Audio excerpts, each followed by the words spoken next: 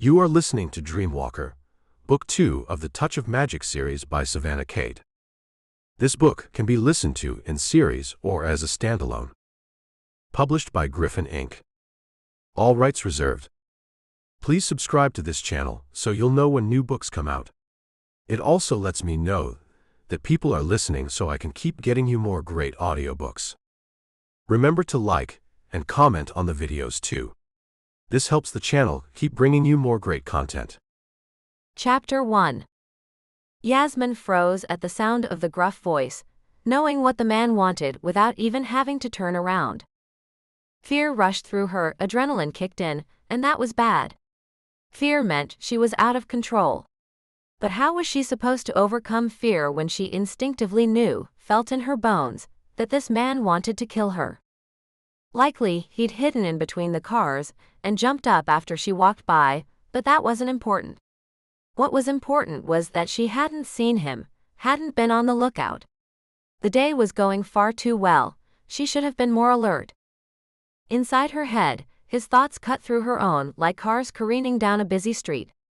His need to kill her fought with his desire to not pull the trigger. The pressure surged like a headache. She could almost feel her own hand shaking like his was. None of that mattered. What mattered was she could not die like this. She would not get shot down by a man who wouldn't face her. She could not leave this as her legacy. For herself, she would fight. Aunt Meanie? The little voice at her side was exactly why she not only had to fight, she had to win. Her sister's daughters clung to her, her charges for the week, after their mother dropped them off for a spur-of-the-moment business trip. Yasmin would not get killed in front of them, in a grocery store parking lot, for a gang initiation. She knew that's exactly what this was. Exactly what everyone in Los Angeles feared most. But she was afraid of something else. She would not leave her sister that way, and she would not leave the girls scarred from watching their aunt die. Squeezing each small hand, she whispered, "It's going to be okay. But you do not turn around until I tell you to. Tell me you understand." The gang kid behind her must have understood what she was doing, and he would have let her do it too. Instead, he was prodded by the second one. Older, harder, practically soulless, she felt him there now as well, along with several other pairs of eyes watching her from various points out in the distance allowed by the parking lot and the street beyond. In her bones, she could almost feel the purr of the getaway car engine. In her mind, she heard the second voice as he applied pressure, though she was really too far away to catch the sound with her ears. "Do it now. Don't tap out on me, man." The first one yelled out to her. "Bitch. Turn around." The little hands flinched in her own. She heard Layla, the 7-year-old, say yes. She understood. In her peripheral vision, Yasmin saw Miriam nod too. So Yasmin barked at them, "Get down," as she jerked around to face her attacker. Spinning counterclockwise, the universal direction for no, she brought her left arm up, elbow out, palm toward the kid with the gun. With her right first finger, she unconsciously drew a circle on the pavement, encompassing both herself and, more importantly, the girls. She was chanting even before she started to move. In this circle, out of reach, a place where evil cannot breach. There was more to it, but the gun cracked as her hand passed in front of her face, blocking her view of the kid, his weapon, his hate, and his own fear. As she turned, she caught enough of a glimpse to know he was dressed in baggy black clothes with streaks of blue on them. She saw the one standing behind him, whispering in his ear, though she could see neither face. Mostly, she saw the barrel of the gun pointed at her. She'd chanted faster, but clearly not fast enough. He must have missed, she certainly wasn't dead. The palm of her hand stung, but that wasn't enough to stop her. More petrified than she'd ever been in her life, and far beyond conscious decision-making, Yasmin let her anger flood her. Pure emotion was needed, and she had it in spades right now. She bared her teeth and hissed out all her air at him. It was a powerful move, one she had not planned. Now both her hands came up in front of her, palm out, as she shoved whatever power she had gathered at the two who threatened her and hers. In her mind's eye, she saw the gun glowing red, and never questioned it as the gang kids screamed and dropped the weapon. Bitch! The second man started to raise another weapon, and she directed her focus at that gun. Her hiss was turning into a yell as she fell into primal instincts, using everything she had to stay alive. She was pushing out another surge of power and praying to all four corners. But his gun didn't heat like the other. She could see his face clearly as he aimed right for her head. Police! The new deep voice cracked through the haze of her fright from off to her left. Put your weapon down or I will shoot. A sharp noise registered in the back of her head, high-pitched and long. Something moved to her left, multicolored and leading with a long arm, but she didn't look at it. The threat was still in front of her. The first gang kid was holding his wrist, and she had the satisfaction of a split second thinking she'd burn that asshole. But losing her focus could mean losing her life here, so she kept her hands up where they were, her vision filled with her own long brown arms, charm bracelets, manicured nails. She didn't look as powerful as she was learning that she was. The gun in front of her wavered, but Yasmin stood her ground. Beside her, the man who had yelled out he was police crept forward. Once again, he implored the criminal to drop his weapon. Once again, he was met with no real response except frustration. The high-pitched noise got louder, and suddenly the two in front of her broke and ran. They darted between cars and were out of sight before she could register what had really happened. Keeping her hands up, staying firmly planted, and scanning the scene for further threats, Yasmin fought the confusion pushing in on her from every angle. She couldn't sense anyone's thoughts now. Beside her, the multicolored man ran into the scene in between her and where the others had stood. Voices raised in a cacophony off to her right, and she heard car doors slam shut as the high-pitched squeal started up again. This time, she identified it as car tires. Were they leaving? No one was in front of her anymore. She couldn't see any guns, not any aimed at her. Her eyes darted left and right. Was it over? Yasmin didn't move. Unsure what to do, she tried finishing the protection incantation, whispering the words. In this circle, out of reach, a place where evil cannot breach. Strong as steel my heart has been, my foe without, I'm safe within. She couldn't remember the third verse. Yasmin blinked. She knew this one. Why couldn't she find the third verse? The circle was not yet complete. She needed to complete the circle. What if they came back? Miss? I am. It started with I am. Good goddess. What came next? Ma'am? A hand waved in front of her eye, breaking her stare and snapping her attention to the man in front of her. The multicolored man. Yasmin frowned at him. He wore a pale purple button-down shirt, almost but not quite lavender. He had on gray slacks and two cloth grocery bags still slung over his shoulder, each in a different bold color. His teal tie was matched only in brightness by the blue of his eyes and the gold of his hair. Yasmin stared. He looked concerned. Ma'am? I'm a police officer. Only then did she see that he was holding a badge, trying to show her who he was, why he was talking to her. Empirically, she understood that. But he'd put his gun away. Traded it for the silver and gold shield. She frowned again. Why didn't you shoot them? He ignored her question, but not the conversation. Are you all right? She nodded in response, starting to feel a little fuzzy.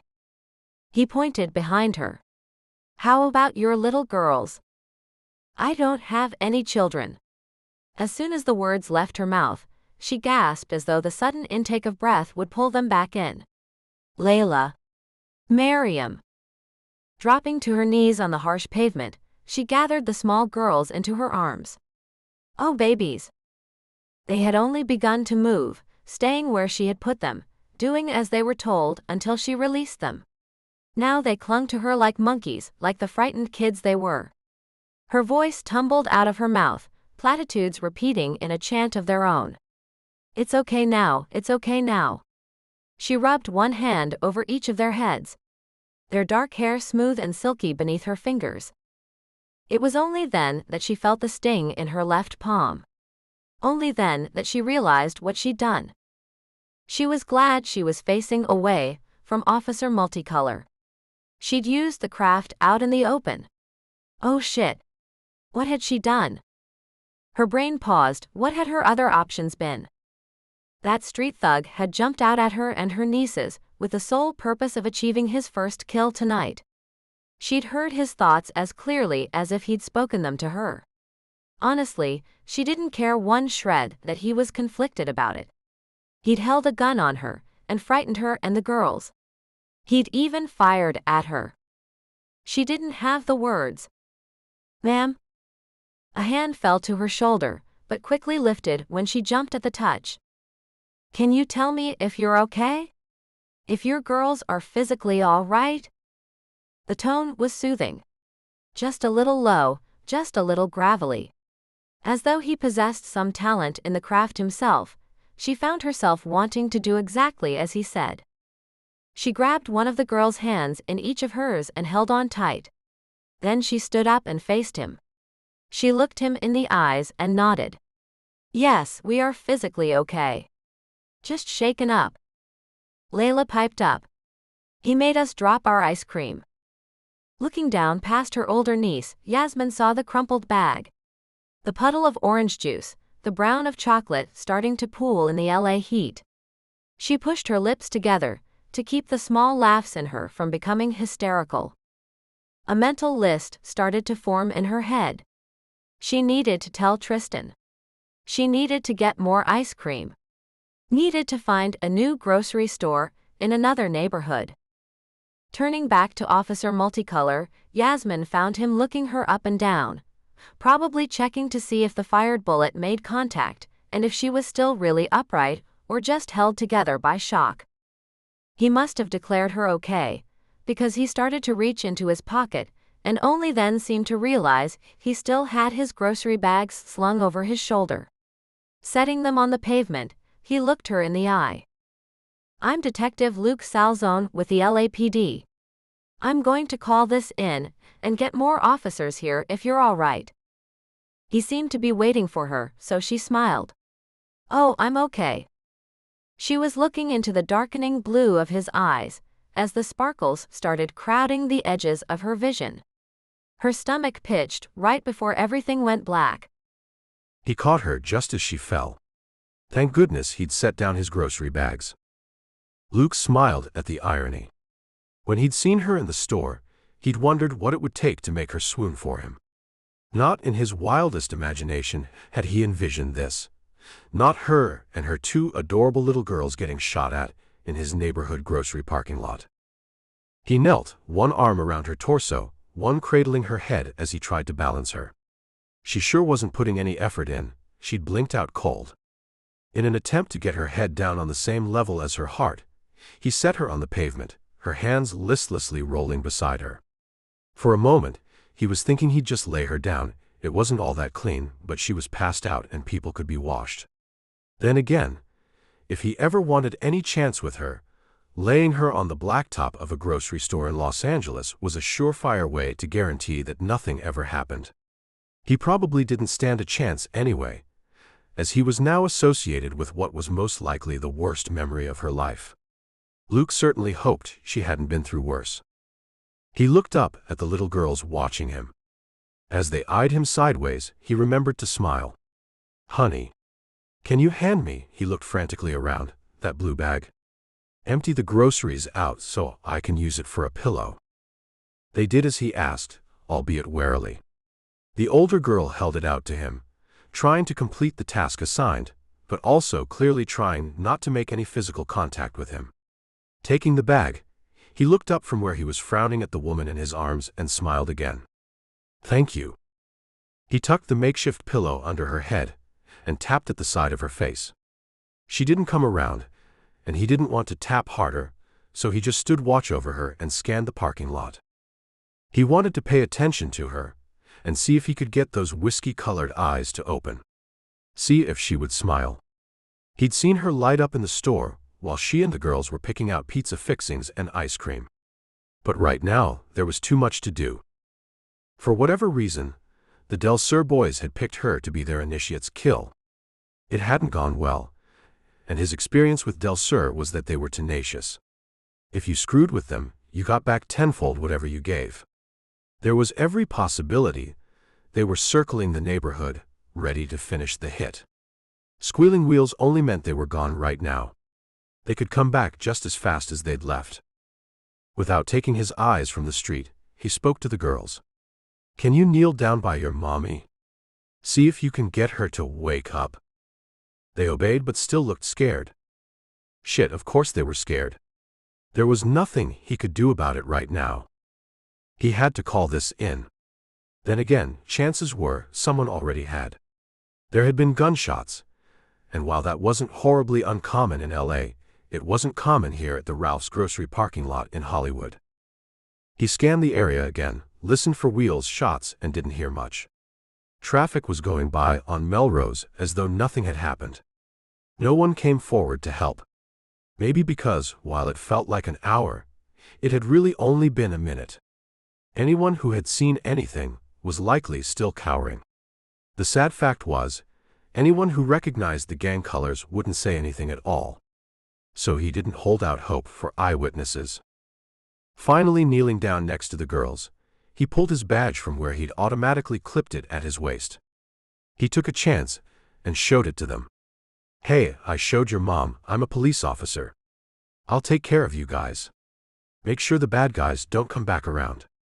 Luke hoped like hell he wasn't lying. They nodded at him solemnly. Is she going to wake up?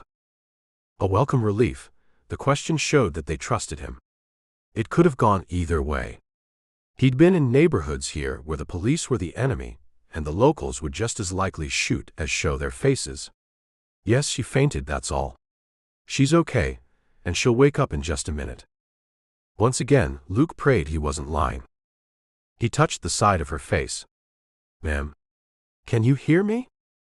He would have preferred to call her honey or something equally endearing, but the second he'd seen the gun, he was officially on duty. On-duty officers did not call women honey, baby, or anything of the like. And they didn't ask those women out. Her eyes opened and looked up at him. The color of deep cognac, they slowly focused on him, even if they continued to look confused. Blinking, her hands came up to her head. He hoped to hell her head didn't hurt. But now that she was awake, there was no putting it off. Pulling out his cell phone, he called into dispatch, rattling off his name and badge number automatically while he stayed focused on her face.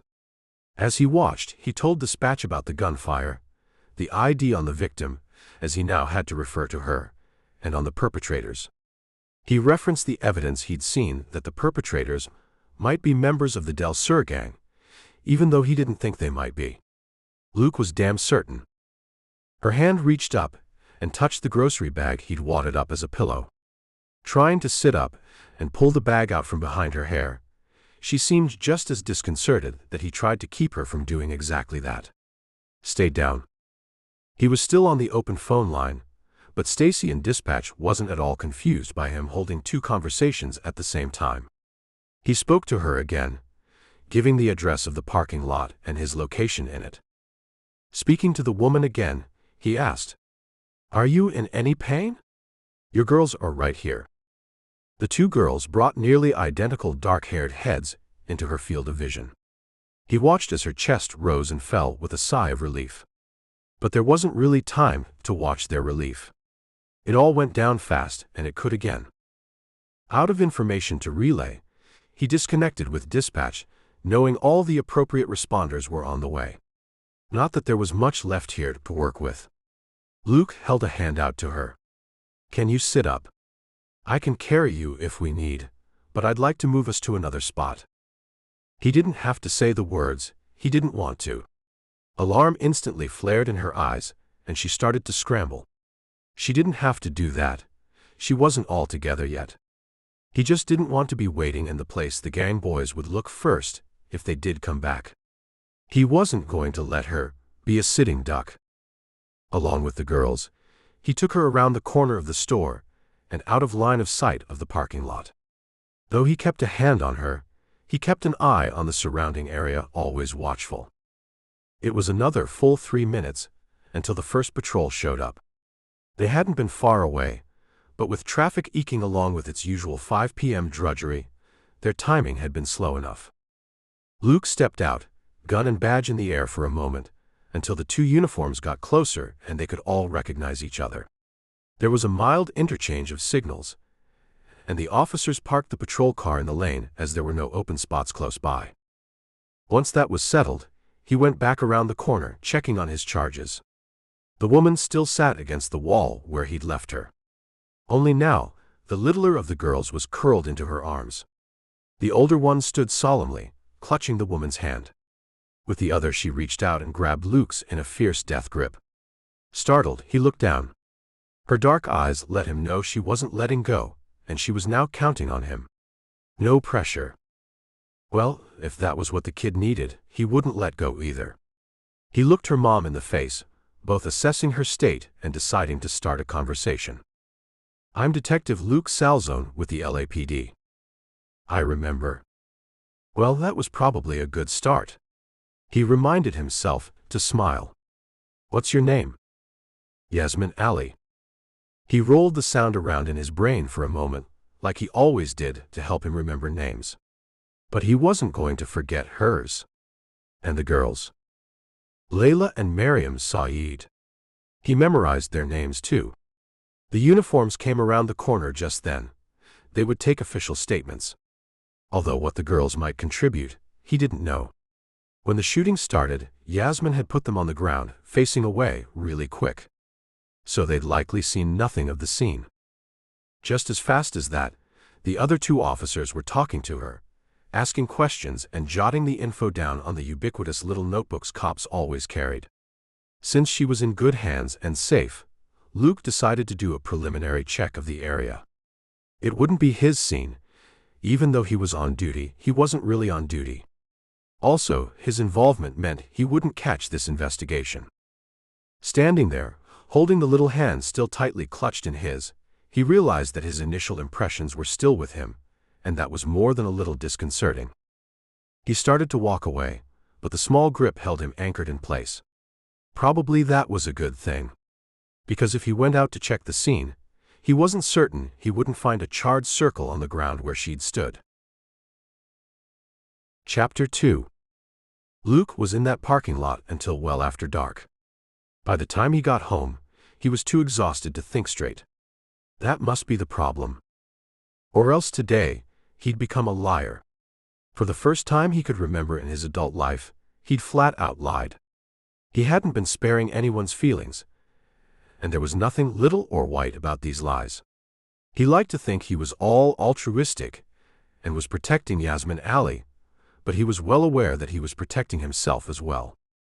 He did not want to be sent for a psych eval, which was exactly where he'd go if he reported what he really saw. He didn't truly think he needed to see a shrink, but he wasn't altogether convinced he didn't either. If he'd written up the scene exactly as he'd seen it, there would have been a bit too much that would have to be excused as a trick of the light.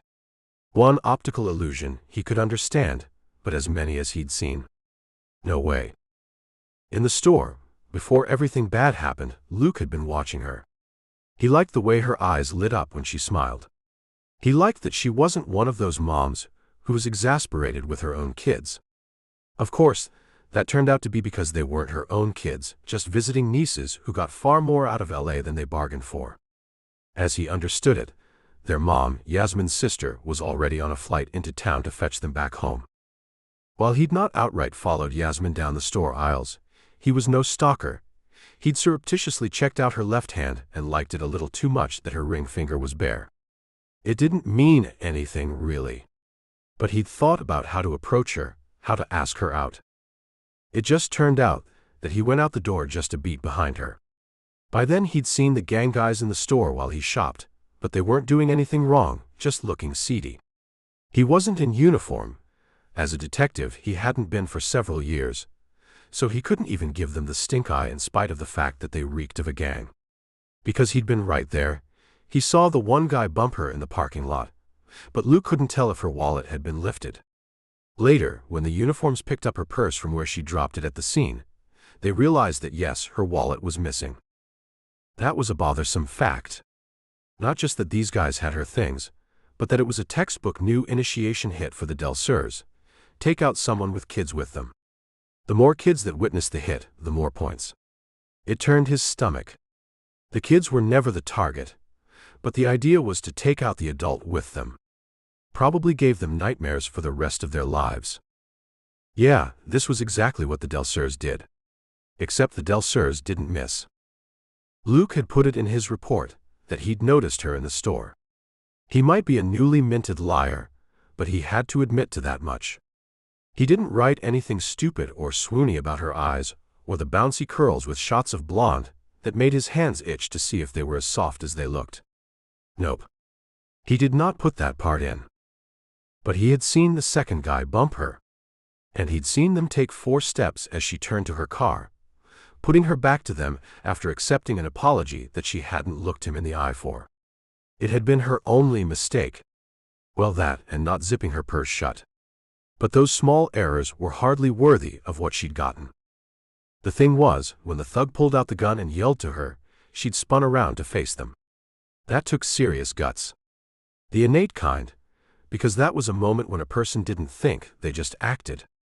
Luke liked that her reaction was to fight back, but he still couldn't describe in any human terms exactly how she'd done it.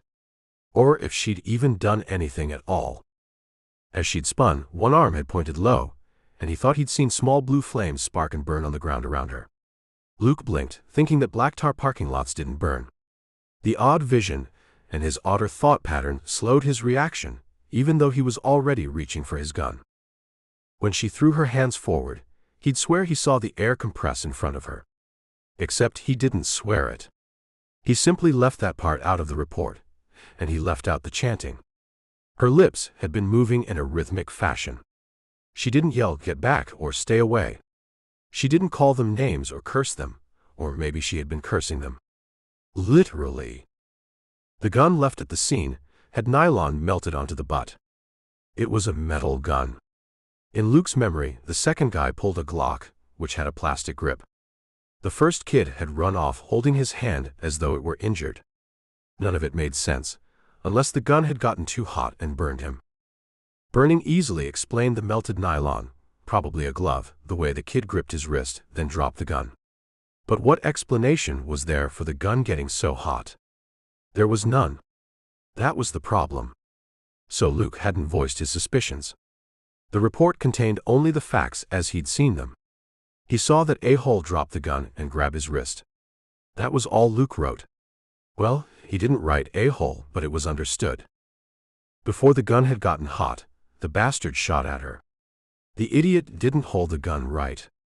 It was an idiosyncrasy of being cool that Luke and every other police officer was grateful for. A sideways grip on the gun was moronic.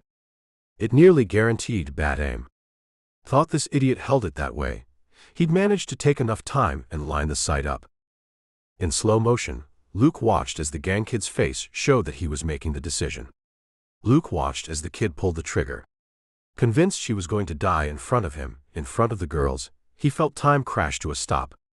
He didn't draw breath. Couldn't pull the trigger of his own well-aimed gun. People were on the street behind the kid. And Luke couldn't stop bullets once they'd left the chamber. But the gang bullet missed. Even though it didn't look like it missed. Then she'd yelled, actually hissed something, and she'd shoved her hands forward. Suddenly Luke was unfrozen, because she was still alive, still standing, and he ran forward. That was when he thought he saw her push the air around her. He didn't put that in his report either, but it looked like she was casting some sort of spell. Yasmin sat on the corner of Tristan's desk.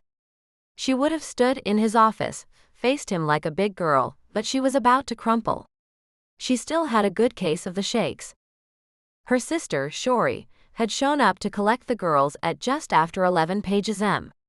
Despite the fact that Layla had championed Aunt Meanie, there was nothing to be done about it. Shori's daughters had been involved in a gang attack. The kicker was that Yasmin had spent so much time convincing Shori to let the girls come to LA, rather than have Yasmin go to their house outside Portland. She told herself she understood her sister's decision. If it had been her daughter's, there would be no way she'd say, "Sure, stay in that city. I'll come back in 5 days as planned." But the pizza and ice cream dinner was ruined. Her sister's trust was shot to hell. And the fun week with the girls was over too soon, traded for a week of dealing with the police and the aftermath of a gang-style shooting. The aftermath also included dealing with her boss, Tristan. "You're still taking the time off, right?" He leaned back in the chair, looking like he was worried about her. Absent-mindedly, he flipped his pen, a sign he was deep in thought. Tristan didn't fidget a pen like anyone else. The pen balanced, tip of the pen on the tip of his finger. Then he would flick his finger and the pen would rotate once, landing perfectly on the point, dead center of his fingerprint again. Sometimes Yasmin could tell he'd been in his office, thinking, because he would have small points of ink on the pad of his finger from when he forgot to retract the tip of the pen. Right now, the pen was retracted. It was mesmerizing to watch it flip, but she pulled her eyes away. "I think so. I may come back a little early, if I can get the police business cleared up." "Tell me you protected your credit cards." He shook his head. With a nod, she tried not to be mad. Of course she had protection spells on her cards, her purse, her wallet. Still, she conceded he had a right to ask. Because even though she'd protected them, something had gone wrong. They'd been stolen, hadn't they? That wasn't supposed to happen to a witch of her caliber. While she wasn't near Tristan's caliber, nor on par with his sister Delilah, she was holding her own. Yasmin did damn fine considering she was late to the craft, having only discovered it in early college. She'd majored in ancient religions and stumbled into the retail job at Blessed Bee, thinking it was a good place to clerk until she found the real thing. But the store job had turned out to be the real thing. Tristan and Delilah elevated her dabbling to an art, and Tristan taught her even more. Born to the craft of a long line of witches, the brother and sister had inherited Blessed Bee, the family magic store. Ironically, it was full of real magic.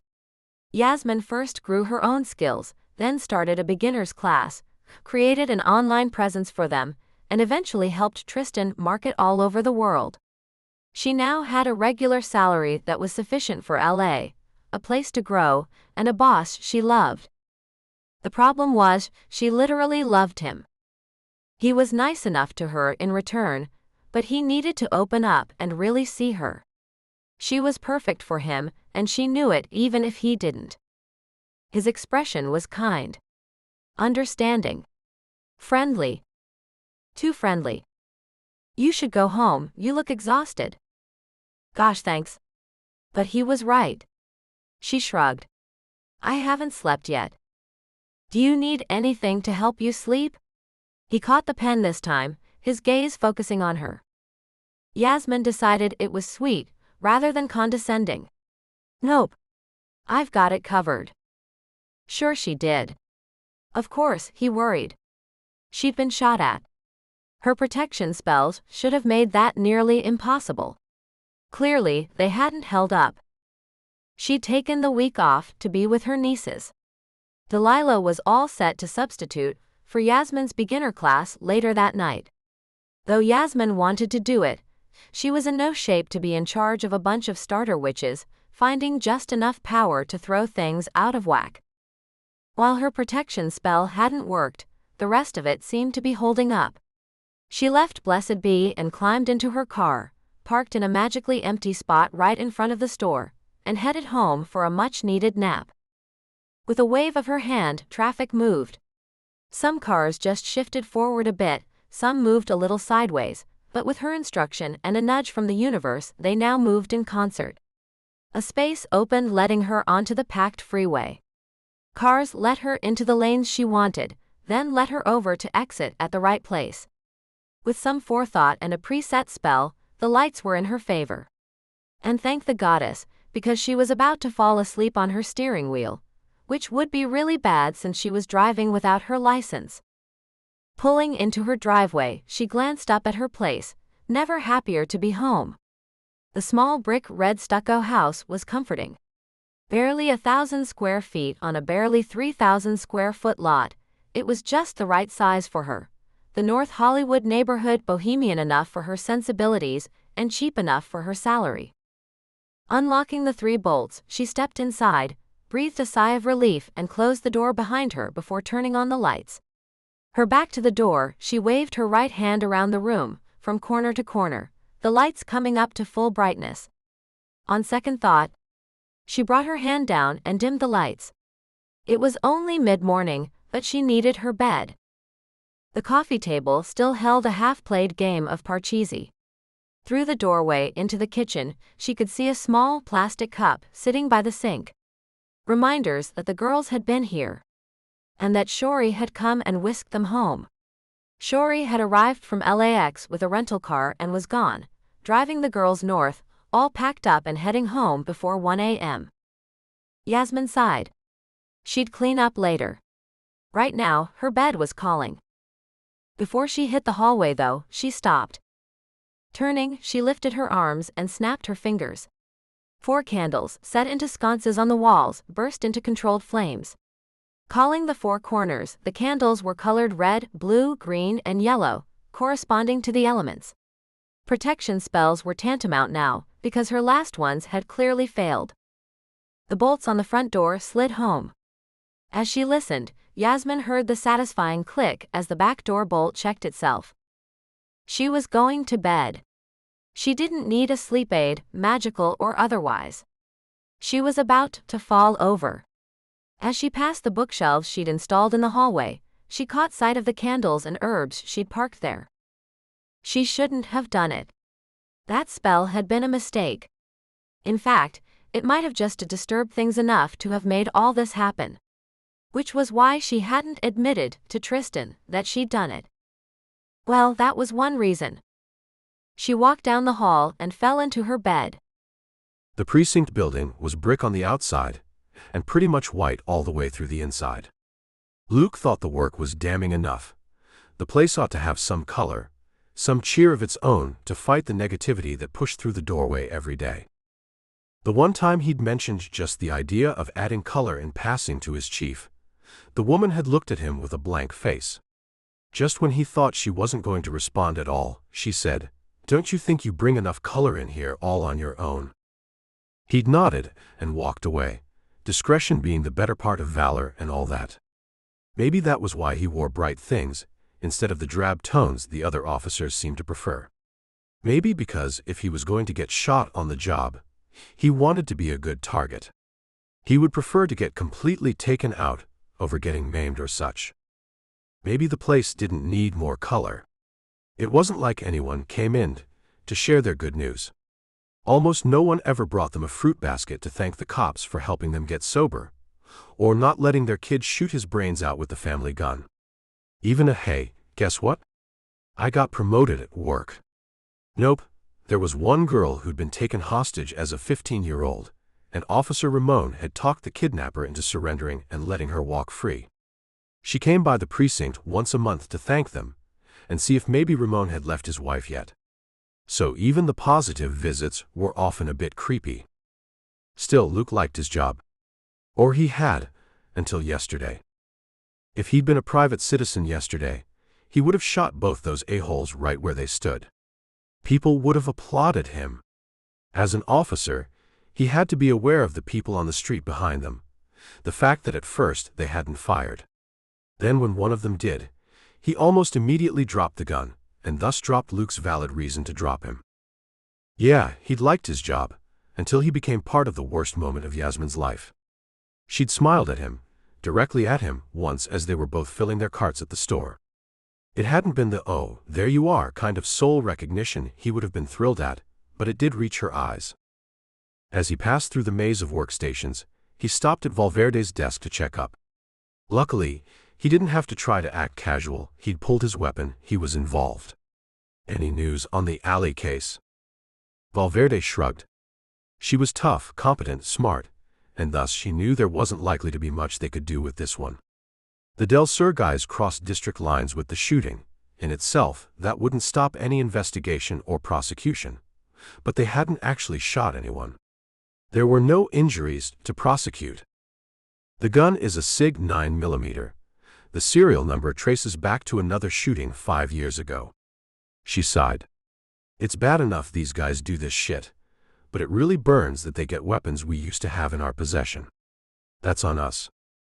Holding up his hands, Luke sighed with her. Preaching to the choir here, Jess. I know. She tapped her pen on the desk, on the paperwork and folders, indicating that the alley case was one of many. Evidence found melted nylon on the grip, in the shape of a hand. Like it just burned on. That was weird. Ballistics has it now. They're going to fire it, and match the rifling to some other crimes, no doubt. A gun like that, Jess was probably right, Luke thought. She was already turning back to her caseload, so he knocked on her desk for her attention. Grab me if something pops. You bet. He settled into his chair, trying to follow up on his own cases and not able to keep his concentration anywhere other than where he'd been yesterday. He kept seeing Yasmin turning and pointing, kept hearing the crack of the gun and seeing her jerk in response. Glad that Valverde hadn't asked him what he thought of the melted nylon on the gun, he tried to ignore his thoughts and at least return emails. He lasted 15 minutes before Valverde shouted out, "Hey, Salzone. You're gonna want to come see this." As she was pulling on her blazer, Luke did the same. He didn't even finish the email he'd halfway written. Just logged out as quick as he could, and hustled down the hall behind her, the white walls finally opening through the doors into the LA sunshine. He followed her to the grocery store parking lot, where 2 uniforms were once again taking a statement. This time, it was from a patron who just arrived at the store. It seemed he went to pull into an empty spot, but in the parking spot was a wallet. Pretty with orange and bronze designs in paisley, it exactly matched Yasmin's description. Given that it was the same color and manufacturer as her purse had been, there was no doubt it was yesterday's stolen property. Of course, all her cards, credit, gym, grocery club, were pulled from their spots and laid around in a 2-foot circle with the wallet. In the center was her driver's license. Luke could only stare at the silent message.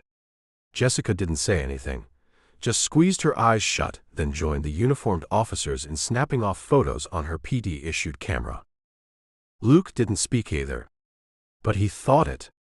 Shit. Chapter 3. Yasmin had woken from her mid-morning nap, refreshed. But the feeling rapidly fled as soon as she remembered all that had happened. It seemed everything she did that morning, she found something else to remind her of how things had gone wrong. There was only one bathroom in the tiny house, but the yellow duck and blue hippo still in the tub needed to be cleaned up and put away for a future visit that Shori would never let happen now. Yasmin had hoped the girls would be able to come stay with her on a more regular basis. That was disappointment number 1. There were little reminders all over the house. She had cleaning to do, so Yasmin started with herself. She pulled the wide tooth comb through her curls and washed her face and found reminder number 2. On her left palm was a dime-sized bruise. Just off-center, just big enough to make her wonder. That asshole had shot at her and she'd been pissed as hell, but she wasn't that strong. What had made the bruise? Ignoring it as best she could, it was on her palm after all, and now that she'd found it, it protested each time she used her hand. She went about righting the second bedroom.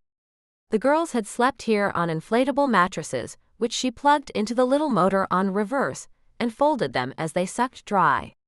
2 full-size inflatables, possibly not to be used again. The hardwood floors were awesome, but she liked something under her bare feet, and needing to center herself, she stuffed the mattresses into the back of the closet and pulled out the rolled canvas floor cover. White with black paint, it was reminder number 3. She'd bought the canvas and the permanent paints, and used her fingers rather than a brush. The result was charming, rather than professional. She'd stitched a grosgrain ribbon onto the border. It had been soaked in an herb mix then dried. She'd also stitched white salt under the wide ribbon, so she would always have an unbroken salt circle when she worked. She thought it was genius, old-world witchcraft meets new-world convenience. She kept it back here in this room, because whoever came back here, there would be no mistaking what this was for. A pentagram in black and gray took up the bulk of the center. At each corner, she had traced a circle in the color corresponding to the candle that went there. Not that she needed help to remember the colors that went with each element. She'd added the N, S, E and W for the corresponding directions, the signs of the gates, and the name of the element. Given the near-perfect alignment of the street north and south, she had to angle the canvas catty corner to make the 4 directions work. That this second bedroom was big enough for her spell work had been a selling point on the house. That and the old trees and the open attitude. There was no mistaking that her floor covering was for anything but witchcraft. The last time she'd had this out, just before the girls arrived, she'd used it for something she shouldn't have. She'd known better. You just didn't cast love spells, no good could come of it. Regardless of what she knew, she'd grown tired of waiting.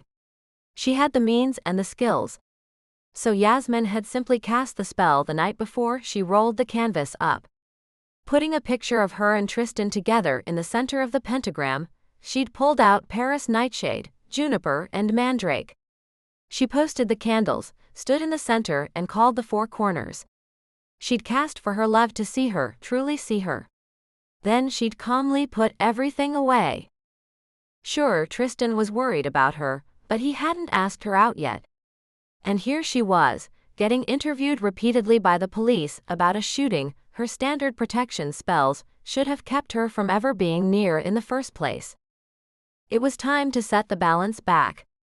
Pulling out her candles, she placed them into the 4 corners, carefully aligning the colors. From the hall shelf, she pulled her book of shadows. It was just a leather-bound journal for her spells. She didn't have a family decad like the Goodmans did. Their decad was a handwritten book of spells, passed through more generations than any of them could count. Yasmin would be the first of her line. Just as she centered herself in the circle, her phone rang. Delilah.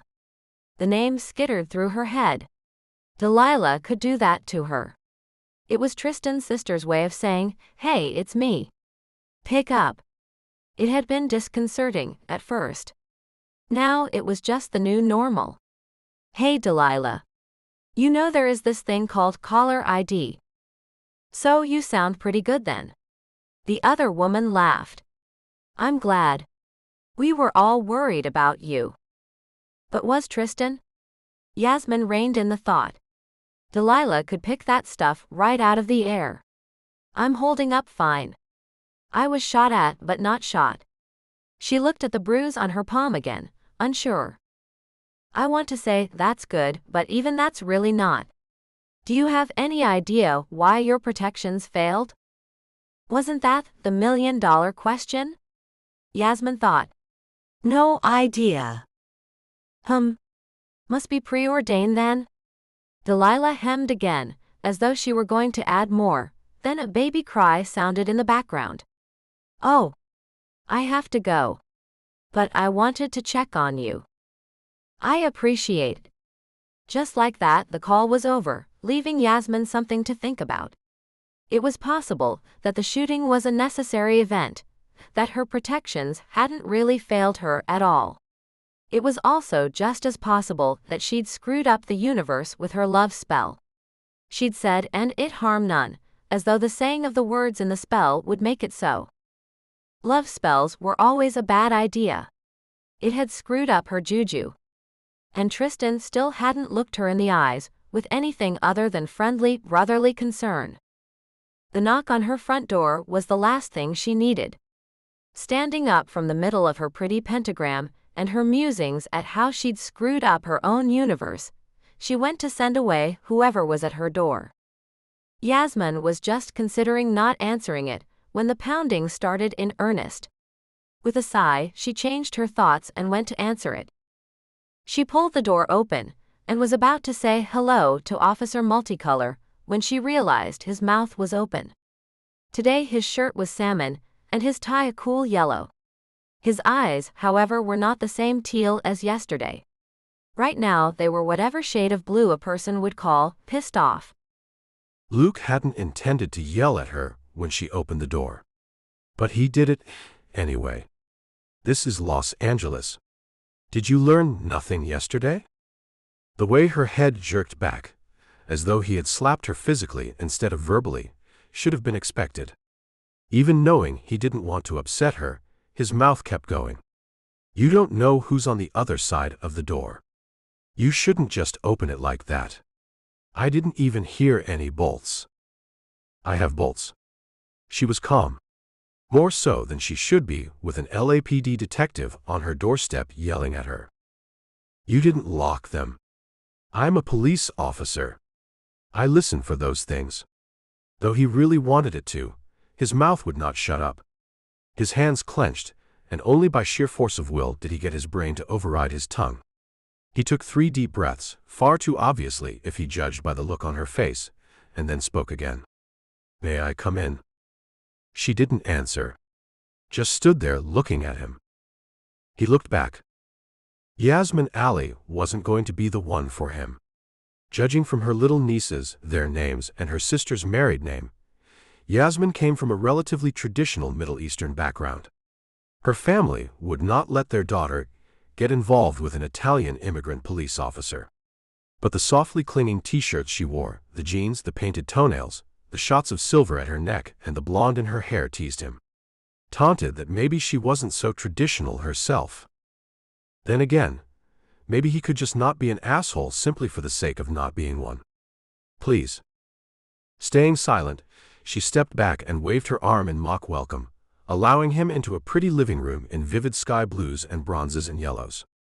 Though the furniture was relatively traditional American, he felt a hint of India in the colors. She was closing the door behind him when he turned and tried again. Please use the bolts and check the peephole before opening the door. I did check. The words were flat, and she looked him dead in the eye. A sigh escaped him. No, she was not the one for him. She hated him. But he was going to make her stay safe. Don't lie to a police officer. You didn't look through the peephole. I checked. She still stared at him as though he was crazy. And he probably was. They were both aware that he didn't drive up here from Hollywood to check her door etiquette and yell at her. It's not like you're magic and you can just tell who's on the other side of the door. His voice stopped mid-sentence, and he looked around the room. Shelves in deeply stained wood tones displayed rows of old leather books next to new paperbacks. Scarves, candles, and framed pictures held court on several levels. One of the higher shelves had a rack discreetly installed under it, and several bundles of various herbs hung there, tied up with ribbons, drying in the LA air. The coat rack held only coats. Her t-shirt had Hello Kitty on it, and her jeans had a few well-placed rips. There was nothing suspicious. Please use the peephole. It's why they're there. She only nodded, still watching him, still waiting for him to get to the purpose of his visit. Which he had to do. I came by to be sure you were safe. Her eyebrows went up, the side of her mouth quirked. I'm safe. I have bolts, and I just learned the importance of checking before I answer the door. Nope. This was not going as planned. Never mind that his plan had involved him showing up on her doorstep, and her begging him to keep her safe, and probably some fun times too, after a reasonable montage of them doing everyday tasks and laughing together, of course. Luke had not for 1 second believed it would actually go that way, but a guy could dream, couldn't he? Still, this was worse than even his just the facts ma'am officer scenario. Yesterday, that was a gang initiation hit. She nodded, not at all frightened by the fact.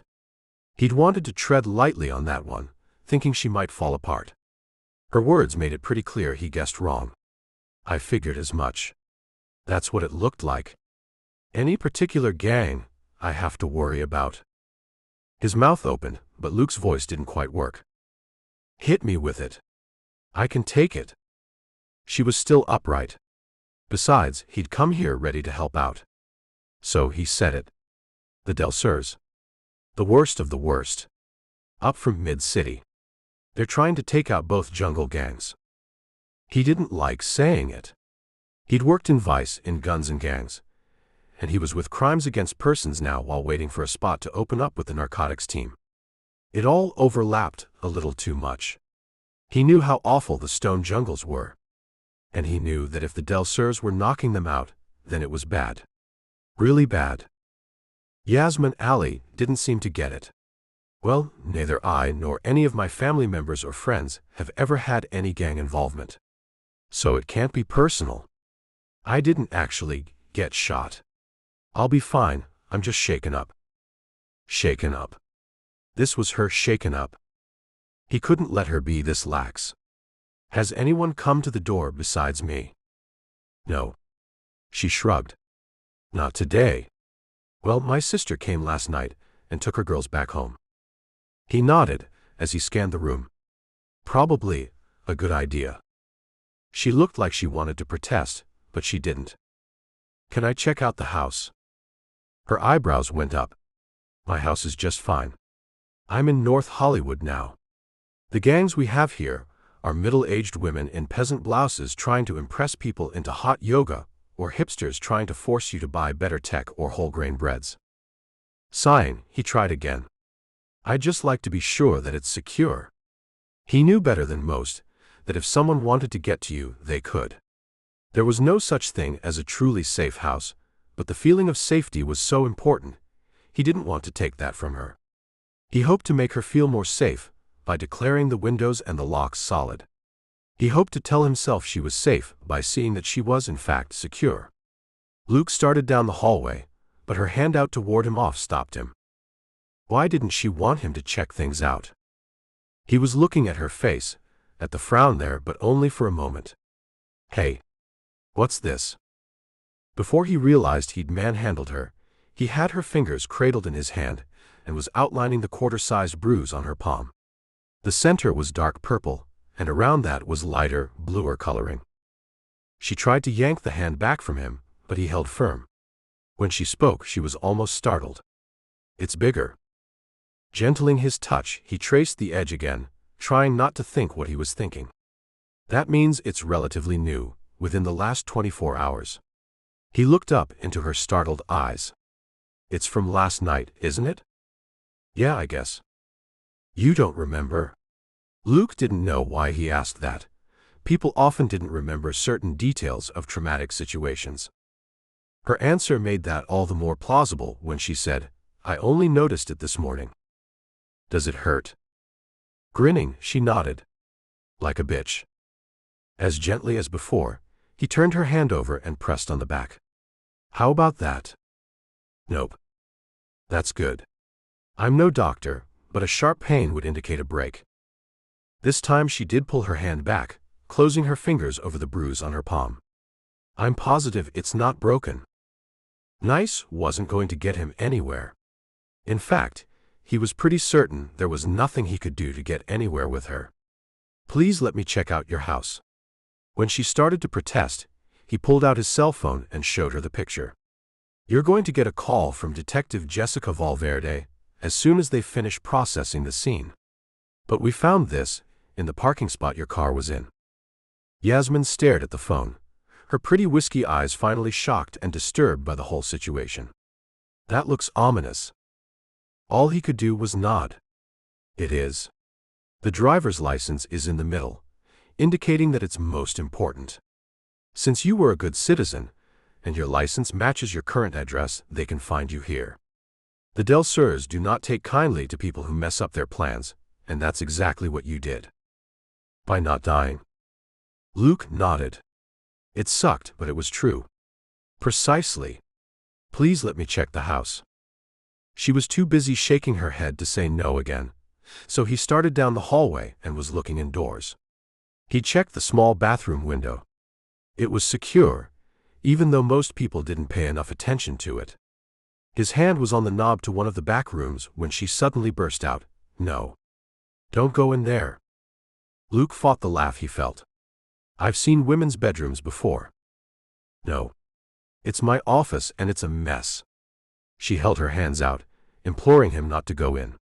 The bruise on the center of her hand said that she was lucky that's all she got last night, which made him even more determined the bruise was all she'd suffer. I've seen messes. He turned the knob, still looking at her while he pushed the door open. No. But the sound trailed off in his ears as he stared into the room, his eyes processing what he was seeing. On the ground was a satanic symbol, candles burning in each corner. Had they been burning the whole time she was out talking to him? A large leather-bound book filled with black ink script lay open in the center. Symbols and letters filled the corners of the room. What the hell had he stepped into? Looking back at Yasmin, it was very clear now why she hadn't wanted him to see this. He was opening his mouth to say something when his phone rang. At least he knew what to do with that. Answering it, he kept his eyes on the beautiful and disturbed Yasmin. "What's going on, Valverde?" If Jessica said the gangs had embraced Satanism and ritualistic sacrifice, he was pretty sure he would have believed her. But she didn't. "You told the alley woman about the DL and such, right?" "Yeah, I'm here now." He almost rattled off the address, thinking it was suddenly a good idea that someone know exactly where he was and have a last known time of contact as well. "Cool. Then I won't call her. But get this, the CSIs just called me and found something very weird." Oh, he just bet it wasn't as weird as what he was looking at. "Do tell." "There's a bullet from the scene. Only one." He already knew that, but he was cautiously watching the pretty Yasmin alley while he had this conversation. He was not turning his back on her again. He made a noise to Valverde that he'd heard her. "We can't get any rifling on it, because it looks like it was fired into body armor or something. It's flat. We found it last night and collected it because it was part of the scene, but it was obviously old because the bullet the banger fired would have hit a car or a tree or a person." Luke did not like where this was going, but Valverde didn't seem to catch his reticence. She just kept talking. "But it was shiny, new. Don't know why I didn't notice that last night. Here's the kicker. Even though we don't have rifling, the firing pin is a probable match. That squished 9mm slug has to be from the drop gun with the burned nylon. But how the hell did it get that way?" Somehow his mouth worked. It made sounds in English. It said, "I don't know." But his brain kept thinking about how Yasmin threw her left hand up in front of her when the shot went off, and now she had a round bruise right in the center of her palm. Chapter 4. Detective Multicolor was looking at her, like she was a freak. He hung up his phone and pocketed it, still standing in the doorway between her and her spell room. The candles burned behind him, waiting for a chant, a prayer, or an invocation. For a moment, Yasmin considered casting a forgetting spell on him, but then she discarded it. Delilah once told Yasmin what she'd done to Brandon when she met him. Her friend had meant it as a warning, because casting those spells had hurt both her and Brandon. Yasmin took it as a different warning. The man Delilah cast her forgetting spells on wound up married to her. Looking Luke Salzone up and down, Yasmin catalogued the suspicious look in his eyes, the badge, the colorful shirt and tie, and decided a forgetting spell was not the way to go. She might end up married to him. Opting for honesty if not enthusiasm, she spoke flatly and clearly. "I'm a witch." "Are you a good witch or a bad witch?" Good goddess, if she had $1 for every time she heard that one. "What are you?" "Catholic." He still looked at her warily, as though he thought she might release some flying monkeys at any moment. "Are you a good Catholic or a bad Catholic?" She couldn't help it that her arms automatically crossed and her stance was belligerent. Finally, he relaxed just a little. "There's only one kind. Catholic means good." Her mouth fell open. It was that or bark out a harsh laugh. "You have to be kidding me. You've never arrested a Catholic? There are no priests who are pedophiles. That's all some weird and nasty rumor with no truth? You can't be that stupid." This time, his mouth worked like a fish. Good, he didn't have a comeback for that one. Then he did. "Those aren't Catholic behaviors." Purposefully and willfully calming herself, Yasmin tried to count to 10. She knew better. She'd had this argument innumerable times in the past, and she always stayed serene. People just didn't understand. So why did she want to hit him? For his ignorance.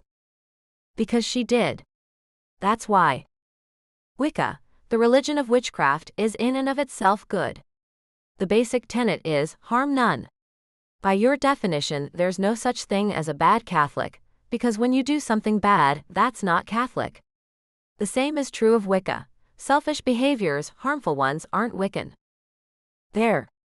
Her job here was done. What about animal sacrifices? I bet the animals don't think you're following that harm none rule. There's a pentagram on the floor, that's satanic. Oh goddess, save me from ignorant men. Yasmin wanted to shut the front door in his face. But she couldn't. He was in her hallway and he was in between her and her altar. Wicca doesn't do animal sacrifice. I think you're confused with Satanism, and maybe some voodoo. There's no animal sacrifice because the original tenet is harm none. None includes animals. She bit her tongue and didn't say, and nosy cops. She fought to keep the sarcasm out of her voice, but it didn't work. And that pentagram is not satanic. Upside-down pentagrams are associated with Satanism, just like upside-down crosses are. Don't use your ignorance to accuse me of things I haven't done. Her arms crossed again. She was pissed as hell. In the past 24 hours she'd been shot at, lost this and all future visits with her nieces, and now Officer Multicolor was here accusing her of sacrificing animals. So? He drew the word out. This, he pointed behind him to the still burning candles, is nothing more than a what? And it has nothing to do with last night's shooting? Her head came forward and her chin jutted out, a combination of stubbornness and disbelief. She lost the fight, and sarcasm now dripped from every word. Yes, as a witch, I decided I needed to be shot at. I thought I'd put my young nieces in jeopardy, and get my vacation ended early, with bullets. I desperately wanted to get repeatedly interviewed by ignorant and suspicious police officers. So I conjured a gang initiation. Yasmin didn't care anymore. Had she thought his blue eyes were amazing? Not anymore. Officer Multicolor had just worn out his welcome. She turned and walked away, was even considering grabbing the whiskey she sometimes cooked with and putting the bottle to her lips. Maybe, since she couldn't spell him away, she could drink him away. She was in the kitchen, slamming the fridge and the cabinets open and shut, when she felt him come up behind her. She didn't wait for any more ignorance to come out of his mouth. You can leave now. Don't worry, I'll hex my own home so the gang members can't to get me. You've warned me, you've insulted me, your job is done. Pulling a soda out, she almost popped the top, then decided that spraying herself with shaken-up cranberry drink in front of the good detective was not a solid idea. She put her hand over the chilly metal and calmed the drink. I'm sorry. Suddenly startled, she didn't answer. Didn't turn to look at him, just popped the top and took a drink. It didn't silence the feelings stirred up in her. He said it again. I'm sorry. Thank you. You can still go. Staying faced toward the cabinet, she waited to hear him leave. But the sounds didn't come. Please. I don't think you're safe. The words were resigned, tired. I told you. I'll put a hex on the house. No one will come in. Still, he didn't leave. His voice was softer, and for once his tone didn't sound like there was an underlying, "Thou shalt not suffer a witch to live." I don't mean to be rude, this is a real question. But if your protection spells work so well, why were you shot at last night? Yasmin felt her shoulders slump as all the belligerence went out of her. That is the million-dollar question. I've been trying to figure it out all day. She didn't add, it may be because of a love spell I cast on my boss. It had to be subtle, or Tristan would see it, so it's entirely possible that I screwed it up royally. All that stayed in her head, and she was suddenly glad Luke Salzone didn't believe in witchcraft, glad he didn't have any skills in that area. Like a true detective, he didn't give up. You really have no idea? Finally, she turned to look at him. His eyes really were a stunning shade of blue, but she ignored it. If I knew what went wrong, it wouldn't have happened in the first place. She shrugged at him, still trying to think of ways to get him to leave. You don't have to believe me. You can think I'm a crackpot, that's fine. Just put an officer outside my house, and you can be done. He started laughing. Yasmin blinked at him. Detective Salzone laughed even harder. Wait. He tried to get himself together, while she tried to figure out what was so damn funny. She wasn't on her A game, and honestly she wanted another nap, not another confrontation. This was sapping her, and it seemed it wasn't over yet. Give me a second. Taking a few deep breaths, he managed to get himself together. I'm sorry, but this is Los Angeles. There are no spare officers. We can't keep up with all the crime already perpetrated, let alone get ahead of the crime that hasn't happened yet. Give me $1. He insulted her and laughed at her, and he wanted a tip? Her eyebrows raised of their own accord.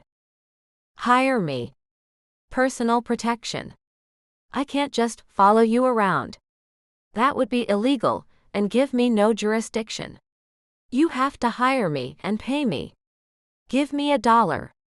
As he still chuckled at her, he held out a hand as though he expected that to happen. Why don't I hire someone else? Why would she want him around? Because no one else will do it for $1. They can't. But you can? This day was getting more and more bizarre. Look, we can't assign you a patrol officer without a recorded and credible threat. That circle of your stuff isn't enough to issue a full-time guard for your house. If you can afford someone else, that's great, but we don't come cheap. Yasmin rolled her eyes and considered calling him Officer Multicolor to his face. I'll put a spell on the house. His mirth rapidly faded. I'm not saying you shouldn't do that. Use any means necessary. But I'd feel better if you were also protected by an officer with a gun. Luke felt as much as saw Yasmin stare, whiskey eyes working some kind of spell, even if she wasn't trying to. He honestly had no idea what to do with her. Was she manipulating him? Did witchcraft actually work? He was more than aware that there were a lot of people with loose bolts in LA. He dealt with them on a regular basis, and generally preferred the nuts to the criminal deviants and even the garden variety a-holes. Luke just hadn't been ready for his dream girl to turn out to be one of the kooks. And he still wasn't ready to let her fend for herself with just a few candles and a creepy floor mat. Not against the Del Surs. She took another drink of the soda, some fro-fro organic thing, and eyed him some more. Clearly, she was making a decision. Finally, she set the drink aside and asked, if I hire an officer, how would it work? Good. She'd bitten. Luke started to sell her. It works how you want it to. Officer outside in the car, inside on the couch, or stalking the property all night. Though that all depends on who you hire and what they are willing to do.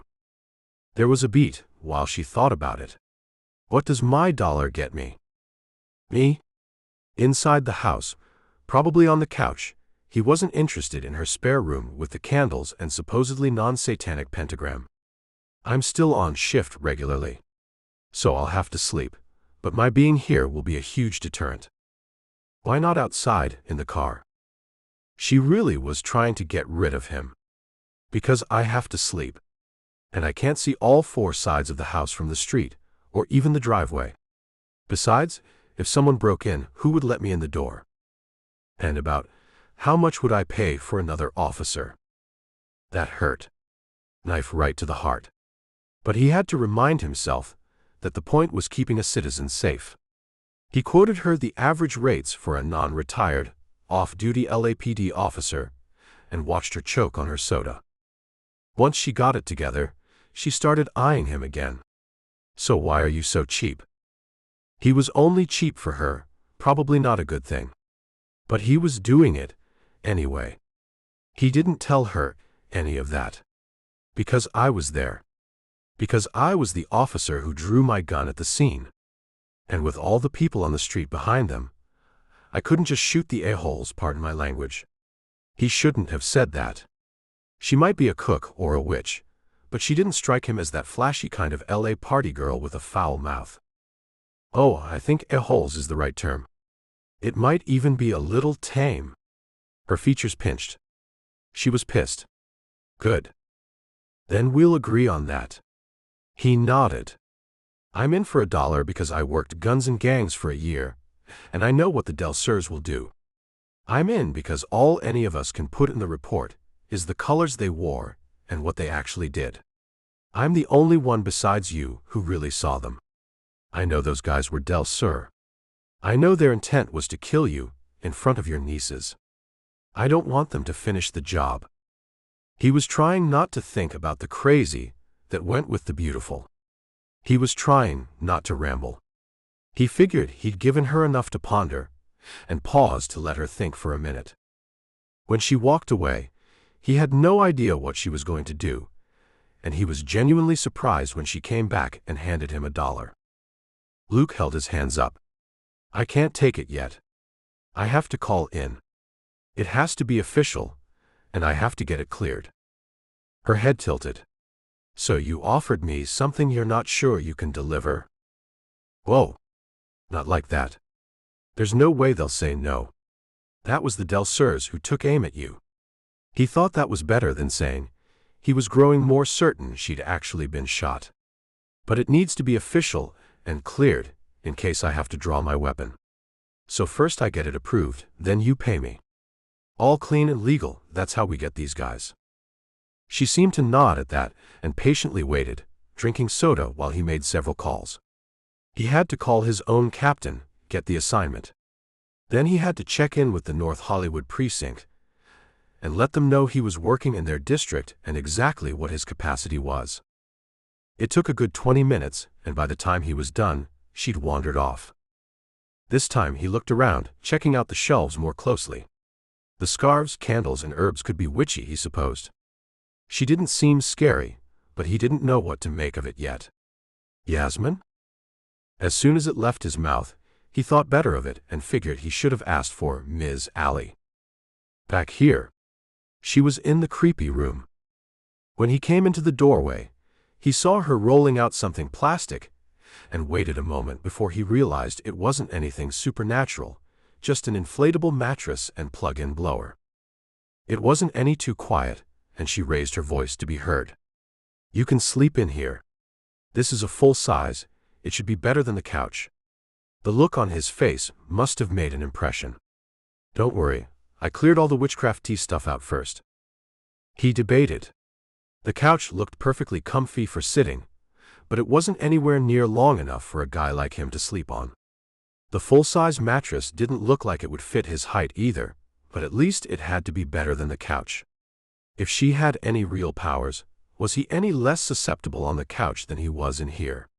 Show me. She pointed at the mattress, then pushed on the surface. It's almost full. I have some nice enough sheets for it. That wasn't what he meant. No. Show me what you can do. If you're a witch, and you believe you're strong enough to protect yourself, surely you can do something to show me. Luke waited for her to offer some excuse. The crackpots always did. I can't do it on Tuesdays, or not when I'm stressed, or only when no one watches. She didn't disappoint. But she only said no. He had her $1. They had an agreement.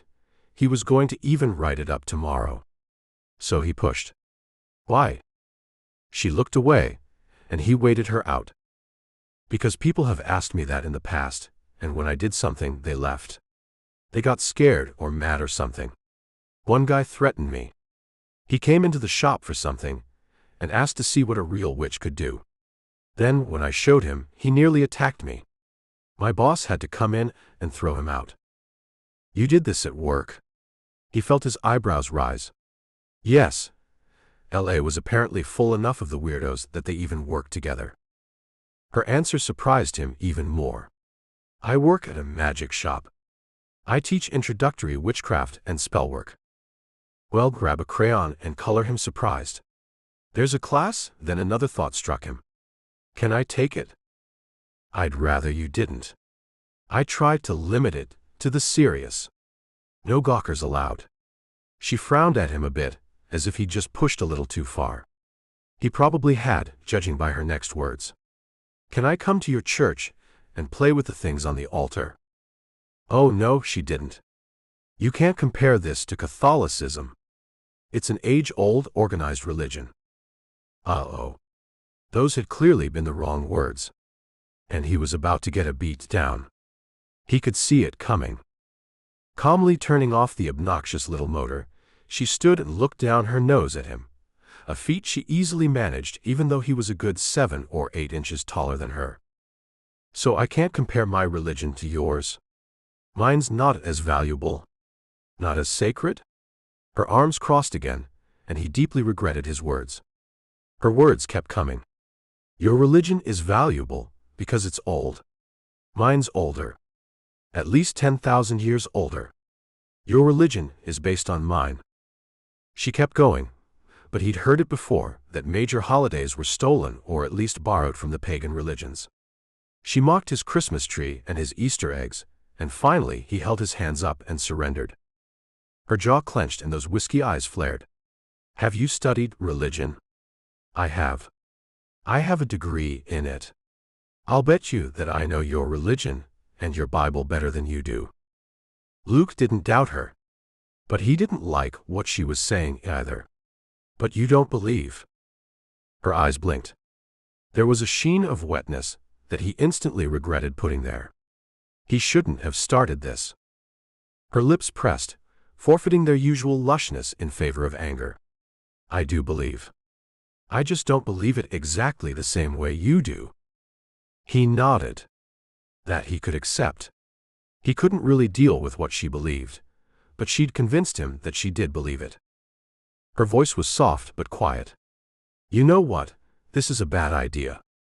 You should leave. No, I shouldn't. The Delsers are still out there, they're still mad, and they still know exactly where you live. He shouldn't have pushed her. She wasn't safe. He was going to have to learn to keep his mouth shut about her weird ways. Luke really didn't know why he pushed her. On the job, he'd had one woman say she talked to fairies and he'd only asked her what the fairies said. He'd helped schizophrenics in the middle of psychotic breaks. But he so badly wanted this woman to be sane. That was probably why he was pushing. It was time to let go of the dinner date he'd thought about when he first saw her in the store. Time to forget the punch in the gut he got when she'd looked up from selecting ice cream and smiled at him. He simply had to keep her safe. She was still mad. Shit. What could he do? He opened his mouth and instantly regretted it. Yasmin picked up a candle from her desktop and snapped her fingers. The candle popped instantly to full flame. Not even a sputter. It was a cool trick, he could admit that much. But you could buy that one online. He shook his head. If that was her parlor trick, it was pretty clean, but it was just a parlor trick.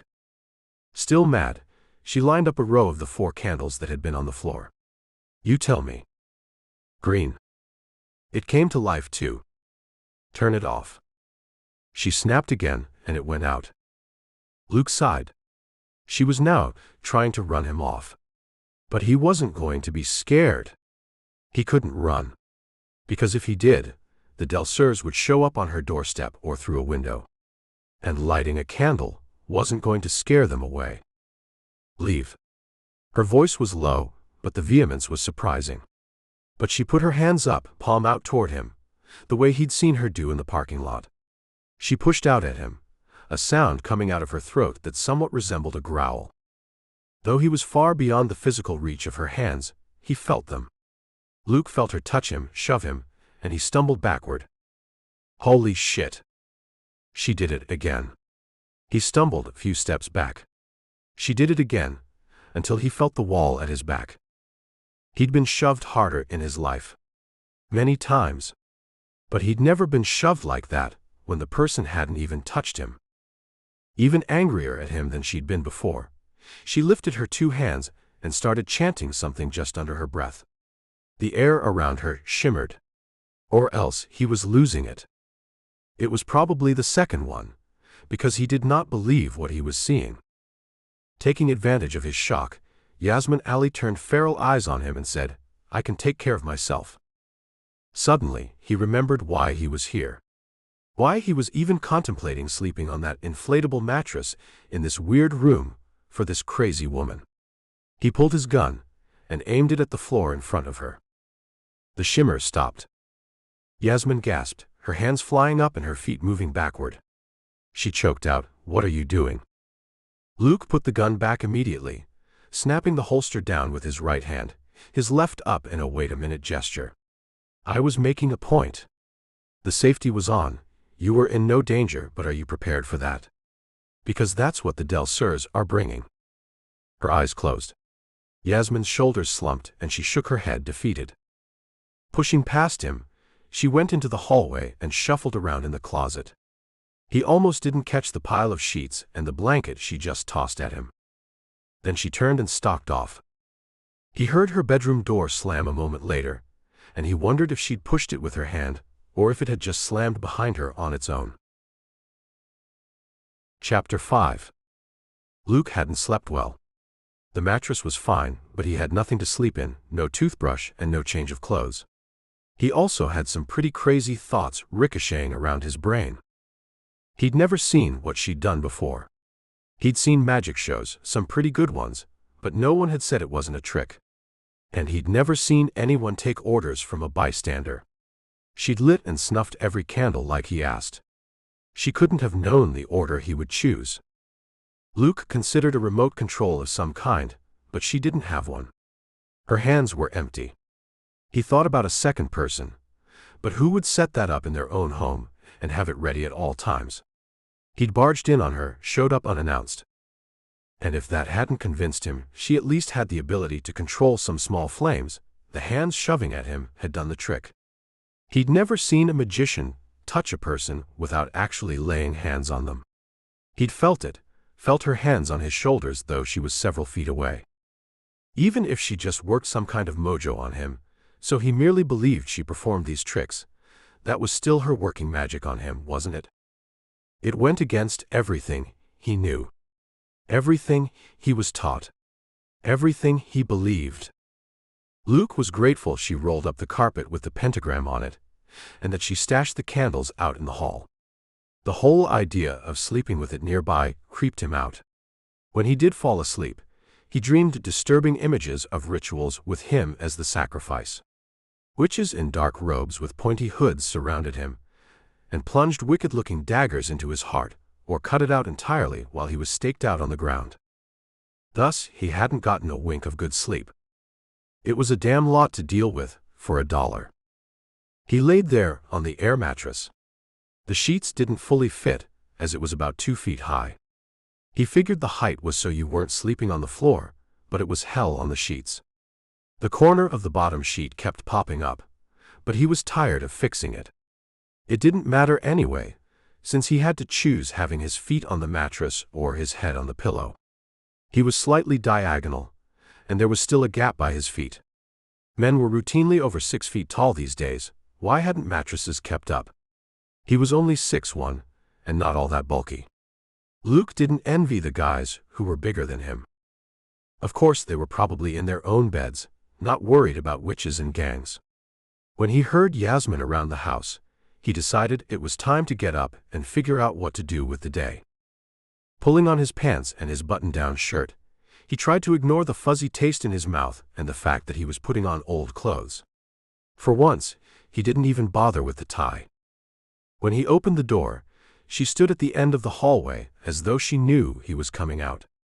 He told himself that it wasn't witchcraft. The girl had ears and was simply listening for a guest.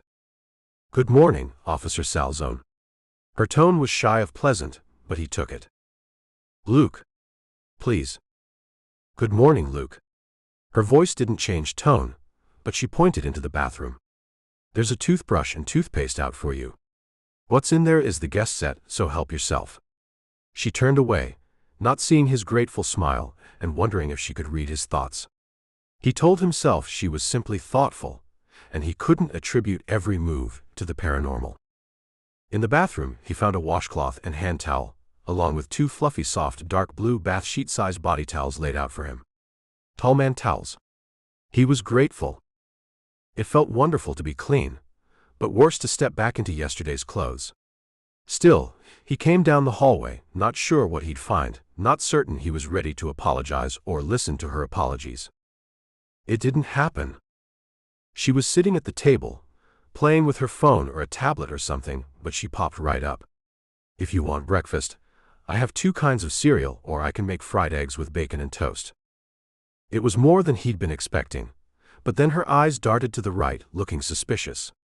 "What?" he asked, suddenly wary. "It's all I can make. I can't cook. Really at all." He wanted to laugh. "You can make bacon." "No, I can't. I have one of those microwave things." He did laugh this time. "Why don't you just cast a spell on yourself to be able to cook?" She gave him a dirty look. "What?" It's an honest question. He couldn't win, could he? There was an audible sigh before she responded. Being able to cook and knowing recipes are 2 different things. Plus, with skills like that, you have to keep casting the spells. Upkeep. Like you brush your teeth every day. The work required to get me from not able to cook at all to maintaining cooking skills would be too much work. So, cereal or eggs and bacon? Her explanation kind of made sense. Luke didn't answer. Instead, he looked in her fridge. Sandwich fixings. A small carton of milk. Eggs. Bacon. Salsa. Mustard. A row of condiments. She wasn't kidding. "Maya." She shrugged at him, then stepped back. She answered a few questions about where she kept things, grabbed him a pan and made toast, which she claimed she could do with relative skill. Luke didn't comment on the cheap bread. 10 minutes later, he turned out the first perfect omelet with tomatoes, spinach, cheese, and salsa. "Wow." She'd said it several times as he cooked. But then she'd frowned, sniffed him, and patted his head. Wondering if he was getting sized up for some Wiccan ritual, he leaned away. "What? Are you one of these metrosexuals?" He barked out a laugh, then quickly reached to save the second omelet. "No." Her expression showing she didn't quite believe him, Yasmin took her plate and sat at the table, but she didn't drop her accusation. "Are you sure? You wear all those pastels, use cloth grocery bags. You cook. You smell nice. I didn't feel any hair gel, but that could be because you aren't at home." Sliding the larger omelet onto his own plate, he shook his head. They couldn't connect on anything, could they? No hair gel. Even at home. You use cloth bags too. And you can shut up about my wearing colors. I work with some of the best people you will ever meet, but I spend my time interacting with good people in the worst situations of their lives, or just truly horrible people. Sometimes the only shot of color in my day is my tie. So stuff it, Miss Witch. He couldn't believe he'd told her to stuff it. Apparently, neither could she, because she looked stunned for a moment. Luke was just getting ready to kick himself for not being able to keep his mouth closed, when she bust into the most amazing laugh he'd ever heard. Her voice caught on the air around her, and her head tilted back, all those curls in shades of chocolate and gold tumbling around her shoulders. Her eyes glinted with the music of her laughter, and he stopped where he stood. Plate and glass in hand, his feet planted in the kitchen, he was mesmerized. He stared. Luke couldn't help it. He couldn't react over the punch in the gut he suddenly felt. The same one that had hit him when she'd looked up at him in the grocery store. The same one he'd been denying ever since then. Forcing his feet to move, trying not to give away the visceral attraction he felt for her, Luke calmly set his plate at the table and started quietly eating his breakfast. After a moment, after she calmed down and managed to take a bite, which earned him an appreciative moan, he tried to make normal conversation. "Did you manage to sleep last night?" "Yeah." She rolled her eyes, as though she didn't want to admit it. "I have to say, I slept better knowing there was a cop in the next room." "Good. That was it." He was out of conversation. But apparently, she wasn't. By the way, those weird dreams you had last night, they're mostly wrong. She ate another bite of toast and cut off another piece of omelet, as though she hadn't said something truly disturbing. What? Yes, covens work in circles, but there are more solitary witches than coven-based witches in the U.S. Okay. He should have known the conversation would turn weird. And it wasn't even 8 a.m. yet.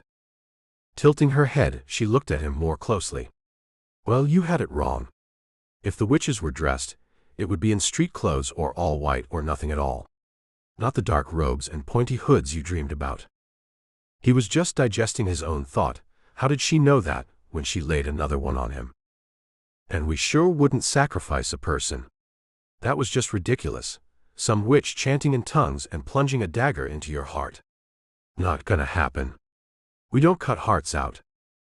She looked at him sideways and shook her head. We never mess with organs, especially hearts. Human or otherwise. But he wasn't sure she hadn't already done something to his. By 2 o'clock, Yasmin was insane enough that she figured her curls should have straightened themselves. Sadly, they hadn't. Luke, though he had showered at her house, insisted on going to his place and getting clean clothes. As that sounded perfectly reasonable, Yasmin wondered why he'd even suggested it out loud. Then it became clear he wanted her to go with him. Not realizing it was a straight path to an overwhelming urge for homicide, Yasmin amicably agreed. After a drive over the hills, at exactly the speed limit regardless of the beautiful day and clear road, they arrived at his place, an apartment in Hollywood. Indoor access, working buzzer on the door. There was a garage gate, which Yasmin checked out as they pulled in, and became rapidly convinced she could weasel her way in through the garage quite easily, no witchcraft required. She checked out his lack of decorating skills while he changed. The building's central courtyard had a fountain and access to a pool out back. It was well kept, pretty green. But inside his unit was white. With white. And some more white. An IKEA table and chairs stood out in black in one corner, and his couch was brown. It would have been called taupe or caramel in any other setting, but against the white wall and speckled white carpeting, it was just brown. Yasmin fought the urge to vomit. He wore all those colors. Why didn't he at least paint the walls? She didn't get to question it because he came out from the back room in jeans and a long-sleeved shirt. Yasmin learned 2 things right away. 1. Officer Multicolor was also multicolor when he was off duty. And 2. The man had a fine set of pecs and guns on him. Somehow she managed to not drool. Then he turned around and she saw his ass. Probably he wore all those colors to keep the ladies from hitting on him. He was leaning into the fridge getting some kind of energy drink. Had he not just eaten an omelet with her, when he called out, "Do you mind if we stop by my office? I want to see if Valverde has made any progress." Yasmin's brain didn't quite catch up. "Do you wear that to the office?" She waved her hand at his teal Henley and the gray jeans. It would have been just fine, but his cross-trainers were lime green. She shook her head. He just popped the top off the bottle as he looked down at himself. "I'm off duty today." I figured what? She was still shaking her head. She was in a cream and rose-colored top, with olive pants in a subtle stripe. "We are going to hurt people's eyes."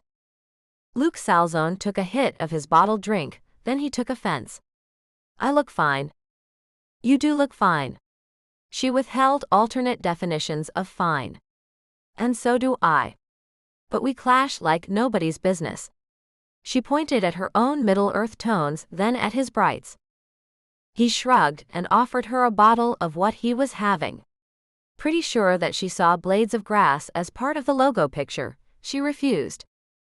But she didn't say no to going with him. Which is how she wound up riding around town in his passenger seat to the precinct, and meeting everyone he couldn't avoid. She talked to Detective Jessica Valverde, and spent far too long giving up all her basic life info. Operating on the fact that Luke trusted the woman, Yasmin handed over her home address, her education level, her work address, position at the shop, and length of time worked there. Also her previous address, make and model of her car, age, birth date, and social security number. If the woman asked what valuable electronics were in her home, or if she knew the blue book value of her car, Yasmin was going to put her foot down. But the Inquisition stopped just shy of that. Then Yasmin waited for the other half, the part where she heard what progress was being made on the case.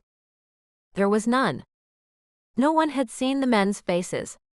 So there was no police artist or sketch or even description to work from. Though everyone knew these guys were Del Sur, there was no proof. Apparently, Officer Salzone worked guns in gangs and recognized the markings wasn't sufficient for evidence. As of yet, there were no fingerprints at the scene. Though Officer Valverde said she was holding out hope that something would come from some fabric on the butt of a gun left behind, her tone didn't sound as optimistic. Incredibly disheartened, Yasmin followed Luke from the station and climbed into his passenger seat yet again.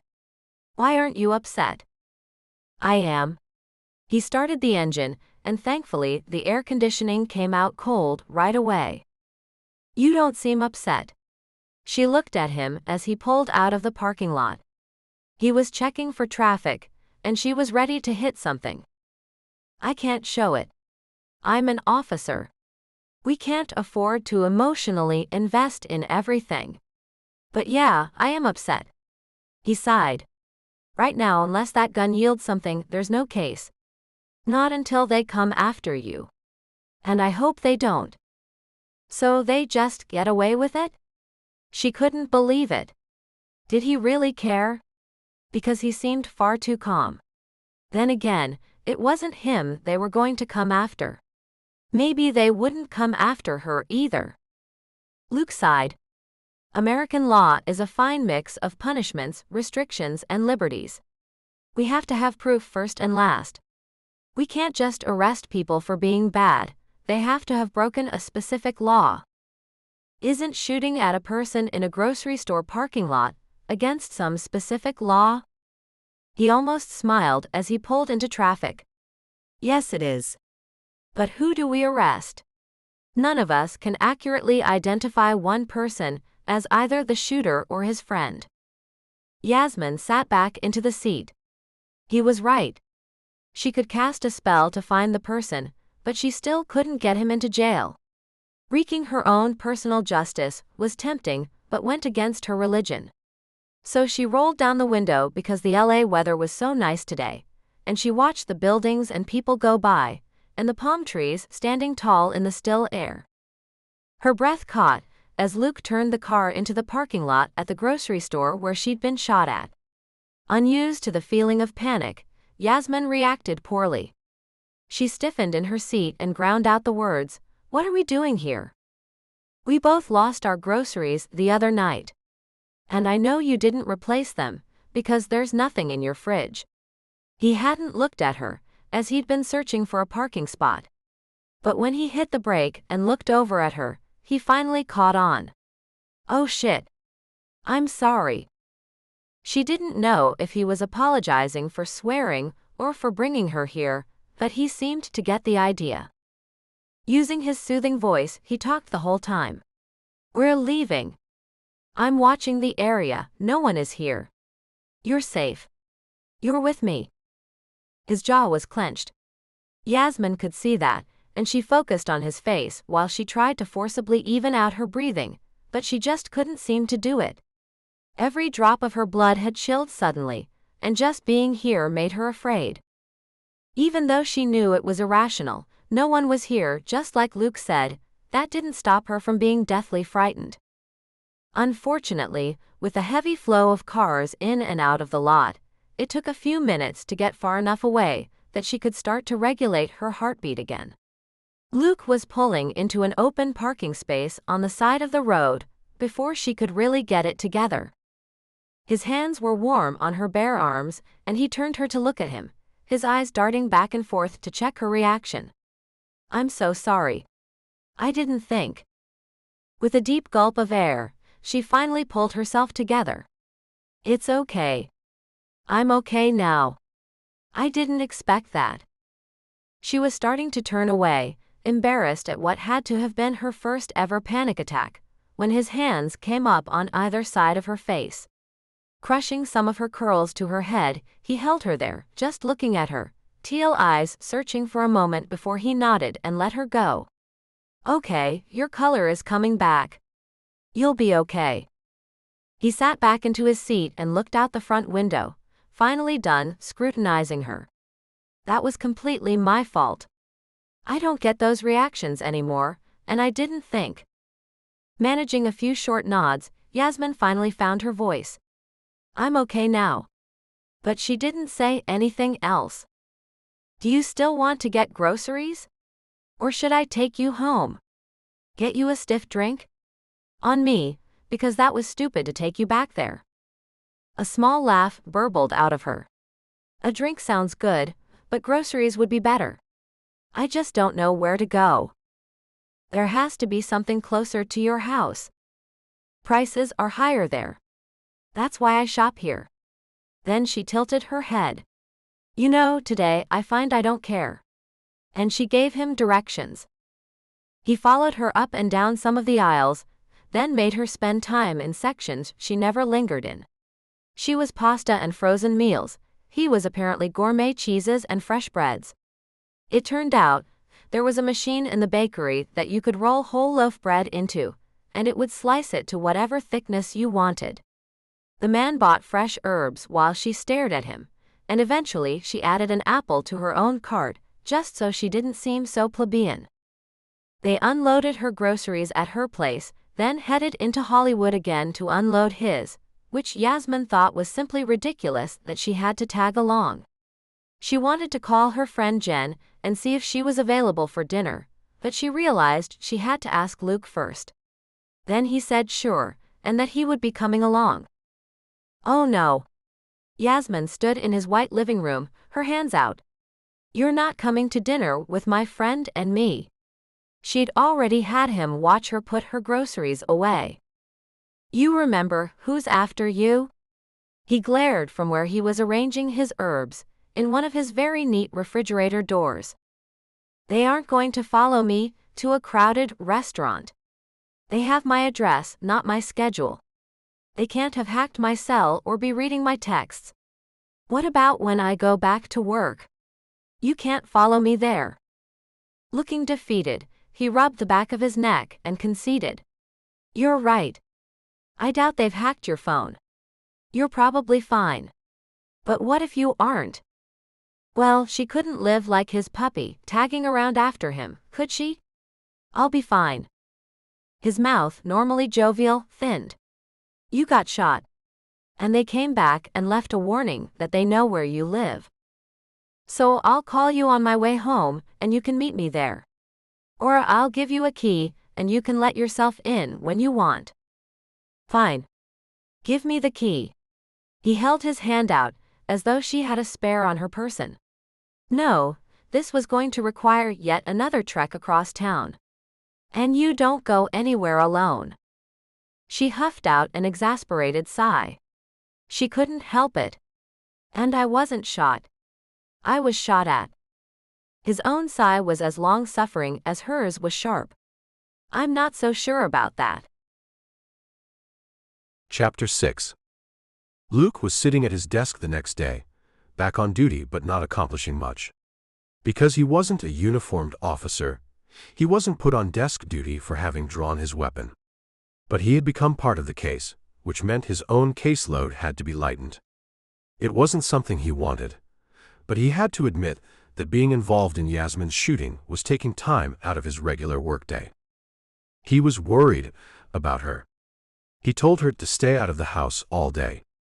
She was given strict orders not to go back for anything, and if she had to, wait until he could escort her. The problem was that she protested at every turn, and though she finally relented, she didn't seem like the type to follow orders well. Luke almost laughed, remembering his first impression of her as a traditionally raised Middle Eastern woman. He'd been most concerned about her dating habits, but had also thought she might be too meek. That had been about the worst character misjudgment he'd ever made. Only a regular clicking sound and a huff brought him out of his musings. Valverde had been tapping her pen on the edge of his desk, then finally sat on the corner. Looking up, Luke decided he didn't like what he saw. "You want the bad news first or the bad news?" "Shit." Her look shot waves of pity his way. It wasn't something he was used to getting from a colleague. "You on guard duty on that one?" He nodded. It wasn't a secret or anything. She nodded back at him. "Is it about a piece of ass, or because you feel responsible?" "The second one." He didn't call her out for suggesting he was after Yasmin. He didn't do that. He never used his job to get in anyone's pants, and he abhorred badge bunnies, something Valverde knew. So it was likely she was just asking if he had feelings for Yasmin, but in her own slightly crass way. Because he did, he couldn't take offense. However, those feelings took a far distant second to the need to make up for the fact that he hadn't been able to shoot those mother effers where they stood. "Well, you can stop. There's never going to be a case." That got his attention. Fingerprints on the fabric came back negative. "Oh no. It's worse than that. We got 2 clean full prints and a partial palm. And a witness came forward, got a good look at the whole thing." "That's amazing. So what's wrong?" She looked around the office, then back at him. "You need lunch." "It's 10:30. He eyed her askance, knowing he should have just said yes, but he couldn't quite bring himself to do it. "You need an early lunch. Let's hit somewhere we can sit and chat out of the way of anyone hearing." She stood up, checked her watch, and looked back at him. "Let me make a few calls, and we'll head out in about 10 minutes. He didn't even get to nod. She just assumed his acquiescence. 10 minutes later, he was following her out the door and down the street to the sandwich shop on Fountain Avenue. They found one of the few booths open in the back. Between her calls, walking, ordering, and waiting for the grilled sandwiches and drinks to be handed over, it took nearly 30 minutes from when she told him that there was a clean handprint and a witness, and that somehow that was bad. Without even bothering to unwrap his sandwich, Luke asked, "So?" Jessica didn't bother with hers either. She'd eat it, but this was clearly about being out of earshot of the others. "The handprint matches to one Homeo Doff. 18, sealed juvenile record. He's likely our shooter." That made sense. Luke nodded. It wasn't bad yet, so he still didn't understand. "We think, from what we can gather, that he's running with Dotto's group from the Del Surs. Was that maybe Dotto there, as well?" Luke would have thought he would recognize the new head of the ironically northernmost cluster of the Del Surs. The old leader had been killed recently in a drive-by from the Jungle Crew. He was glad to be out of guns and gangs, but all he could do was shrug. It might have been Dotto there, for all he knew. The witness spent some time with the books. He clearly pulled out Homeo as the shooter and Dotto with him. He also correctly identified you and Ms. Alley as present at the scene. Jessica sighed loudly and unwrapped her sandwich, taking a big bite. Only able to stare, Luke shook his head. It was as though the clouds parted, and the angels dropped necessary evidence as well as a credible witness right into their laps. But Valverde was clearly pissed off. "What?" She chewed her bite, looking as close to forlorn as she ever did. Jessica was a duck. Everything rolled off her except maybe this. Luke consoled himself by unwrapping what he knew to be the best local Philly cheesesteak and taking his own huge bite while it was still hot. Finally, Jessica spoke again. "This man is crazy credible. Married, accountant, homeowner, father of 2. The problem is what else he saw." She sipped the soda as best she could. The drink was too large for her to lift easily with one hand.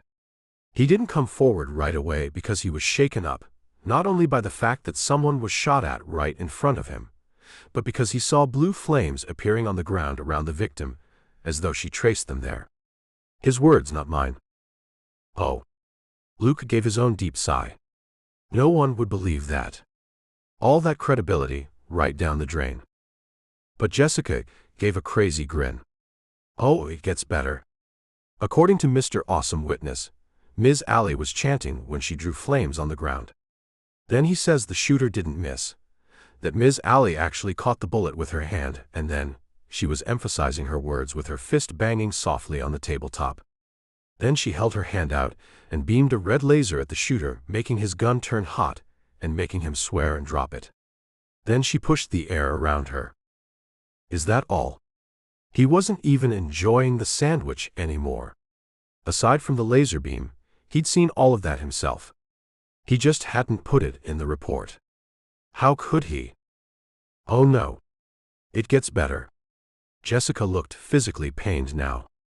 She works as a clerk and teacher at a shop called Blessed Be. I figured, pretty girl like that, Hollywood and Vine address, probably a sweet little lingerie shop. Luke couldn't help the way his eyes blinked. That had never crossed his mind. Damn, now it did. Luckily, Valverde didn't seem to notice. Nope. Not a sex shop. It's a witchcraft store, and she claims she's a witch. Somehow, he felt defensive, even though he'd had the same argument with her just 2 nights ago. It's a religion. Yeah, well, it's a case that will never hold up in court. She consoled herself with another big bite of her sub. I can't put the time on it. Luke understood. There were just too many cases for them to work on, the ones that would never have merit. There was nothing Jessica could do about it. His heart sank. You still gonna stay with her? The question caught him off guard. Don't I have to? No case, no reason for them to come after her. Valverde looked hopeful, but Luke didn't feel it. Actually, I think this makes it worse. My hope was to cover her until we got one of them in jail. But now, that's not going to happen. He picked up a fry, then slapped it back into its boat, as though it were to blame for his predicament. I don't think their message was about the case. The Del Surs finish what they start. I think they're after her because she didn't die the first time. That was your experience in guns and gangs. All the time. And the Del Surs are the worst. They make the stone jungles look tame. That murder is the last step of the Del Sur inner circle initiation, and these guys have all the humanity taken from them before they even get to that point. Frankly, I was shocked he didn't just walk up and shoot her. Homeo, if that was him, balked.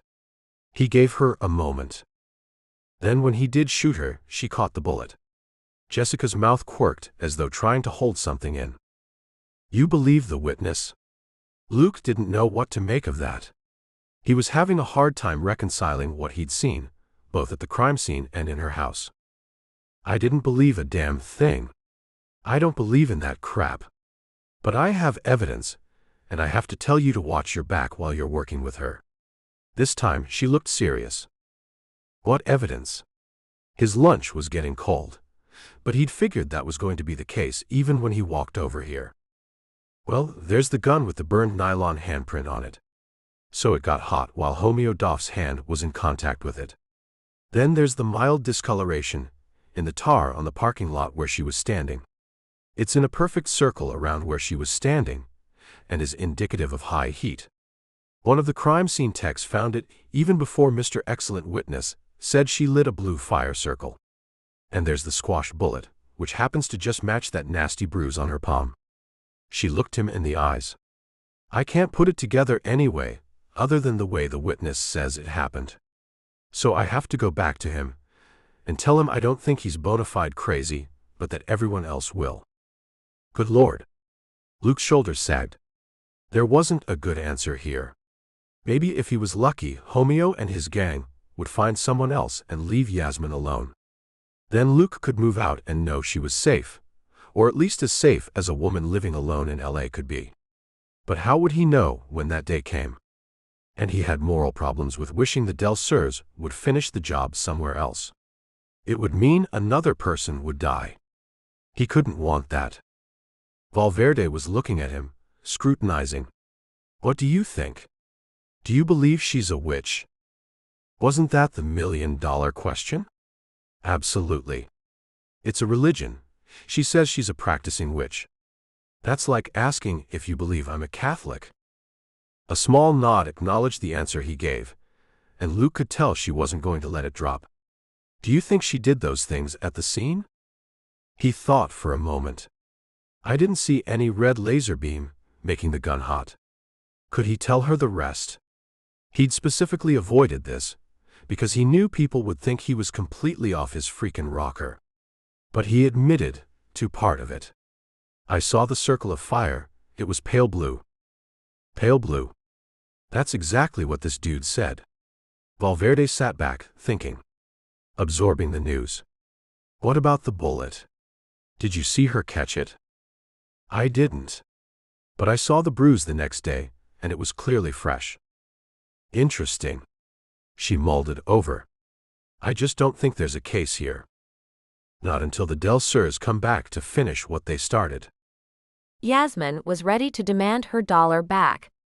Officer Multicolor had taken over her home. When she agreed to protection, it gave her a warm feeling, a sense of security. Now she just felt invaded. He was there when she woke up. She had to wait for her own shower sometimes. She couldn't cast spells with him in the house, and she wasn't allowed to be there by herself. And just the other night, he'd woken her up. He was wandering the house and opening all the cabinets. She had no idea if he was sleepwalking or what, but for a woman who lived alone, it was too much. The upside was that he cooked. Sure, she'd eaten with Delilah and Brandon a ton, and Delilah was a professional chef. Since she was always feeding Tristan, whom she referred to as her stray brother, she was always happy to have Yasmin be another stray at the table. But Luke cooked good old-world Italian food. He made the most amazing coffees in the morning and stocked her kitchen with fresh rolls and pastries. He brought crusty breads and simmered tomato sauces while she watched with her face in shock and her stomach rumbling. She wouldn't have been surprised to catch him tossing pizza dough in her kitchen. Every time she asked about his culinary skills, he simply looked at her and said, "I'm Italian," as though that explained everything. She was going to have to cast a spell on herself to keep from gaining weight. Not that she could cast anything with him there. She needed to protect the house, which of course she also couldn't do with him there. His bed was in her spell room. Having thought ahead and knowing she'd have no time for spell work while the girls visited, Yasmin doubled up the week before, but it was going to wear off. Just like she'd told Luke, it was like brushing your teeth or washing your hair, some of it had to be maintained. She was going back to work the next day, a welcome reprieve from her vacation. But she had to protect the house.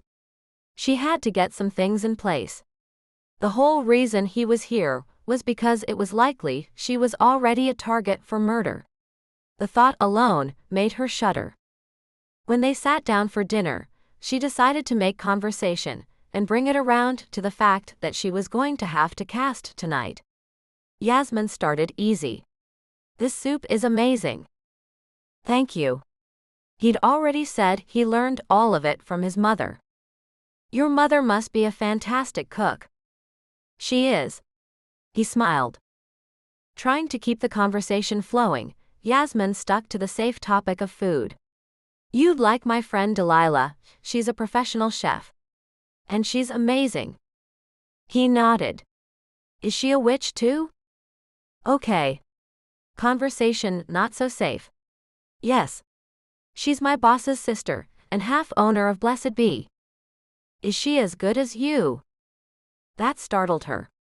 He thought she was good. Though she didn't think he meant it that she was a good person, just skilled.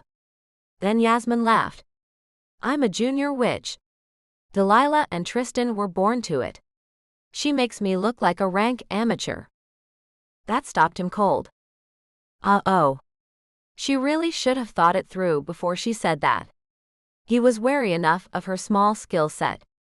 If he thought too hard about Delilah and Tristan and what they were capable of, he just might run screaming into the night.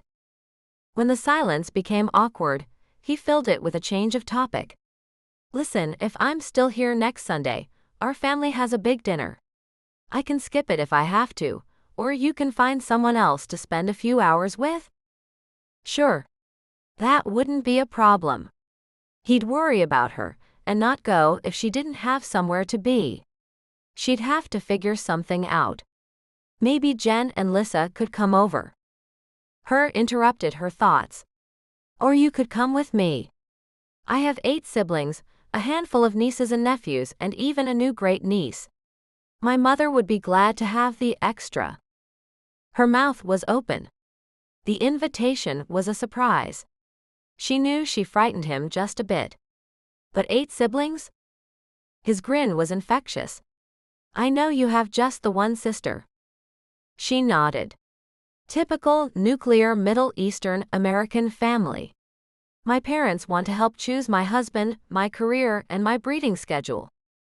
Ouch. Yours don't. He laughed. My mother wants me to be happy. She has a definite plan for how I should go about making that happen, and she's not shy about sharing it.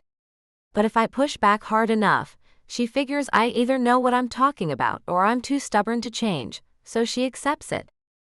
The knot in her chest indicated she was jealous. My parents have a plan for me. And when I don't follow it, I'm not just ungrateful, I don't know how to put it. They think they made me.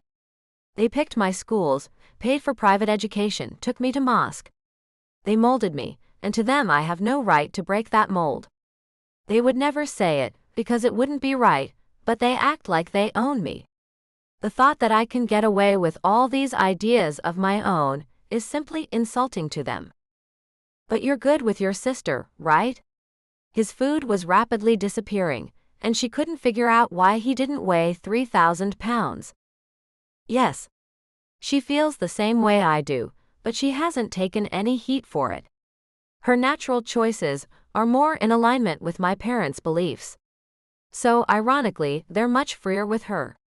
She brought her fiancé home, and because they liked what he was, they agreed to let her pick him. She would have picked him anyway, but she had their support. Yasmin shrugged as though it didn't hurt as much as it did. She tried to live that life for a long time, to be good in their eyes. She found she just couldn't do it. Clearly, she had Luke's sympathy, even if he'd never lived that life. All those brothers and sisters. He must be Northern Italian, with those blue eyes and that gold hair. She tried to imagine a family of Lukes, and all she could picture were the Italian families she'd seen in the movies. So different from her own subdued upbringing. While Yasmin would love to go and at least observe his big family dinner, she wasn't sure he wouldn't decide she couldn't come after tonight. She broached the topic. Look, I have to do some spell work tonight. The bite of chicken stopped halfway to his mouth, his eyebrows went up. Spell work? Casting spells? She nodded. The poor guy was clearly at a loss. He wasn't going to tell her what she could and couldn't do in her own home, but he was clearly uncomfortable. Trying to allay his fears, Yasmin started explaining, or maybe just babbling. Look, I'll do it out here in the living room. You can stay in your room and never know what's happening. I usually don't work with an audience anyway. So the whole coven isn't coming over? No. I'm a solitary witch. Just me. On the other end of the house. He still looked wary. The house won't shake? Well, if there's an earthquake it will, but not from me. She shook her head and tried to resume eating her meal, as though their conversation resembled anything normal. What will you be doing? His concern rolled off him in waves.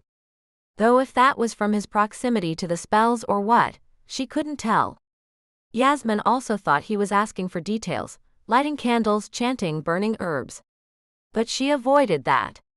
Protecting the house, me. You? She let that one hang. He nodded, clearly digesting her words. Not sure I need it. I have a gun. Nodding back, Yasmin let him have that idea. That was the protection he wanted, and she didn't cast on those who didn't ask for it. So what do you actually do? Well, shit. She didn't want to answer that. Protection spells. I'll try to hide the house from anyone who wishes me harm. This time a frown met her in response. He'd all but quit eating.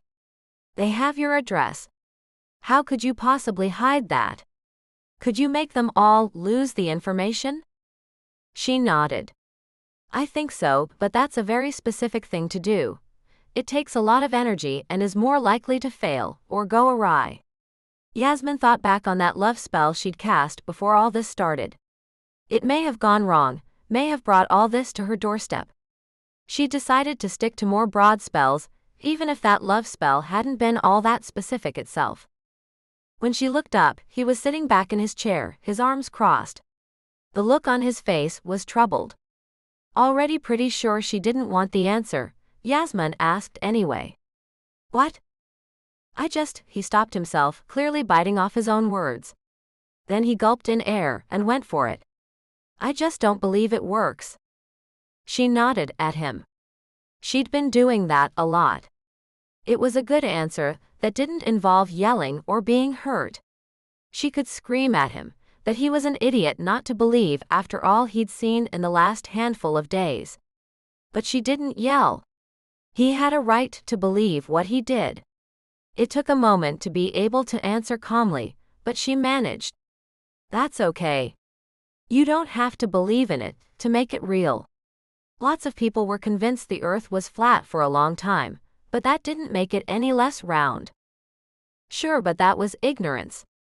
She just raised one eyebrow at him and forced herself to go back to the meal, wishing she could enjoy it more. It was truly wonderful. Only the conversation was getting in the way. Okay. I set myself up for that one. At least the man could concede gracefully. He just couldn't drop it and let her be. So what exactly do you do? Thinking for a moment, she pondered how to best put it. Just laying out the steps of a spell wouldn't mean anything to him, and would probably just make her sound as kooky as he already thought she was. She tried another tack. When you're Catholic, you pray and light candles. I've heard of people burying saints' medallions, or throwing them into fountains or rivers and saying certain prayers. It's like that. It's nothing like that. So comparing witchcraft to his own religion didn't go over well. That didn't make the comparison any less valid. Sure it is. I have candles, prayers, sacred objects, and certain ways those go together to ask for forgiveness or for something I want to make happen. He couldn't refute that, but he tried. Your sacred objects are? What? Because counting to 10 on a string of beads, or painting a picture of a woman on a candle, and calling it the Virgin Mary makes your prayer that much more potent. It does. Exactly. She smacked her fork down on the table. Mine does too. Mine are just the sun and the moon, things that any one of us can see exist on a daily basis. Just because you don't understand it doesn't make it any less valid. Now he was just as worked up as she was. There's no church, no altar, no priest. Her anger fled. She picked up the fork and toyed with a bite. Chewing, she simply ignored the question. This was the big difference. So much was similar through all religions, but this was big. What? Why won't you answer that? He was moving his head, trying to catch her gaze. Realizing he wasn't going to drop it, she gave up and gave in. My church is everywhere. We worship nature and all things alive. Putting up a building would only separate us from that which we revere. It's the one thing I really dislike about LA. My backyard has a privacy fence, but I have only what I grow. I should be out in the woods. And I'm often in my house. He thought on that for a while. A priest? Don't need one. Many religions believe that we are each our own best path to God. Catholics each have a direct relationship to God. This was devolving. But you have a pope and priests and cardinals, all telling you how you should get to God. What if that's not the right path for you? Picking up her plate, she stood and headed for the kitchen. Carefully saving the remainder of her dinner, because it was really wonderful and didn't deserve to be argued on top of, she tried to show that the conversation was over. Luke also stood, though his plate was empty. Look, I think bullets are what's coming. And I'm just not certain you can protect yourself against that. She held up her left hand, mostly to ward him off, to make him stop. But when his eyes went to the bruise there, she changed her mind. Maybe I can. He conceded. But only a little. Is maybe good enough? Show me what you can do. Chapter 7. Fine. You want to see? Watch and learn. Yasmin was tired of it. She thought his religion was a bit kooky herself, but she didn't say it. She thought her own religion, the one she'd grown up with, was a little off too. Wicca spoke to her soul. It made sense, and it gave her power in a situation that required her to nearly shed her family because they didn't approve. But she was in no shape to burst into a chorus of, "I gotta be me." No, she was mad. She pushed her furniture back and rolled up the paisley floor rug. Then she hauled her pentagram mat out of the back closet, begrudgingly noting that Luke had made the inflatable bed as neatly as a person could. Though he might be neat, and he might in general be a gentleman, he didn't offer to help her with the mat. Just to test him, she tugged the front end of it toward him, and withheld a smirk as he stepped deftly back. Yup, Big Bad Cop was afraid of her floor canvas. Ha! Unfurling the rug into the space she made, Yasmin took a moment to stop and breathe. She had to align the corners on a straight north-south line. When she first started training, she'd needed a compass. Now she could just feel the direction. Then she pulled down candles and placed the colored pillars at the corners. She hauled out her book and flipped the pages, finding what she needed. There was more, small crackled glasses, a gift from Delilah for her birthday last year, handed down through the family but unused in the last generation. Delilah said she wanted someone to use them. Yasmin had been humbled. 2 orbs, 1 crystal, 1 onyx, her ceremonial knife, and a handful of found objects that were sacred to her alone. She wished she had something that belonged to the shooter, that would bind the spell better, make the direction clearer. Then again, it would also bind them together more than they already were. Maybe she wasn't so unhappy to not have it. Yasmin headed into the kitchen for a handful of rock salt. Luke had seated himself cross-legged in the hallway. Though he wasn't writing anything down, she had no doubt that he was taking notes. He raised his eyebrow at the salt. Yes, you've been cooking with my spell salt. He sighed. She wondered if he thought that would cast some sort of pall on him, as if it might turn him into a toad. Well, sometimes, like right now, she thought he was already a toad. She didn't say it. Instead, she held her tongue and ducked into her room to change. When she emerged, she found he hadn't moved from where he sat, and she had to high-step over him again. There was something about the way he was watching that made her think perhaps she should offer him some popcorn for the show. He looked her up and down, and couldn't seem to not comment. Does this mean you're a white witch? That's a silly term. She was in white drawstring pants and a white t-shirt. But her toenails were still teal. It's all cotton. We worship nature. Rayon and spandex fibers don't really fit with that. Actually, it wasn't all cotton. Her undies, white too, were silk. But they were natural fibers, and this wasn't the place to mention that. The whole thing was weird enough as it was. Occasionally, she'd cast with Delilah and Tristan. And she'd cast with her students all the time. But never before with someone watching and not participating. Oh well, here went nothing. Everything was set out. There was no more room to stall, to wish that he would just get up and decide it wasn't interesting. Yasmin positioned herself in the middle of the pentagram, and began by calling the 4 corners. When all the candles were lit and the circle complete, she started her usual prayer. She didn't look at Luke, just raised her hands and felt the power surge through her. This circle is bound with power all around. Between the worlds I stand with protection at hand. Around her the air pulsed. As she continued speaking, the flames of the pillar candles stretched higher, and she felt the energy she called surge through her. It was a heady feeling, but one she had grown accustomed to. I am of the trees and of the fields, I am of the woods and of the springs, the streams and the hills. I am of thee and thee of me. Her eyes were closed, and she was trying not to wonder what Luke thought of all this. She was supposed to concentrate and forget that she had an observer. But she felt something snap into place between them. Shit. Had she just bound herself to Luke? It must be different when the others were practicing with her, when they were part of the circle. Cautiously opening her eyes, she found him sitting in front of her, mouth open.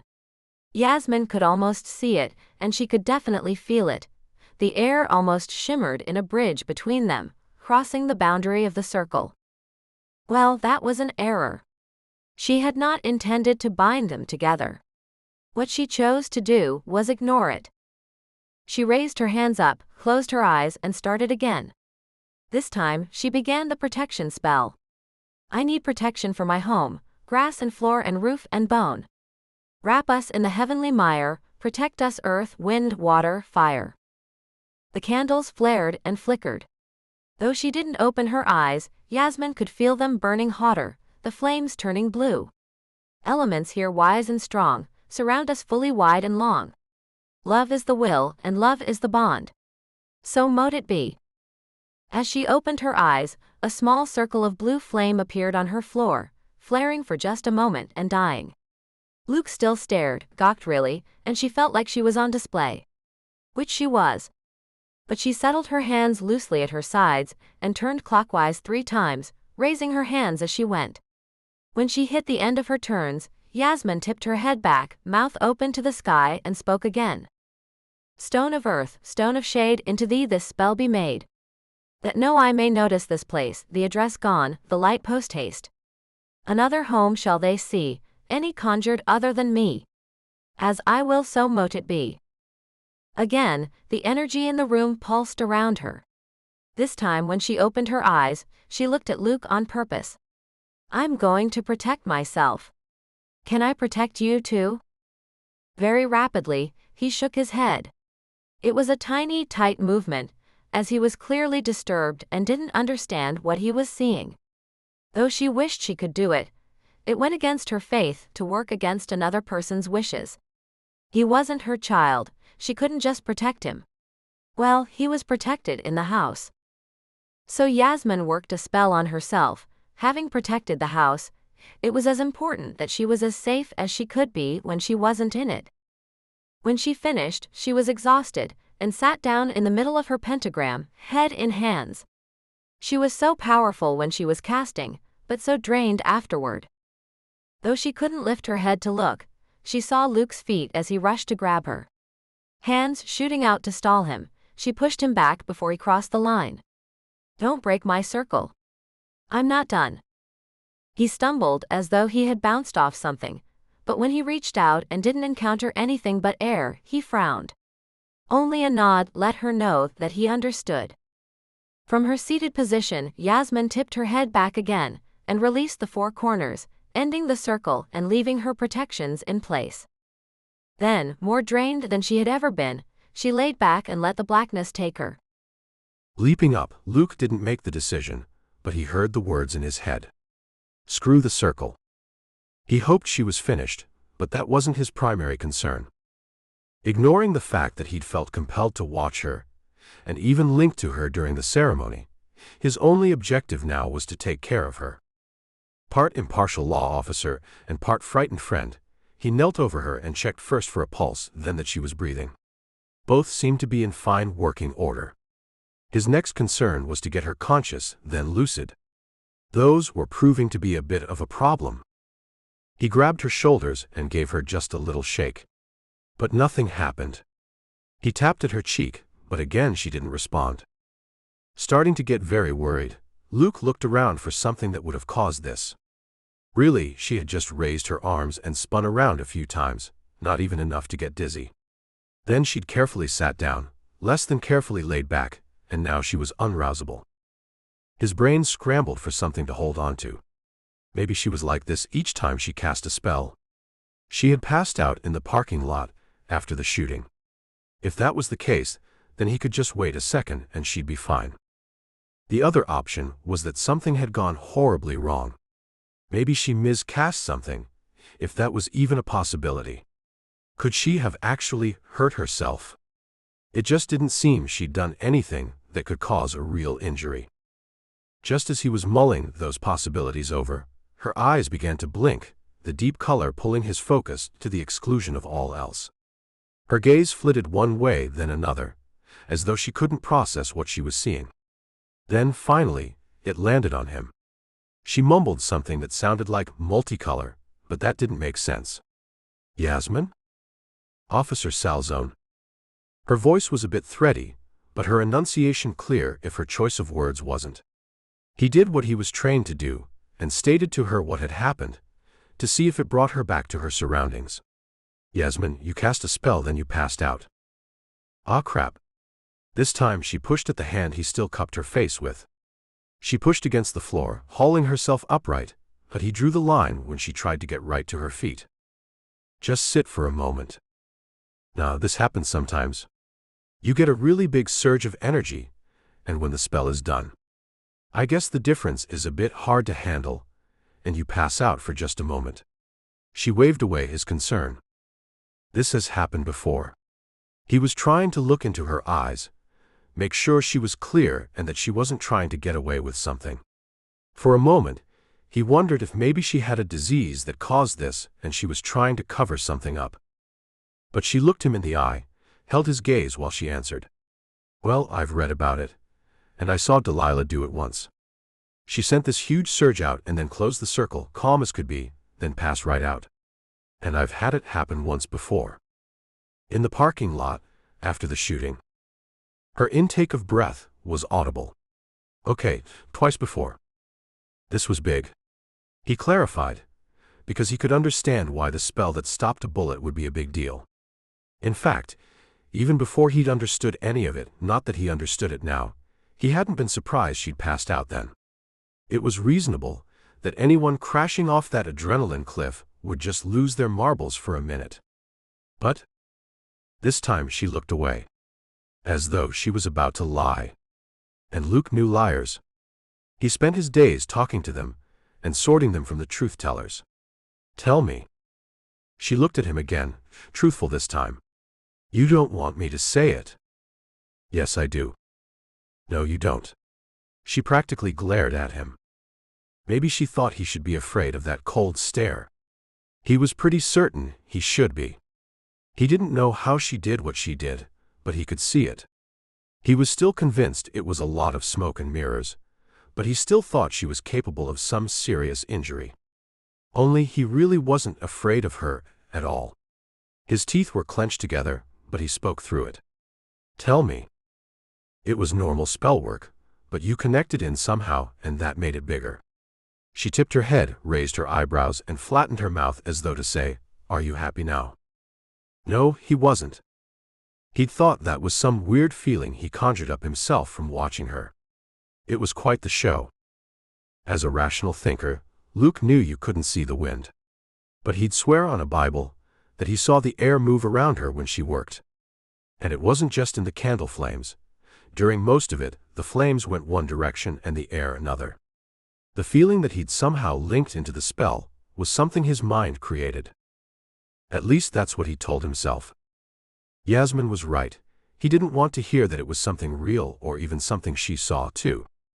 There was something in the way she was looking at him now that told him she knew he wasn't prepared to hear that it had actually happened. And he didn't like the idea that it might have hurt her in some way. He tried denying it. That didn't happen. A tight nod accompanied her words. Sure it didn't. That's why it took you so long to answer. Fine. You're right. Then he changed the topic with no grace whatsoever. Are you okay? Hunky-dory. This time she did stand up, leaving him there on the floor. He only watched for a second. She did seem all right. She didn't waver or sway. Her words were clear with no slurring, and her conversational skills were normal, maybe even a bit sharp. After a moment's deliberation, and acknowledging that he wasn't going to get anywhere, Luke stood up too. So what spells did you cast? I hid the house. It was almost as though the words flew right past him, he had so much trouble grasping them. You hid it. How does a person hide a house? She laughed. It burbled up from somewhere inside her and lit her face up. Luke wanted to enjoy it, but it was at his expense, so he really couldn't. You watched me do it. Any more how, and you'll be able to do it yourself. He didn't respond. He watched her turn in circles and speak in rhymes. He even saw the pages of her book flip on their own while she worked. He could easily attribute that to the wind, but what could he attribute the wind to? Watching him carefully, Yasmin looked like she could almost tell what he was thinking. For a moment, he panicked and wondered if she actually could. But she didn't say anything that hinted of it. If you really want to know what hiding a house does. Okay. He'd bite. She started cleaning up, gathering candles while she talked, and putting them back on shelves where they would appear to be innocuous decorations. Well, you said the gang had my address. If they drive by, they won't be able to find it. Oh shit. What? Suddenly alarmed, he took the book from her hands before even thinking he did not want to touch that book. I'm gonna have a bitch of a time getting my mail. Crap. This time he laughed. She really seemed to think she'd hidden the house. And that she'd hidden it so well the mailman, who had come to this address every day for God knew how long, wouldn't see it. Frowning, she snatched the book back out of his grasp. Damn. It had occurred to him while he held it that he should inspect it for wires, magnets, any kind of trick setups. But her words cut through his thoughts. You want to see how well my house is hidden? Go. Drive around the block and come back. He shook his head. He wasn't supposed to leave her, and the whole thing was ludicrous anyway. Do it. Drive out of sight of my house, then turn right around and come back. You won't be able to find it. Call me when you give up. This time he spoke it. I shouldn't leave you here by yourself. Oh please. 20 minutes isn't going to be the magic window where the gang appears. She crossed her arms, clearly daring him. Do it. It won't even be 20 minutes. Yes, it will. It will be 20 minutes, and you'll call me on the phone. Desperate to find the house. She looked so certain. They argued for another 5 minutes before he gave in and took her silly dare. It was possibly the stupidest thing he'd ever done. He drove away, keeping the house in the rearview mirror as he thought about what kind of ruse this might be. She could be rigging the house for another show, another spell. She could be using the time to call her friends to help set him up for another trick. Luke turned right out of the driveway and took a right on Collins, then another on Farmdale. 2 more turns and he was back on her street, wondering what kind of idiot he was to leave her alone for even just these few minutes. He was calling himself all kinds of fool when he realized he was already at Collins Street again, past her house. He pulled an illegal U. He was a cop, damn it. This time, he counted down the numbers. He saw 5,639, and then 5,631. But number 5,637. Luke squinted. Shit. He must have mismemorized the address. Driving the street again, this time he ignored the address, figuring he had it wrong anyway, and looked for the cute reddish stucco bungalow. He didn't see it. Passing a second time and a third, he saw nothing. In his head, his swearing was getting louder. He was obviously on the wrong block. He tried Camellia between Miranda and Collins, then south of Burbank Boulevard. 15 minutes later, he panicked and called her. He shouldn't have left her alone that long. Screw her stupid games. He was supposed to protect her. What if something happened while he was out here getting his sorry ass lost? He'd never forgive himself. Relief crashed through him at the sound of her voice on the phone. Then, almost as fast, he was pissed off. She didn't even say hello. I saw you drive by about 4 times. Where are you now? That was bullshit. He'd have seen the house. But he had to get back. He knew his job, and it wasn't to drive around playing silly mind games. Collins Street. He rattled off the cross street, and she had him turn down Camellia on the same damned block he'd been on before. Now she was just messing with him. He drove down the block, as angry as he'd probably ever been. Come on, Yasmin. I'm supposed to be there with you. You just passed me. Bull. Shit. His head swiveled. He knew he was being a terrible driver. He was on the phone, looking at house numbers on all the mailboxes. This was a residential neighborhood. He was in danger of hitting a kid. So he trained his eyes forward. I just came out of the house. Now I'm on the sidewalk, waving at you. This time, he only looked into his rearview mirror, but there she was. Same white top and pants, probably same bare feet and blue toenails. Keeping her squarely in his sight, he executed a sweet three-point turn. Her voice came through the phone in dulcet tones belying the absurd and probably dangerous game she was playing with him, and therefore with herself too. I see you. He answered back. Luke was pissed. This had been an exercise in futility. But he didn't take his eyes off her as she walked down the street toward him. Hanging up the phone, she motioned him to stop, and when he did, she jumped into the passenger seat. Go slowly. He sighed. Deeply. Audibly. She ignored it, but gave him another command. Stop. Now look to the right. Do you see the driveway? He did. Luke frowned. It was an empty lot.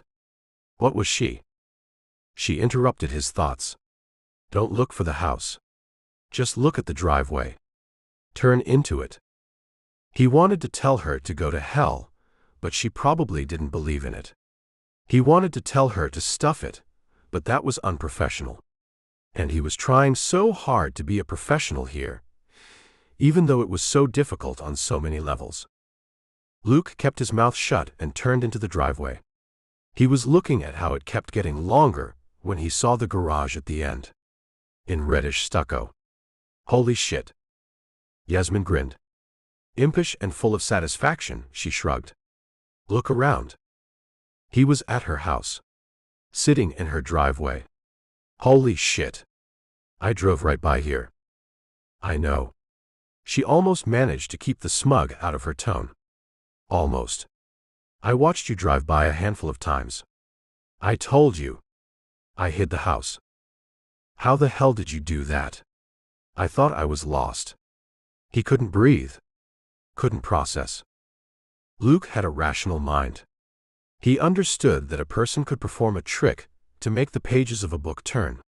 He might not know if it was strings or magnets, but he believed in a rational explanation. Even the candles lighting and going out, even the flames jumping several feet into the air, it was no more or less than what those close-up street magicians did. So he didn't really let it bother him. But hiding a house? How did a person do that? Sure, Vegas acts had done much the same thing, but she was a lone person and this wasn't a soundstage. He climbed out of the car, walked up the front walk, and pushed open the door, just to check that it was real. Finally, he conjured up a few words. How did you do that? I didn't see it at all. She was right behind him, closing the door and locking the 3 bolts just as he'd made her promise. Her voice said things that didn't answer his question. I told you, I hid the house. I cast a spell on it, and I hid it. That doesn't explain it. Her head shook back and forth and she faced him, her expression almost sad. I don't know how to explain it to a non-believer. But I'm Catholic. I believe in so many things. Yasmin seemed to grasp onto that. Then you believe in miracles. Think of this as a small one. Luke shook his head and looked around the house. It was the same house. The candles were even in the same order she'd put them back in, which was a different order than the one they'd been in before she'd cast the spell. He wanted to look at all of it, touch it, be certain it was real. But instead he grabbed for her left hand and smoothed her fingers with his own, leaving the circular bruise there clear. I'm beginning to believe. He just didn't know if he was changing his life or declaring himself a fool. Chapter 8. He couldn't sleep. Tossing and turning, Luke tried to shut down his brain, but found it to be an impossible task. Surely there was an explanation for how he hadn't been able to find the house. He'd simply gotten lost. He was mistaken about driving up and down her street. He must have been on a different road. He'd probably misread the signs. Also, he was agitated before the whole experiment started, so he was susceptible to careless error. It could all be explained away with a little hypnosis, or maybe even simpler suggestions, and a few errors. All of it could. What Luke couldn't rationalize was the bulk of evidence he was accumulating. Sure, the lost house was one thing. The pages turning in the book by themselves, that was another. The candle flames a third. And a fourth and fifth thing, if he were counting all the times he'd seen her supposedly manipulate fire. The shooting was another problem altogether. Not only had he seen something bizarre, but he was unable to completely write it off. There was a perfectly reasonable explanation there too. People saw weird things when they were in a traumatic situation. But Valverde had a witness who claimed to see the same things Luke had seen. Even Valverde's recitation of the witness's story held some important details that matched too closely to what Luke himself remembered. The last thing was the most troubling. It was the one he hadn't wanted to admit to himself, but he was now hard-pressed to hold back any longer. And it was why he was having such a hard time getting to sleep. The first night he'd stayed over, he dreamed he walked around her house. He'd woken ill-rested, as though he had actually been up prowling the house the whole night. But the next day, he saw that the books on her shelf were in the same order he remembered from the dream. The pillows on the couch in the exact same way. Though it was disturbing, Luke consoled himself with the reminder that he had an excellent memory. He'd solved more than one case in the past by calling up something he'd seen in passing, some clue that made the witness a liar or incriminated someone. He'd brushed off the strange feeling to a strange room, strange bed, strange roommate. But last night, in his dreams, he'd not only prowled the house, he'd opened cupboards, shifted the magazines on the table, and opened a book on the shelf that had a bookmark stuck out of the top. Though he'd hidden his shock from Yasmin, he'd barely been able to stuff it far enough back in his head. The cupboards, ones he never opened before, were arranged exactly as they had been in his dreams. He even lifted an out-of-place ceramic pie dish to see the sticker on the bottom. It had never been used, just as he had known from his dream. The cool touch of the red and cream glaze was exactly as it had been while he slept. He almost cracked the dish, he set it back down so fast. The magazines he had shifted in his dream were now in the new order on the coffee table. What were the odds that Yasmin had gotten up between going to sleep last night, though not slamming her door nearly as loud as the first night, and this morning, and had arranged the magazines exactly as he had done in his sleep? He checked, alphabetical, just like he'd decided. The kicker was the bookmark. When Yasmin was brushing her teeth, he pulled the book from the shelf, telling himself that the bookmark was clearly dark from the part sticking up, but that it didn't fade to purple, and didn't feature a teal cartoon unicorn with pink hooves. That idea was ridiculous anyway. It was so out of character for Yasmin. She might be a witch, but a teal and pink unicorn? The sharp twist of his stomach had stopped him cold. He didn't know how long he stood there, looking at it, staring. Yasmin had come out of the bathroom and grinned at him. Ignore that. My niece Layla got that for me. I can't get rid of it, even though it makes me want to hurl. He simply nodded in return and made them breakfast, trying not to be as disturbed as he was that he knew where everything was. Now he was afraid. What if he did it again? It doesn't matter. And what did it matter? If he saw the cupboards? If he touched some magazines? Looked at a bookmark? But even he was smart enough to admit that it wasn't about what he did, it was that he could do it. Could he only do it here? What about at home? How would he even test that while he was protecting Ms. Alley? His mind turned to more nefarious means. Had she cast a spell on him? He couldn't figure out what end there was to having him walk around the house and move her stuff when he thought he was asleep. Then he sighed. He was sleepwalking. Some kind of lucid sleepwalking. Everything he'd heard about it was that sleepwalkers didn't remember anything afterward, even if their eyes were open. But he must have had open eyes. Must have been mentally asleep and dreaming, but actually up and walking around and looking at things. He was just a sleepwalker with a memory. With a sharp flick of his wrist, he threw back the covers, stalked to the door and locked it. The older house had flimsy push-button locks that clicked right open when turned from the inside.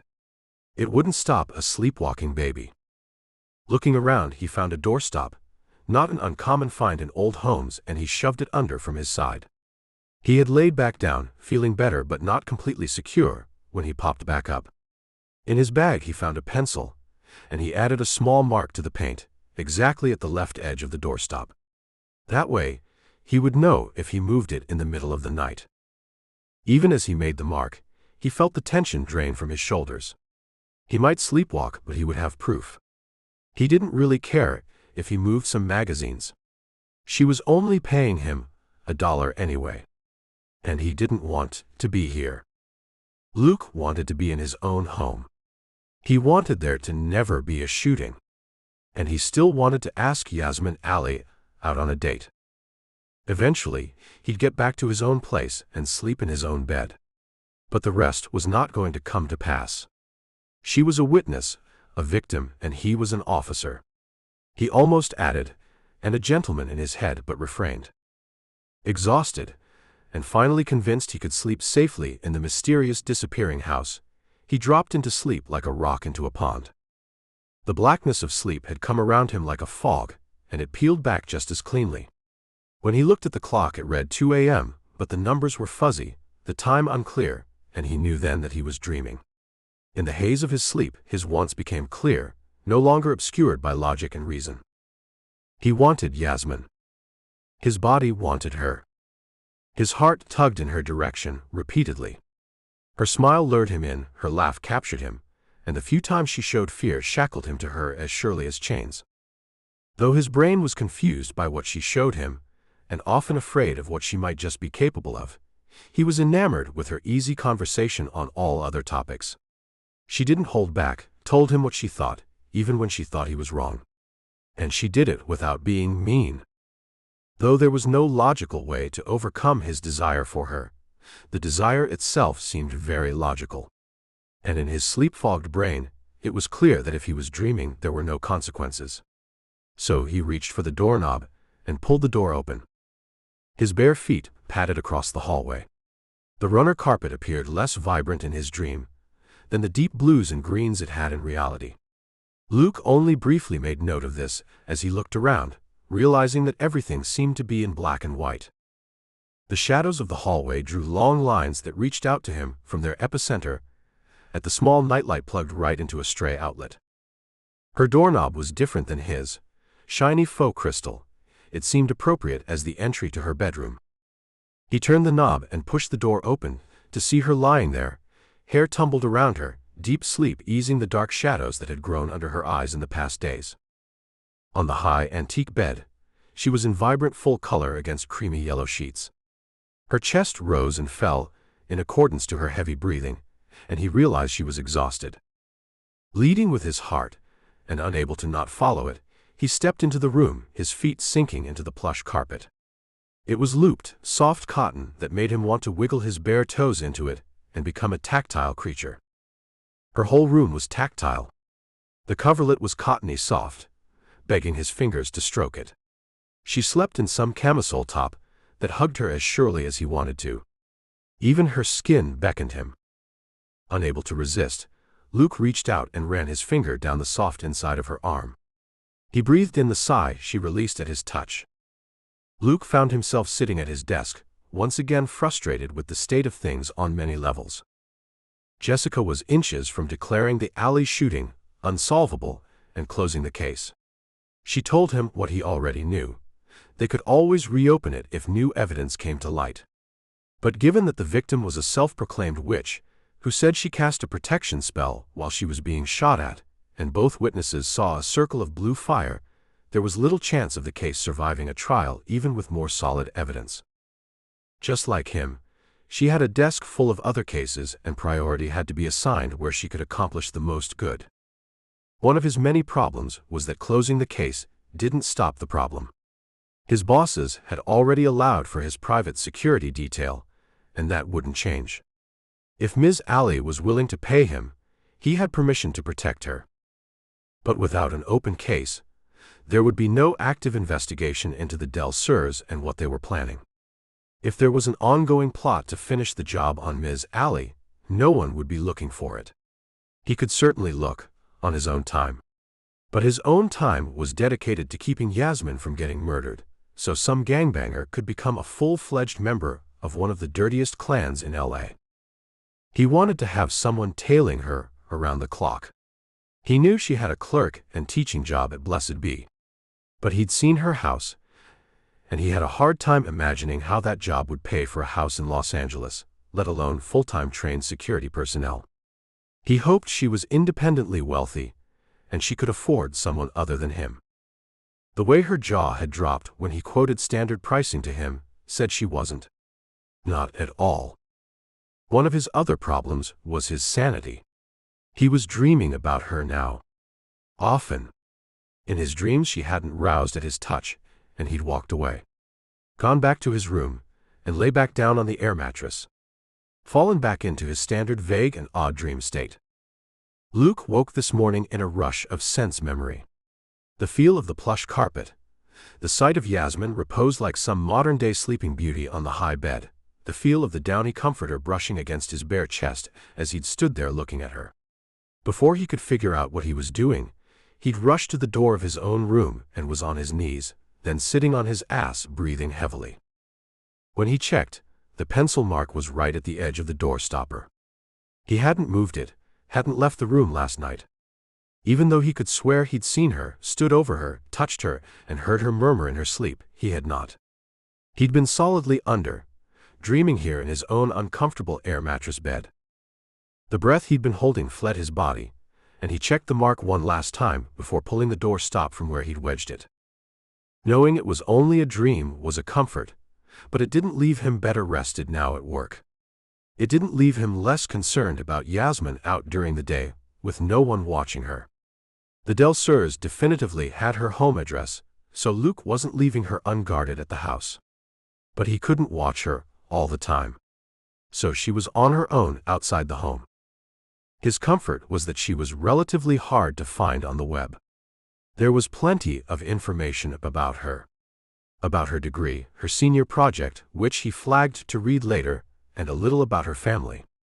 But she was a smart girl, and her address and work and other common stalker tells were hidden. He checked the website and associated information about Blessed Be. Though her first name and her smiling picture were part of the website, a person would have to know to look for her there. The information didn't link back to Yasmin Alley or her address. Not until he got into police files. So Luke felt relatively safe about that. He also figured he had to feel a little better about her protection spells after going through his own missing house scenario the night before. It still freaked him out just thinking about it. The problem was, would it work on anyone? Did it work at all, or was he just a moron who fell prey to some cheap ruse? And lastly, if it all worked so well, why had she gotten targeted and shot at in the first place? There was a good possibility that he would never sleep a full night again. He'd followed her into town this morning. Over the hill, in stop-and-go traffic until he was certain no one was following her. Then he'd waved and peeled off to the right while she went left, him heading to the precinct, her to the shop. The store didn't open yet. She was heading out early because he needed to, but she didn't make a fuss about it. Yasmin simply said she'd made an early appointment, and off she went. The good news was that there was no evidence as of yet that the Del Surs were actually coming after her. It had been 4 days since the shooting, and nothing more had happened. Well, the contents of her stolen wallet had turned up in an ominous-looking circle in the same spot where she'd been standing when she was shot at, but nothing had happened to her. No one had followed her. No one had turned up at the house. No one threatening had showed up at her work. At least not that he knew of. Luke had checked and double-checked all these things. He searched for footprints around the house, watched for suspicious cars on her street. He talked to Tristan, Magic Box owner and Yasmin's boss, and asked questions, told him what to look for. Luke didn't know what to make of Tristan Goodman. He seemed perfectly friendly toward Yasmin, his employee, more so than most bosses would be. Some acted disturbed that the hired help would bring this to their doorstep. Tristan only seemed to want to help.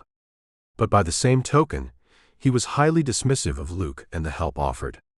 Tristan seemed to think, as Yasmin did, that the shooting was just a glitch in the universe and that a few candles and incantations would protect her from bullets. Having no past opportunities to hone his skills with such beliefs, Luke hadn't been able to form a good argument while he was talking to the man. So he'd informed Mr. Goodman what to look out for, and given him strong guidelines on what to call in and when. Luke had left both his work and personal numbers and hung up. Only then did he realize the argument, the bruise on Yasmin's hand. It said that the spells and candles both could and couldn't protect her.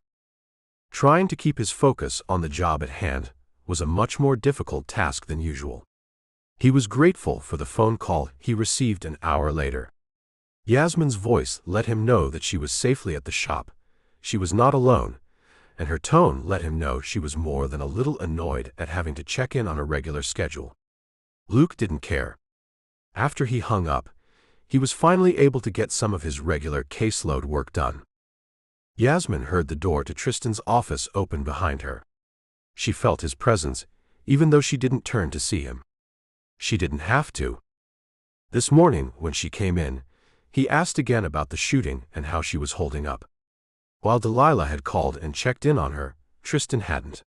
But this morning, he commented that he hadn't been worried. He'd known she could take care of herself. He even checked her palm and told her that the bruise there, probably a law bullet, was pretty cool. Unable to hold back her grin, Yasmin had silently congratulated herself. That love spell she'd cast maybe would have some effect after all. It damn well should. It seemed to have cost her a good amount by way of the shooting, and now having live-in protection and possibly a target on her back.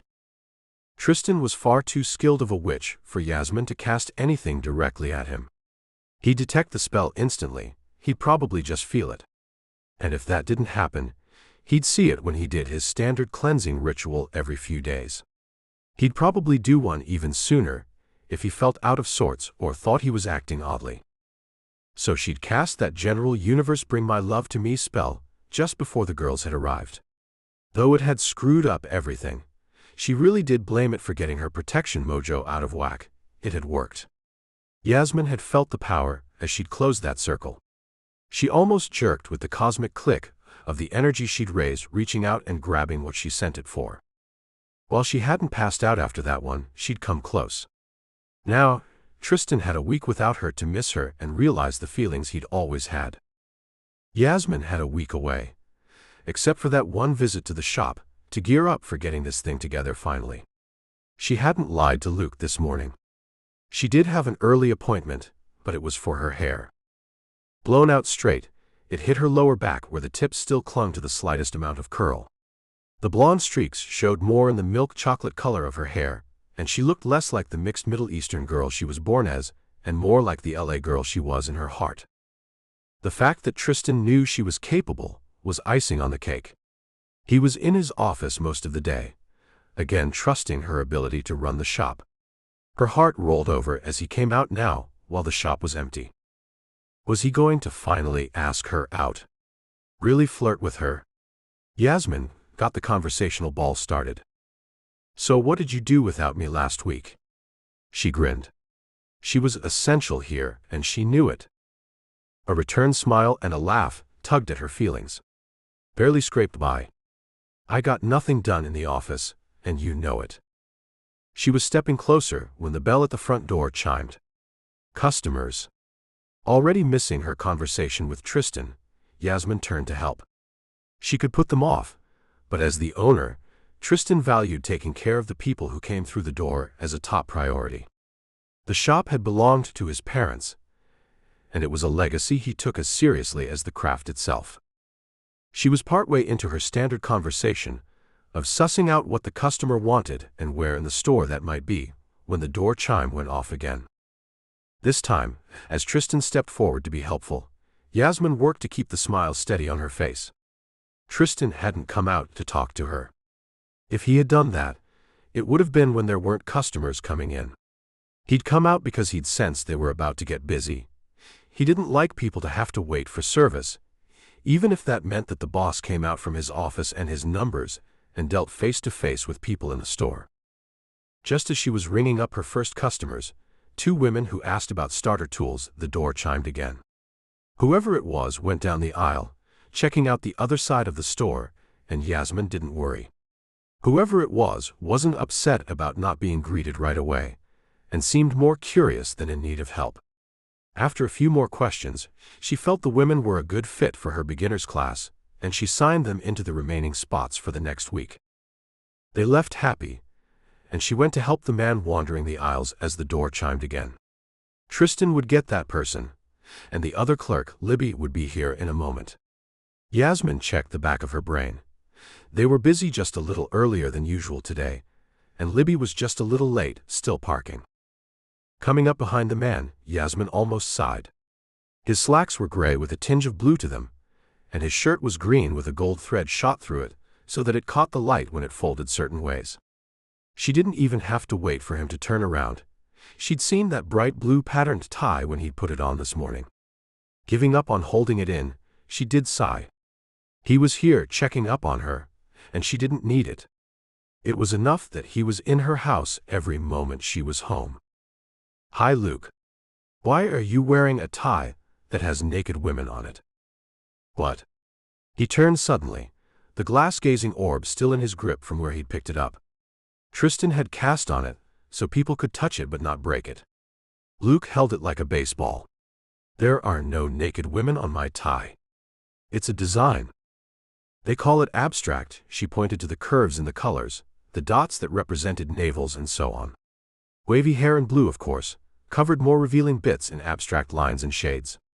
"But those are definitely naked ladies." Luke pushed her finger away, no longer looking at her, but holding the tie up to his face for closer inspection. "They're not." "Oh shit. They are." While Yasmin laughed, Luke began tugging at the tie as though it burned. "Why did no one tell me this? I never saw that." "Sure you didn't." She frowned at him, mocking his panic. "I didn't. I wear this tie to work." With a slick zipping sound, he yanked the tie through his collar and then stuffed it into his pocket. "I can't believe I—" He suddenly stood stock still and stared at her. Then he frowned again, but this time it was at her. "What happened to your hair?" Chapter 9. Luke consoled himself that she was safe and everything was okay. Sure, he'd gone out the door this morning wearing a tie with naked women on it. He had to wonder how many people besides Yasmin had noticed that. Had they looked at him, acting as though he were a serious officer while he questioned victims about cases, thinking that he was completely irreverent and disrespectful? But Yasmin was here, and everything seemed all right. She was just her usual self, still a little irritated that he was following her around and checking on her. Well, too bad. He worried about her. Finishing up with a customer, her boss came over. He offered only a nod, as they'd met just briefly before, but Luke knew quite a bit about the guy. Yasmin, however, wrapped her hands around Witchman's bicep and smiled. "Tristan, this is Officer Salzone. He's working the case from my shooting." Then she turned to Luke. "This is Tristan Goodman, my boss." And holy shit, it was clear from her gooey smile that she wanted this guy to be a hell of a lot more than her boss. Luke looked back and forth between the two faces, trying to quell the churn in his stomach. He told himself it didn't matter what she felt for the guy, because she couldn't be with Luke. She couldn't be anything other than a case to him. But apparently, she wasn't what she wanted to be to this Tristan guy either. Though Yasmin held on to him and smiled, Tristan kept his hands to himself. Luke tried to objectively assess what he saw, but he was finding it harder and harder to be objective about any part of this case. Still, it looked to him like this Tristan guy was completely oblivious to Yasmin's feelings. Luke immediately decided the guy was a moron.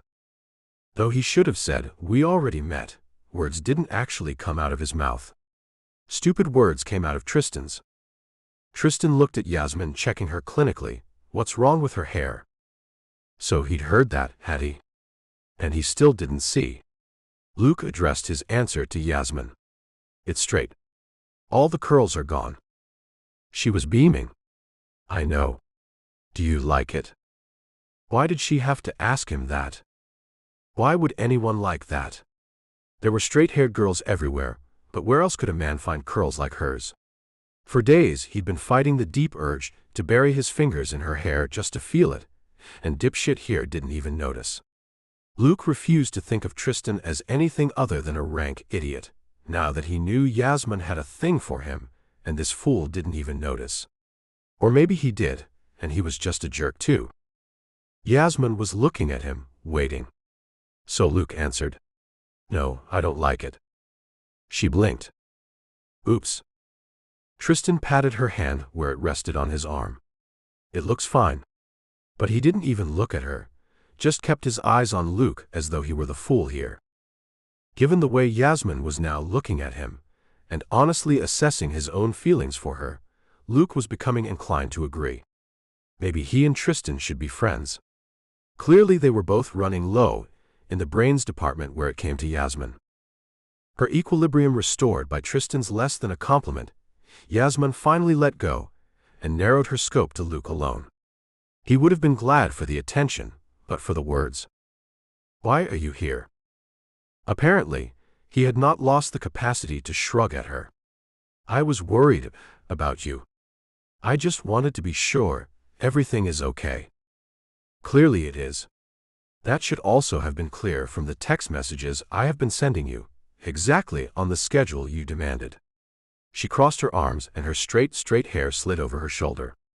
Each of those messages said I was fine and that I hadn't seen anything suspicious.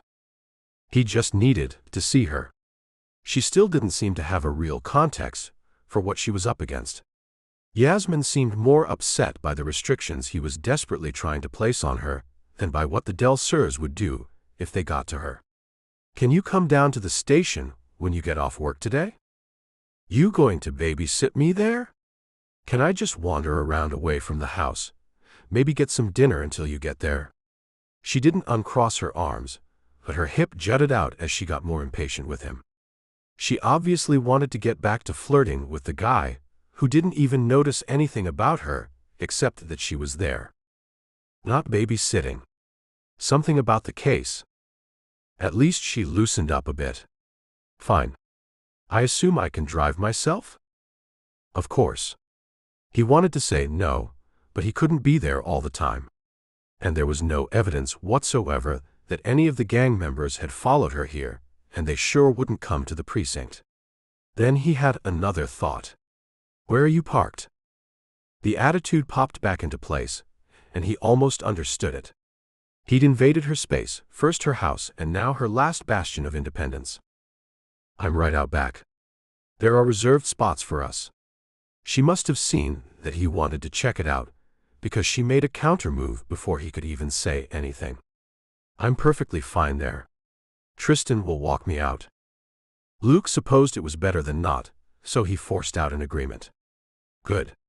But if you don't get a spot right in front of the station, call me and I'll come walk you in. It would be just like the Del Surs to score points by killing her in front of his office. Still, Yasmin didn't seem to get that. Her mouth opened, and Luke tried to make a valid argument, but she stopped him. I have great parking karma. I won't call, I'll have a spot right in front. No worries. So I'll just walk in and find you at your desk. Parking karma. But he could only agree. That's fine. Just please call when you leave here. It was an uneasy truce they reached before he left her there in her shop. Before he walked away, having given firm instructions for Tristan not to have her walking the streets alone, and to accompany her to lunch if she left the building. It grated that he had to say it, and it grated more that he had to endure her smile at the command to eat lunch with her crush.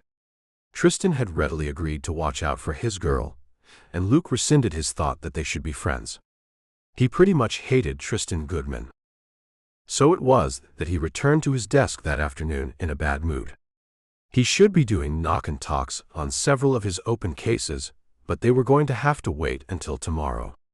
It was about as late as he could put them off, but he was no good today. Today, he would only reinforce people's preconceived ideas of the cops as heartless a-holes. LAPD was really working to change that image, and Luke wouldn't help the cause today. He'd grabbed a burger on his way back from Blessed Be, and eaten it at his desk, not even realizing he'd finished the meal, until he looked down and realized he had to move the empty papers to clear his desk for the next assignment he'd given himself. Pulling up a map on screen, Luke then pulled his old cases from Guns and Gangs. He marked each of the spots where there was a gang initiation that he knew of. Then he used another color to mark other killings associated with the Del Surs. There was a lot of overlap with other gangs, particularly the Stone Jungles. The Jungle Crew was known to take out Del Sur targets just to piss off the guys trying to take over their territory. It was exactly the kind of thing that gangs were known for, even though most weren't this bad. Just your standard turf war that Yasmin Ali had gotten herself in the middle of with her borrowed children and bad timing. Luke's stomach turned as he thought about the possibility of the Jungle Crew finding out about her and taking her out just to get a point up on the Del Surs. He was going to get an ulcer over this one, and Tristan Goodman was going to get the girl, even though he had no appreciation for her. What man wouldn't take that if offered? Getting his head back on the task at hand, Luke checked his watch. He needed this out for Yasmin to see before she arrived. Just then a tone came over his phone. A nice, respectful tone that wouldn't offend anyone if he was dealing with a bereaved family when he got a text or something like that. Yasmin was on her way. With traffic and parking, she would likely be about 20 minutes. He pulled and printed picture after gruesome picture. He gathered articles about the violence the Del Surs were known for. And he hoped it would be enough to stop her from being so blasé about her own safety. He knew he wasn't going to get the girl. And he sure didn't want her boss to get the girl either. But the girl had to still be alive and safe at the end of his story. He knew that above all else.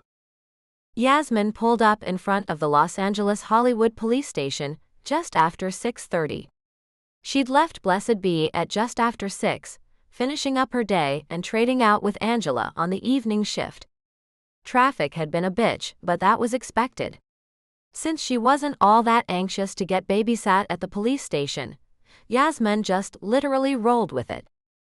Putting the window down, she inhaled the fumes and the heat. It was one of those days when you could smell the sunshine.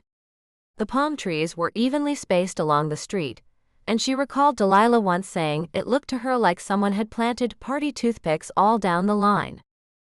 The precinct was tucked back off the main road, ironically, amid black door clubs that probably trafficked cocaine to the celebrities who came there.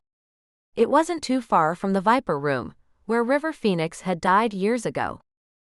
Snapping her fingers, Yasmin invoked her parking karma, and sure enough, as she pulled up, a driver pulled out of the frontmost spot, allowing her to sail right in. There was even another hour left on the meter. At least that she could smile about. With her purse tugged higher on her shoulder, she forced herself up the steps into the building and checked in. She almost referred to Luke as Officer Multicolor to the uniformed man behind the front desk, and she had no doubt the man would know exactly who she was talking about. She'd been in here several times now, and hadn't seen one single other person wearing anything further from grays and browns than a good, solid navy. "You told him about the tie, huh?" Jessica Valverde called to her as she passed. Veering over to say hello to someone friendly, even if she was dropping the case, Yasmin stopped in front of the desk and nodded. Then she caught on. "You knew. You didn't tell him?" Valverde shrugged. "I have a small wicked streak." It seemed harmless. Able to see his desk if she looked over her shoulder, Yasmin did just that. He seemed a little freaked out by it. "I thought he knew." "Nope. He's had that thing for over a year." Yasmin almost let her mouth fall open. Valverde had let him wear it repeatedly? Clearly a keen observer, the woman shook her head. "He didn't wear it much, and I talked him out of interviewing the parents of a murder victim the last time he wore it." I got my jollies, but I'm not that insensitive. Well, Yasmin could understand. She could even make him forget what she'd told him about the tie. He could put it back on and not be any the wiser. Valverde could continue to have her fun. But there would be no real way to explain to the woman what she'd done. Who knew what Luke had already told her? Then there he was, flagging her down, motioning her toward his desk. Good thing she brought a book with her. Time to get babysat. It turned out she was wrong.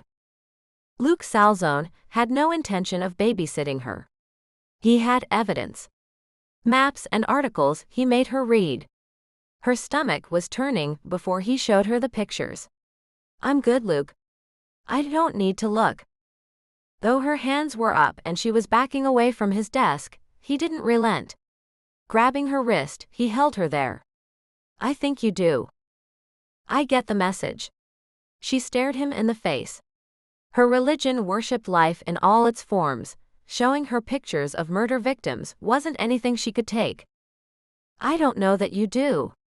He sighed, his hands on his hips now that he let go of her. These guys will kill you. And they'll do it viciously. They'll stake you out and shoot you point blank on the steps of the precinct just to get back at me. Taking shallow breaths, Yasmin absorbed that for a moment. Then maybe you aren't the best person to protect me.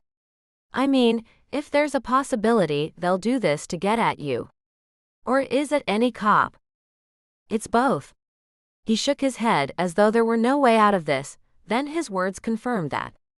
You can get someone else, but the Del Surs know me, along with a handful of other cops. I just came off the Guns and Gangs unit. I arrested as many of these guys as I could. But the revenge on me will be because I happen to be on scene. Because one of the guys there may have recognized me. His body language was all over the place. His hands almost waved around randomly, his shoulders shrugged, he paced a tight circle beside his desk. I don't know that they did place me, but I don't know that they didn't either. If you want someone else and can afford it, that's fine. As long as it's someone and you stay safe. Yasmin nodded. She couldn't afford anyone else. Her gasp the first time he'd told her the going rate wasn't just because it was an arm and a leg, it was because the cost was way out of her possible range. She admitted as such. Aside from refinancing my house and pulling all the equity out, which is stupid in this market, there's no way I can come close to affording it. She was babbling. He didn't notice. I've got you covered. I don't want these guys to win. He finally stopped pacing, but he was now standing over her, hands planted on his desk, staring her in the eyes. I need you to help me here. I know it sucks not to go anywhere alone, to lose all your real privacy, have someone invade your house. But you do not want to wind up in their hands. It was bad luck, but you have to deal with it. Nodding, Yasmin thought to herself that maybe it was bad luck she'd conjured up herself.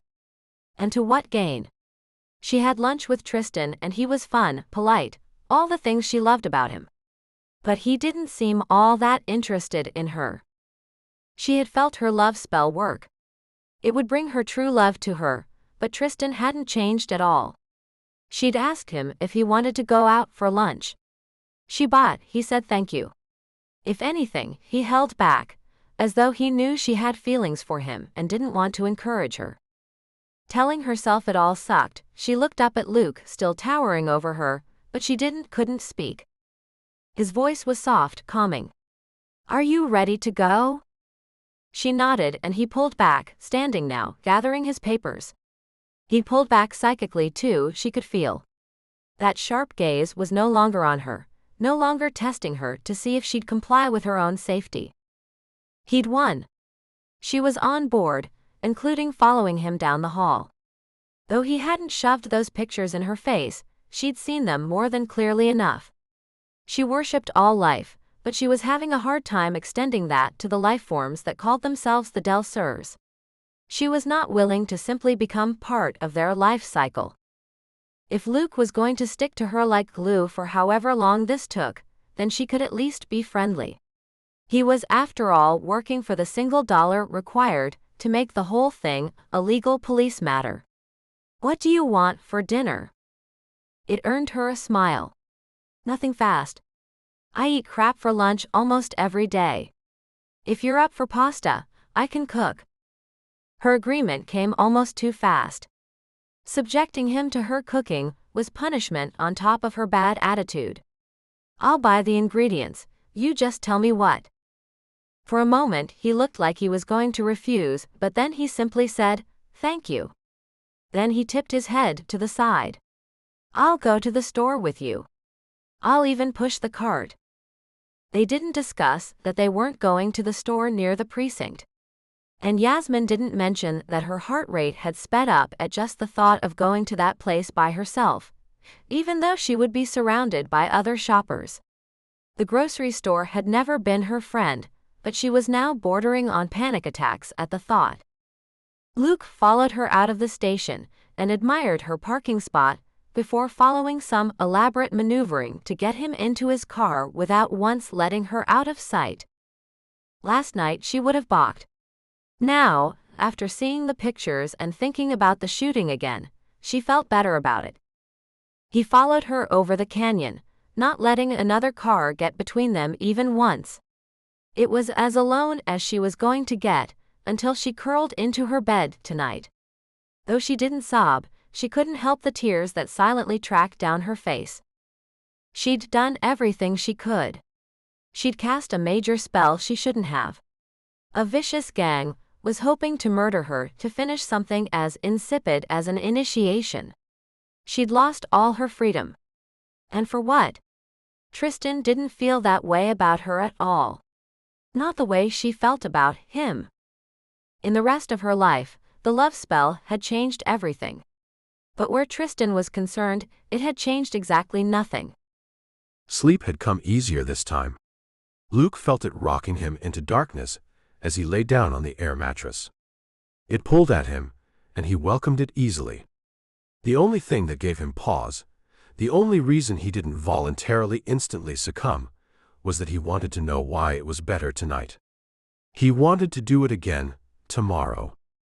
Maybe it was because Yasmin had been so agreeable tonight. She hadn't complained about him sticking to her like glue, and had even seemed to be glad he was there. Luke let himself enjoy the feeling, although he knew it was a false one. She stuck to him because she was afraid, because he'd made her so. Her softer feelings were all aimed toward Tristan Goodman too. That dipshit didn't even see her. Sure, he probably looked, what man wouldn't, but he didn't see. She had tried to impress him by changing something that was uniquely Yasmin, and he hadn't even noticed or cared. That was all levels of honked up, but Luke couldn't get involved in that one. Maybe he was finally at his rope's end. He'd been awake, nervous, on edge for nearly 5 days. It was entirely possible that he'd simply used up whatever store he had, and his body was tapping out with or without his approval. He'd heard Yasmin go into her room, and when he'd come out from brushing his teeth, he'd seen a soft light under her door.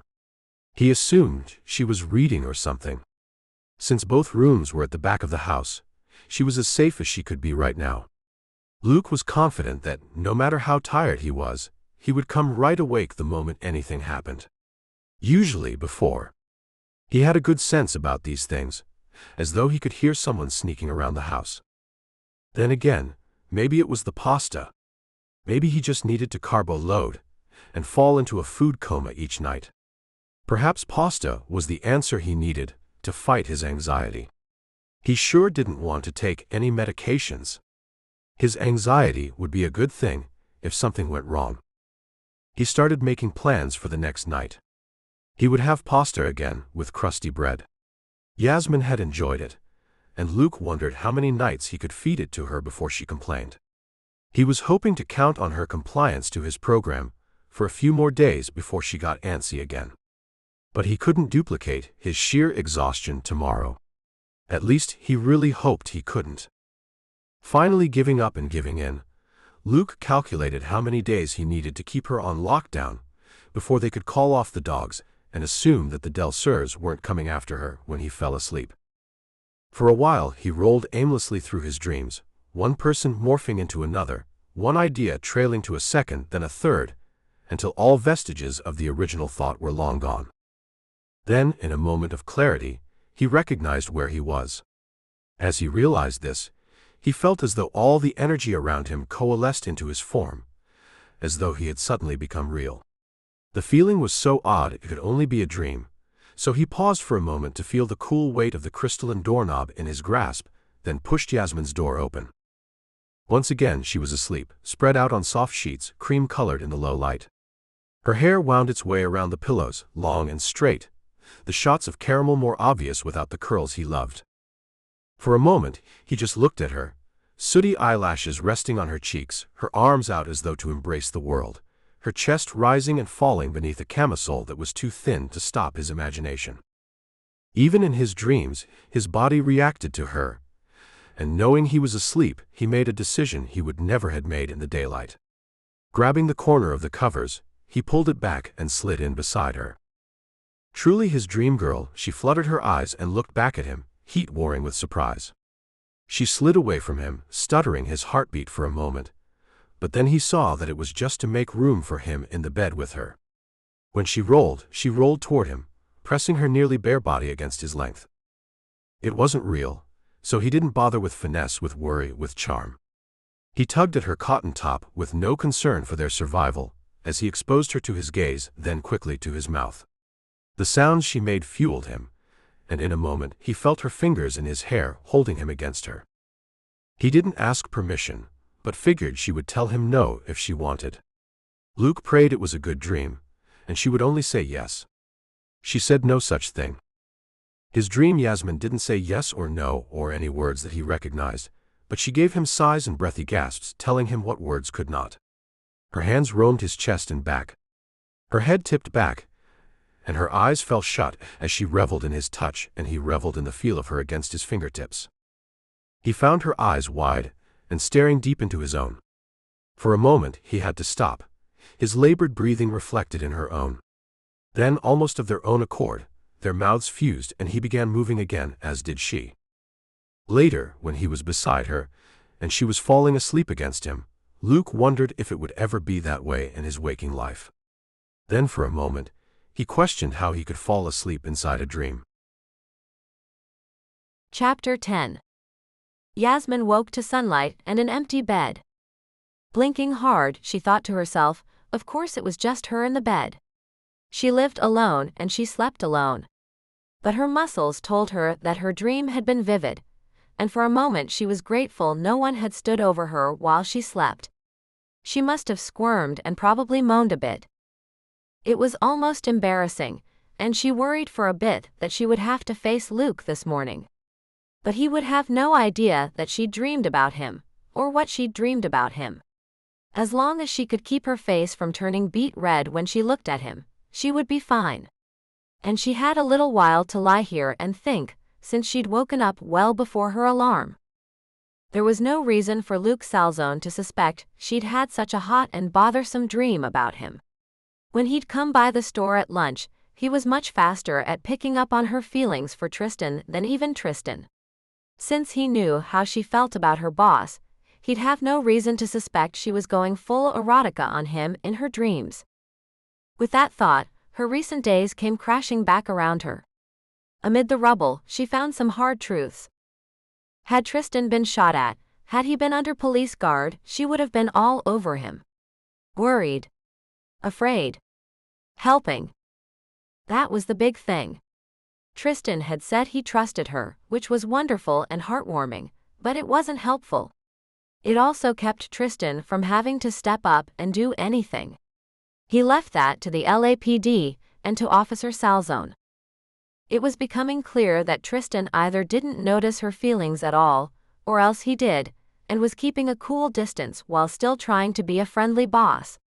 Either way, it didn't add up to him having any romantic feelings for her. Yasmin put her hand to her head, briefly startled by the feeling of her straightened hair. It would last today and tomorrow, then she would have to wash it and the curls would spring right back. She had done it in part because every woman she noticed Tristan flirting with had straight hair. They were all standard beauties with straight hair. There was nothing shy of surgery to be done for the American melting pot looks he favored. Apparently, the hair wasn't enough to get him to look her way. If she was being honest with herself, the hair was a stupid move.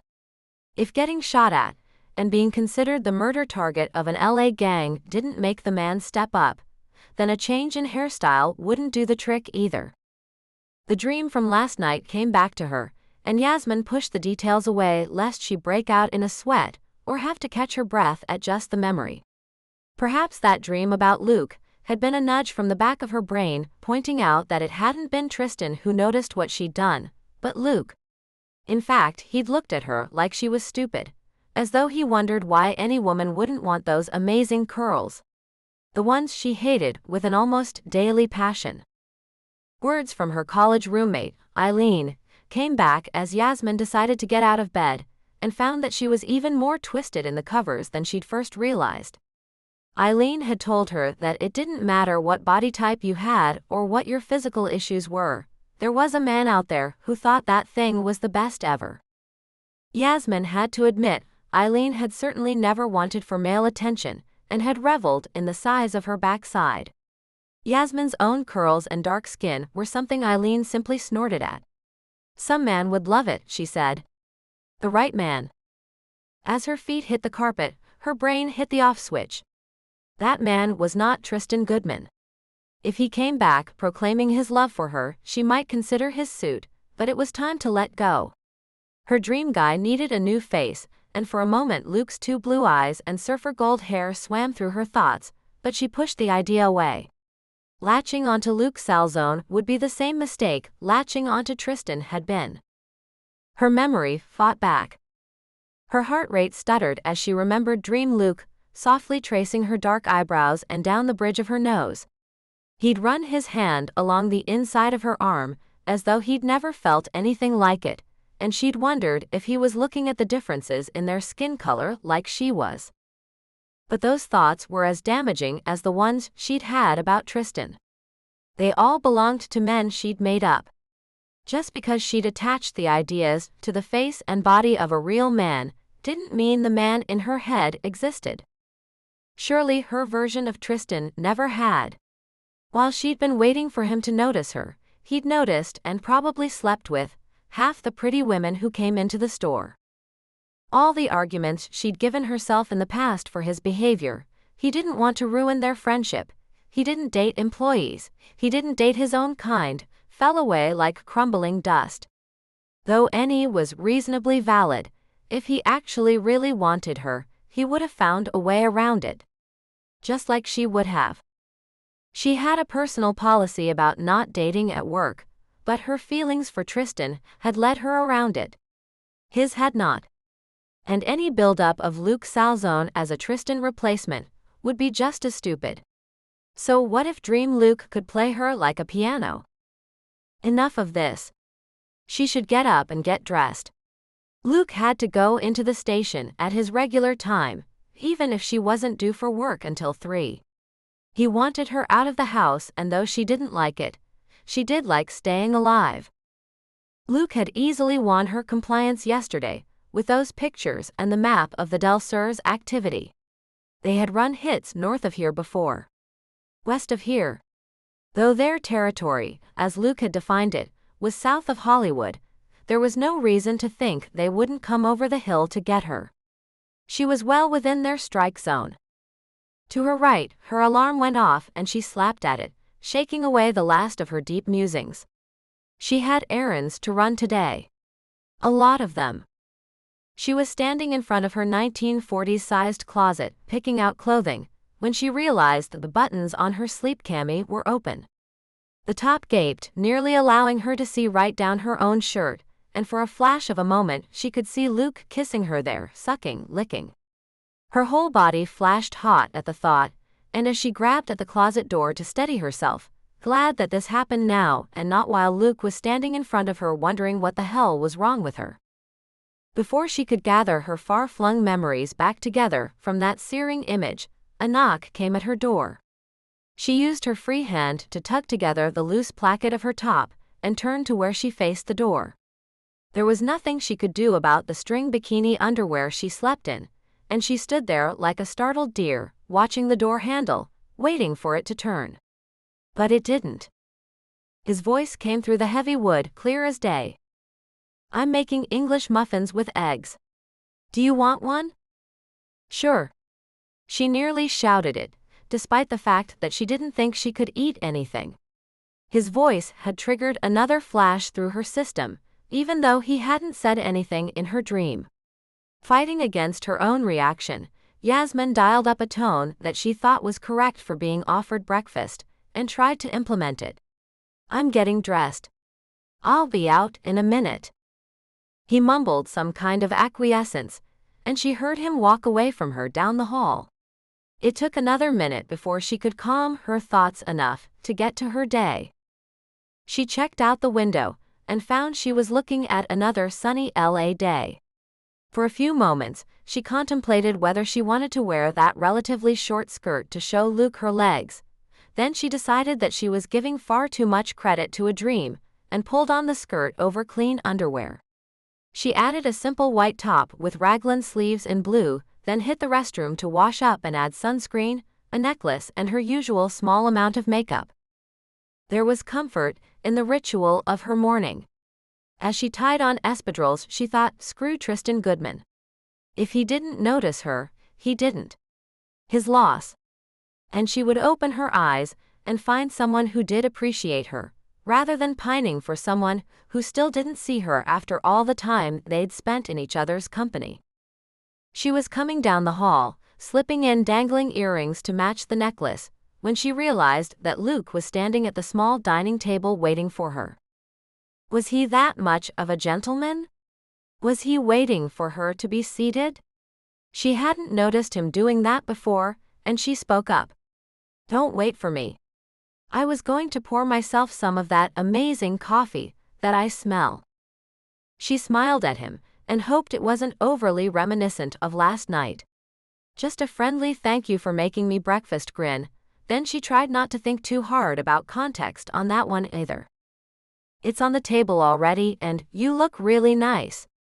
He sat before she did and dove into the food. Poor man. He couldn't help but notice her unrequited attraction for Tristan. Yesterday she would have called it love, but today her view was clearer. And Luke was trying to make up for the fact that he also noticed that Tristan did not feel the same way. She almost sighed at him. But she didn't get a chance. He was eyeing her oddly. "Will your hair ever go back the way it was?" She laughed, grateful that the tension was broken, even if she was the only one who felt it. "Tomorrow night." His fork was still paused halfway to his mouth. "What happens then?" "I wash it." This time he frowned. "And it curls right back up?" As though the mysteries of hair care were well beyond his scope. Then she glanced at his short blonde swirls again, and wondered why she'd ever accused him of hair gel. It just went that way, apparently. Yes, this was done with a little hair balm, a dryer, and some time. It will go right back when it hits water.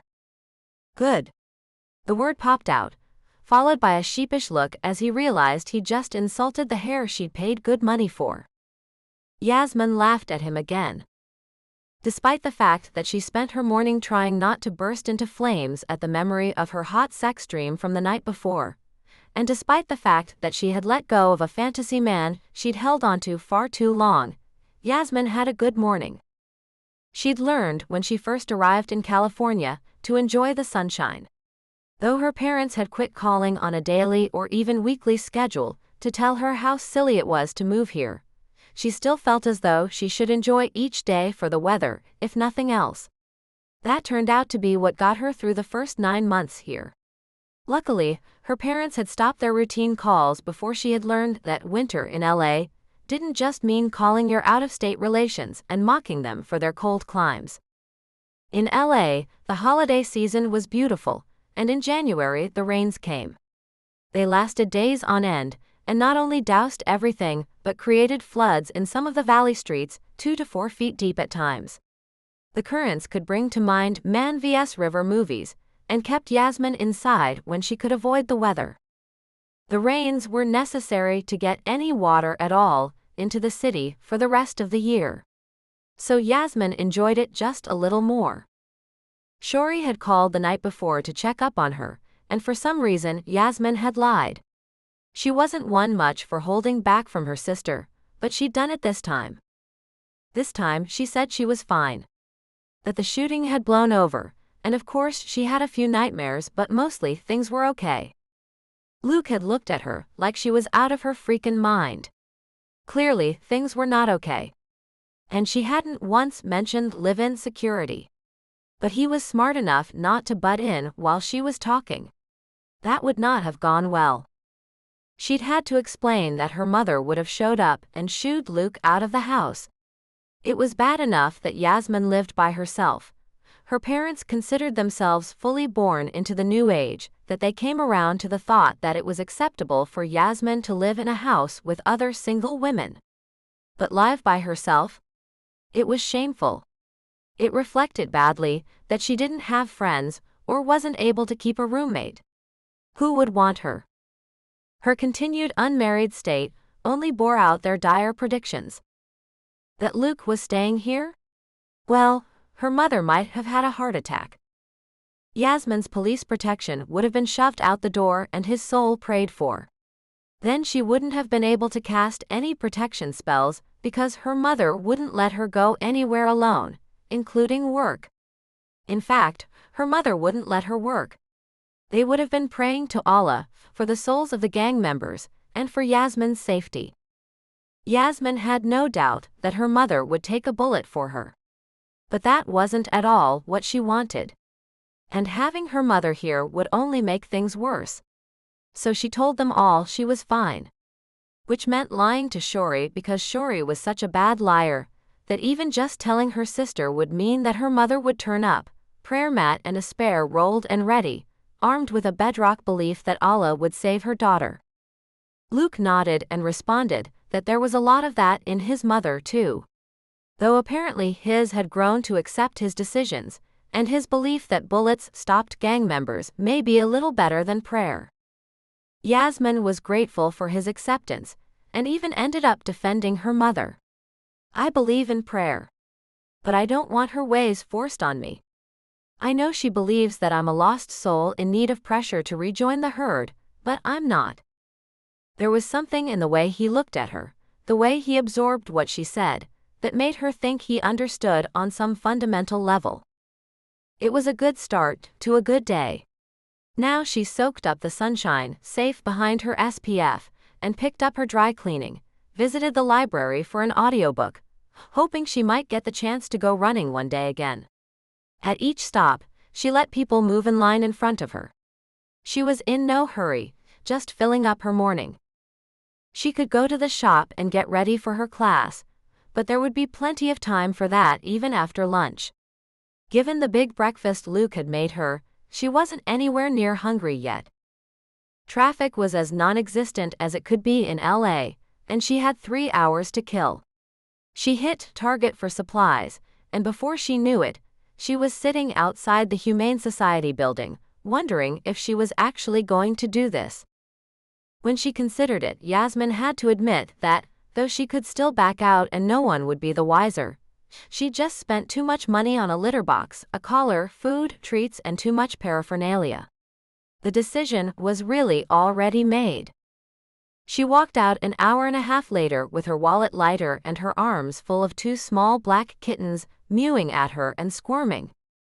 Babies. You have to go in the box. The unnamed kittens did not agree. No wonder. They'd previously been neutered and gone home with someone only to be returned. As small as they were, Yasmin had to wonder at the center's policy that no animal went out the door without first being fixed. She understood it, but these guys were far too young. It turned out that stuffing kittens into a box, even a box designed to hold much larger cats, was as hard as everyone said it was. The woman at the shelter had expressed concern that these 2 wouldn't get adopted, and Yasmin's heart had cracked. She not only now had a kitten, she had 2 of them. Somehow, in the process, she'd become borderline late for work. Driving through a burger place turned out to be harder when you had kittens caterwauling in the seat beside you. But she made it into her parking space and hauled her stuff inside 10 minutes before she was due. Libby looked up from a sale she was ringing, and her mouth dropped into a perfect awe at the sound and the sight of the house-shaped box with regular holes punched in the side.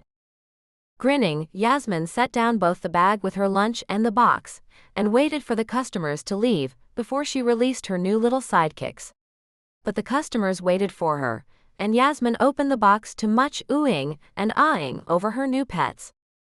Even Tristan wandered out and checked out the scene. Kittens were climbing all over the customers in his store. Where Yasmin had been sure even 15 minutes ago that he wouldn't mind, many LA stores had resident animals, she wasn't so certain now. It turned out as long as the customers were happy, Tristan was fine with it, and he went back into his office, only coming out just before they got busy. By the time 6 pages rolled around, Yasmin was wondering whether the kittens would even know to come home with her. They were handled by so many people that day, how would they even know she was their forever home? She still had to teach her class, and she was beginning to wonder if she'd need to hire a kitten sitter or, God forbid, try to keep them in the box during class. Focus was the primary concern of new witches, and focus would not be possible with her 2 adorable little distractors around. She wasn't surprised by the nearly constant chime of the door as her students showed up. Many came relatively early and shopped a bit. While traffic and parking were always a concern, she taught them tricks early on and valued promptness. It became almost a weekly challenge to get the good parking spots in front of the shop. Yasmin smelled him first. He was standing behind her, and she was surprised that he was in her store. She turned, trying to find something to say and cataloging that it wasn't a cologne or anything specific, just a blend of all things Luke, a smell her brain had filed away some time before and pulled out last night in her dream. Forcing a smile, she tried to find words. Her expression alone must have worked because he said, "I'm here to take the beginner's class." Startled, she blurted, "Really?" Had he signed up? She vaguely remembered him commenting on it. Hadn't she told him no? But when she looked at the clipboard in her hand, and the list that Libby had printed up from in-store and website sign-ins, there was the name, Luke Salzone, at number 7. She couldn't very well turn him down, so she said, "Yes you are," and marked him present. Then she had her hands full with students checking in and trying to play with her kittens. It was 7:30 before she gave up trying to wrangle people and animals. She wasn't sure which was making more noise, the mewing kittens, the cooing students, or the few who were grumbling that they wanted to get started. It was Luke who stepped up and said he'd take care of them. It took only seconds for him to leave his spot in the class and scoop a tiny kitten into each big hand and head out the door. While they had been crawling all over everyone and everything and begging for attention, they were disturbingly docile in Luke's grip. She wasn't sure if they were feeling safe or resigned, but they went quietly with him, and she taught the class until 15 minutes after time to make up for the late start. It took another 15 minutes to say goodnight and answer all the questions. Libby stayed even though they officially closed at 9, ringing up sales. Yasmin knew that the extra sales showing after 9 pages would make Tristan happy, and she waited for her heart to twist at the thought. It didn't, which only further solidified her theory that she was an idiot. She'd been in love with an idea with Tristan's face. The real Tristan was someone she wouldn't know what to do with. Searching the store for Luke, she finally heard a tiny mew and followed the noise around behind the counter. She'd expected to find a wayward kitten having escaped from its box. Instead, she found Luke sitting on the floor, nice work slacks covered in black hair. One kitten slept on his shoulder, head burrowed into his neck. The other rested on its back in his hand. Luke's other hand was giving the tiny kitten a belly rub. Yasmin clamped down on her heart, where it wanted to roll over in her chest. No, she was not falling for another guy that she didn't really know. A few nice facts and she stitched together a make-believe perfect man. Not again. Luke, thank you. It's time to go though. Okay. He looked up at her and smiled, his eyes bloodshot. He looked like he'd been on a 3-day bender, until he scrambled suddenly. Yasmin was too late putting it all together. He'd grabbed a tissue he stashed at his side and sneezed. Oh, Luke. What a fool she'd been. You're allergic. Just a touch. Chapter 11. Luke's dreams had wandered into Yasmin's bedroom the night before for a second time. He'd had stable, steady relationships before, and he had to admit he liked the camaraderie that went with it. He liked watching TV together and talking about anything and everything. Except he hadn't quite found a real anything and everything yet. Nicole hadn't liked anything he liked, except in bed. And Reese had been completely compatible in everything, and too competitive at all of it. She applied to be a police officer because he was and lorded every test score she beat him at, and fumed or sulked when she didn't. Those had been his longest-term relationships. Though he and Yasmin had started out on shaky ground, they were settling into a rhythm. He was becoming much more at ease with the witchcraft, and she was becoming more at ease talking to him about it. He figured it had just taken a handful of days for him to be confident that she wasn't going to give him a tail or turn him into a toad. Though he wasn't at the point where he would lay money on her ability to actually turn him into something else, he wouldn't lay money against it either. She listened to him when he talked. She took it to heart when he'd scared her about the Delsers, and he felt bad about that still, but staying alive was more important than ignorant bliss. Her apologies last night about bringing home animals he was allergic to were incredibly sincere. She even volunteered to take them back to the shelter and berated herself for being thoughtless. He'd grabbed her by her upper arms when she'd about worked herself into tears and made her face him. It's your house, you can bring in any animals you want. They make medicine for this. I'll just take something. I have Benadryl. He was already grinning, but too late he had to fight off another sneeze. Good thing he knew he wasn't going to get anywhere with her. This was not manly. Can't take it, my job is to be alert. I'm so sorry, Luke. Her shoulders sagged, and so did her smile. I'll be fine by morning. Had she been his girlfriend, he would have held her. Kissed her to reassure her. Had she been his girlfriend, she probably would have known that he was allergic. So he settled for helping her find a place for the cat litter, the laundry room, and training the cats where it was, not as simple as he would have thought. Then he sat on the living room rug and played with them regardless of how much his eyes watered. Yasmin was grinning at him. You like cats? I like the ones that are friendly. I think if you get them little, you can kind of make them that way. Then they're good pets. She nodded, before saying what she'd clearly been thinking. I figured you for a dog guy. Aren't dogs manlier? Real men don't like cats. She nodded. And he reminded himself that she was not his girlfriend, despite the way he'd touched her in his dreams. Despite the way he wanted her, even when he was awake. Would you rather I ignored them? They're small creatures. He shrugged. Any creature that needs help defending itself should have someone watching out for it. As he watched, she seemed to absorb the words. Like a woman who has a gang after her. He couldn't fight the sigh. Yes. But one day it might be me. Maybe you'll have to make a force field around me and stop a bullet. But while I have the opportunity, I try to stand up where I can. He held the kitten in front of him. It dangled there, looking him in the eyes but not looking uncomfortable. That's why you're a cop. He nodded, but changed the subject quickly. I didn't see this coming. 2 kittens. What prompted it? She laughed. I had to stay out of the house this morning. And it was something I always toyed with. You know, one day when I get a cat, that kind of thing. She stroked the silky fur of the still unnamed kitten in her lap. Then I got there, and these 2 had been returned. They said they didn't know, in this case, but it happened a lot because someone turned out to be allergic. She looked sheepish at the thought. I'll be fine tomorrow. He waved her off. You don't think it's because they're black? Both kittens were inky from their ears to the tip of their tails. What does that have to do with it? Luke stared. How did she not know this? Black cats are harder to adopt out and more likely to suffer abuse. They are 3 times as likely to be the victims of violent death at the hand of a sick human. Her jaw was open. Why?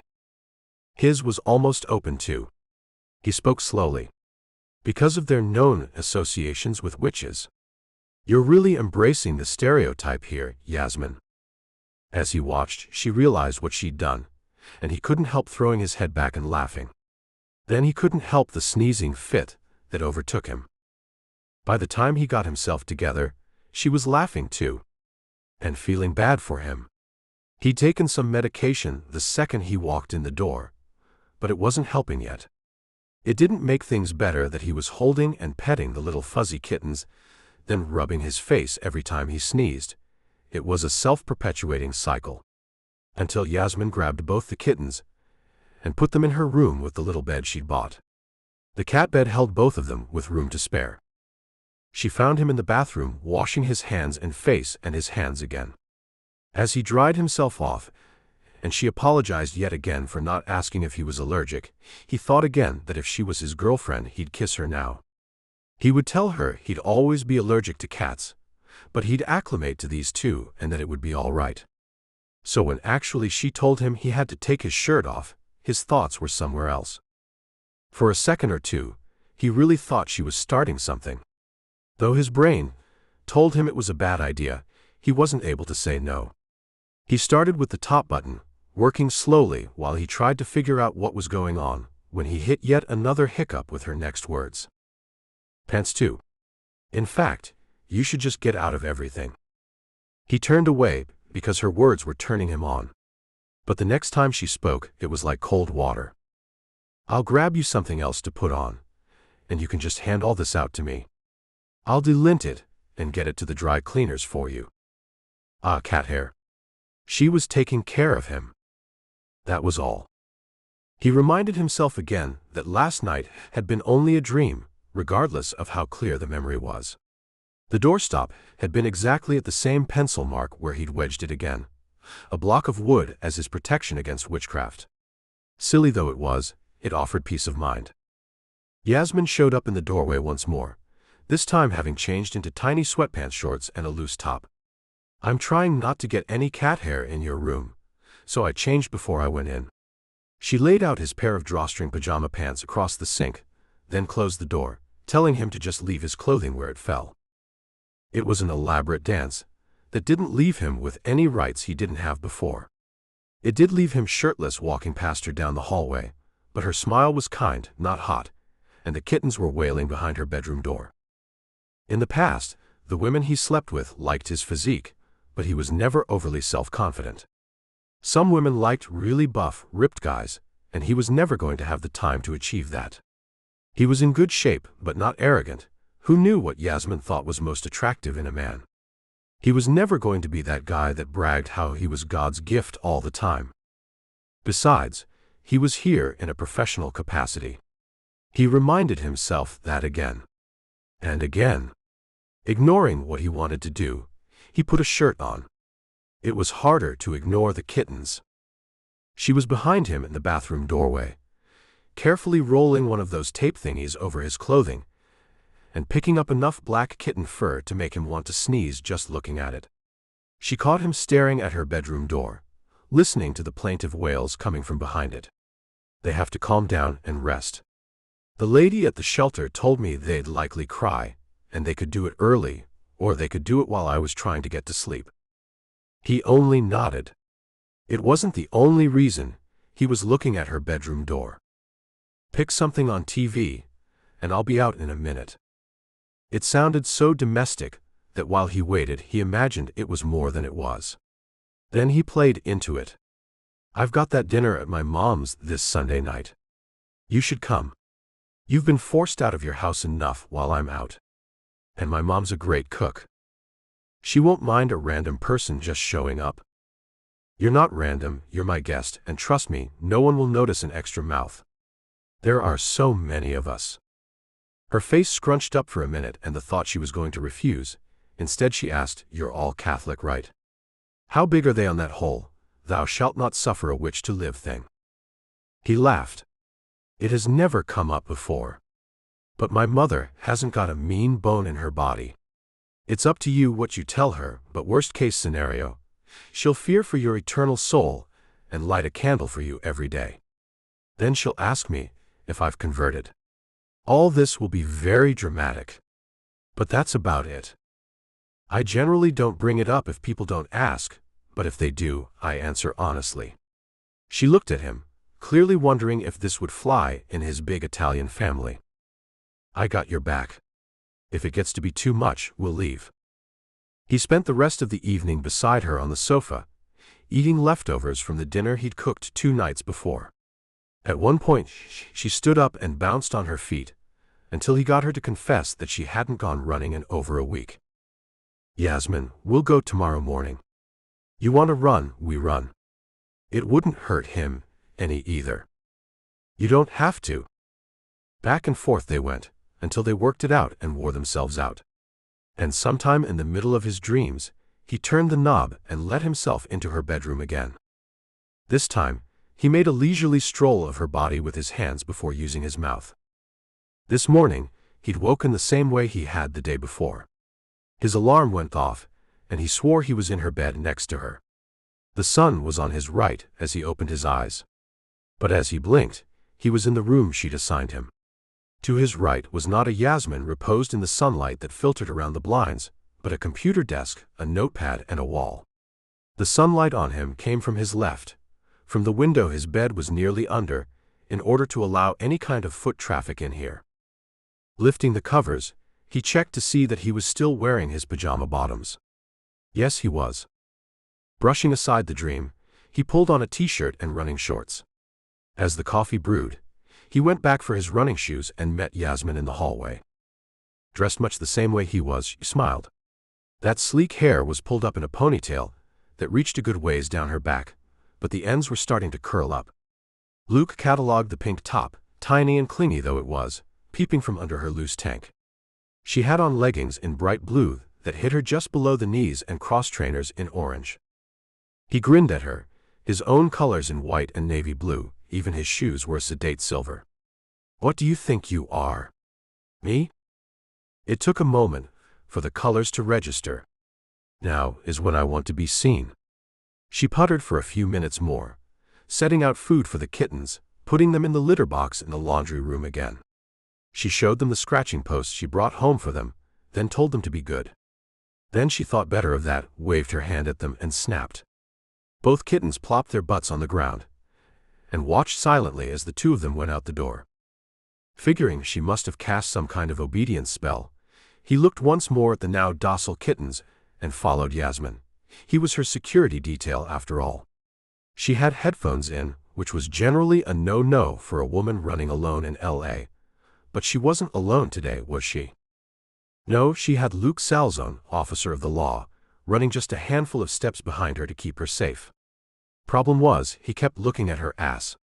The tank top would move and reveal more, since the leggings and the little top were more like a second skin than clothing. He was supposed to be scanning the area, watching out for the worst guys around. Her home may be hidden, but they were out of the house and she was in her brightest clothes. But a little further down the road, and his training would faltered off. He slowly edged into the zone, running, keeping up with the solid pace she set, and the next thing he knew, he was admiring her ass again. About the 3rd time it happened, he tried to set up a rhythm. Look at her ass, look to the left, look at her shoulder, check the right. He was doing great, until her top shifted as they turned a corner and his feet stumbled. Down he went, barely managing to angle himself across the sidewalk and onto the yard beside him. She'd been deftly hopping up a curb, and he should have followed, but just then her top had shifted and revealed the small mole on her shoulder blade. The one he'd kissed the night before in his sleep. His foot had missed. He'd planted himself in the grass. And Yasmin kept running, earbuds in place. He called to her, but whatever she was listening to, it wasn't him. Someone in a passing car took pity and waved at Yasmin as they went by. Luke was already on his feet, wiping the grass off and sprinting after her by this point.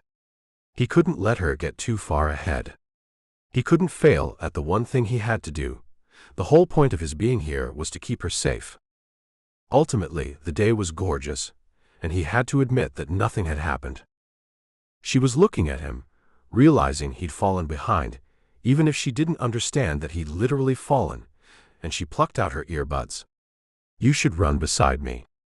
Then we can keep better track of each other." He nodded. Then he wouldn't have to look at that mole. Wouldn't have to think about what it meant. Trying to lose himself in the music filtering through his one earbud, Luke talked himself out of his original idea, the one that had sent him sprawling.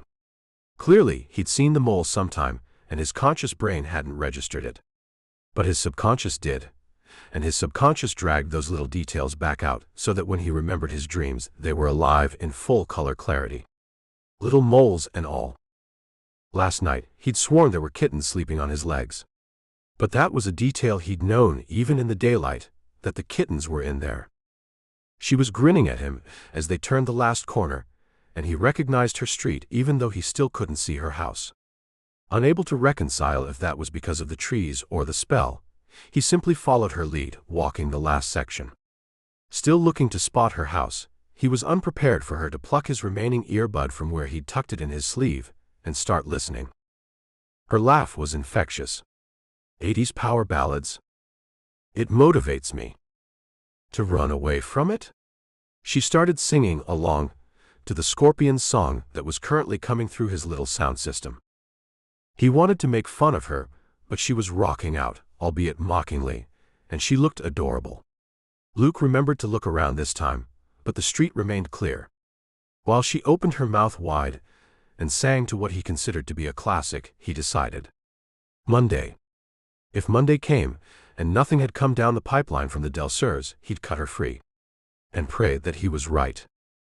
Not really wanting to see her celebrate at the thought of her freedom, Luke didn't make a grand announcement. "What are you listening to?" "Audiobook." "Romance novel," he mocked. "Nope. Suspense. I'm running from bad guys." She grinned and gave him back his earbud.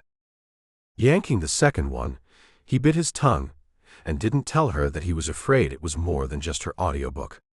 But he was standing in front of her house, so he simply ushered her inside, where they found that the kittens hadn't chewed any furniture, but appeared to be attempting to use each other as play toys. He could almost see the fur in the air. Yasmin must have thought the same thing. "Let me shower first.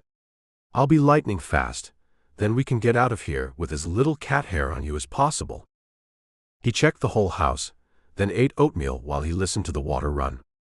The only thing that kept him from playing with the kittens was the thought of having to do his rundowns today with a red nose and bloodshot eyes. No one would assume allergies, not on a cop.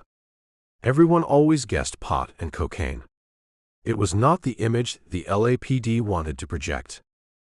As fast as she promised, she was out, her large towel wrapped around her. It shouldn't have turned him on the way it did, but the wet curls springing around her head were as good as gold to him, and he couldn't help the smile that formed on his mouth as she told him the shower was all his and turned, flashing him that mole again. He'd made up the one on her hip. If he saw that, then he'd become concerned. But the doorstop was aligned with the mark, and he'd surely seen the mole on her shoulder before. So he grabbed the hanger with today's clothes on it and tugged it into the bathroom with him, giving the set one last steam to get out any wrinkles he'd inadvertently put in it since picking it up at the dry cleaners, and he climbed into the shower. The hot water invigorated his confused muscles. It had been a week since he had run, even though he'd hit the gym during work more than once since then. But the dream sex was leaving him with some satisfied strain in muscles unused in quite a while. The heat stung his shoulders, and when he dried off, the towel scraped at his back enough to make him wince and look in the mirror. Fingernail scratches raked each shoulder, and Luke's jaw dropped wide open at his image. Turning one way then another, he tried to inspect his own back, failing miserably at every angle. He tried using the tiny mirror from his overnight kit. While it allowed him to see all the scratches at once, it didn't improve what he could see. He considered having Yasmin inspect them, But how would he tell her that the must have gotten them during a hot and heavy dream featuring her? Luke shelved that idea right away. He'd probably scratched himself somehow. His proof, the doorstop, remained in place each night. Dreams sometimes involved the dreamer altering actual happenings, sounds, feelings, light, to fit the scape of the dream at the time. He must have scratched himself and dreamed it was her. Doing what he did best, Luke solved his own crime. He'd seen the mole before. The scratches were his own hands. He even reached around his shoulders to prove to himself that he could reach there and that it was possible. The evidence in favor of him staying in his own bed and not breaking every single law of protocol that he'd sworn to uphold was insurmountable. He woke up in his own bed both mornings. His pants were still on this morning. He had no history of sleepwalking. And that doorstop was in the exact right place. Done. He dried off, avoiding the scratches, and put himself together. Weird, yes, but weird things happened. He dealt with them. And the next 2 mornings, when he didn't find any more evidence, and the door stopper remained in place despite his nightly wanderings, Luke didn't give it much more thought. He saw only one odd car driving down the street, and he even ran the license. It turned out to be registered to a home about 4 streets over, and Luke had to figure that he was just looking for a reason to stay past Monday. But it didn't seem there was any real reason to. Chapter 12. Nothing had happened. Yasmin had a live-in police guard who was doing his best to crack the case, keep her safe, and not sneeze at the 2 kittens she brought home with her when she should have asked first or just waited. They'd gone running twice. She'd worked late the night before, as she did every other Friday, closing the shop. It also allowed Luke some time at his own place, away from tiny kittens who seemed to enjoy rubbing up on him, and he didn't seem to be able to refuse them. Though he was still sneezing a bit, he no longer looked like he'd been doing high quantities of illicit drugs. She tried to fight the random pop-up memories from her dreams. They'd hit her at odd times, bursting into her consciousness with sharp clarity. Getting dressed in the morning, she would see the iron scrollwork on her bed, and suddenly flush hot with the vivid sensation of Luke's hands over hers, guiding her to hold on to the headboard while he knelt behind her and peeled the knit nightie she'd worn to bed, wondering if she'd dream about him again. Yasmin had not been disappointed. She'd agreed to attend his mother's Sunday dinner the following night, as he wouldn't go unless he knew she was with someone. And Saturday morning, she just had to get out of the house, which meant having her friend Jen come pick her up so Yasmin could take them to lunch. Feeling like a teenager getting picked up for an outing, Yasmin stood by as Jen came to the door and Luke introduced himself. Nothing had happened. No suspicious people had come by her home, her work, anything in between. She was so ready to go somewhere on her own that she was almost prepared to go grocery shopping by herself. The pinned-down feeling burst out in her voice. Her name is Jennifer Vivian Leslie. She lives on Poinsettia south of Melrose. Her husband's name is Walker Booth. Did you get all that? A war between humor and pity, his pained grin matched his words. Yes, I did. You have maybe 3 hours. I'll call you on the way home. Thank you. He closed her front door behind her, and Yasmin fought both the odd feeling of leaving someone at her home and wanting to yell out to him to lock all the deadbolts. Instead, she grabbed Jen's hand and dragged her to the car. Jen wasn't even pulling away from the curb before she bust out, "You're living with that hottie?" Technically. While Yasmin was explaining both the man at her door and the satisfied demeanor she was apparently sporting, the whole story came out. In the end, Jen knew everything, including the dreams and how Yasmin was having both an actual professional relationship with an officer trained to protect her, and a pretend dream relationship with her subconscious's version of the same man. "I think he likes you." Jen grinned while putting away about the biggest burger Yasmin had seen her friend ever eat. "I think you're wrong. I think pregnancy hormones are making your vision cloudy."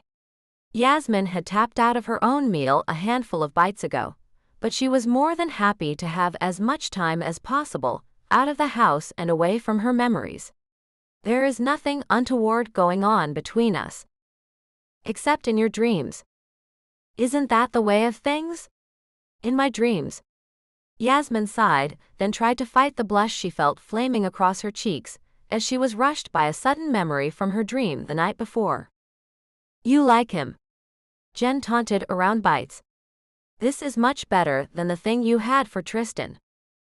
Yasmin toyed with a sweet potato fry she had no intention of eating. Was I the last one to see that?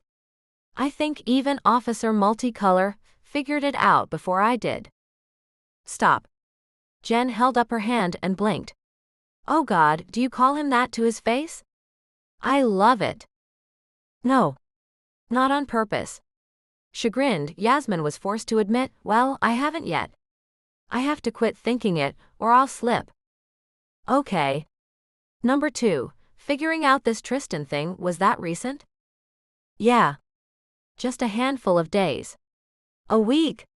She shook her head at her own foolishness, and looked off into the distance. I was in love with who I wanted him to be. Listen, we have all done that one. It's kind of a rite of passage. And it's sad to say, I think a lot of women never figure out that they should fall for a real guy. They're so much better than the made-up ones. You're lucky. Her smile turned soft. Jen had gotten one of the last of the red-hot guys. Walker was an artist and he practically worshipped the ground Jen walked on.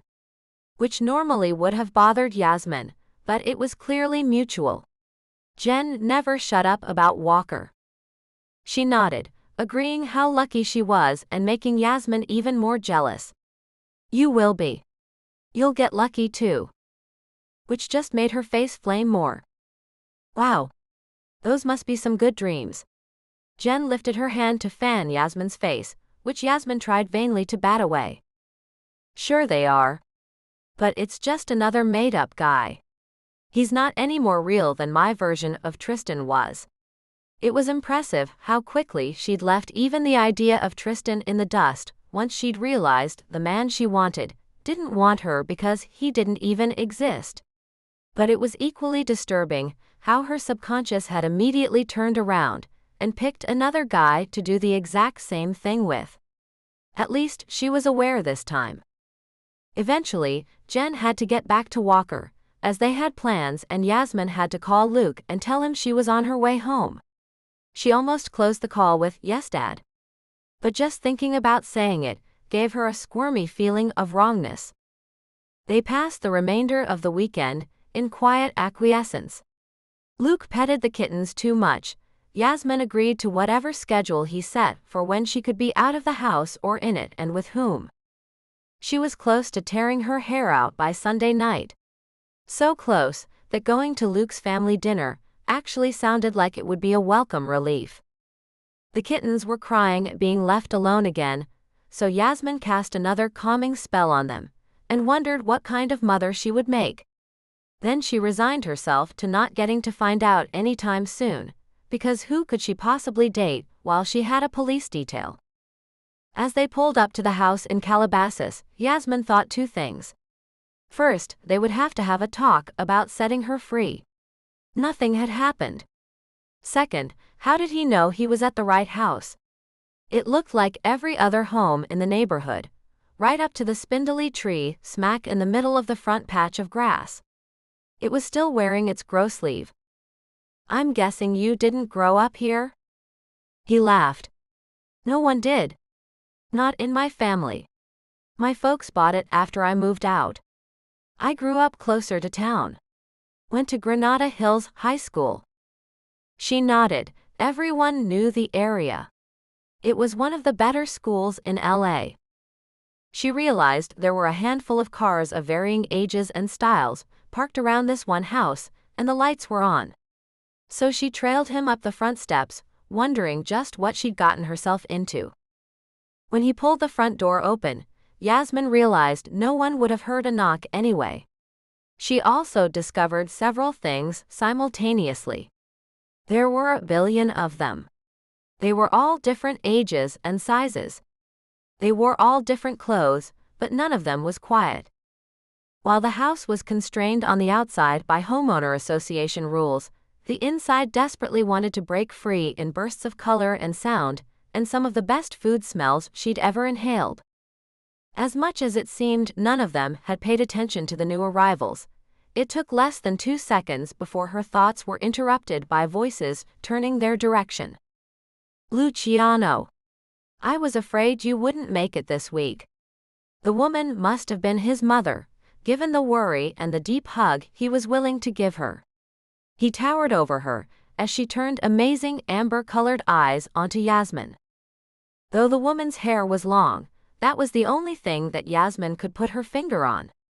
It suddenly occurred to her that everything she knew about Italian families she had learned from the movies. She braced herself to have her cheeks pinched, or at least to be engulfed in a huge hug that was too personal for a person she'd just met. She was prepared for a barrage of questions about when she was going to marry their son, and would she give them lots of grandbabies? But none of it happened.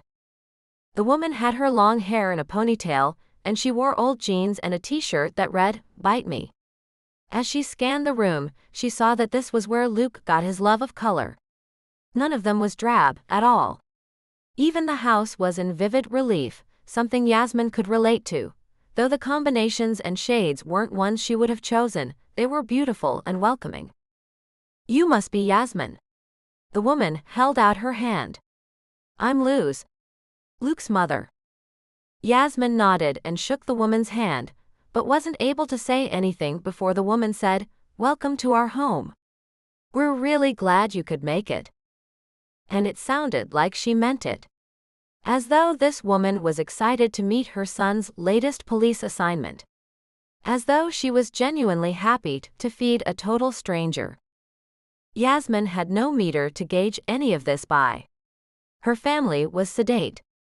They rarely invited people outside the immediate family to join them for meals, and even when the family ate, Yasmin's own mother often fed Layla and Mariam early, so the adults could have a meal not interrupted by the children. Here, the children seemed entwined with all the adults. 2 little girls hung by grubby hands on a man in a very expensive pinstripe suit, while they yelled up at him. Walk us around, Uncle Donnie. A toddler broke rank and ran under the table, as a man with pale brown hair, wearing jeans and sneakers, ducked right behind the child and grabbed him to the tune of gotcha, and several happy squeals. A warm hand came around her shoulder, startling her. But Luke's voice in her ear was calming. Stick with me. No one will fault you if you don't learn all the names in one night, but I'm going to introduce you anyway. Ready? She didn't look at him. She couldn't, she was still overwhelmed by the scene in front of her. But she was game to try to learn all the names and people. Here we go. This is my oldest sister, Arabella. Yasmin shook the woman's hand. There was no gray in her hair, but she looked nearly a generation older than Luke. Her husband, Raphael, is over there. Luke pointed, then waved. They have 2 sons in college, so they aren't here. He steered her another direction. This is my closest sister in age, just a few years older. Savina. Yasmin shook another hand as Luke introduced her. Then she stepped back as Savina declared how happy she was to have Luciano back for the meal. Apparently, he'd missed a few. Then the sister engulfed Luke in another big hug, before letting him get back to leading Yasmin around. She was asking, Luciano? But he ignored the question and leaned close over the noise to steer her another direction.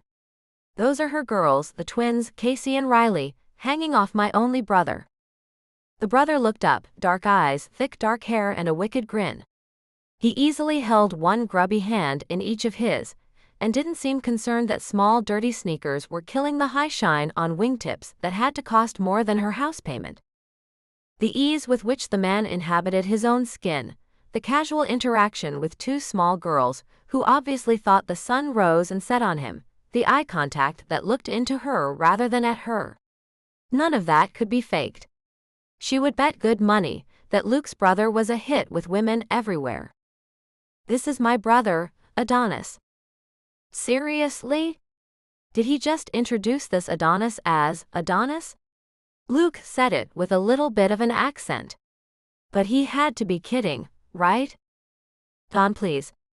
The man grinned again. I'd offer a hand, but I'm a bit tied up. The girls were ignoring the exchange over their heads and talking to each other. It sounded as though they were planning an Uncle Donnie kidnapping. Adonis looked at her, not Luke. So Luciano, can I ask this one out? No. The answer was firm but easily followed up by, she's part of an active case. Can't have witnesses dating my family members. Maybe after. Another grin. Luke steered her away, muttering, maybe never, and Yasmin stifled a laugh. She met all 6 of the 9 Salzone kids in attendance, as well as 3 spouses who'd made it to family dinner. 1 daughter was divorced, 2 daughters and Adonis never married, but one of the daughters had a teenage son. One of the daughters was there with her husband and their 2 grandkids, one of whom was just a chubby baby.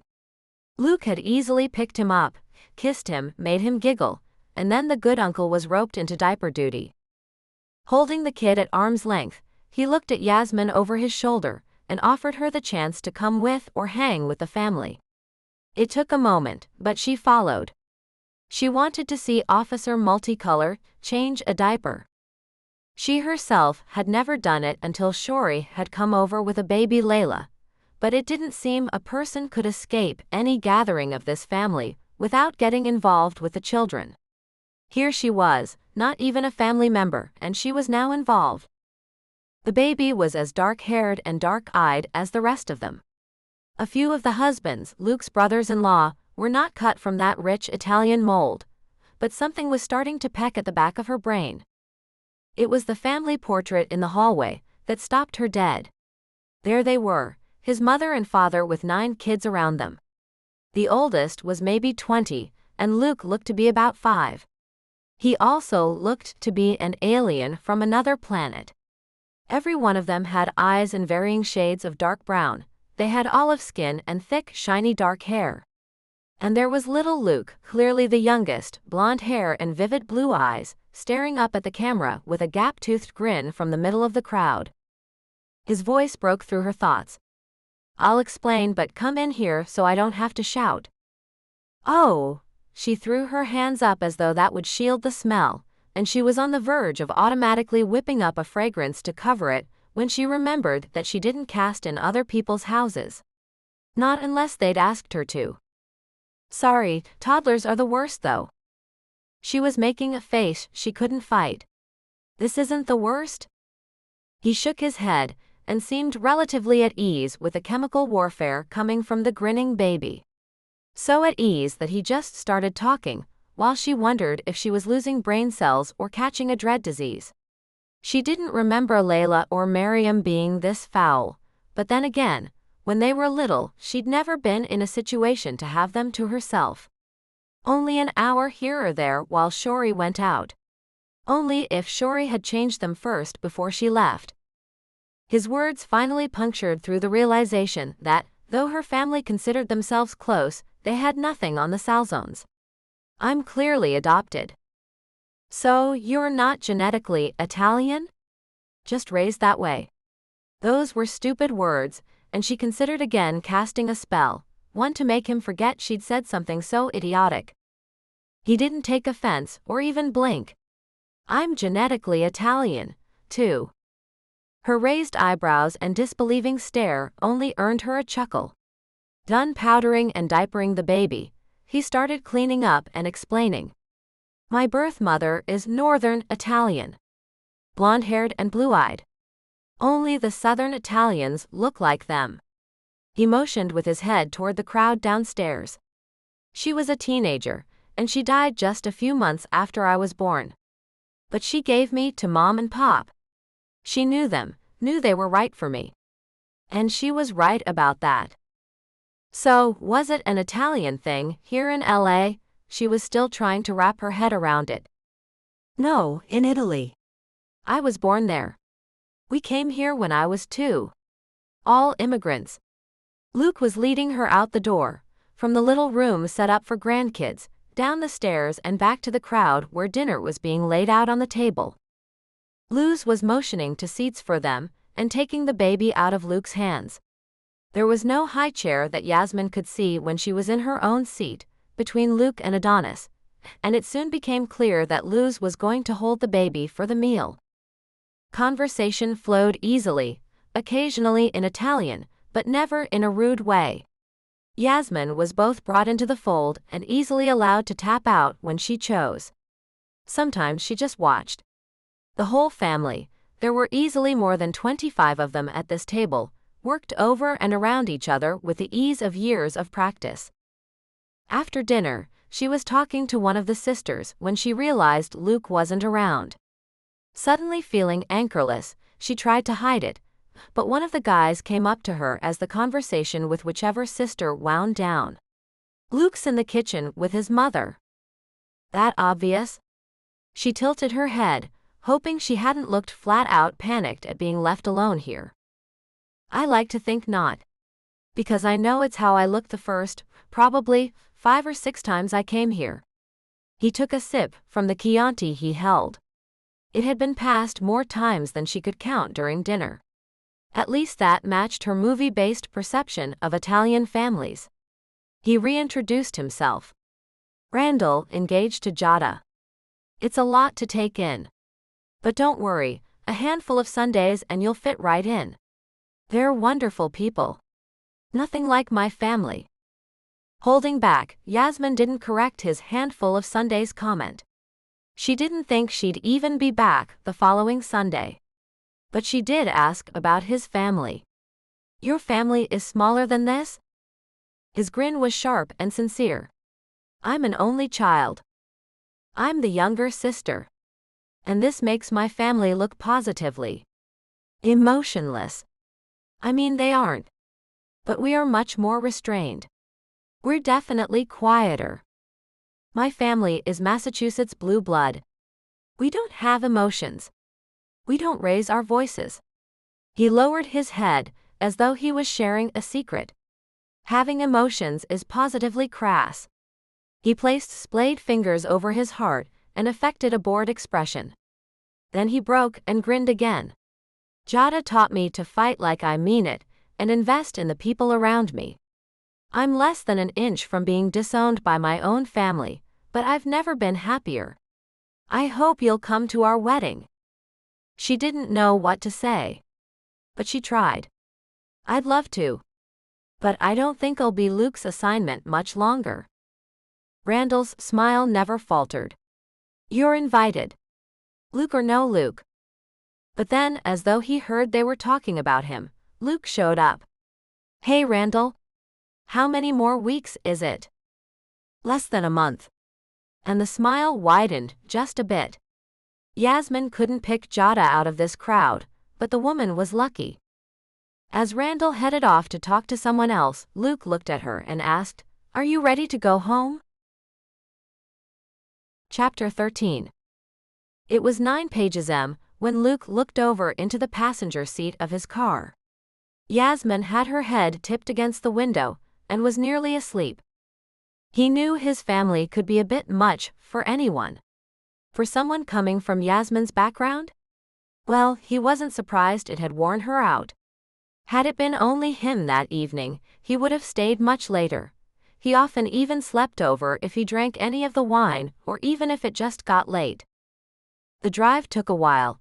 Traffic could pop up anywhere in LA at any time. He'd once been stuck in a bad traffic jam on the 405 at 3 a.m. on a Tuesday, so he wasn't shocked by the bumper-to-bumper freeway tonight. Initially, before she'd started to pass out, Yasmin asked about his being adopted again. He'd heard it all before. Didn't he feel the need to find out more about his birth parents? Did he feel like he didn't fit in? Luke figured he was about 15 when he learned his then-girlfriend dreamed of finding out she was adopted. Apparently, feeling like you didn't fit in was universal. Adoption was just a handy reason for the emotion. But while he felt different from the rest of his family, so did they all. Donnie was a money whore, and no one else understood his need for fancy cars, homes, and women. But he was Donnie. Jada loved to cook French cuisine, which his mother always shook her head at. Mom and Pop had taught them all how to feed themselves well, and Jada nearly hated Italian food. But they all loved her. They all accepted Luke's work in law enforcement, even if they didn't understand it. He wasn't the only one unmarried. He wasn't the only one who skipped mass far more often than he attended. He was just the only blonde. Right then, there on the freeway, stopping and starting, he realized he wanted more from his life. He wanted a wife and kids. He wanted a smaller version of his own family to add to the bigger one he already had. For years he dated off and on, telling himself he wasn't ready for the responsibility of kids, the commitment of staying with one woman forever. Suddenly, he realized he was ready. Somewhere along the line, things had changed, though he was only just now realizing it. He couldn't stop his gaze from straying to the woman beside him, now out cold. But he stopped his thoughts. Yasmin Ali was not for him. Yasmin Ali was an assignment. She was literally his dream girl, but in broad daylight she was friendly and nothing more. Luke at last understood what Jessica had once said about friends with benefits not being enough. At the time, he told her she was nuts, that it was the best of all worlds. But Valverde was right. FWB lacked security. It lacked future. It lacked the public affection and the declaration to the world that you were in it. But Luke wasn't in it. It was something he had to accept. He woke Yasmin up as he pulled into her driveway. He could see the house now as he got closer to the right spot, and he hadn't missed in several days. He was learning. Inside, he sat her down and started the talk. She was fully awake by the time he said, "If nothing happens tomorrow, I think you're okay. I haven't known the Del Surs to take time for revenge. Everything I've seen has been quick and merciless. I've only run one quasi-suspicious license plate, and it was just a car from 2 blocks over." While she took care of the kittens, he drilled her on the people at work. Anyone suspicious? Anyone just look or feel out of place? Did she feel like someone was watching her? Even just good general paranoia was often a hint of something real. But she didn't have any of it. "Then tomorrow I'll come check the house out when you get home, and if there's nothing, I'll go." Her nod was rapid enough that her curls bounced in agreement too. Then she yawned, and he shooed her off to her room. 2 hours of TV later, and he discovered he was well past ready to drop off himself. Barely doing the minimum to get ready for bed, Luke fell almost face first onto his temporary bed. As the void of sleep pulled him under, he offered up a prayer of thanks that it was his last night on the air mattress. Then he wondered if falling asleep in just his jeans would have any effect on his dreams. Somehow, having Luke declare Monday as her last day of imposed imprisonment, i.e. police guard, let Yasmin drop a load of tension she didn't even realize she was carrying. She was worn out after being on all night for his family. Though they were very easy people to get along with, she wasn't able to fully relax during dinner. Did she get their names right? Were they always this loud? Would the whole meal turn sour if someone asked her about her religion? The relief of going home had been enough to set her dozing on the ride back. When she felt the pressure of constantly being on guard lifted, Yasmin felt physically lighter at first. Then she felt bone-weary and told Luke she was headed to bed. Managing only to brush her teeth and splash some water on her face, she fell onto her comforter, the sounds of the kittens not even really getting through. She kicked off her shoes, letting them fall where they had, and pulled the corner of the comforter over what it would reach before she gave up. Her t-shirt was plenty comfortable, but a moment later she shimmied out of her jeans, barely opening her eyes and paying no attention to where they landed. It wasn't long after that she felt the bed shift beside her. Warm hands skimmed up her back while she sighed herself into consciousness. She knew what was going on. Luke was here. In the morning she'd wake up, muscles well used, tension eased, her attitude sedate. But right now, he would touch her and make her scream his name and beg him for more. And she would do it. She would be so easy for him. Because there were no real consequences here. Sighing with this first touch, she breathed in the smell and heat of him. She rolled closer and reached her own hands out to touch him. Yasmin knew she was asleep. Her knowledge didn't change how real his hot skin felt beneath her fingertips. She heard his breath suck in as she trailed her hand down his bare chest. She had both hands and her mouth on him as he moved to shove the comforter from where it had bunched between them. As soon as it was gone, he spread his hands across the width of her back, somehow making her feel small but never less, protected but never untrusted. Heat radiated everywhere his skin contacted hers, and her body caught fire under his touch as he moved against her, pulling her flush to him. Beneath his jeans, it was more than clear that he wanted her.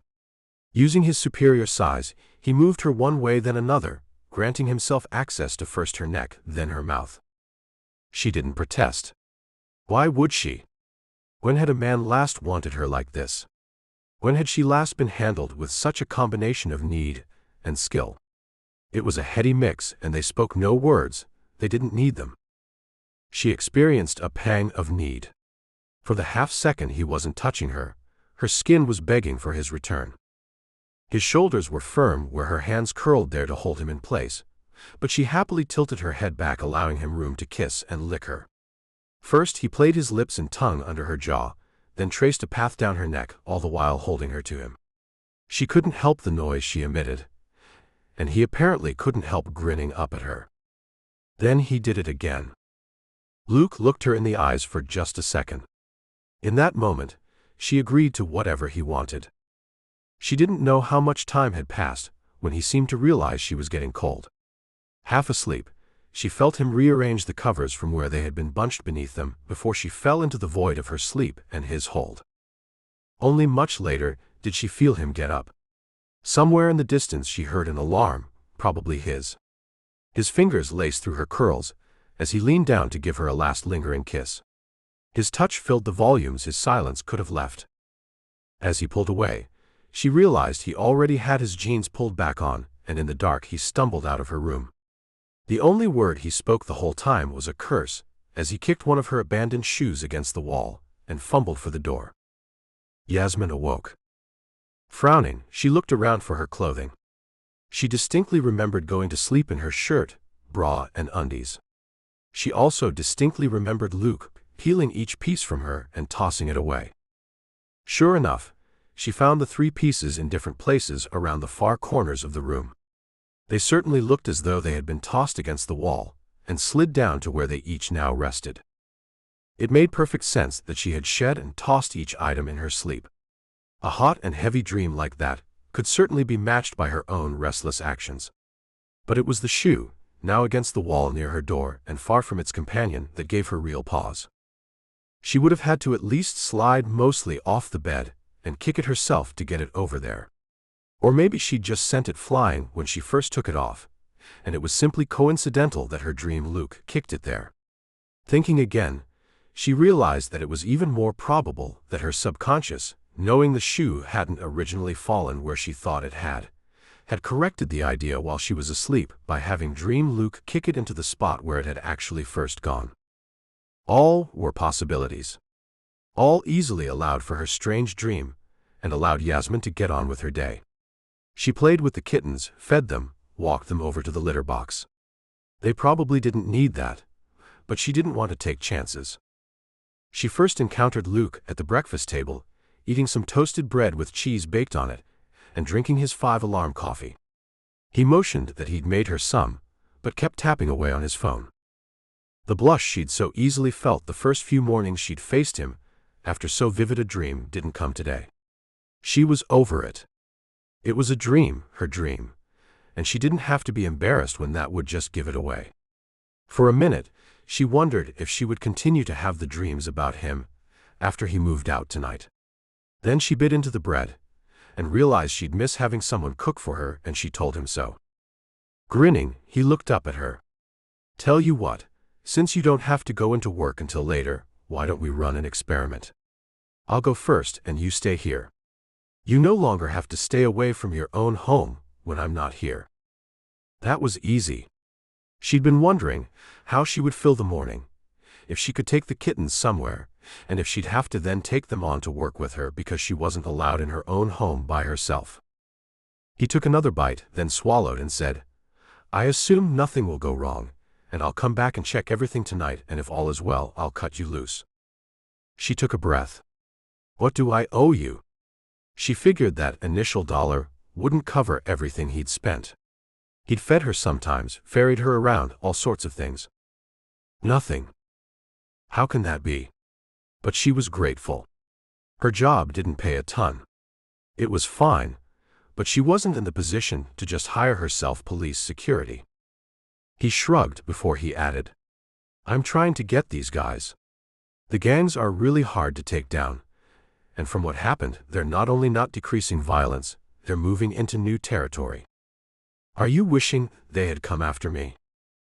"Oh God, no." He set down his toast and looked at her then. It was a little unnerving. "I'm glad they didn't come back. A lot of times things play out this way. I'll get them through some other thing." He was a dog, and the Del Surs were his bone. Even though he wasn't in the guns and gangs unit anymore, he still wanted to take them down, she could tell. Then it was time for him to leave, and she struggled at the awkwardness of not having anything to do, the oddity of seeing him off to work while she stayed behind. She was almost tempted to say, "Have a great day at work, honey," and smile like a chipper housewife and set him off with a peck on the cheek. But she refrained. Closing the front door behind him, she slid all the bolts into place and heard his voice through the heavy wood, "Good girl." Her curtains were open, and through the window next to the door, he caught her wry expression and grinned. Then he was gone. The silence in the house was peaceful, not because Luke had left, but because she was finally alone. A pitiful series of mews reminded her that was no longer actually the case, and a set of claws piercing her jeans and making her grimace at the sharp needles in her calf had her plucking the kitten from the material. "Do you need attention?" The other kitten sat and wailed at her plaintively from her feet. "Yup. You too." Scooping them both up, Yasmin headed into the living room and grabbed the fairy wand with streamers. It looked like a leftover from a bratty 5-year-old's princess birthday party, but the packaging had been right. The kittens went nuts chasing the glittering ribbons. She spent the morning listening to her music, not worried about what Luke might think of it. She played with her new little housemates and tried to think up names for them. She eventually decided on Hex and Voodoo, since they were already embracing the stereotype, as Luke had said. Though she was only a few days into being a pet owner, she felt she was doing pretty well. Pets had never been allowed in her home when she was growing up for a variety of reasons, but as with many other things, Yasmin found she didn't believe the same things her parents did in regards to this either. She was beginning to understand what pet owners always said about the rewards outweighing any costs. Given her good mood, she scooped up her little critters and took them to the pet store where she had engraved tags made now that they had names. She dropped them at home again, thinking she might take them into work the next time she had a short day, and that her house seemed untouched despite the fact that the hiding spell was slowly wearing off. While Yasmin was certain she wasn't up for another round of that, especially if it wasn't necessary, she was sure she should use her energy for fixing what she'd screwed up in the first place. So she rolled out her pentagram mat and set about setting the universe back in place as much as she could. A balancing spell was as good as she could come up with, for something to reset things without possibly further screwing them up. When she finished, she rolled up the mat so Luke didn't have to deal with it when he came to get his things. The day went perfectly, awesomely normal. Until she called Luke. The frustration was clear in his voice, but luckily none of it was related to her or the Del Sur case. It seemed someone thought they could spray paint graffiti on the police squad cars parked in the lot and get away with it. Luke said he was glad that the security cameras had caught the whole thing, and they got the kid even before he finished doing it. The tone in his voice clearly considered this person a complete moron. The problem was, Luke's own car had been parked in the section that got hit. His pretty car was now evidence, and he was involved as a victim in a second case when he was just moments from shedding the last case he'd inadvertently become a part of. He could take one of the squad cars, but only after it came back from day shift. Pity took over. "I'll come get you. We'll get dinner, and I'll bring you back to pick up your shiny cop mobile." He was upset enough that he just said yes. Yasmin took the on a route up Highland, heading toward her favorite Vietnamese place, and realized quickly what a mistake that had been. Rubbing his head as though his day could not get worse, Luke simply muttered, "Hollywood Bowl. Just keep going." Sadly, he was right. When the Hollywood Bowl had an event, traffic up and over the hill ground to a near halt. Getting in and out of her restaurant, then getting turned around to get Luke back. That would be a nightmare. So she headed for a place closer to home, her stomach growling while her car crawled through the crush. In the end, they gave up and called in a to-go order, taking the food back to her place. Luke didn't seem to mind that she felt the need to check on the kittens, and she volunteered to get him back to the precinct later when they finished. She would not take the same route. They were eating, chatting about how nothing had happened with the Del Surs.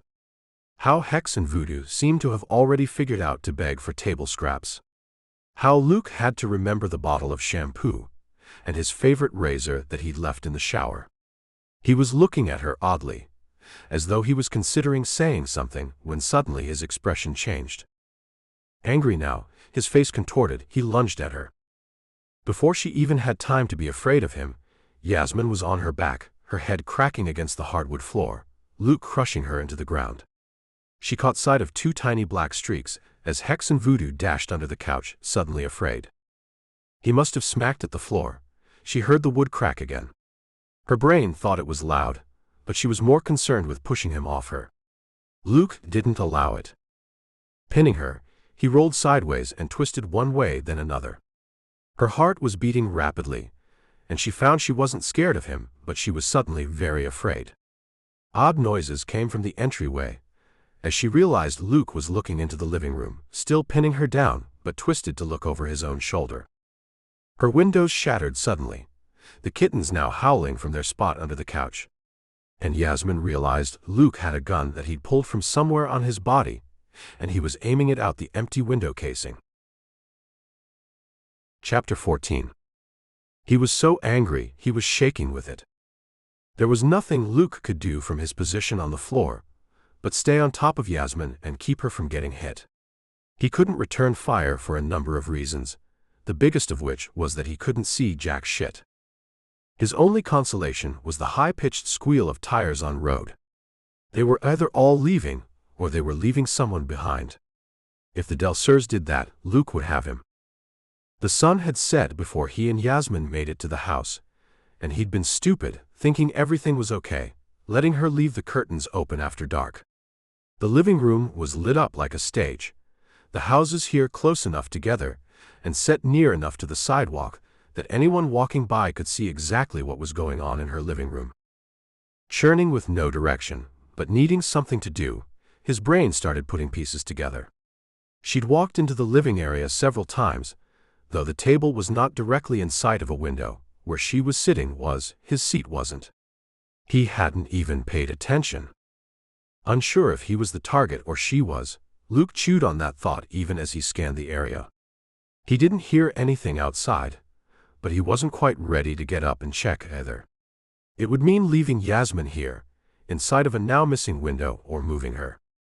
His brain jumped to a different track, even as his eyes stayed vigilant. His car wasn't here either. As if the spray paint incident hadn't been bad enough crap for one day. His brain clicked that fact into place too. They had been watching the whole time, waiting for him to leave. They saw her inside, no cop car in the driveway for the first time, and they took shots in this quiet little North Hollywood neighborhood full of first-time homebuyers and young families. Luke was livid. He pushed off Yasmin, only then realizing he'd completely pinned her to the ground. "Are you okay?" He started feeling her limbs, checking her head, hoping he hadn't damaged her in the process of trying to keep her from being damaged. Her hands reached out and slapped at his as she started to roll away. "I'm fine, quit grabbing me." But he did just that, tucking her under him again. "I'm not certain yet that they're gone." "What?" She froze where she was, no longer shoving him away. Now she clutched at his shirt with a death grip. He was pretty sure he wouldn't physically be able to pry open. Stay here. He didn't move either. The neighbors will call it in. Someone will be here any moment. He didn't know this district all that well. He knew the guys in Hollywood, but not here, as North Hollywood was a completely separate unit. He would have called 911 himself and rattled off his badge number, but he was propped on one elbow, his hand still gripping Yasmin's shirt where he'd grabbed her to drag her to the ground. His other hand was holding his Glock, aimed out the front window. Unless someone came through the door, it was the only visual anyone would get on them. He intended to shoot anyone before they could shoot into the house. Unsure how long he stayed in that position, Luke only knew that his muscles hurt by the time he heard the sirens approaching. It was just a few moments after that, Luke was shouting out to the approaching officers. He gave all the usual info, his name, badge number, that he had a weapon on him and it was unholstered. No, he hadn't fired any shots. No, he hadn't seen the perpetrators. As he recognized the blue uniforms of the men and women breaking through the doorway, he fell onto his back in sheer relief. When Yasmin saw the people coming literally through her front door, she'd initially been grateful. But long past midnight, she was long past her point of no return.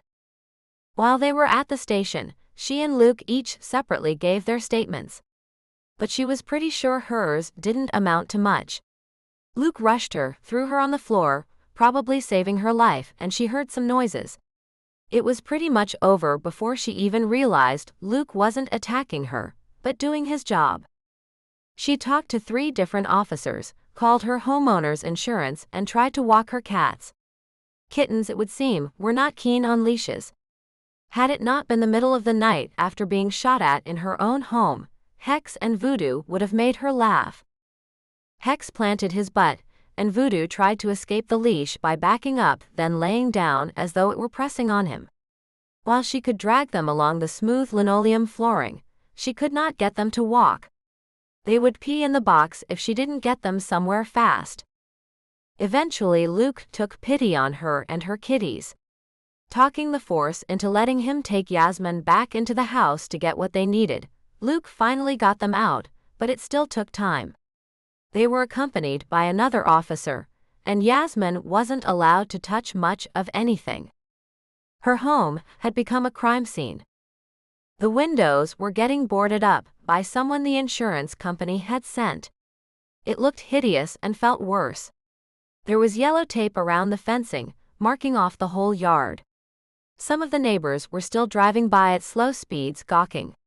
Her next-door neighbor, an elderly woman, even stepped out and said she was so glad Yasmin was okay. It was followed with, "You're such a sweet girl, I can't believe this would happen to you." Yasmin was just grateful they weren't drumming her out of the neighborhood, because she'd brought the gangs in. Hex and Voodoo were much relieved to get back to their litter box, and Yasmin was forced to confront the issue that they needed more things from the house than she did. Already in the process of thinking who to call, Delilah and Brandon had a toddler and probably wouldn't want kittens around. Jen and Walker might be okay hosting her for a few days, but she didn't want the Del Surs to follow her to any of her friends' houses. She would likely need a motel, not cheap in Los Angeles. Luke's voice broke her thoughts. "We're going to my place." Turning her head, she realized he wasn't even speaking to her.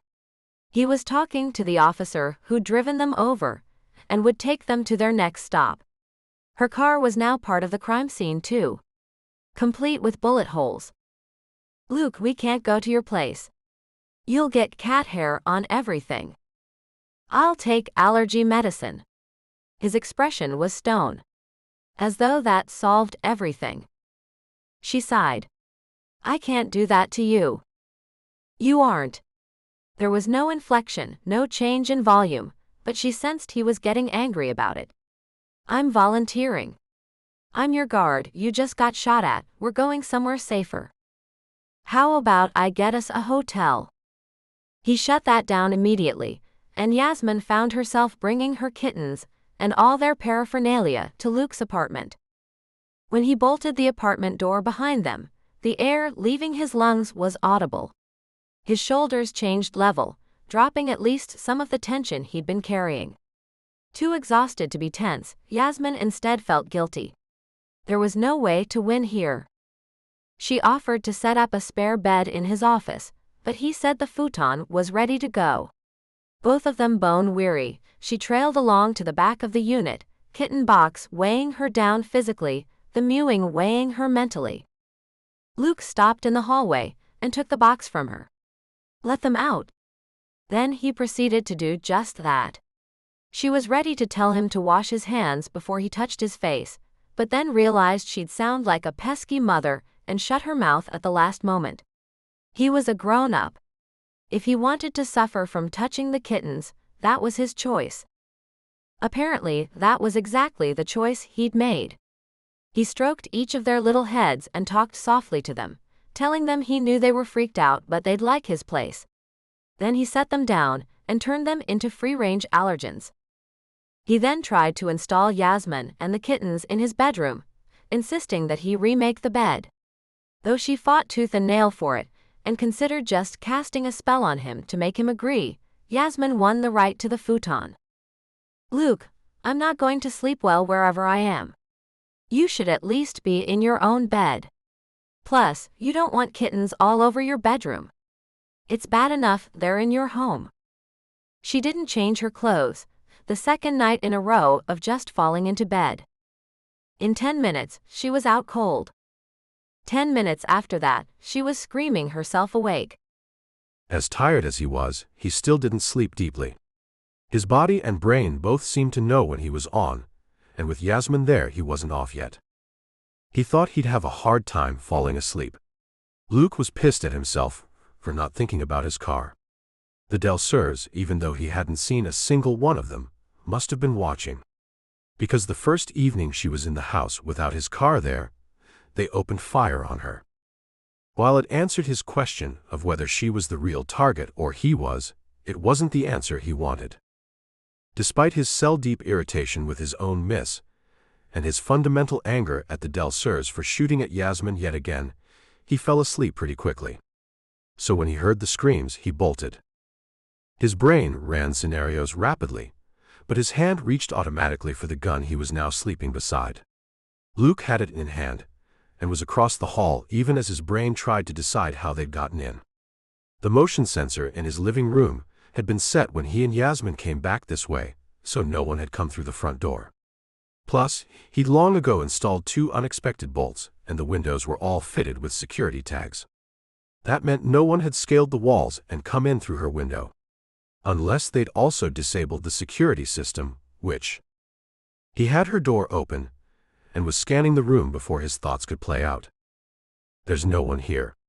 Even as he made the statement, he realized how stupid he sounded. Of course, there was no one there. She was obviously having a nightmare, and given the situation, it was also obvious why. Sitting up now, shaking herself awake, she clutched the comforter to her chest and tried to get herself together. It wasn't really working. He could see she hadn't even made an attempt to get undressed, only taken her shoes off.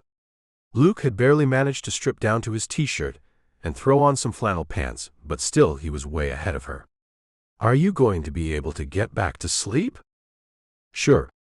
She forced a smile that might have passed muster with anyone else, but he could see it for the bald-faced lie it was. So he just nodded and ignored her answer. Want to watch TV? This time, when she nodded to him, it was at least honest if slow and uncertain. He could see she was in that state where the dream lingered. Her brain had figured out that it wasn't real, but the feelings clung like spiderwebs and slowed her movements as she stood and started toward the door. Her movement triggered a wail from under the bed. The kittens must have hidden there when she screamed. That at least brought Yasmin into the world of the fully alert, but Luke beat her to them. On his hands and knees he peered under the futon frame, quickly spotting 2 pairs of green eyes cowering behind a box he'd shoved back there a long time ago. He was never going to be able to reach them, but they scrambled to him easily enough when he reached out to check. There was something stupidly satisfying about that kind of faith. These tiny creatures were vulnerable to everything around them. A good-sized bird could easily eat them as a snack, They were small enough to get stepped on by most things. They ran under furniture at the slightest sign of discord. But they trusted him enough to climb right into his hand. Don't. You're allergic. Her voice was soft, lacking any real conviction. It was nice she was looking out for him. Luke said, I'm fine. Don't worry. Or he would have had he not sneezed, epically, right in the middle of it. Still, he carried the kittens out to the couch, not complaining when they dug in their claws and climbed his t-shirt to perch on his shoulder. The four of them settled in on the couch, but didn't ever turn the TV on. Thank you. Her words were soft but heavy. For everything. Don't worry about it. It was what he did. Still, he couldn't quite bring himself to tell her it was just a job. To say he wasn't actually being nice or helpful to her per se. It was more that he wanted to bring down the Del Surs. He couldn't say it, because none of it was true. There was something personal at play here. Not just between him and the gang he'd tried before to lock up. When they'd shot at her in the parking lot of the grocery store, Luke had felt personally attacked.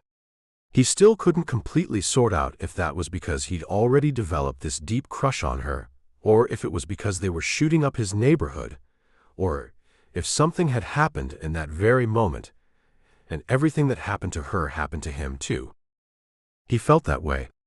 He couldn't explain it, partly because he didn't have the words, and partly because he wasn't allowed to.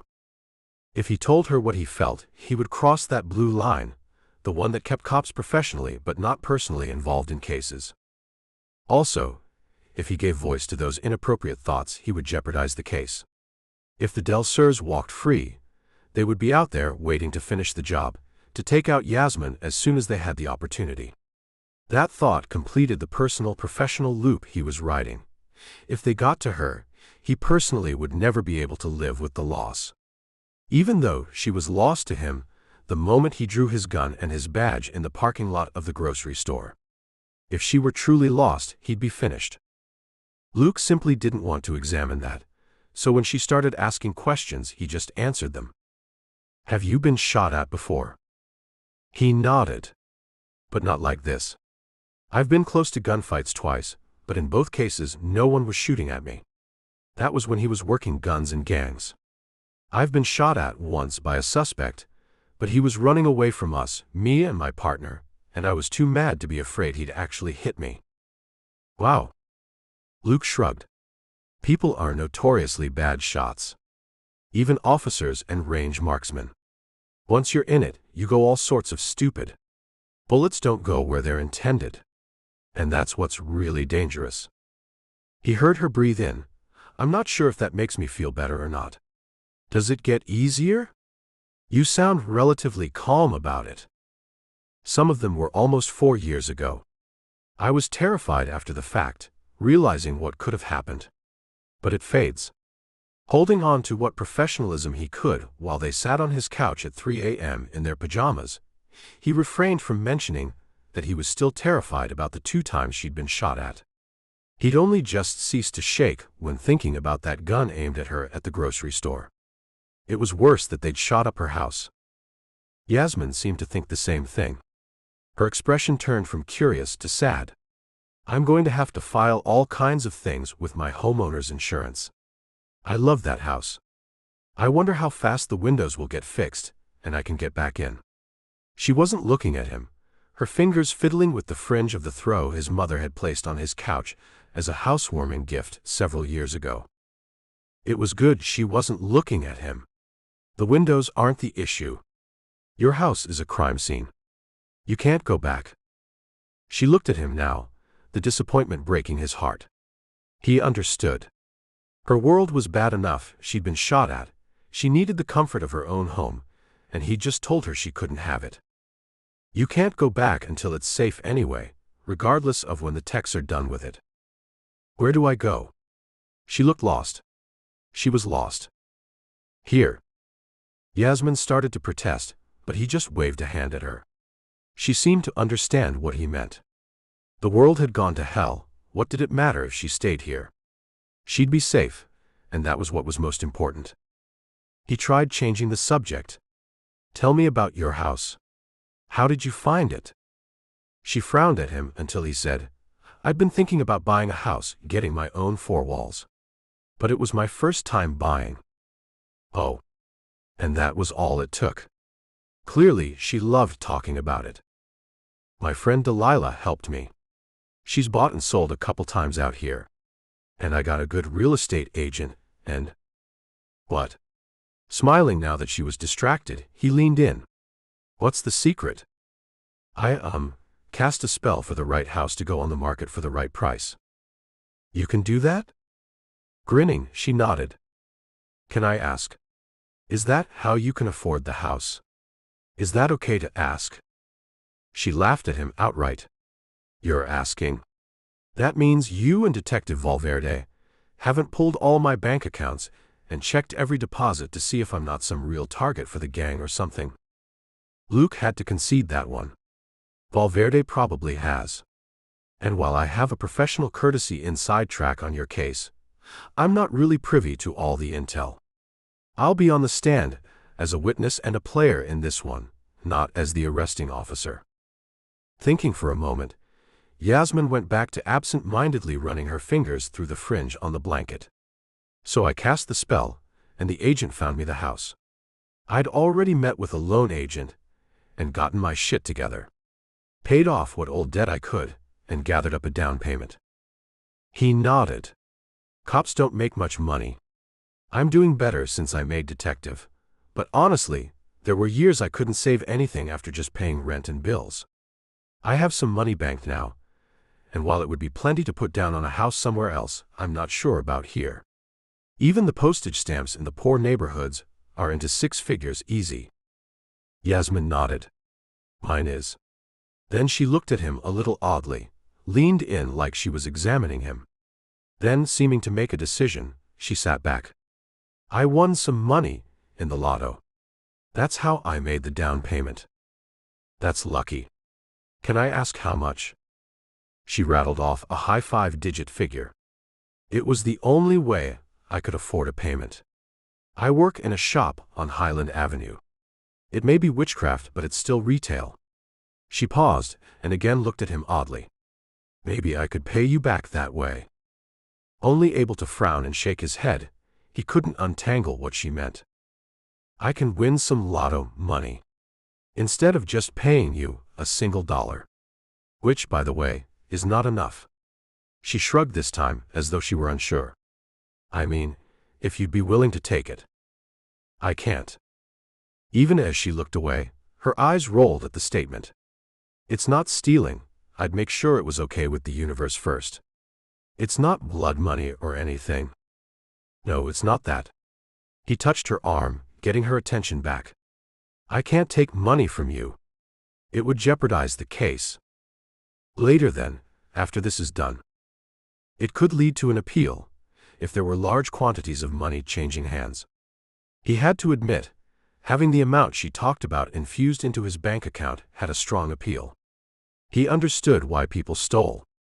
It didn't make it right, but he understood the urge. The thought of being able to afford a house, even a small one like she had, was another thought that he was ready to move to the next part of his life. She nodded, then turned back to him. "You can win the lot, though. That way, I'm not giving you the money." Then she held up her hands to ward off whatever he was going to say next, even though he hadn't come up with the words yet. "I've only done it a few times. The down payment was the largest sum I've won. And it takes a handful of tries. But I always come out ahead." Luke just blinked. "Seriously? You can just go in and play the lotto a handful of times and win enough cash to do that?" She nodded.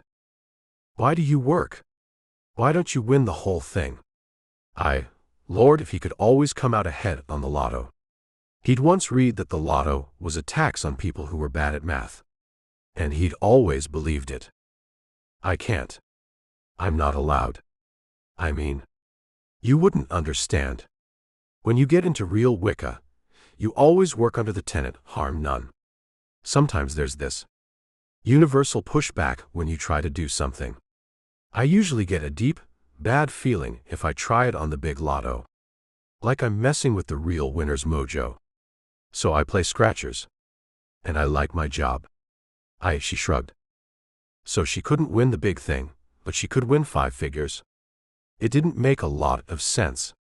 And he asked what he wanted to, all along.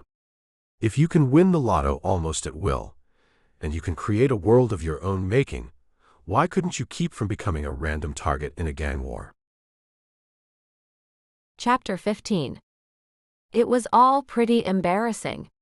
Yasmin was used to the standard, if you're a witch and you're so powerful, why aren't you rich? Why aren't you living in a mansion in the hills, and visiting the spa all day? She always answered, I could, but the price is too high.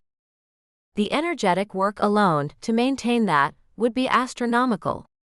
She'd literally pass out from exhaustion at trying to move that mountain. Also, it was horridly hard to work against the universe, and there was always a kickback. Which is exactly what she told Luke. The problem was, I deserved the kickback. So you brought it on yourself? It's just as hard to believe that you could make yourself the target of a gang you have no prior association with. It took a big sigh before she could bring herself to say it. When she did, she blurted out the words, I cast a love spell. It was almost worse that he nodded. I take it that's a no-no. Yeah. Feeling like a kid confessing to some family crime, she had a hard time looking at Luke. The fact that it was the middle of the night, and he was being nice, staying up with her only made it worse. You're not supposed to try to change other people's lives. And you did that? He was tilting his head sideways, as though he were trying to get her to make eye contact. On your boss? That worked. Her head snapped up, her open mouth and wide eyes cleanly giving away that she'd thought that was a secret. She didn't have to speak. Luke did.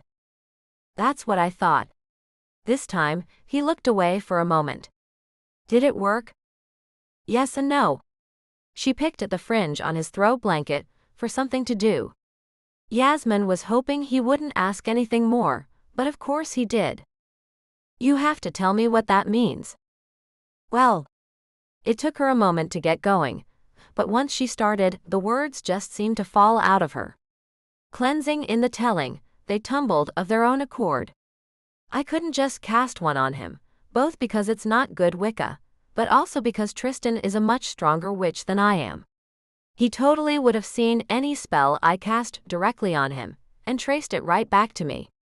It would have been more subtle and more effective to walk in wearing a t-shirt that just said so. Luke nodded as though that all made sense. So you can just see spells and who cast them? Oh no, not me. But Tristan is really good at it. Delilah too. Without being prompted, she chattered away at the rest of her cathartic confession. So I cast this grand universal bring my true love to me spell, rather than just casting on Tristan. And it didn't work? His head tipped as though he were thinking a bit. She had to laugh. It backfired. It sure brought something though, didn't it? Bullets weren't what I had in mind. But it was no less than I deserved, trying a love spell like that. They are always bad news. Like money spells. Again, Luke nodded as though she made perfect sense. Yasmin had to agree. She did make sense, just a lot of people didn't agree. They were too closed-minded to really listen. Luke wasn't like that. He seemed genuinely interested. Then again, Yasmin had heard doctors say they were nice to the crazy patients to get them to talk about what they were hallucinating. She didn't put it past Luke to be using those same skills. In fact, she'd bet they came in really handy as a detective, trying to get people to open up to him. Still, when he asked her, so playing lotto scratchers isn't a money spell? She fell right for it, it sounded so genuine, and she just spoke. No. That's more of a question and answer kind of thing. I ask the universe to give me money, and it answers either yes or no. Sometimes the answer is no, and I struggle to pay my bills just like everyone. But sometimes the answer is yes, and I get a down payment for my house. Yasmin was very grateful they'd gotten off the topic of her ill-advised crush on Tristan. Somehow, talking about the limits of her Wiccan powers and the repercussions of her bad decision seemed safer. She blabbered on, answering questions, feeling wide awake until the light bothered her. Only then did she realize that she'd fallen asleep, her head draped over the arm of the soft, if ugly, couch. Her feet were tucked up under her, and the throw was tucked around her. "Luke." She looked up to find him looking at her. His eyes looked as sleepy as she felt, and, given that his position on the couch mirrored hers, he was only just now awake himself. Her voice sounded thick to her own ears, but she pushed through the words. "What time is it?" Eyes darting as his head lolled to one side, rather than lifted, Luke spoke in a voice that sounded sinfully rich. "Almost 10 a.m. It wasn't fair that he sounded and looked so good when he woke up. Her curls had probably gone full Orphan Annie on her while she dozed. Reaching her hand up, Yasmin patted at the soft springs. She wondered why she did it.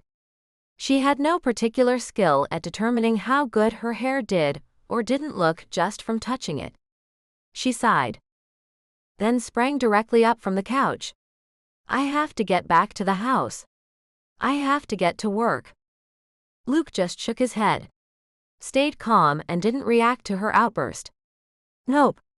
Please call in and take a personal day." "No, He didn't let her finish. And though he interrupted her, he was really polite about it.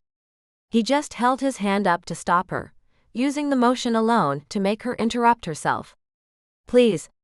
Last night was awful. You shouldn't be at work anyway. We don't know if they found you there. They wouldn't come after me at work."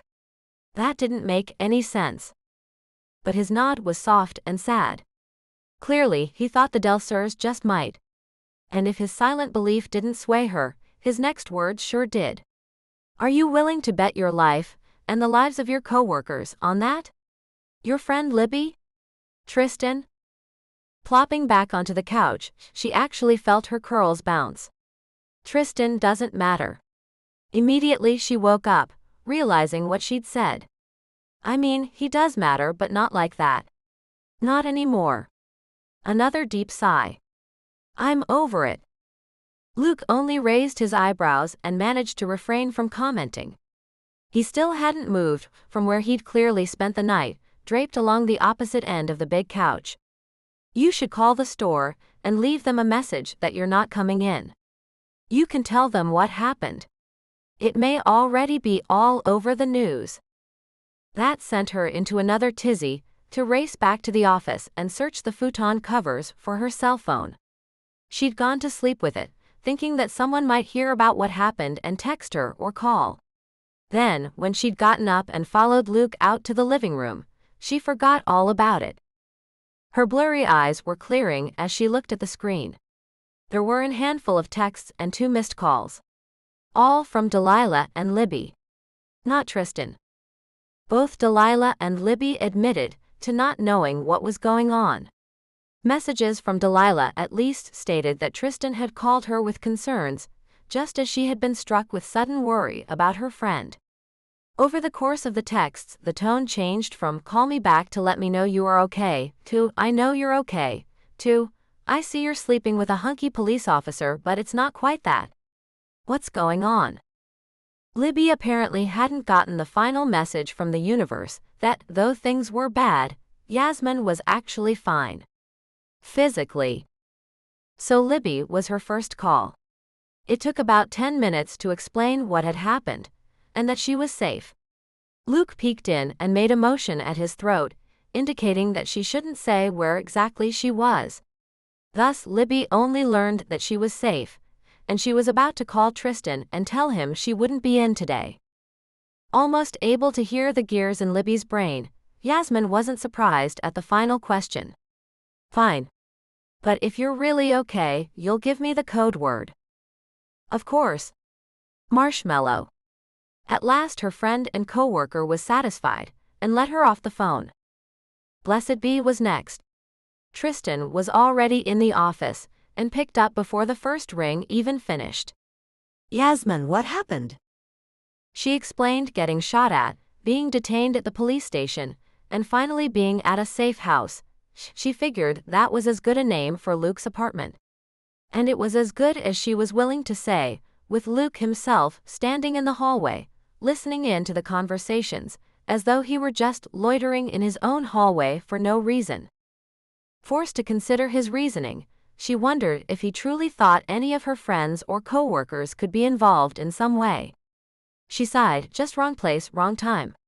Something that wasn't supposed to happen to her. As she hung up, Yasmin closed the door to get dressed, not that she had anything to get ready for. What had she been thinking? Falling for Tristan. For a moment, she forgave herself.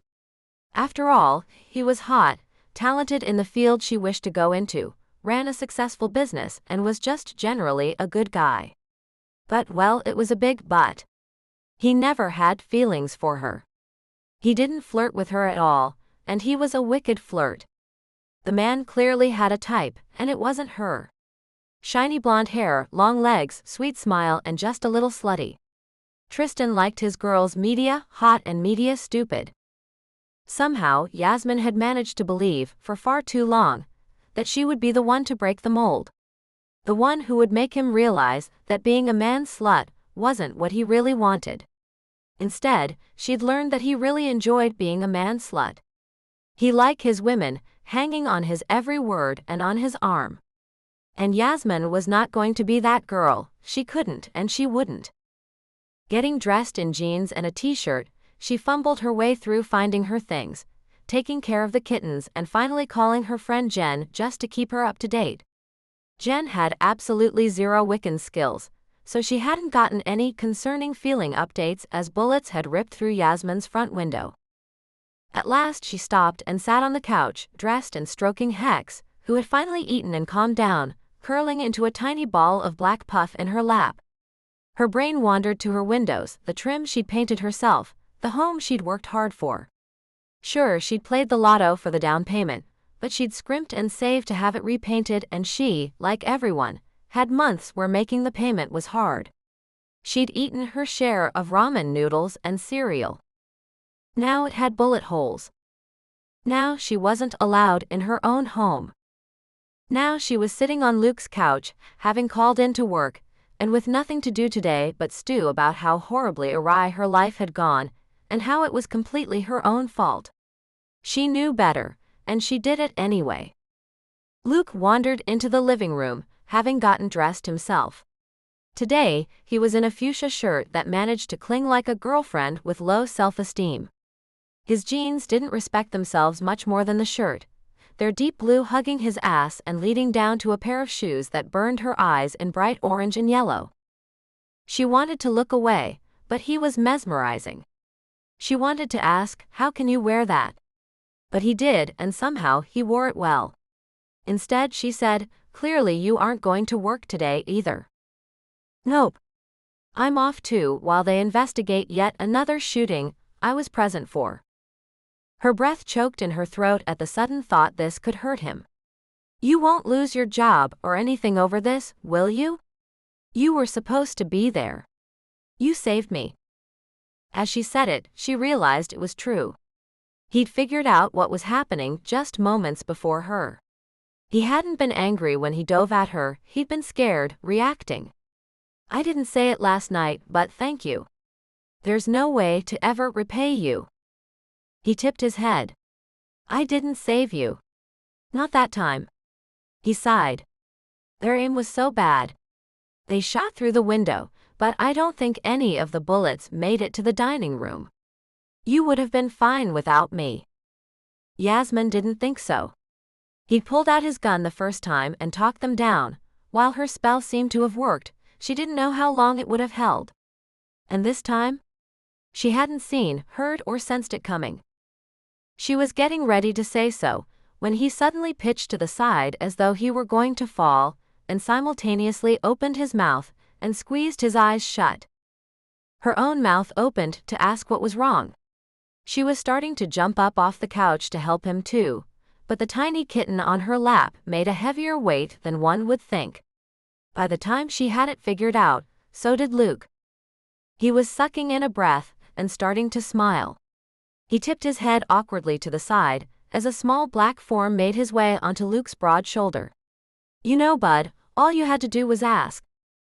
As she stood to get her pesky new child away from the allergic man, Luke reached up and plucked the kitten away before pulling it in toward his chest like one would a baby. "Hey Voodoo, I think you may have drawn blood." "Geez." The man helped her dodge bullets and was nice to her dander-producing kittens when they climbed him like a tree. She took the kitten back and tried to stay quiet and not cause trouble until she heard him swear a few times from the bathroom. He was clearly trying to clean up any blood Voodoo may have drawn, and she felt obligated to knock on the door and see if she could be of help. Just as she suspected, the poor man was bleeding from a few short scratches in inopportune places on his back. She had not prepared herself for Luke with his shirt off, and her tongue almost got away from her, and asked if maybe the kitten had scratched him through his jeans too, and could she help with that? It wasn't fair. Men weren't supposed to look as good with their clothes off as you dreamed they did. The other thing she wasn't prepared for was the band-aids. 3 lay crumpled on the counter, from his clearly misguided attempts to put one on his lower right shoulder blade. She almost laughed out loud. "Hello, kitty." He tried to glare at her. "My nieces visited a while ago. It's what I have. I don't want to ruin that shirt. I like it." Of course he did. It was bright enough to make up for a cloudy day, and for now obvious reasons, his manhood never seemed threatened by pastels or pinks. In a moment, she had several smiling white kitty faces covering the deep claw mark on his back, and she had managed to not run her hand down his flesh. She'd done well in her dreams. Gotten the form right, the slight freckling on his shoulders, the abs that weren't gym dog ridiculous but on the right side of awesome. He had the shirt back on in a moment, and she managed to keep the drool in her mouth and her heart firmly in her chest. The man kept Hello Kitty band-aids for his nieces. Just another nice, great trait to add to the list. He cuddled her kittens and treated the females around him by the same code he did everyone else. He saved her from bullets. But a list of nice traits wasn't enough. Hadn't she learned that from Tristan? So she told herself that she had indeed learned it, and learned it well. And she followed Luke down the hallway and out to his car. Luke tossed and turned in his bed. He'd spent the entire day with Yasmin, and it had been the best kind of hell. She was friendly and easy with him. She bought him a late breakfast before they headed into the station to see what Jessica had on the new shooting. It turned out, 2 of the neighbors reported that they thought their cars had been stolen and returned. When Valverde sent people out to canvass the neighborhood, several others turned up. They hadn't called in because clearly, who would steal a mid-level sedan and then return it? But one was the car that Luke had called in. His time frame for running the license plate, as the car drove through Yasmin's neighborhood, was directly in the window of time that the owners thought something odd had happened. The seat wasn't set right, the front door hadn't been bolted, the keys were hung wrong. And he couldn't tell Jessica really why he'd run the plate. Maybe partly because he hadn't really seen anything he could put a finger on, he'd simply been suspicious. But the Del Surs had been there. They had been watching. His blood ran cold at the thought. They had waited for him to leave, which meant they knew he was a cop, her protection. They wanted her alone, and he wouldn't let that happen. As he tangled his covers by way of sheer restlessness, Luke considered a really stupid question Jada had asked him years ago. She'd been reading some romance novel, and said the cop had to pose as the witness's boyfriend, and would that ever happen? Luke had laughed out loud at his sister.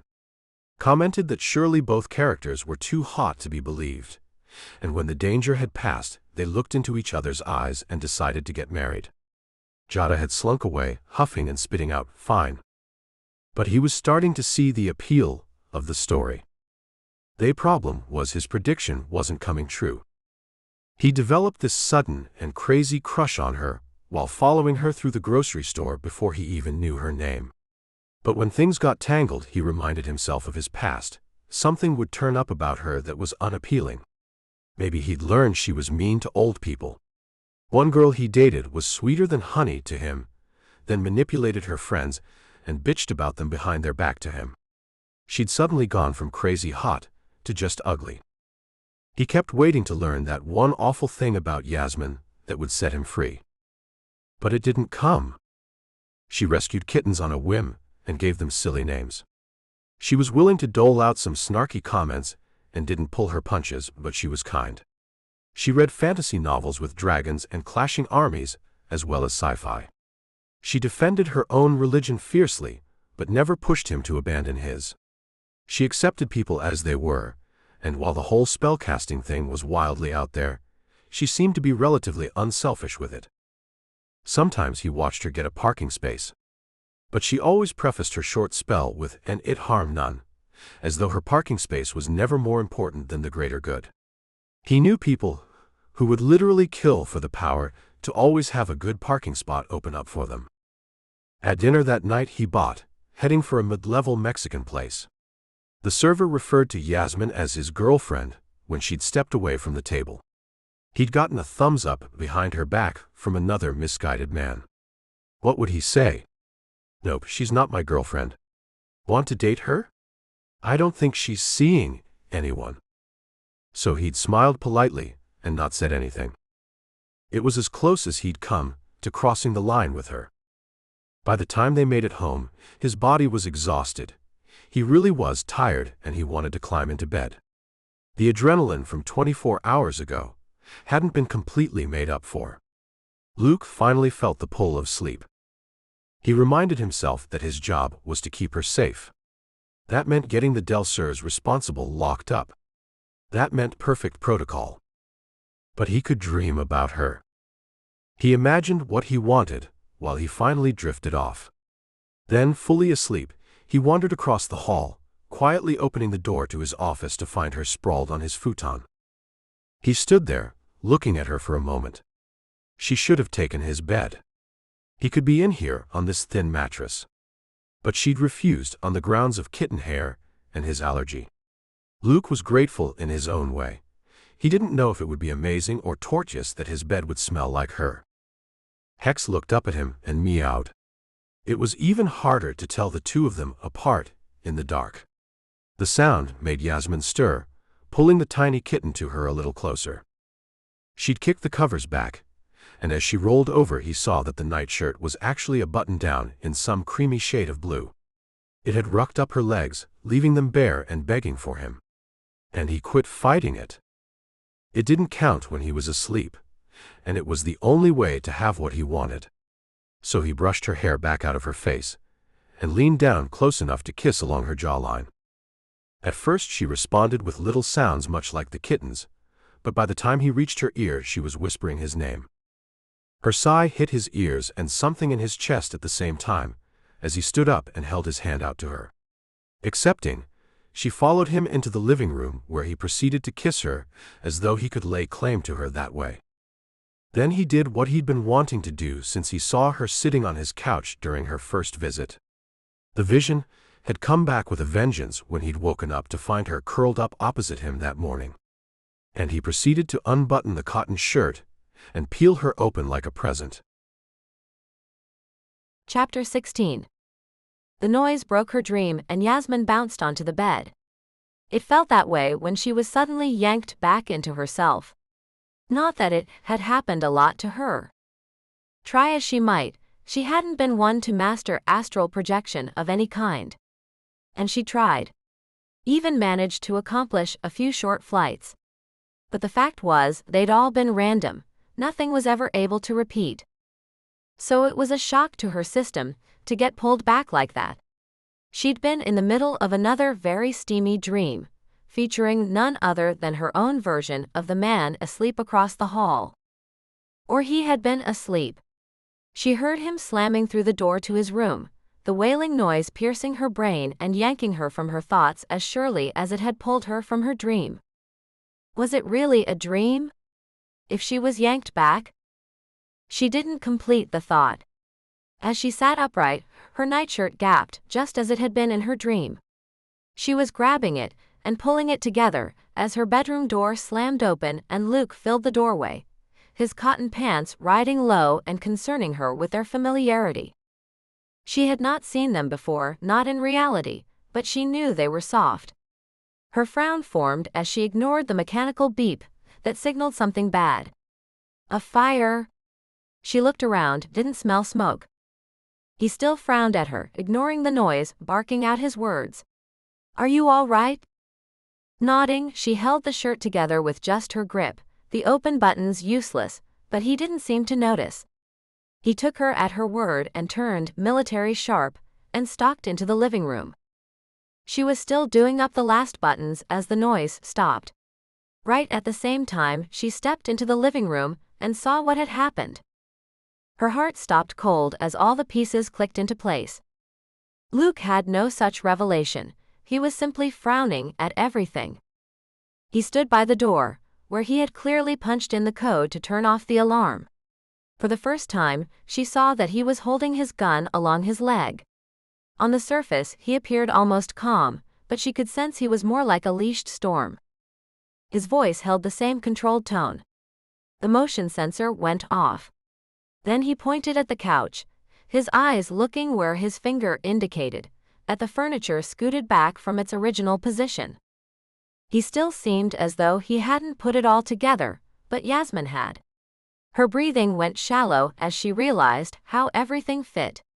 Luke's voice rumbled through her, and the sound shot along her nerves much the way his touch had just a few minutes earlier. How did the couch move? But he didn't wait for her answer, just clutched the gun and walked the border of main room again. He ducked just out of sight as he checked the dark corners of the kitchen. She almost fell to her knees, her hands clutching the front of her shirt again, even though it was now buttoned. Coming back into the room, he spotted her there, sinking down the wall, her breathing now shallow. His arm, the hand not holding the gun, went around her shoulders, but she shook him off. It was that touch that had caused all this. His alarm was real, he still didn't understand. Shit. Yasmin. He looked in her eyes and she didn't want him to. I think it's safe. I don't know how the alarm went off. He looked around the room, but ignored her squirming. Instead, he held her tighter. Maybe the cats did it? No way had her tiny kittens moved his couch. No, she knew exactly what had, and her mouth ran before she could think better of it. We did it. We moved the couch. That got his attention right back. In for a penny. You're a DreamWalker, Luke. Sensing the topic was bigger than he might have liked, he slid to the floor beside her, asking his tentative question. What do you mean? You can do actual things in your dreams, including finding other people and bringing them along. She paused only for a heartbeat. We moved the couch. I was asleep. Yes. And no. She couldn't look at him. The things she'd done. The things she'd allowed him to do to her. She'd wanted them. You have the ability to pull other people into your dreams. She was starting to say more, to attempt an explanation, when he pulled back and just stared. Did you do this to me? Shaking her head almost violently, Yasmin denied it. No. I don't mess with people that way. I don't even make the clerks give me extra change or anything. And if you had asked me to conjure it for you, I still wouldn't have done it. What advantage would it give me anyway? She realized what she'd said only as the words left her mouth. His brows rose at her. Then he snorted at some other thought he had. Finally, some odd third expression changed across his face and he relaxed. It's not right. It was just a dream. I wasn't even sleepwalking. I put a door stopper under the door and marked it. It never moved. I checked. It was only a dream. It wasn't. I was there. She had really enjoyed those dreams, but she wished now she hadn't been in them. He shook his head. They weren't real. Though she would love to let him go on thinking that, she couldn't. They were probably in enough trouble as it was, and he should learn to control it, rather than go around thinking there were no consequences. Luke, it wasn't a dream. Again with the eyebrows and the expression that simply did not believe. What color is my underwear? He almost laughed. Red with little white and pink hearts. She lifted the edge of her shirt, but didn't say anything else. Luke shook his head, still in denial. Lucky guess. Yes, surely when asked for a color, a lucky guess was the right main color, along with the details in the right color and shape. But she didn't say that. Where's my birthmark? Back of your shoulder, but I saw that when you were in a towel. A week ago. It's not that memorable of a birthmark. You remembered it because you'd already seen it in a dream, and you were shocked that your dream got it right. She'd been guessing that, but the look on his face told her she was spot on. Then she went for the kill. And the other. Left hip. His shoulders slumped. He knew because he liked to bite her lightly there. Yasmin could feel her face turn red and she scrambled for something else. Before she could talk, he suddenly scooted back as though she might burn him. You did this. You pulled me into your dreams. His eyes were wide. She got it. She really did. People were afraid of what they didn't understand. She already demonstrated some power to him in the past. Of course, he thought it was her. Of course, he was afraid of it, of her. But that didn't make it hurt any less. It's not me. Believe me, I've tried and I have no talent for it. It's you. You have to have done it before, maybe when you were a kid. Luke's eyes glazed as his thoughts turned elsewhere. My best friend and I would dream the same thing sometimes. Prodding a little, she asked another question. Did you ever see evidence from those dreams? It took a moment of Luke, gazing into the middle distance, before he answered. My dad was building a shed once, and he had put these stakes out in the yard where the corners would be. Jason, my childhood best friend, and I dreamed we were digging up treasure in the yard and that the stakes were markers. In the morning, the stakes were all out. But the yard wasn't dug up. He was frowning at her again, as though she had done this to him. I wasn't there when you were a kid. I didn't even know you then. She could ward off his accusations, if not his fear. Maybe she could help fill in some of the gaps he had. I can't do it, I've tried. What I understand is that when you're in that state, especially if the two dreamers are really in sync, her face flared red, she could feel it, then you can move things. But you can't break them. For example, the first night he'd ripped open her shirt, sending buttons flying, and when she woke up the shirt had been open but the buttons intact. Not that she was going to say that out loud, and remind him just how steamy it was between them.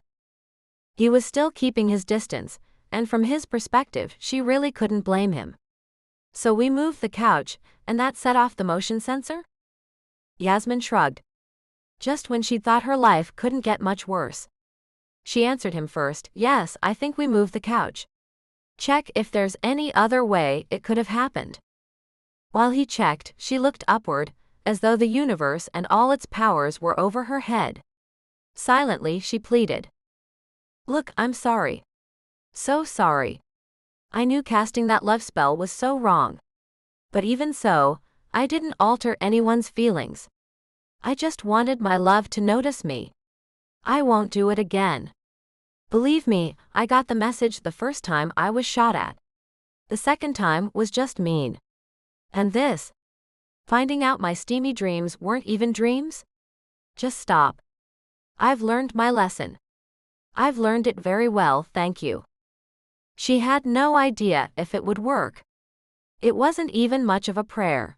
By the end, it had turned into a bit of a rant, with a touch of sarcasm. Maybe the universe wasn't done with her yet. Maybe the punishment for bad casting was far worse than she'd thought. Right now, Yasmin wished Delilah had been a little more clear about the gravity of casting on others. Luke stood in front of her, having swept the whole apartment while she sat there. I don't see anything else. Then he almost crumpled in front of her. She was leaping forward to catch him, but he fell into a cross-legged sit, the gun almost smacking the ground beside him and making her wince. The look on his face was so defeated she almost cried. She wouldn't have done it if she'd realized he was dreamwalking. especially since he had no idea what he was doing. But she didn't think it deserved this look. As though he had cheated on someone with her, and it had destroyed his life. Her breath sucked in and came back out on a barely audible whisper. "Are you seeing anyone?" She thought he'd said he wasn't, but the look on his face said otherwise. He shook his head no, but ran his hands over his face and refused to look at her. When his words came out, they were as defeated sounding as she felt. "The case is screwed." That was not at all what she was expecting. "What?" "I've apparently been sleeping with a victim/witness. I'm going to get fired for it. And the Delsers will walk. Which means not only do I have no job, and can probably never go back to police work of any kind, you have no protection from one of the nastiest gangs around." Her blood ran cold at his words. Then she took a moment and unscrambled her thoughts. No, none of that is true. We didn't actually sleep together. Even though it had felt like they did. This time Luke did look her in the eyes. The too blue color seeing straight into her. "What if you're pregnant?" He was right that they hadn't used any birth control in those wild moments. But he was wrong too. "I can't be. You can move things, but you can't alter them. Can't break them, glue them together, or impregnate them by dreamwalking." She sucked in another breath. No matter how good it had been, no matter that they had shared the experience hadn't really happened. "You shouldn't lose your job. The case is fine. You've been the model of professionalism." His disbelieving snort interrupted her, but she went on, ignoring it. "But whatever we may remember, none of it was real. We weren't really together." Yasmin was surprised at how much that thought hurt. It shouldn't have hurt at all. She'd thought of those dreams as stress relief, as steamy free-for-alls with zero ramifications. Once again, she'd been wrong. So wrong. Luke had no idea how he kept himself together the next day. Eventually, he and Yasmin had talked themselves out and fallen asleep. In separate rooms. His with the door locked and a chair underneath it, even though she'd told him that wouldn't help. Instead, all he needed to do was make a different decision. Instead of coming to get her, do something fun. He came awake in his dreams again, and stood at the foot of the bed. This time, he didn't wander into her room and peel her clothes. He didn't get the brilliant idea to dream christen the couch. Or he did, but he didn't act it out. Apparently, realizing you were asleep was the key to being mentally awake inside your dreams. The irony was not lost on him. It was much more difficult being around her now. In the past, he'd woken up remembering how she tasted. How she would bury her face against his neck and kiss him there. How he could smell her hair and feel it tickling his chest. He survived it then, by talking himself down from every memory. Told himself it was only the way he imagined she'd feel. That her actions were all conjured from his own subconscious. Before, he'd wanted her. Now, he needed her. Now Luke knew how she felt in his arms. He knew the feel of her in his hands. And though in the cold light of day she offered him nothing but apologies, he knew what she was like when she wanted a man. He had to get rid of her. Still not allowed back at work, he handed off some of his cases. With each call to explain what parts he finished already, and what still needed work, he asked if the officer was able to take on a personal protection client. No one even said maybe. That would have been barely the first step. Most of them had heard about the squished bullet. Most knew that she considered herself a witch. Then there was the added problem that she'd actually been shot at twice, which was twice more than most officers, and they wouldn't touch the assignment with a 10-foot pole. His third call was to one of the other detectives in his unit. Harry Jasper, terrible name Luke thought, had laughed and asked, "What? Did you bang her and she got too clingy?" Luke had been rubbing his hand down his face for probably the 1,000th time that day, when Valverde's voice had popped up in the background. Salzone. Salzone wouldn't sleep with a hooker, if that was her method of payment for protection. And she'd laughed.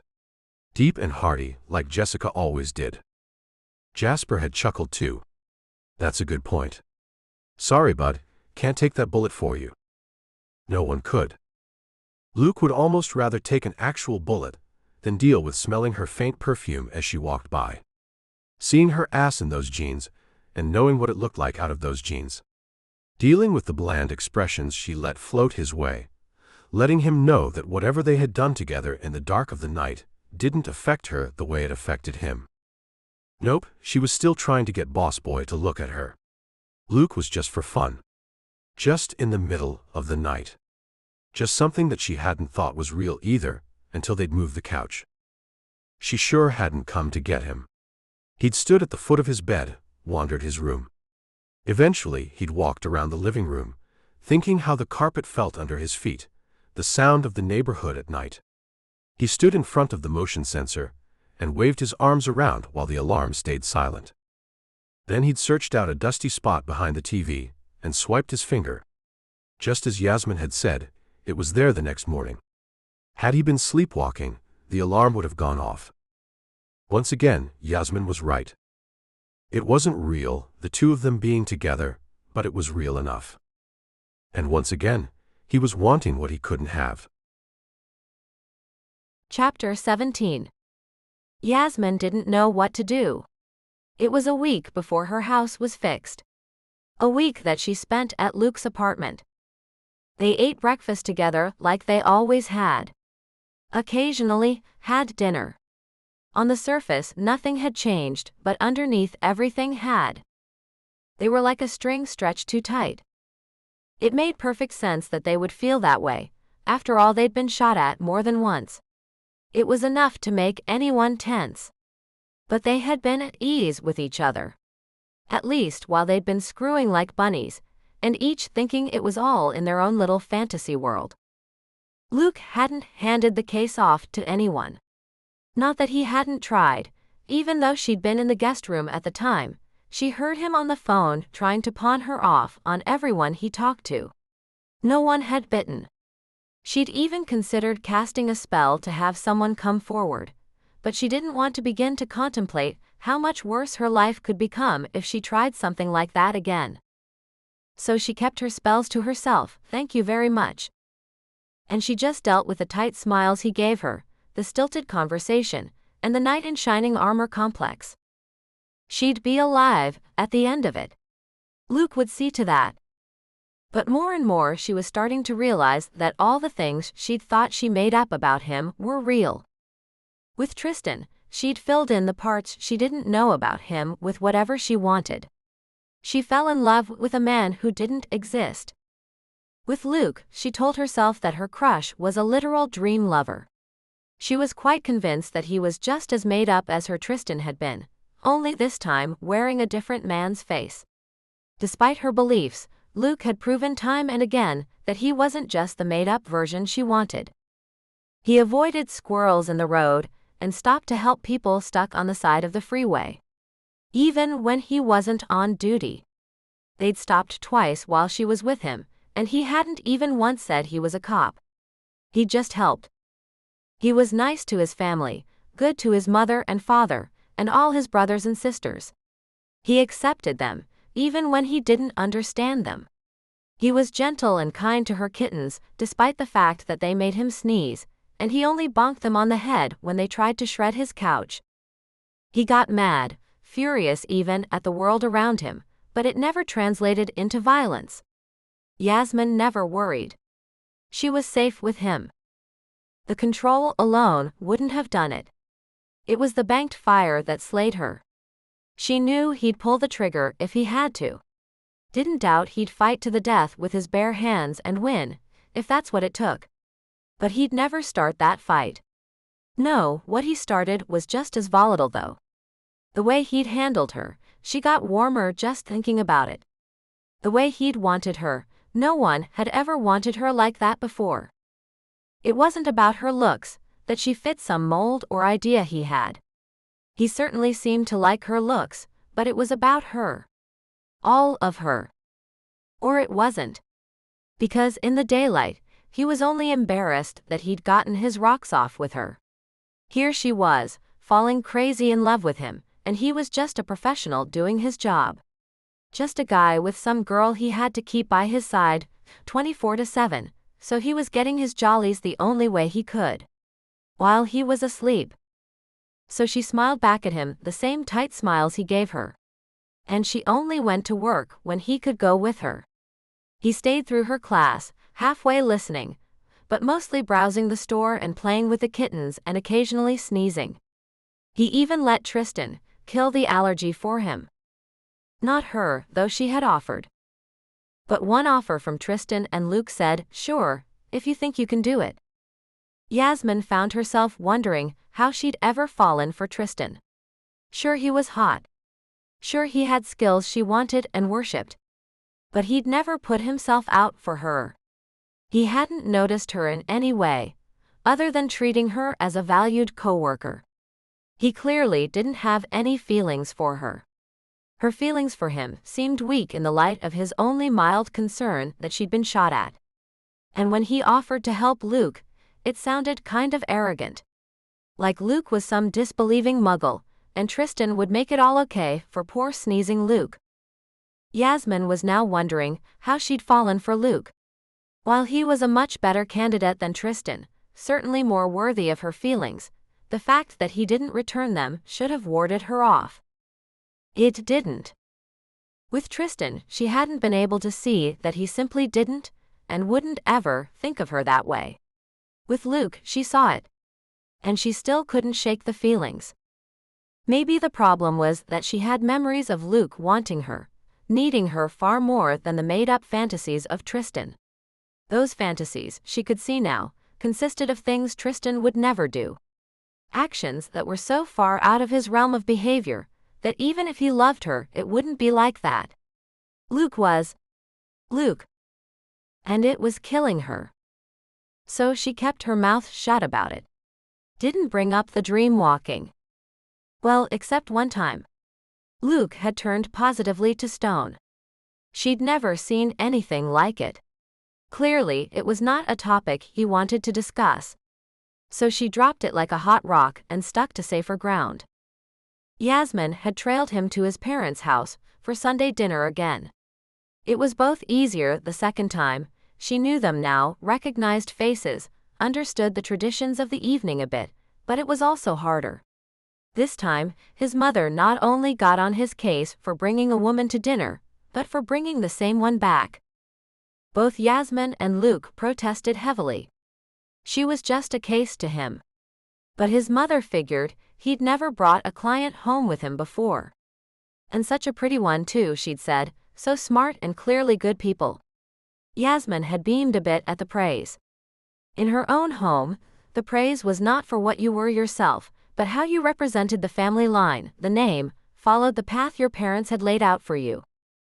The clear and heartfelt praise from Mrs. Salzone was a balm to Yasmin's undernourished soul. But then she remembered what she knew of Italian families. Loud, boisterous, everyone was beautiful and good. Until they weren't. Then they were spoken of in hushed whispers. Maybe she'd simply seen The Godfather one too many times. Or maybe she'd misread it. Either way, it dampened the feelings. Even when Mrs. Salzone told her she'd make a fantastic daughter-in-law. "Mom!" Luke had yelled, nearly dropping the bottle of beer he was politely drinking. His brother had brewed it. The family didn't seem to have the heart to tell him that it was clearly a first attempt. His mother had responded to her own outlandish statement that she'd seen a psychic the week before who said the next woman Luke brought home he'd marry. Yasmin had felt her own eyebrows go up, but tried not to offend the woman who was an otherwise wonderful hostess. Luke had no such compunctions, and Yasmin watched as he obviously brushed aside his mother's statement. 1.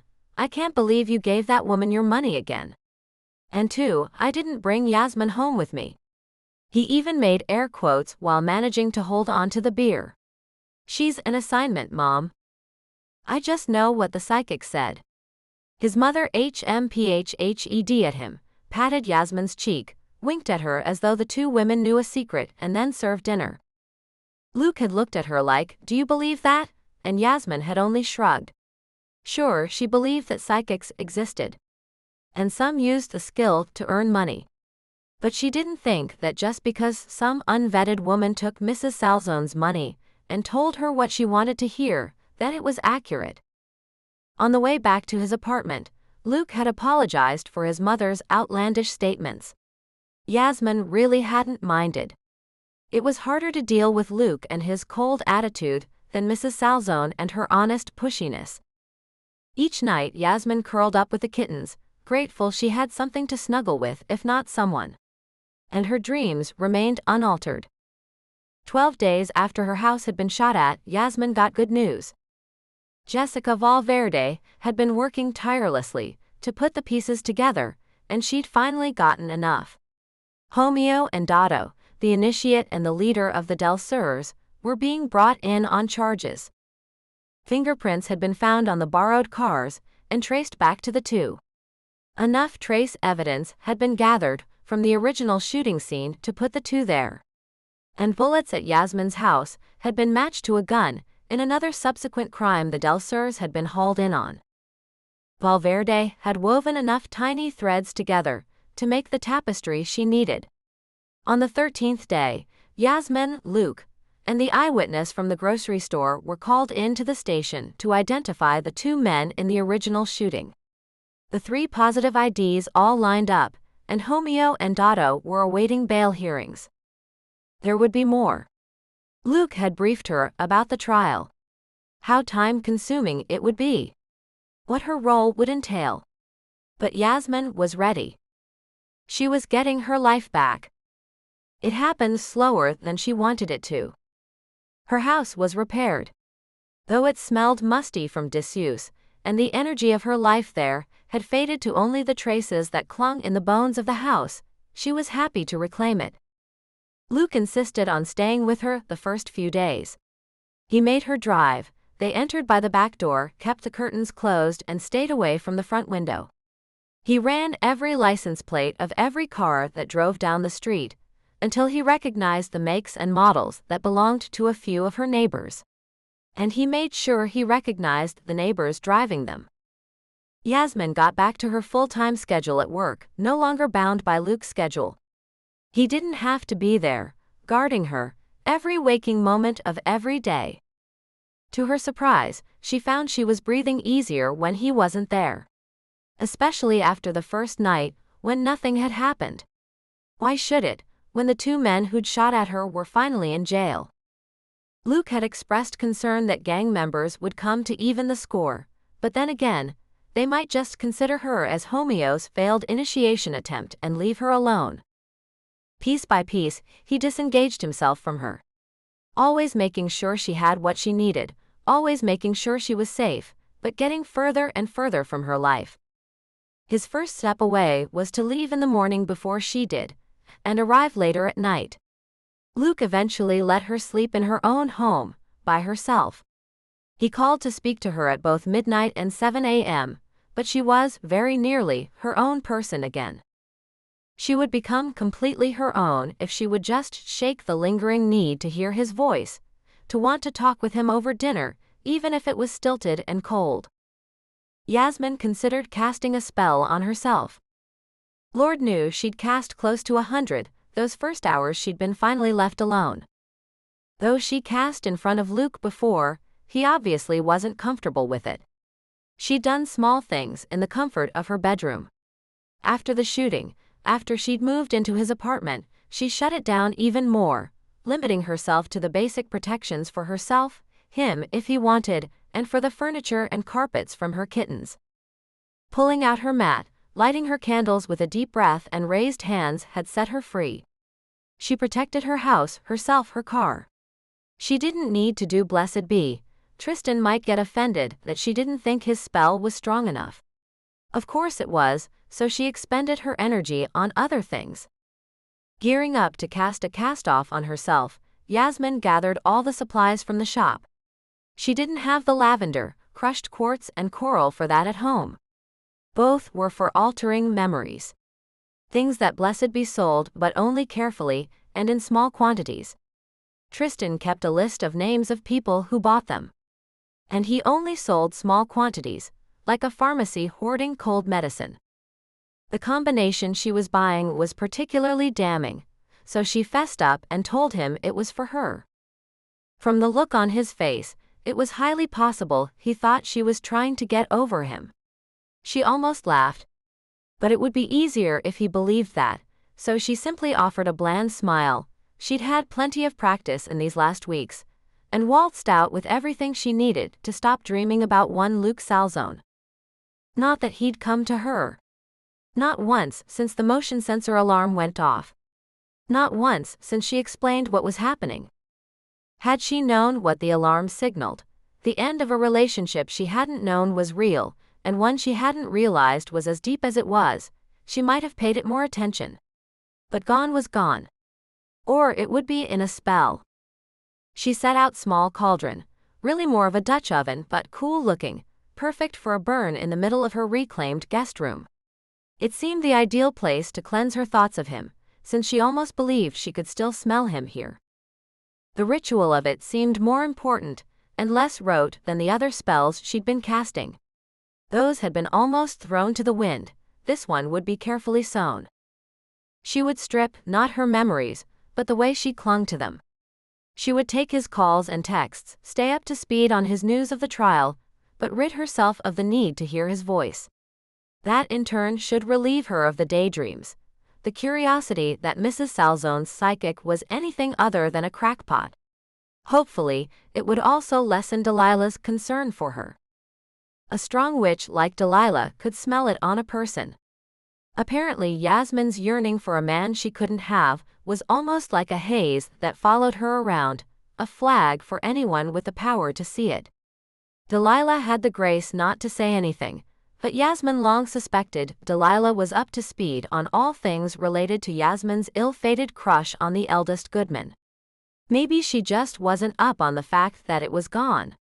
So Delilah only twisted her mouth as she noticed these things and held her tongue. Setting out the candles carefully, Yasmin then laid out her athame, the small cracked glass bowls for salt and water, the lavender, quartz dust and 2 pieces of orange coral.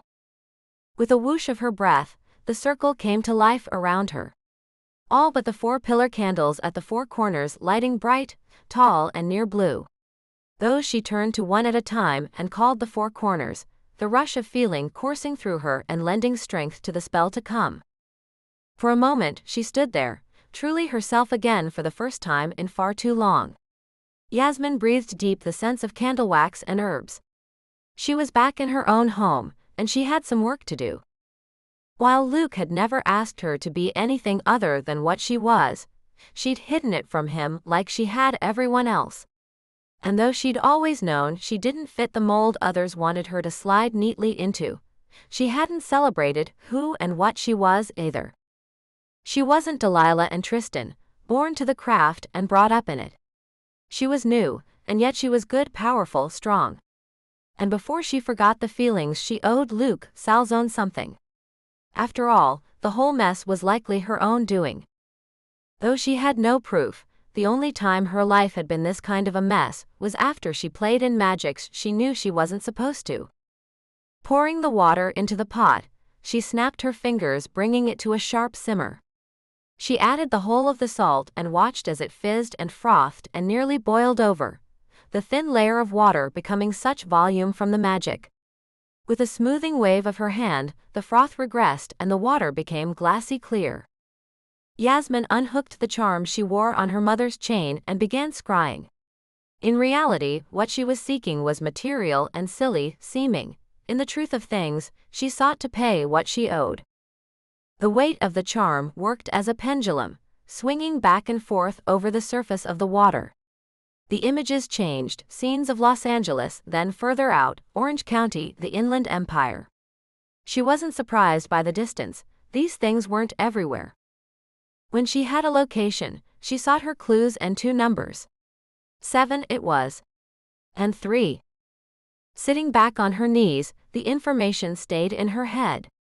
Tomorrow evening after work, she'd head out and get what she'd looked for. She slid the necklace back into place, its job done for now. Together, she snapped both hands, bringing the water to a rushing boil. Palms toward it, she pushed and the water receded, disappearing into steam, and then into nothing. Now for the release spell. Yasmin fortified the circle again, bringing the flames higher. Not that she needed it. Spells cast on oneself were often easier, then again, they were often harder too, as the base of all magic was intent. If hers wasn't truly aligned, it might be harder to push through. So she turned a full 360, checking all the flames and finding the circle intact and tall. She sprinkled the crushed quartz into the now empty cast iron, and held the coral to her chest. Into the coral she fed all her memories of Luke, that grabbed at her and held her tight. His genuine kind streak, and all the examples she'd seen of that over the weeks. The way he had leapt at her, no decision, just reflex, the moment he'd heard the first shot. The way he'd pulled his gun that first day, and with her, stared down a man attempting to become a killer. The breakfasts he made her, served up with a care. Lastly, she let all the memories of their shared nights wash over her. The way he'd stared into her eyes, as though she was the only woman in the whole world. The sound of his voice murmuring her name. The touch of his hands. She didn't know how long she sat there, reliving it, getting nearly overheated at just the thought of it. But she poured it all into the coral. Then she set it into the pot. Or she tried to. It took 3 tries to let go of the damn thing. She went to add the lavender, and couldn't pick it up. By the 4th attempt, she couldn't even touch it. And when she tried to start over, she discovered she could pick up the coral, but not set it back into the pot to burn. Finding she could set it in her lap, she did just that and raised her hands to bring the power of the circle higher. As she did, it all went black. Chapter 18. Luke had done everything he could, for the case, for Yasmin, for himself. So he sat back into his deep comfortable couch, and popped the top on a beer, and put the game on TV. In a few moments, he got up, headed to the kitchen and grabbed some tortilla chips. A few moments later than that, he realized he just couldn't eat them without dip. His mother would be sorely disappointed if he had store-bought dip. So with the TV paused, he pulled out salsa and cream cheese. He added a scoop of salsa to half a block of cream cheese and hit it with a stick blender. Then he folded it back into the salsa, letting the white and red swirl together. He put the game back on, pushing aside thoughts that he hadn't ever made Yasmin his favorite dip. It was a girlfriend test of sorts. It often came out vivid pink if he folded it too much. Most looked at him like he was nuts. One had gotten mad at him for ruining all the salsa. Few survived. Though, if he was being honest, it wasn't the salsa test that killed it. Most didn't understand what he did and they didn't want to. Cops were fun to nail apparently, but living with one? No thank you. Even dating one for an extended period of time was clearly a hardship. One woman had asked him on the 5th date when he was going to get a better job. He'd looked her right in the eyes and said, "There is no better job." There was a better job for him at least, even if it was much the same job.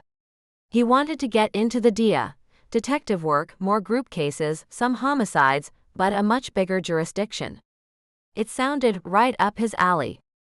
He'd taken and passed several of the written exams, a medical physical, as well as the agent physical assessment test. Now he just had to wait for his application to go through. Last year, he'd been rejected. Well, he'd been offered a position lower than the field agent position he wanted. But he was another year more experienced now, and he'd keep applying until he got in. He was still young to be accepted for the path he'd chosen. He wasn't sweating it. Well, he was, but it wouldn't break his heart. He hadn't told date number 5 any of these things. He told Yasmin all of them. Then again, maybe it was easy for her to encourage him. Obviously, it had nothing to do with her. Girlfriends were looking to be with someone, thus what he did and where he wanted to go was an important assessment for them. It made perfectly logical sense. Yasmin, on the other hand, couldn't wait to be rid of him. She'd almost pushed him out the door. She'd thanked him profusely. Repeatedly. told him she'd be there for every minute of the trial, that she didn't have to be at work, and of course she'd testify. But then she shut the door before he'd even walked away, and Luke had heard the 3 bolts slide firmly into place. He'd ignored the way his heart had sunk. Told himself it hadn't. Then he told himself that he wasn't following the game, because he was too hungry. Chips and doctored salsa weren't going to cut it. Pausing the TV again, he went back to the kitchen. Noshed on more chips, while he pan-fried a fish fillet in breadcrumbs and parmesan, and reheated a leftover rice grain mix with peas. He was sitting back down and looking at his plate later, when he thought to himself that he was a catch. Sure, he made no money as a cop, but it would get better once he was Dia. It would never be great, but he didn't have any issues about a woman out-earning him either. But he could and did cook.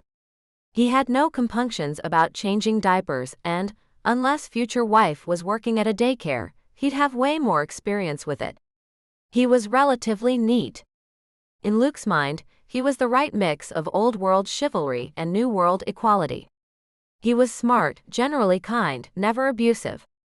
Why wasn't he married with a kid?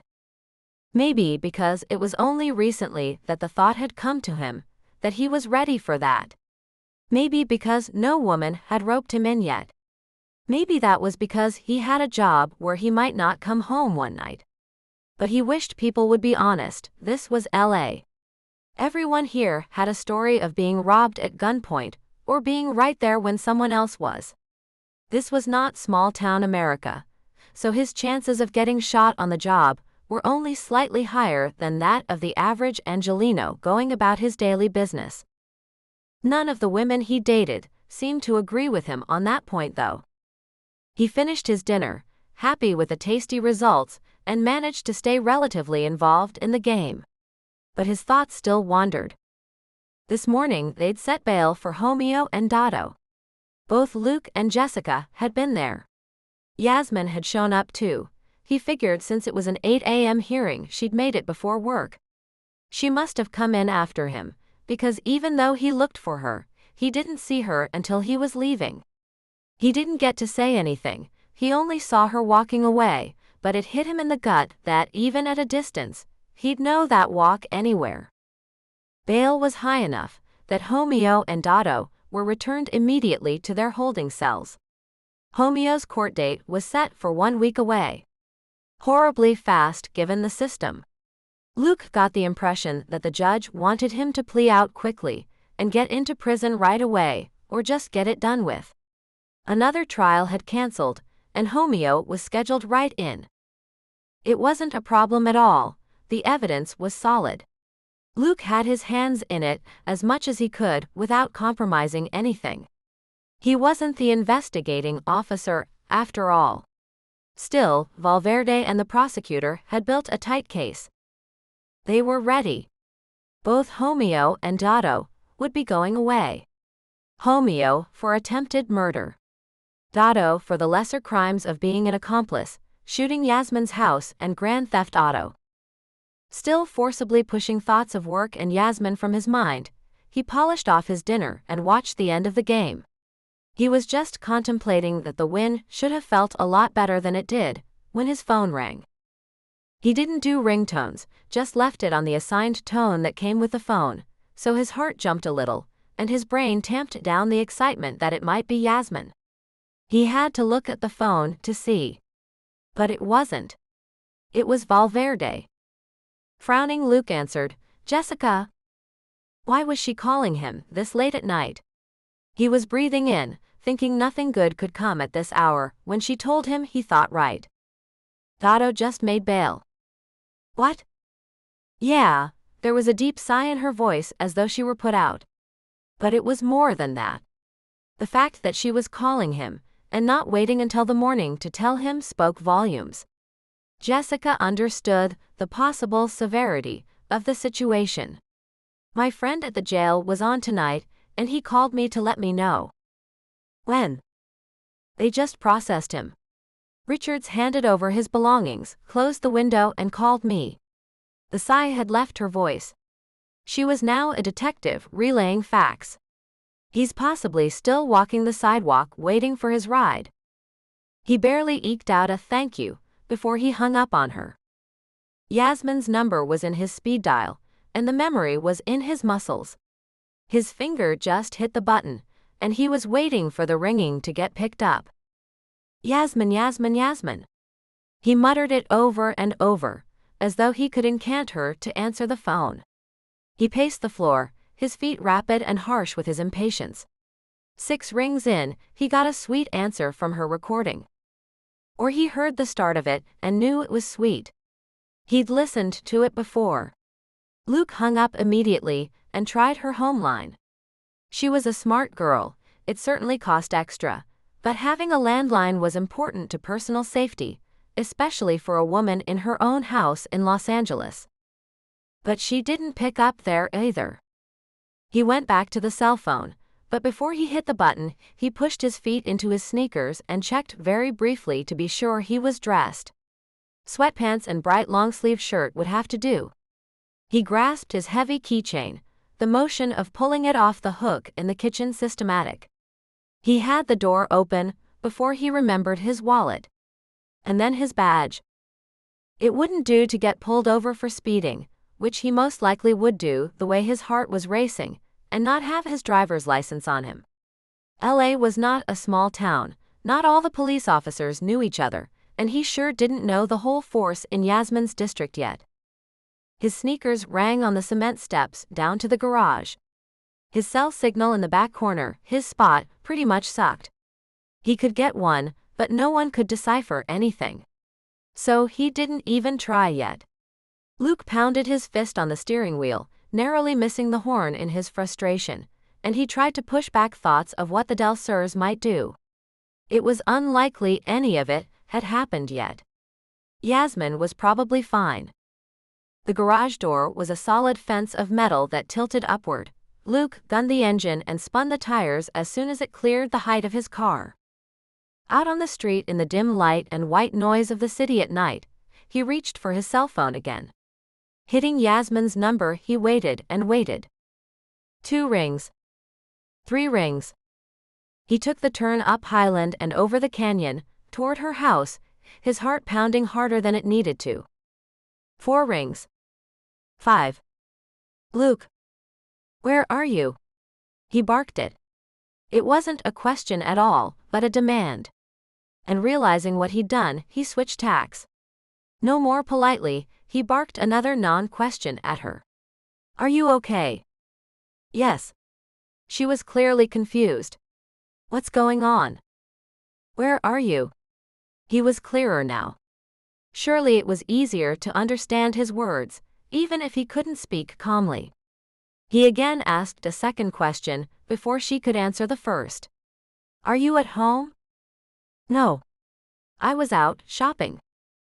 At this hour? Now he was confused. Maybe she was at the grocery. Although he didn't see her doing that shopping late at night, not anymore. Where? In Alhambra. Another pause. I'm on my way home. What's going on? She seemed to at least understand that whatever was wrong, it had him worked up. His breath was slowly leaking out of him. He was talking to her. She was alive. Safe. In her car. Dotto made bail. He just got out. This pause was lengthy. He almost asked if she was still there, but then she spoke again. And you think he'll come after me? Actually, he didn't think it was that likely. It was just that the consequences if Dotto did come for her would probably be fatal. So he forcibly calmed himself down and told her just that. You should come here and stay with me again. Something seeped through him as he said the words. Luke didn't like admitting that having her here felt good to him. It wasn't right. It was all on his side. But she needed to be somewhere safe. You don't think he'll come after you? He might, but that's why I'm in this building. It's a good neighborhood. Dotto and his ilk would likely be noticed hanging around here. All the units are on upper floors.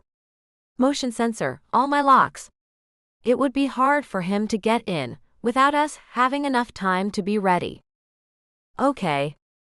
I was coming by your place anyway. Her voice sounded stilted. It didn't matter.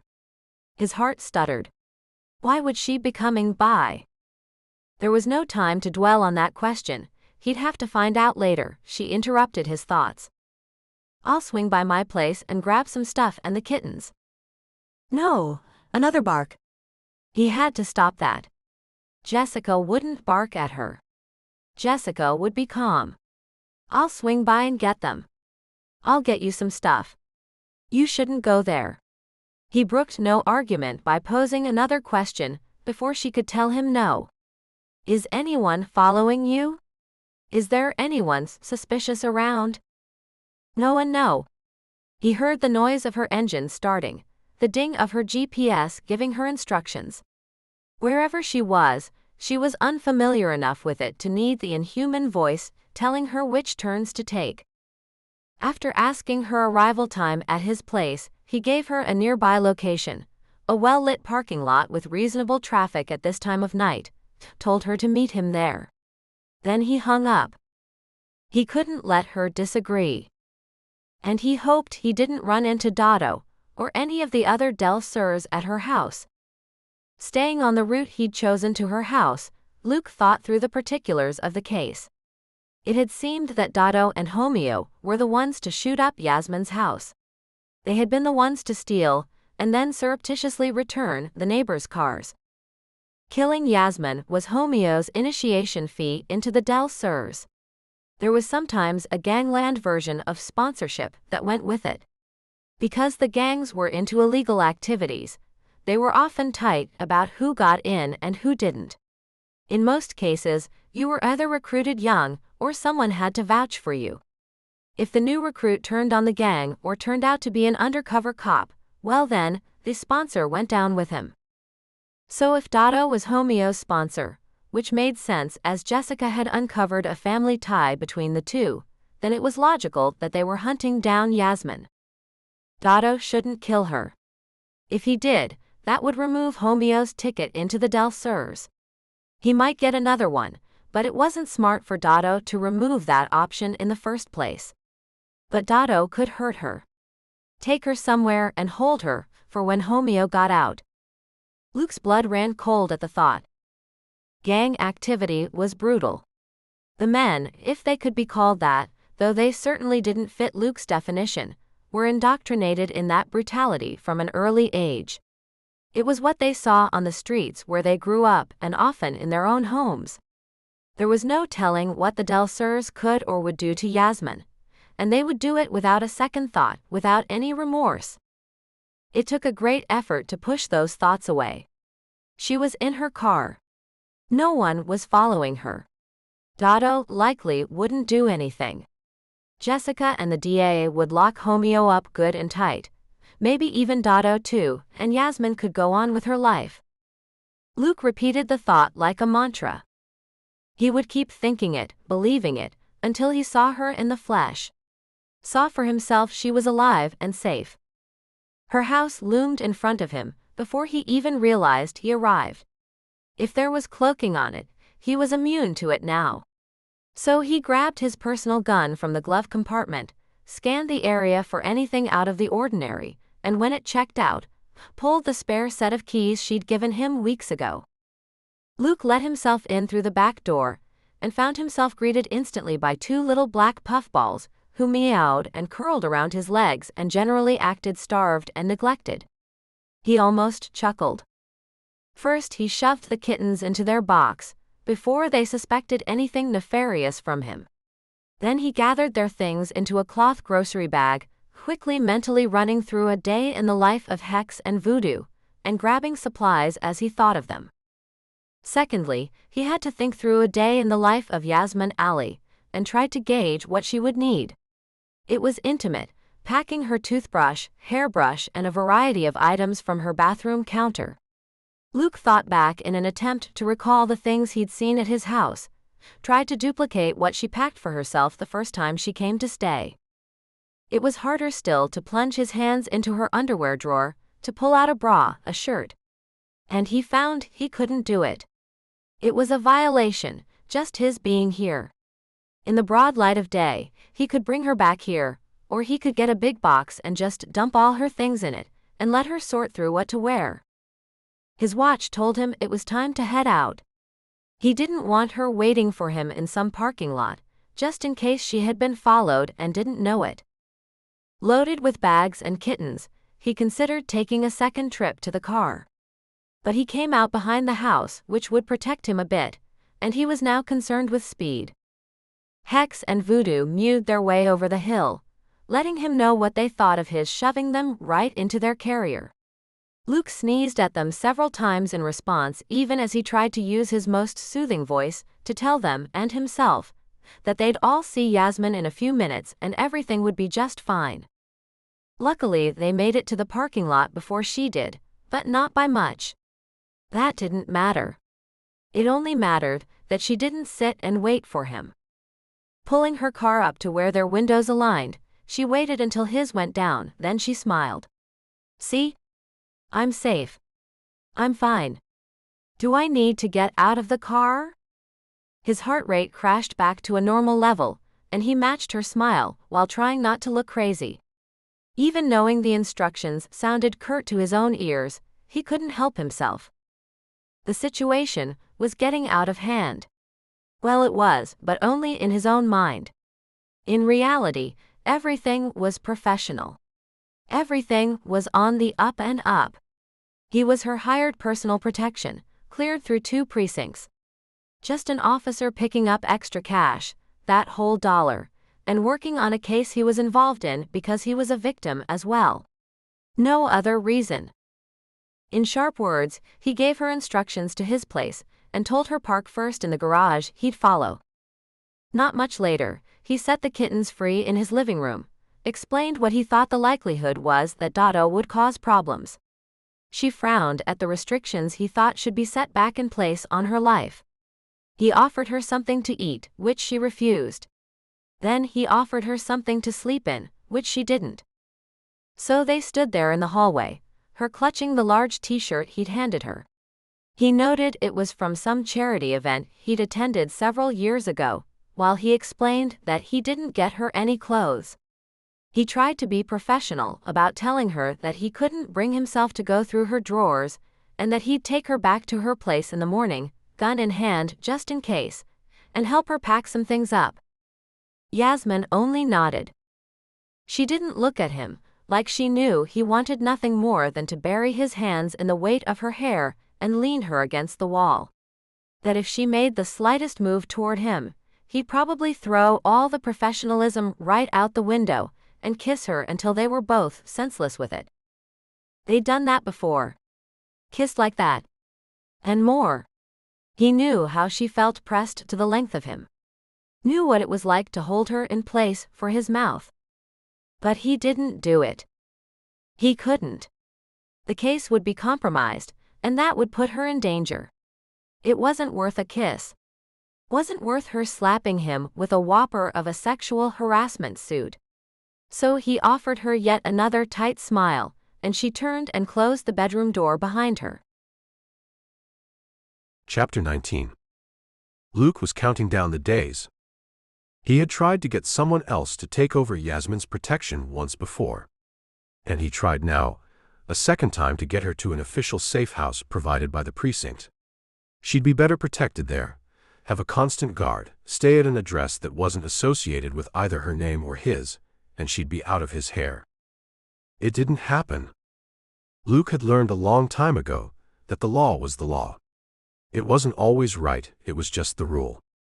As a policeman, he was an officer of the law, not a keeper of justice as he would have wished. The two overlapped just barely enough to keep him happy. In this case, not enough. The other problem, even when the law was on the side of justice, the budget usually was not. Even though Yasmin had been shot at in her own home, because she provided her own security detail and maintained it, there was no clear reason to begin to provide one for her. Luke tried again to get departmental coverage. It was hopefully more necessary now, with Dotto out on bail. But Dotto was only ever the accomplice, at least as far as the law was concerned. Because he had not previously pulled the trigger at Ms. Alley, it was not budgeted to protect her on the possibility that would change. Luke couldn't seem to make a strong enough case that it was a likely outcome. Luke was left guarding her. And his heart. He was back on the job, and so was she. They were arranging their schedules around each other, mostly her around his, so that he could drop her off, pick her up, and sometimes ferry her to her house. While they were there, he would stand guard with his gun drawn and the safety off in case Dotto or any other Delsers came by. Unable to block traffic at both ends of her block when they were there, he simply had to deal with cars going by.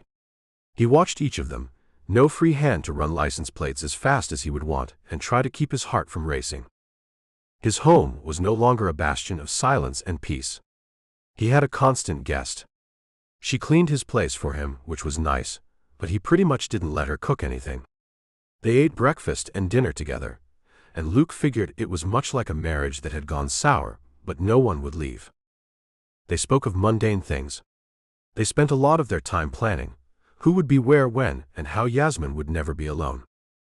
That was eating at her.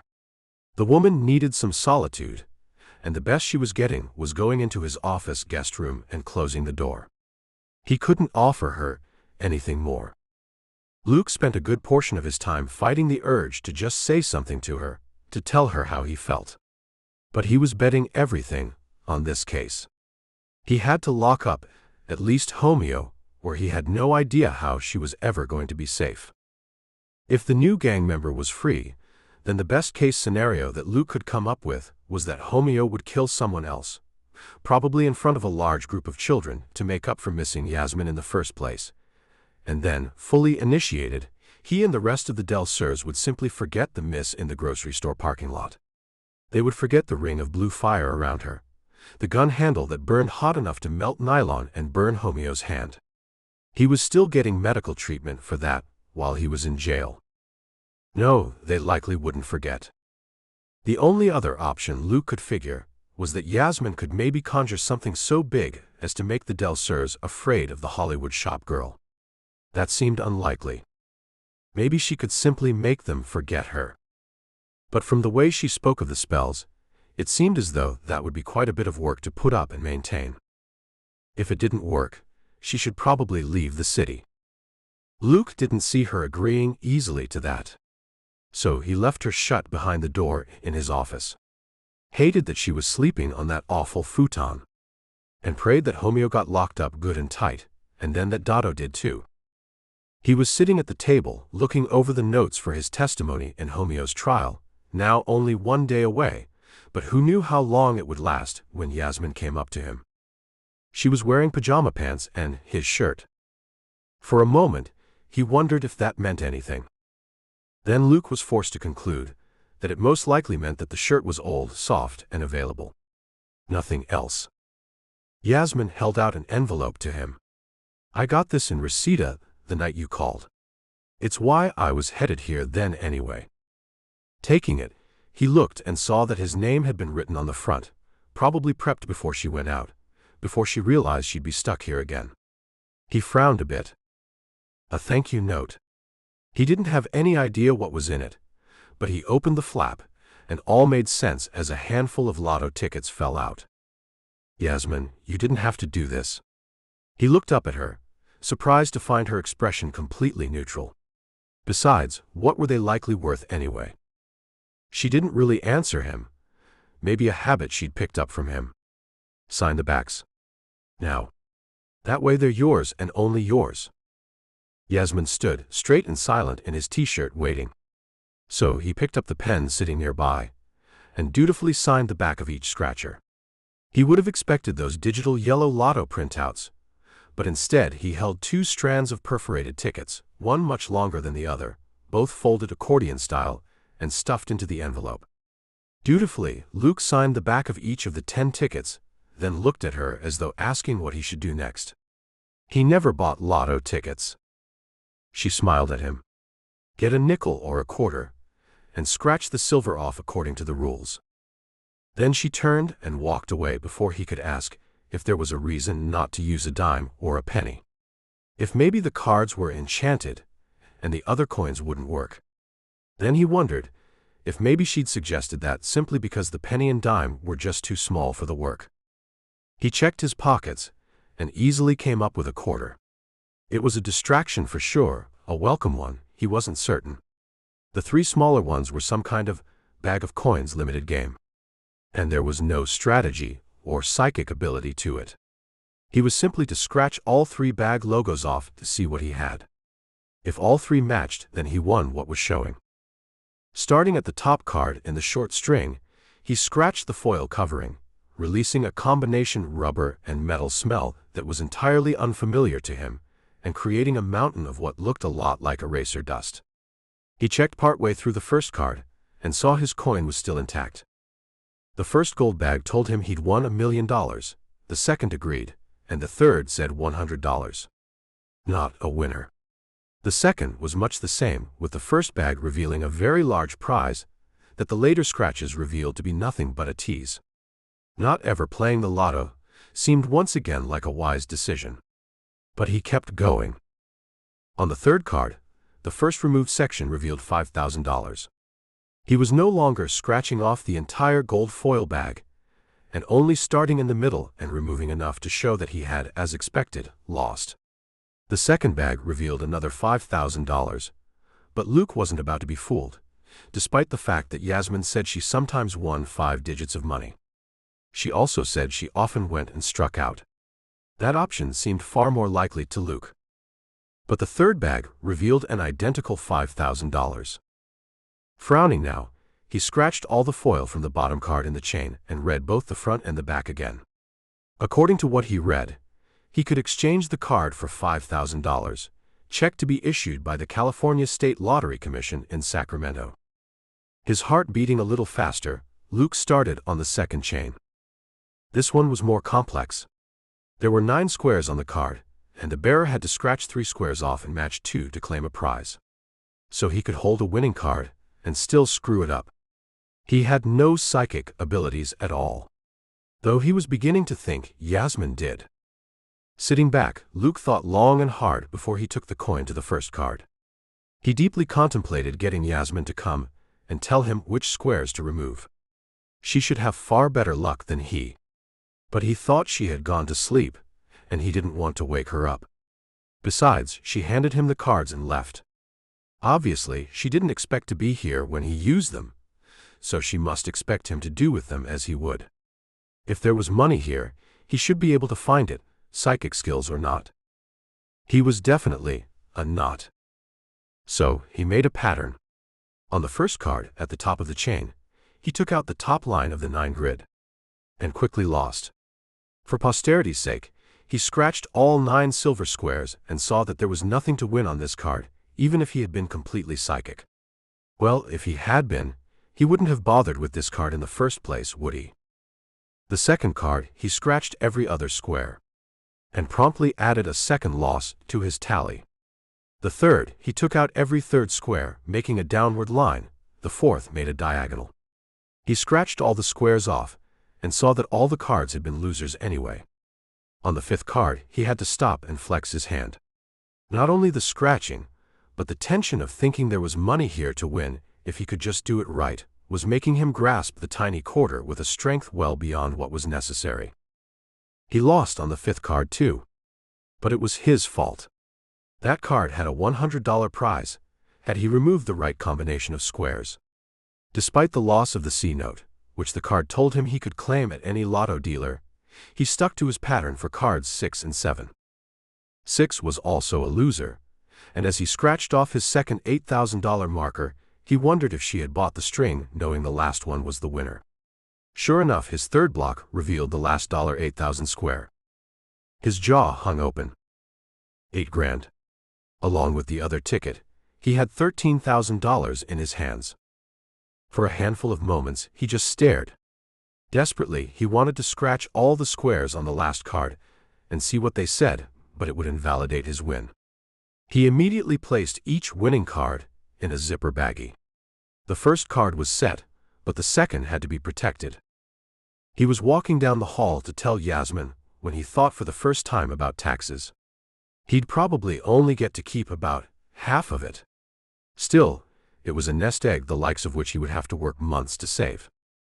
Knocking softly on her door, he whispered, "Yasmin?" as though he wasn't really waking her up by being quiet.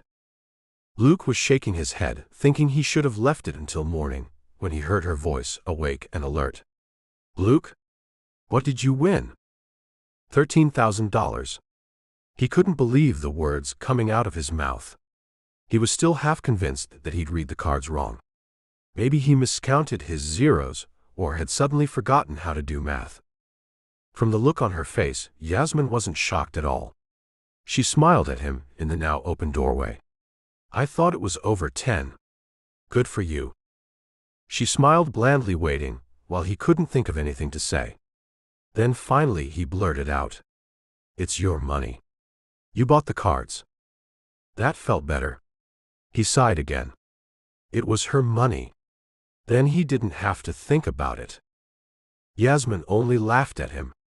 "Nope. It's yours. You signed them, and I'll testify in court that I gave them to you as a gift. So you can cash them or not as you wish. But they aren't mine." She paused a moment, and her laughter died. "I owe you my life. I know that. More than one occasion. You haven't complained, as I invaded your home." He attempted to interrupt, but she held up her hand to stop him and simply didn't let him get a word in. "And my protection has taken over your whole life. If you have a girlfriend, you haven't seen her in several weeks, at least that I'm aware of. You've barely seen your family. And for most of this time, if you were off duty at the precinct, you were on duty with me. Even when you were asleep. This is how I can pay you. It's yours." Her benign smile was the last thing he saw before she shut him out and left him standing there in the hallway, staring at the closed door to his own office. Yasmin was off work for the trial. She put on some of her better clothes, but not the one suit she owned. A lovely powder blue that set off her hair. It looked fantastic and was to be saved for the first time she was on the witness stand. She'd been all set to wear it on day one, but Luke had set her straight. No one would be televising this trial. It was LA, and there were gang initiation shootings all the time. Not usually in Hollywood, but not unusually either. They were trying to keep the whole witchcraft thing quiet, as that might blow up in their faces, but so far, Luke said it was successfully staying low. While Yasmin thought it was ridiculous, she didn't balk. Not out loud. She also considered that she was of Middle Eastern descent, not a natural-born citizen, and that her entire family, aside from her Wiccan self, was Muslim. Nope. America would not feel kindly toward her. She muttered under her breath as she walked into the courtroom, "Melting pot my ass." So for the entire first day she'd sat. The trial had begun. She was in the third row of seats. The DA was prosecuting by herself. Detective Valverde was in the first row. Luke beside her, having the odd distinction of being both an officer and a witness and a victim. Yasmin, as the actual person the bullets were aimed at, seemed to only rate a find-your-own-seat miss at the trial of the man who shot at her. Homeo sat at the defendant's table, along with his lawyer, a disturbingly well-dressed man. It appeared that either the public defender was independently wealthy, with a deep-seated need to spend his life and time helping the underdog, the guilty-as-hell underdog in this case, or the Del Surs had bought Homeo a real slick lawyer. Both lawyers made their opening statements. Basically, they spent several hours telling the jury and everyone who managed to stay awake what they would do over the coming days. No one actually did anything, they just talked about it. Yasmin rescinded that thought for a moment. Homeo's lawyer did in fact introduce himself and say he'd replaced the public defender only recently, and that he would like the trial pushed back by several weeks. Yasmin had almost leapt to her feet and yelled, "I object," herself. There was no way she could stand living with Luke that much longer. Homeo's ass needed to land in prison, preferably in another state, and soon. She had a life to get on with and love spells to not cast. Luckily, the judge agreed with Yasmin, or the defense lawyer, whom Yasmin immediately decided she didn't like, was an idiot. The judge smirked down at him and almost laughed. Honey, I'm sorry you're slow to the trough here, but you get what's left of the slop. The laugh, the colloquialism. Even calling that grown man honey, all floored Yasmin. Even if she completely agreed. Later, the defense moved for a change of venue. The judge again laughed at him, and he grinned an oily grin and said, I had to try. Yasmin felt her skin crawl. She'd have to ask Luke later if that gave Homeo a better chance to get off on a technicality or not. By the end of day 1, which was only really a half day of sitting there, she was exhausted. No one had paid a lick of attention to her. Not that she wanted it, but wasn't this all about her being shot at? Apparently she was mistaken, because if Luke hadn't been there and rounded her up to take her to his apartment, no one would have noticed whether she was there or not. While they checked out through security, Luke reclaiming his gun and pepper spray, Yasmin asked if they should invite Jessica along for dinner. Oh no. His voice was tired, definite. I'm going to cook. I don't even want to be out. Trials like this kill me. And we really shouldn't be seen hanging out personally with Valverde. What? That made little sense. They weren't to be decent people and be nice to the other detective that he worked with every day.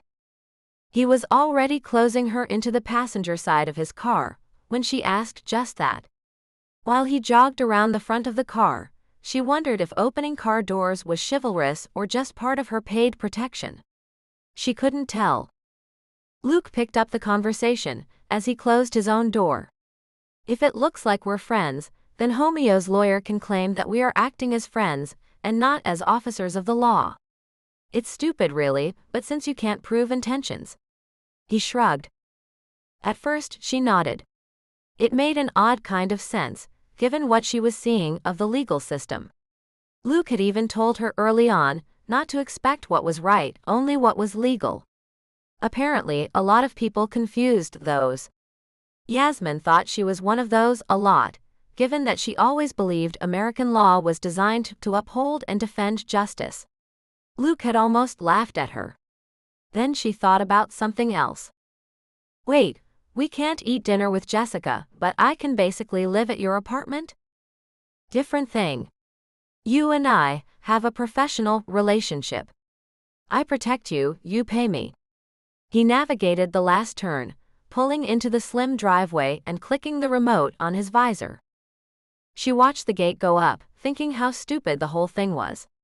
They didn't have a professional relationship, they had a basically late-night relationship that only didn't continue because it was unprofessional. Luke ignored it because he wanted to. She agreed, because where else was she going to find someone who would jump in front of bullets for her, for the low, low price of $1? So she smiled her way through a dinner that Luke cooked. Yasmin cleaned up afterward, and went to bed thinking that she had this whole trial to make it through. Though she wasn't the one being tried, it was definitely going to be a trial for her too. Tristan had let her off work for as long as she needed, but she wanted to go back. She needed to resume her regular life. And she couldn't.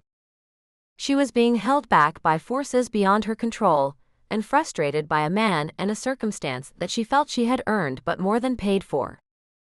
Yasmin had had enough, but it seemed the universe wasn't done with her. Hex and voodoo followed her dutifully into the room, now quiet. It seemed the little performance artists had used up all their meows during dinner when they tried, albeit somewhat successfully, to beg scraps.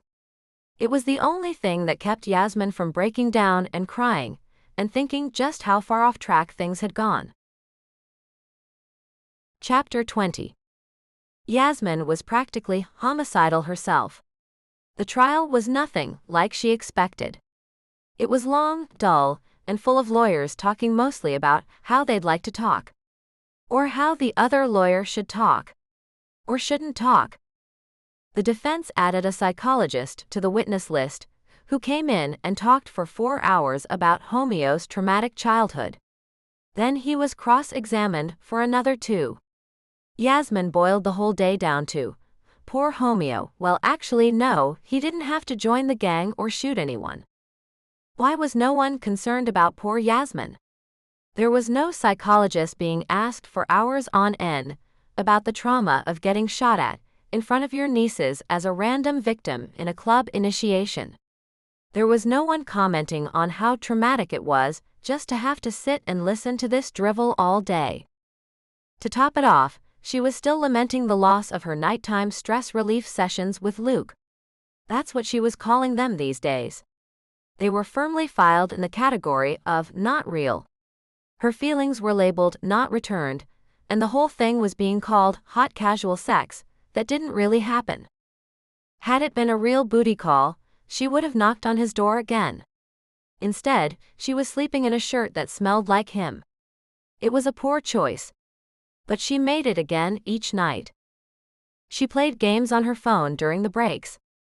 Sat on the hard bench for hours on end and worried. Occasionally, she snapped her fingers, the smallest thing she could do to bring a spell about. Well, she could blow out a gush of air, like she was rapidly taking out her birthday candles, but that would earn her weird looks. Apparently, so did snapping. She did consider casting a spell on Homeo's mother. Then thought better of it, and cast one on herself, so the woman wouldn't annoy her so much.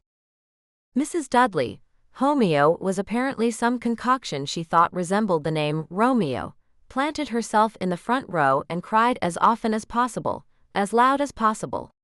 She yelled out what a good boy her son was, until the judge told her that she'd be permanently removed with one more outburst. The woman then limited herself to sniffles and silent tears. Each day, Yasmin became more concerned. Luke and Detective Valverde assured her that this one was in the can. There was no way they could lose. Yes, she should keep the witchcraft on the down low, but the case was sewn up tight. So why didn't Homeo and his lawyer plea out? Wasn't that their best option?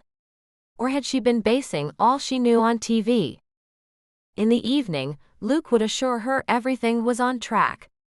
Homeo would go away for a long time, then she would no longer be part of an initiation, and she could go on with her life. She would sleep relatively well, believing what they told her. But in the daylight, she would worry again.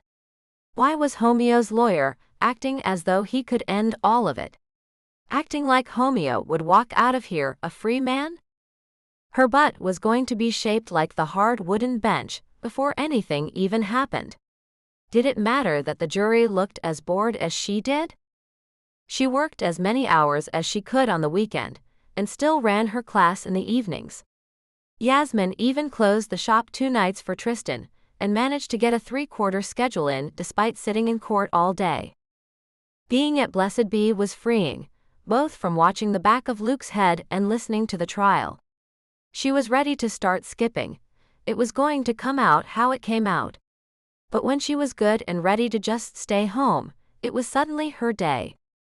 Luke and Valverde had prepped her. The DA had even gone after her in mock practice, trying to break down her testimony and destroy Yasmin as a credible witness.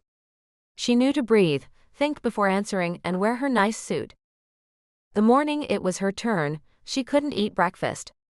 Both because she was afraid of getting something on her shirt, and because of her stomach. But Luke grabbed her by her arms and held her still. He told her that the case wouldn't turn on her testimony, even if she screwed it all up. That helped a bit. But she'd never been on the stand before.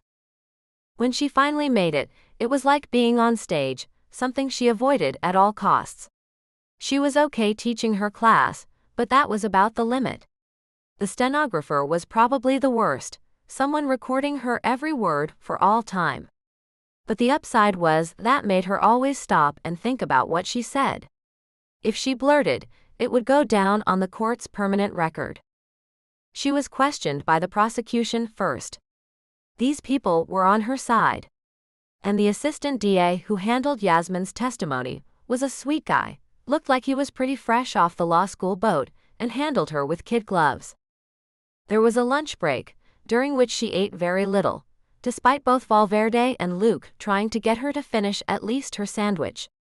Then she was sworn back in, as though lunch made perjury possible, and this time the defense lawyer had at her. He asked her to identify the man who shot at her. She pointed to Romeo. Then he went round about for a while that she'd never met him before, hadn't seen him in the store, etc.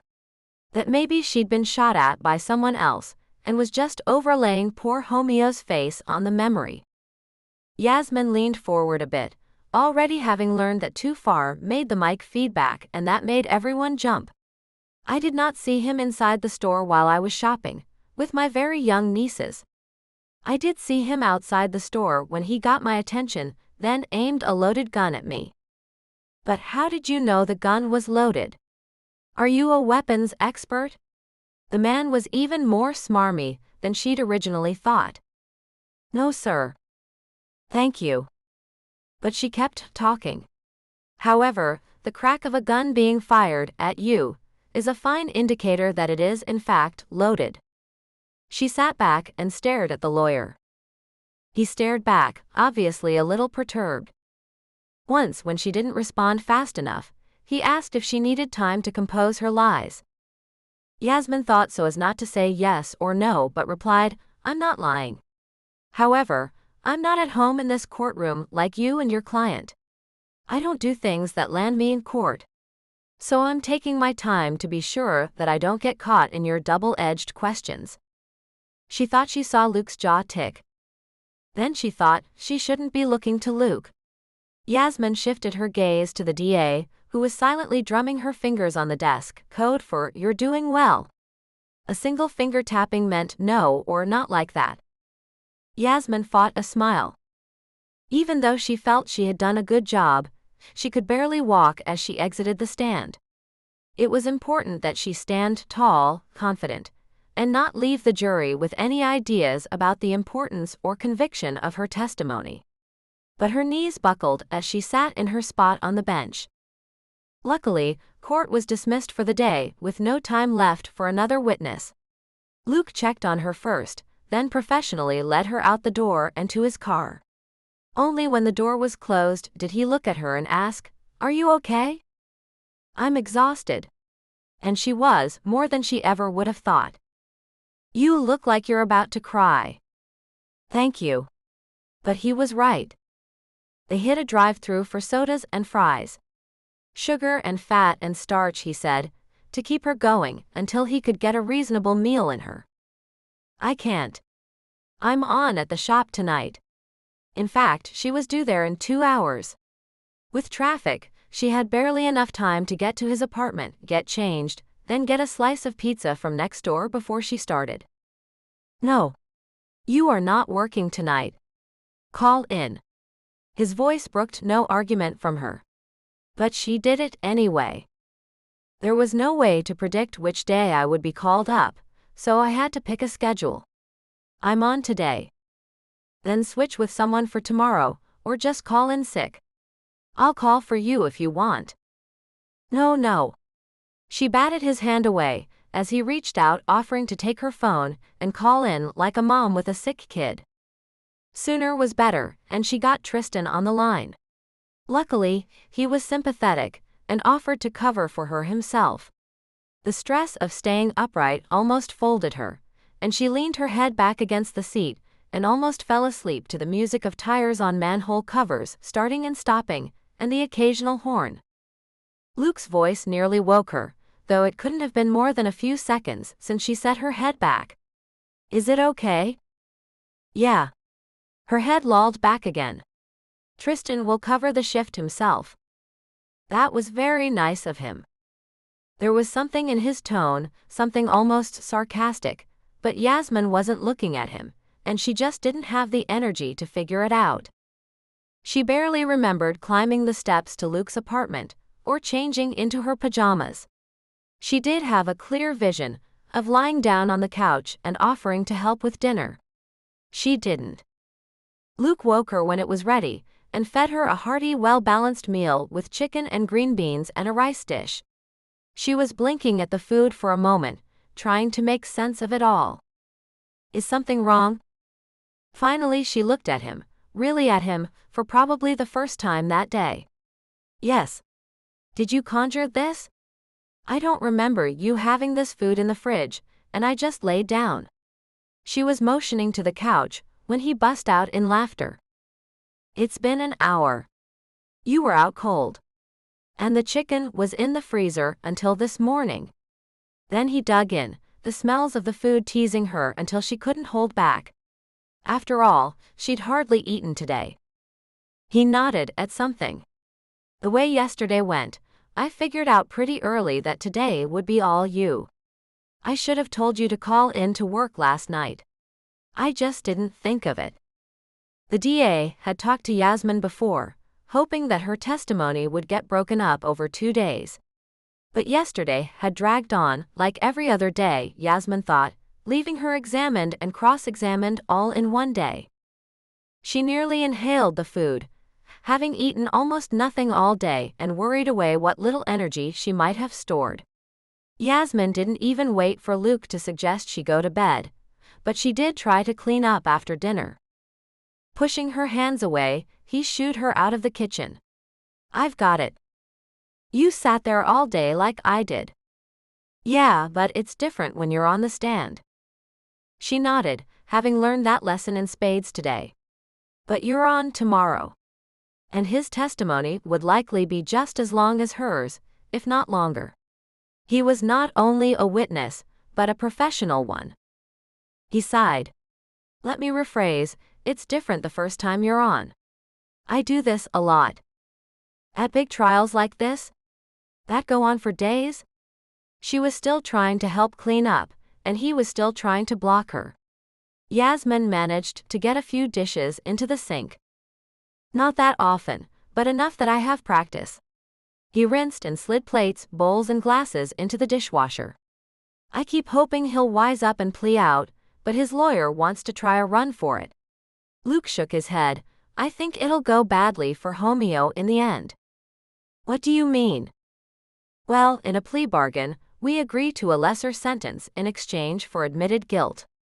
He absently wiped down counters and rinsed out the sink, clearly a man comfortable in his domain. It's an imperfect system, but it saves a lot of time and money. If Homeo doesn't bargain soon, we'll have him dead to rights, and there won't be any time or money left to save. The jury will declare him guilty as hell. Juries generally aren't kind at all to gang members, and the judge will lock him up and throw away the key. So why run at it then? Yasmin didn't understand. Luke sighed, leaning against the counter. For the first time she saw that he too had changed into plaid flannel pants and a t-shirt. Clearly both of them were exhausted. I guess it's like the difference of you on the stand and me on the stand. It's easier on me. I've seen this go down a ton of times, and I don't see a lot of options for how it turns out. But you're nervous. He shrugged. The lawyer wants to make a name. If he loses, it's just a black mark and not that bad. It's a pretty unwinnable case. But it's Homeo's life he's playing with. It's worse for you because it's not my case, really. For Valverde, for me, it's one of many. For you, it's hopefully the only one you'll ever have. And didn't that just sum it all up? She was attached to him, and he saw her as just another case. Never mind what they'd done to each other. This was professional. Even that silly dollar, it was because he felt responsible since it had happened at his grocery store, right in front of him.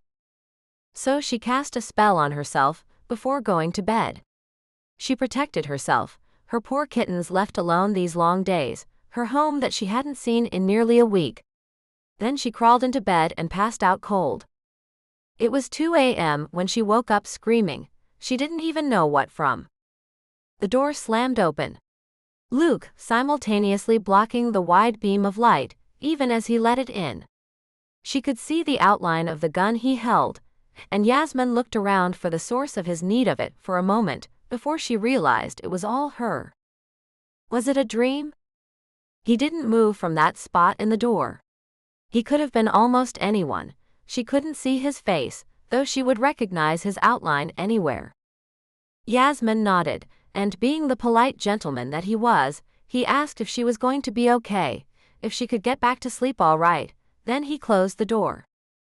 Still shaking from the remnants of a dream she could feel but not remember, Yasmin took the lumps she doled out to herself.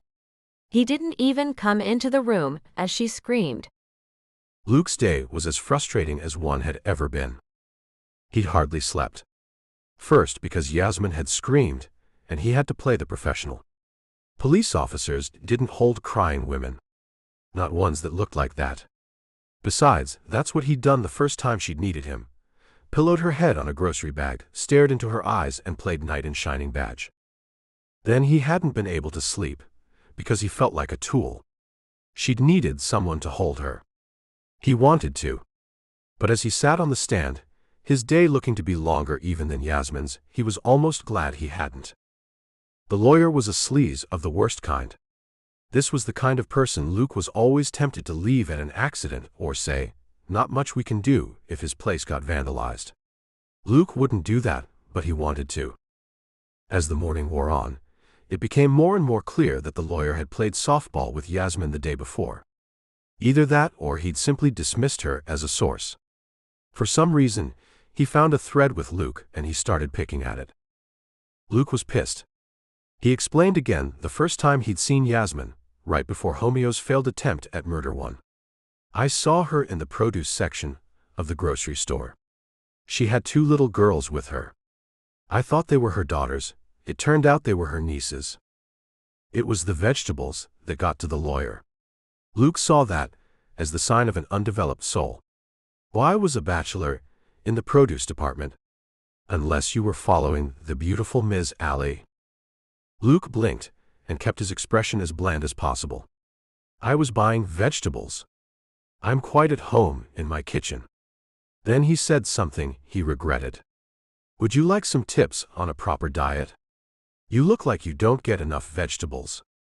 It was stupid, juvenile, and completely out of line. He knew it. The judge and DA knew it. But the jury and the audience tittered. And it made the defense lawyer pissy, which was just as juvenile as Luke saying it in the first place. He asked about the first shooting. Picked at the circle of blue fire Luke saw. And Luke shot back, almost coming out of his seat a few times. "I don't know what it was I saw. But several people saw it. How am I supposed to know?" Forcibly, he calmed himself. Reminded himself repeatedly that he told Yasmin last night that he was a professional. It was time he acted like it. The thing was, it wasn't just any case. It was Yasmin. Several times the DA would object, and it got to the point where Luke would look to the prosecution before answering. What a farce. He was asked about his $1 fee. Even though the DA had already clearly established that both precincts had approved, the fee was known in advance. Luke had to answer that no, Yasmin had not paid him in any other way. And he hoped that his body language didn't give away anything about the lotto tickets sitting in his desk drawer. Because surely Mr. Slee's defense lawyer here would assume Yasmin had whored herself to pay for protection. That's exactly where he went. Was there anything unprofessional at all about their relationship? No. Thank God he could say that. Did he have any feelings for Ms. Alley? Luke looked to the DA with an expression that asked, "Is this guy for real?" The DA objected soundly, and Luke felt like he was watching a tennis match as he turned back to the judge, then to the defense lawyer. The judge was in the process of laughing down the question and upholding the objection when Mr. Slees interrupted. Though the judge clearly didn't like it, she listened. "Mr. Salzone here." Luke gritted his teeth. He was in court, and that was just rude. It was all he could do not to spit out, "Detective Salzone." But he kept his mouth shut and listened. "Has made a series of decisions and recommendations about the protection of Ms. Yasmin." Slees spread his hands out as though his meaning were obvious. The judge was having none of that. The woman was shot at more than once, and evidence points to your client. I'm not sure where you're going with this. I'm simply saying that he extended protection when the PD did not feel it necessary. Luke's neck snapped as his gaze volleyed to the other side of the room. The DA was on her feet. The PD did not find that protection was unnecessary. They simply did not have the funds to cover it. Actually, Sleaze shook a finger at her, the conversation having turned away from the judge, who seemed to realize it but let him go on. The PD ranked Ms. Alley's protection as not worthy of the limited funds they did have to protect high-level witnesses. The DA tried to hide her irritation, and Luke tried to hide his too. Ms. Alley's protection was clearly a proper decision, and warranted by the number of bullets removed from her domicile. She went on to rattle off statistics, and even got through some of it before Sleaze popped back in. Still, Mr. Salzone offered protection before any of that occurred, and for just $1. The judge popped in this time. It's not unheard of, but it is rare. In part, we believe Ms. Alley was in danger because Mr. Salzone convinced her she was. I'm simply trying to establish that his decisions may not have been solely based on her actual danger. Sleaze, attorney at law, stood before the judge, penitent with his palms out, up, as though it were all obvious. Luke's heart beat faster. This was ridiculous.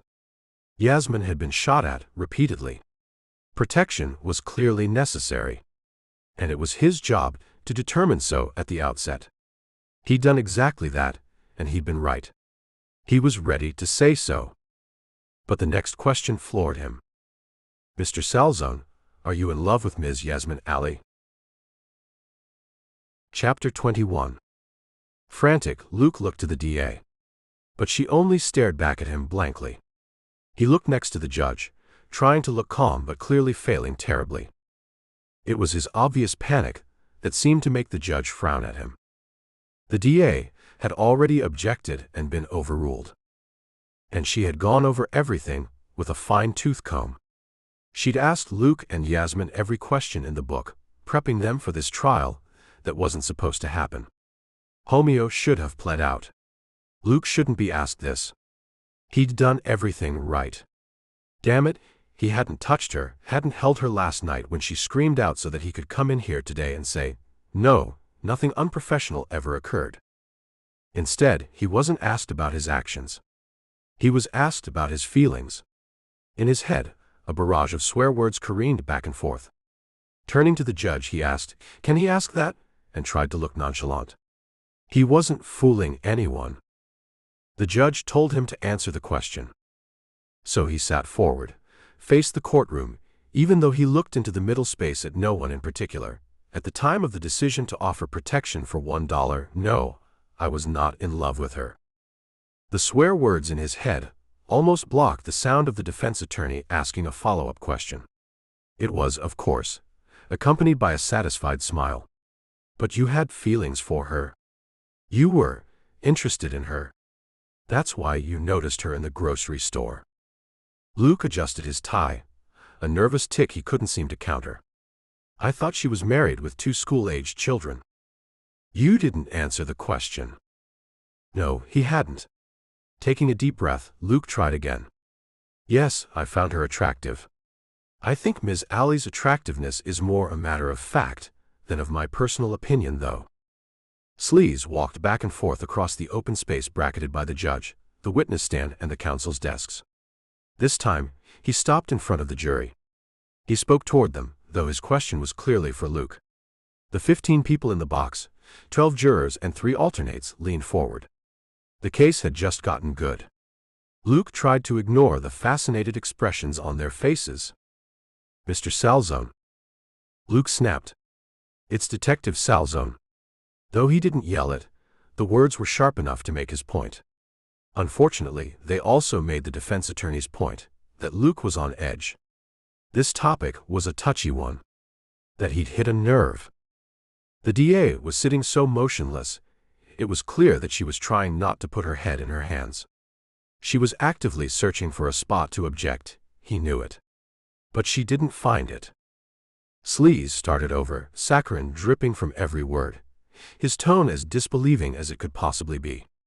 Detective Salzone, are you or are you not in love with Ms. Yasmin Alley? Luke breathed in. Looked up. There she sat, several rows back like she always was. Watching him like he was a monster, mouth open, fangs inches from her face. Like a rabbit that, if she just sat still enough, might go unnoticed or at least die quickly. There was nothing left he could do. But he couldn't look away. I am. He could hear her intake of breath from where he sat on the witness stand. In half a second, she had popped up from her seat, drawing the attention of the jury finally away from him and his answer. But Luke wished they'd keep looking at him. Instead, the whole courtroom watched as Yasmin fled out the door, the carved wood nearly slamming behind her as she made a grand exit. Inside, Luke seethed. He'd done everything right. Damn it, everything. And because Sleaze wasn't done with him yet, he was stuck on the witness stand while she fled. Yasmin couldn't breathe. What the hell had just happened? The lawyer had just asked Luke if he'd made decisions about her safety based on the fact that he was in love with her. When he'd started squirming, she figured he realized she had feelings for him and didn't want to embarrass her in public. Or else, he thought the line of questioning was so far out of the line of reality that he just stared at the defense lawyer like he was stupid. Then he said yes. She couldn't breathe. But she tried to walk around like she was a normal person. The LA County Courthouse had a paved central area for foot traffic and food and coffee carts. She stepped up to one and ordered an iced fruit tea, just for something to do. While the man behind the cart poured hot water, steeped her fruit infusion and scooped up ice, she tapped her foot and tried to control her runaway thoughts. Luke had just destroyed her case. Well, the sleazy defense lawyer had found a weak point and yanked it wide open. If they thought there was no evidence of her danger, and that she and Luke had just been getting it on this whole time, then Homeo might walk free. She wondered how much it would count that her home had been shot up. Clearly, there was a danger to her. But if she couldn't prove it was Homeo and Dotto who had shot her home, then they wouldn't get convicted. It seemed like an eternity before the tea was ready, poured thick over ice pellets.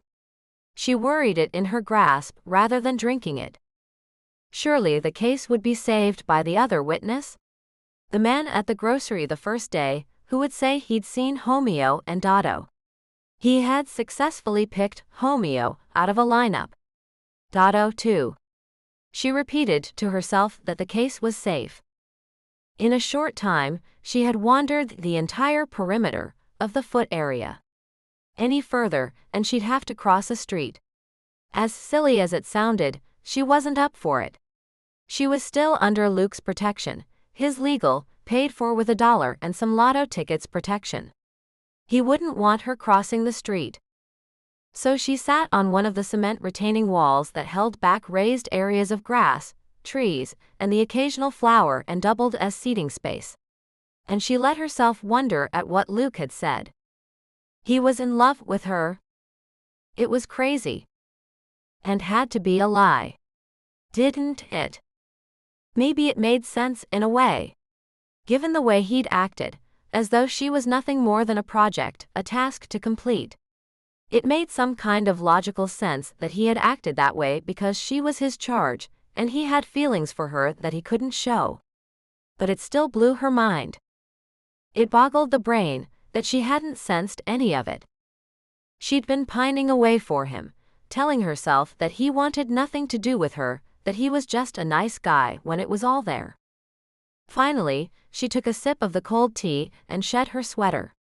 It was one of those LA days that made people want to move here. Yasmin acknowledged that there was nothing that would have changed about her life, even if she had known about Luke. As he'd said, it was all about the case. That if Homeo didn't get convicted, she might always be in danger from him. Nothing could happen between them, because Homeo had to get convicted. While she sat and sipped at her tea, she reconciled what she knew. Luke couldn't even tell her how he felt. Doing so would compromise the case. It would bring questions to bear on all his decisions regarding her protection, regarding the threat the Delsers posed. However stupid that idea was, in the end it really didn't matter, did it?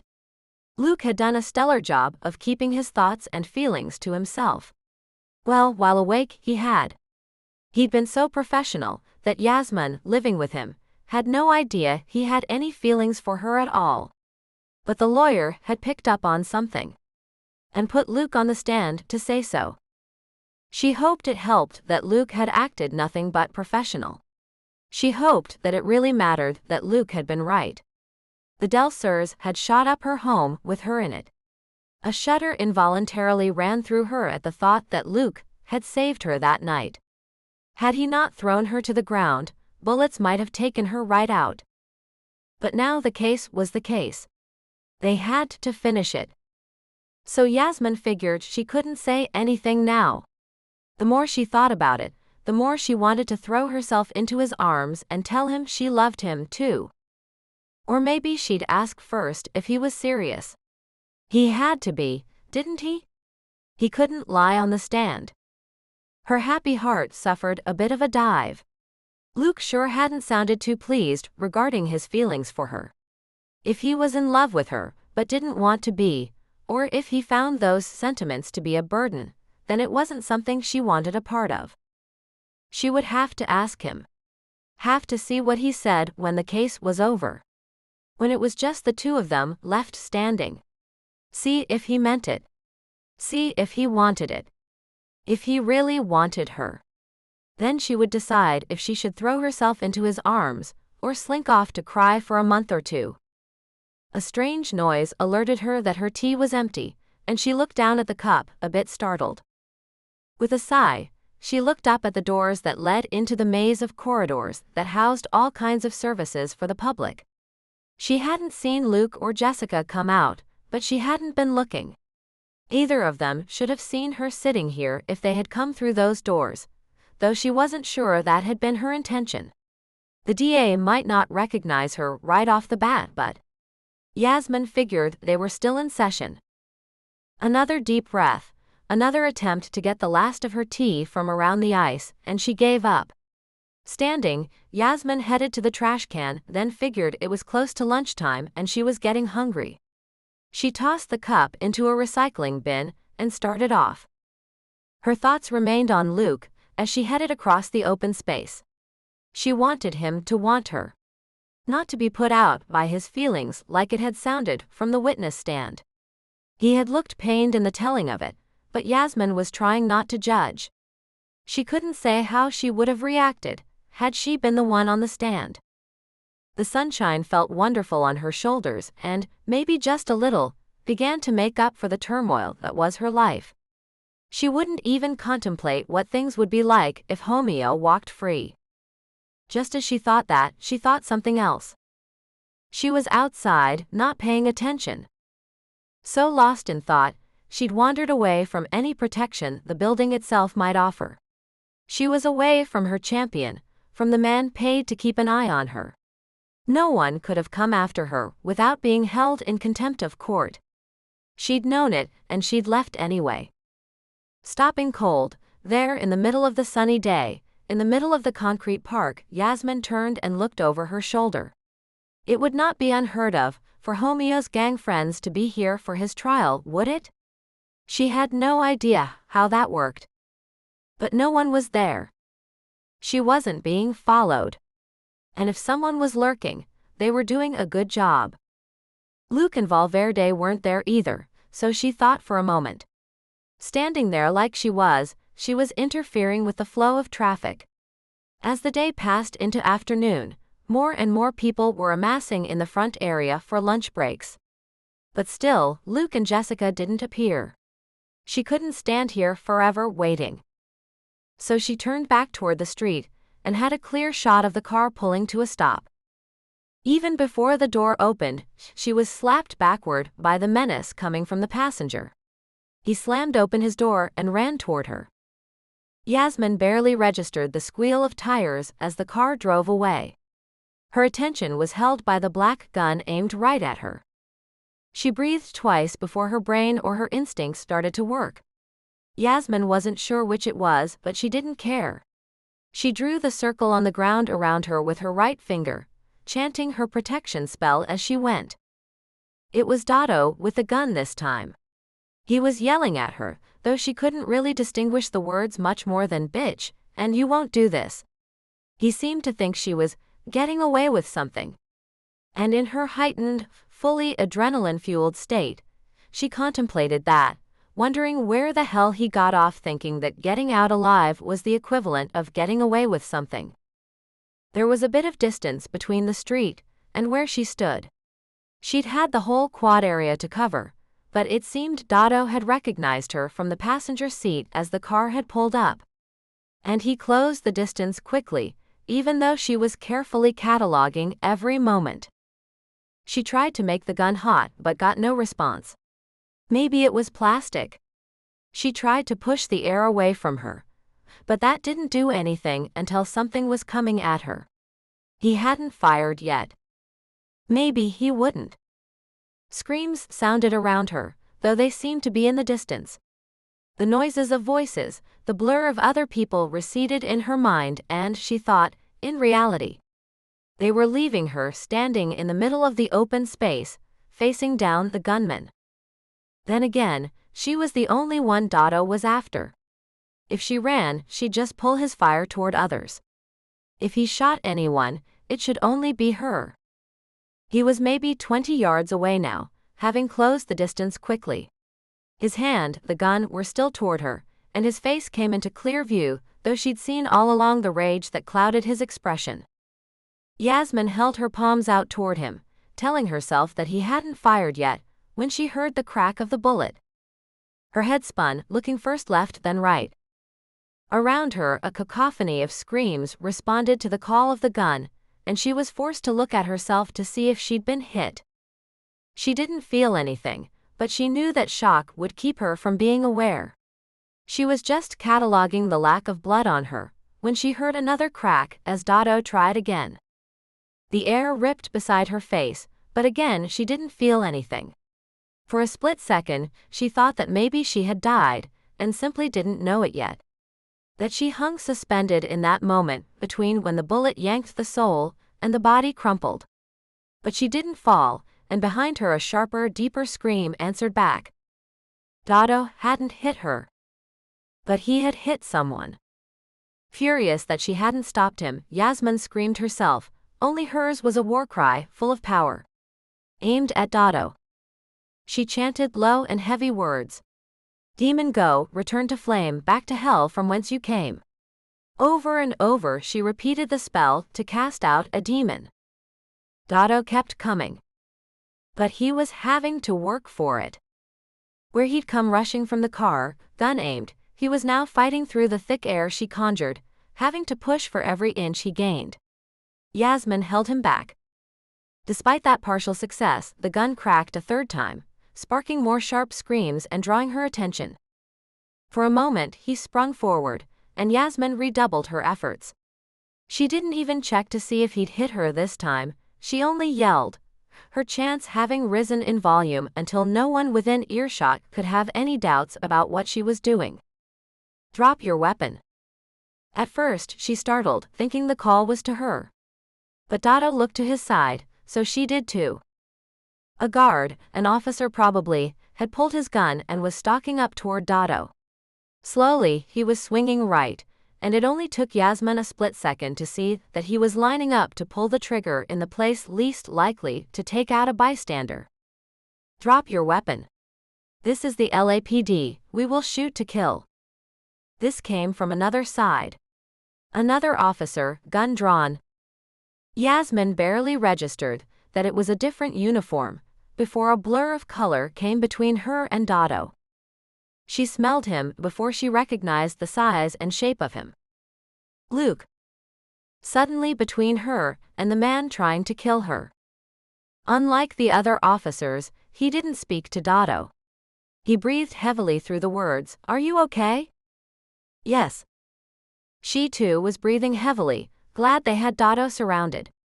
Starting to see that it was coming to an end, her adrenaline began to seep out.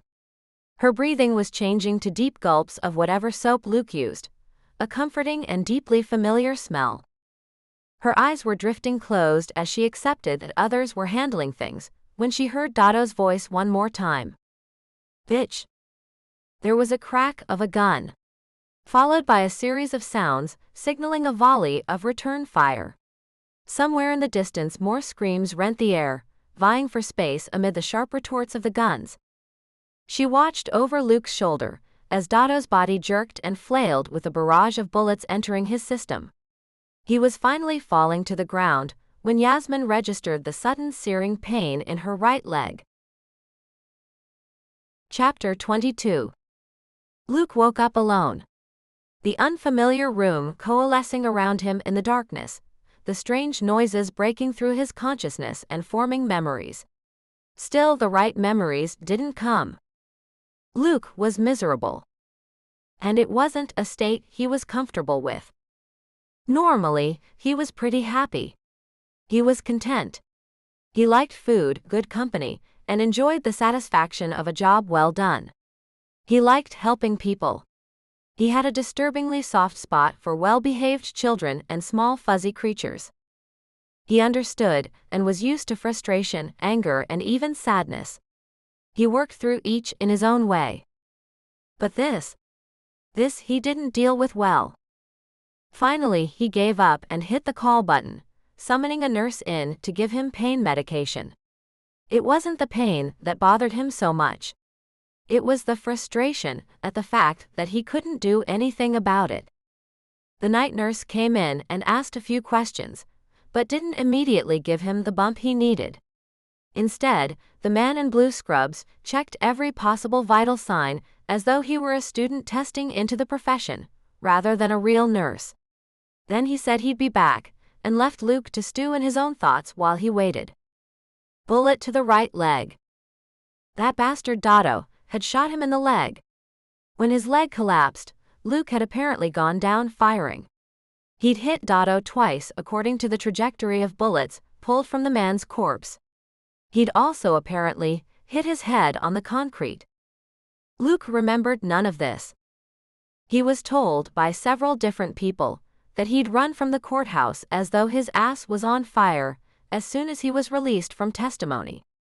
Other accounts said he blasted out the front door of the building. He had no eyewitnesses telling how he'd gone through security on the way out, but Luke guessed it wasn't calmly. He arrived on the scene between Dado and Yasmin, and inserted himself between them, right in front of Yasmin. Given that he had his gun in hand and that he shot Dado with it, Luke figured he'd gotten out through security somehow. But he had no actual recollection. He'd even seen a video someone had uploaded online.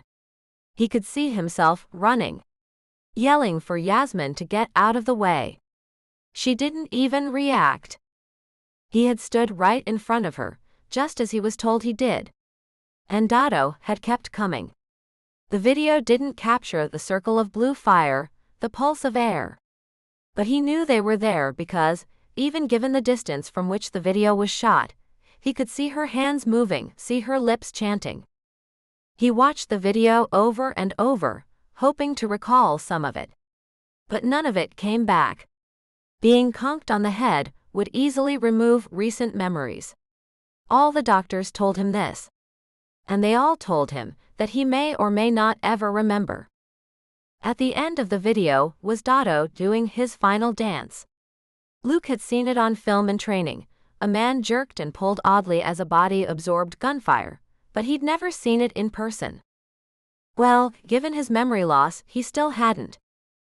The video hadn't captured his own shooting. He was told his blood would be cleaned off the courthouse square before he would be able to get out to see it. He was the only person Dado had hit, which was why the other officers had held their fire. Adding to gunfire wasn't wise, not until it was deadlier to hold fire. But Luke got the distinction of being the only injury. While it was a bad injury, it could have been much worse. Apparently, the bullet had slowed miraculously as it had entered his leg, stopping at the bone and pressing against his femoral artery. The surgery to remove it had been dicey. The doctors had all come in, exclaiming that the bullet should have shattered the bone given the close range. It should have gone right through him. But in the video, not only did he spot Yasmin's mouth and hands moving, but also he saw that Dado seemed to be fighting elements that were only against him. It was as though he was going uphill and very heavy. Commenters on the video speculated what disease the shooter had. But Luke knew what was going on. Yasmin had slowed him down. She couldn't stop bullets, but she'd possibly saved his leg. Rehab was still his next stop. But he knew it could have been worse. The bullet could have hit Yasmin. It should have gone right through his leg. By everything he could see on the video, that would have then gone right into Yasmin. He was more than happy it wasn't her. So he would lay in his bed and wait for the night nurse to bring him something to put him back to sleep. And he would be glad it was him and not Yasmin here. He hadn't seen her. 5 days. Touch-and-go surgery, the doctors marveled, thinking that the bullet must have nicked the artery. They had readied for a possibly fatal bleeder as they pulled the bullet from him. Instead, it had merely pinched the vessel slightly and come away cleanly. No complications. Thank God. Everything else in his life had come with complications. Yasmin visited frequently, but never when he was awake. Luke was beginning to think that was by design. His mother and father took turns sitting with him, as though a grown man needed company to watch TV and read manuals. At least they brought his laptop. He answered emails. And some he didn't answer, because he was pretty sure he was somewhat high most of the time. Several of the detectives from the unit had come by. A couple had praised him or expressed jealousy over his getting to jump into gunfire and save the girl. Since he hadn't seen the girl in 5 days, he was about ready to tell them he too wished it had been one of them. Valverde had stopped by several times. And she brought news. An officer had been upstream of traffic and had witnessed the drop-off when Dotto came out of the car at the courthouse. This officer had followed the car, recognizing it from one of Luke's earlier bolos. And the 2 guys they pulled out of the car had cracked like nuts. Clearly not hardened gang members, and clearly not ready to do hard time, they had rolled on everyone. Valverde grinned like a schoolgirl. These 2 nailed Homeo to the wall, collapsing the remainder of his trial under a deluge of evidence. They put Dotto at the shooting as well, not that the information changed anything for the dead man. And they coughed up some evidence associated with another shooting, thus helping to do enough to bring down the Del Surs. They did it in exchange for lessened sentences in a lower security prison out of state. The DA also demanded gang tattoo removal. Luke thought it was a fair deal. Luke was mostly happy that Yasmin would get her life back. Luke was happy when the night nurse came back with that horrible little paper cup with a little white pill in it. He tossed it back and let the crazy come at him from the edges. He would fall asleep soon, he knew. But in the meantime, his thoughts would dodge and fall apart. Though he'd held it off while he had control of his brain, now his heart sank at the memory. The last thing he knew before waking up in the hospital post-surgery was being on the stand and having to answer that he was in love with Yasmin. Clearly he could see her face, startled, shocked. He would re-watch her stumble to standing and race out of the courtroom, the door sawing in the void she left. He saw it play in his brain 3 times, 4, before the blackness came closer than just the edges and overtook him. She sat by the bed, watching his sleeping form, wondering if he'd think it was odd that she was here. Yasmin had been here plenty. But she'd always managed to be here when he was asleep. And he was asleep a lot, it seemed. The bullet had left a dent in his bone, though it was lucky it wasn't more, it still hurt. Not to mention they'd filleted his leg, so they would have access to the artery that the surgeons had firmly believed would burst and gush as soon as they dislodged the bullet. Luke's artery had done nothing of the sort. Though Yasmin was proud that the bullet was slow enough not to have shattered the bone, or given him a life-threatening artery tear, it didn't change the fact that the surgery had been almost as damaging as the bullet. She could feel it. When Dotto had shot, Luke had been in front of her. She'd felt the bullet so clearly that for a good number of minutes she'd been convinced that she, too, had been hit. But Luke had dropped like a stone in front of her, and she worked around the shooting pains radiating up from her right leg in an effort to save him. All she knew at the time was that Dotto fired and Luke dropped. For several heart-stopping seconds, she was convinced he was dead. And that it had happened because she hadn't slowed Dotto enough. Her feelings for Luke hadn't diminished, but there wasn't much she could do. He was in here. Out cold most of the time. She also had heard the reports on his status. It seemed the knock to his head, which she could still recall with a sickening clarity, had taken out some of his short-term memory. It was a pretty common phenomena, apparently. A psychologist had come to check on him, and found Luke asleep while she was keeping watch several days ago, and informed Yasmin all about it. This woman believed it was self-preservation against the scary moments that led up to whatever got us knocked on the head in the first place. She said it was incredibly common in shootings with head injuries, car accidents, and even in faintings if the person hit their head. What she wouldn't tell Yasmin was how far back Luke remembered. That was the $50,000 question. Yasmin told herself that she didn't sit here every day and wait for him to wake up so she could ask him that herself. But she didn't think it was all altruism either. Though mostly, she just wanted to see his blue eyes smile and know that he was okay. Maybe the knock to his head had completely erased her from his memories. Unlikely, but she'd contemplated the possibility. Maybe he'd simply changed his mind or his heart. She would deal with that if it had happened. Mostly, she wanted to look at him and have him look back at her and know that he was all right. She could live with that. So she sat and read and stepped outside of the room when his mother came to check on him. She was immediately engulfed in a big hug and, if it were possible, bigger smile. "You're a good girl, checking on my Luke like this." Then Mrs. Salzone held her at arm's length and smiled knowingly. She nodded once before beginning a normal conversation, as though Yasmin was not left thoroughly uncomfortable. "How is he doing today?" "I don't know. I haven't seen him awake since he got here." She knew he woke up sometimes. He stayed awake, spoke to visitors. Everyone else had managed a conversation or more with him, but not her. Not the one who really needed answers. "I come in the mornings before work when I can, and I tried the afternoon on my day off." She shrugged. It hadn't worked out. She'd been able to stay several hours each time. At first it seemed like a coincidence. Now she was getting to the point where she was about to pinch him, to be sure he wasn't faking. Yasmin had heard the update from Valverde. After the shooting, she'd immediately been taken into protective custody at the station. Apparently, a second point-blank murder attempt was enough to finally create enough need to expend the necessary budget for protection.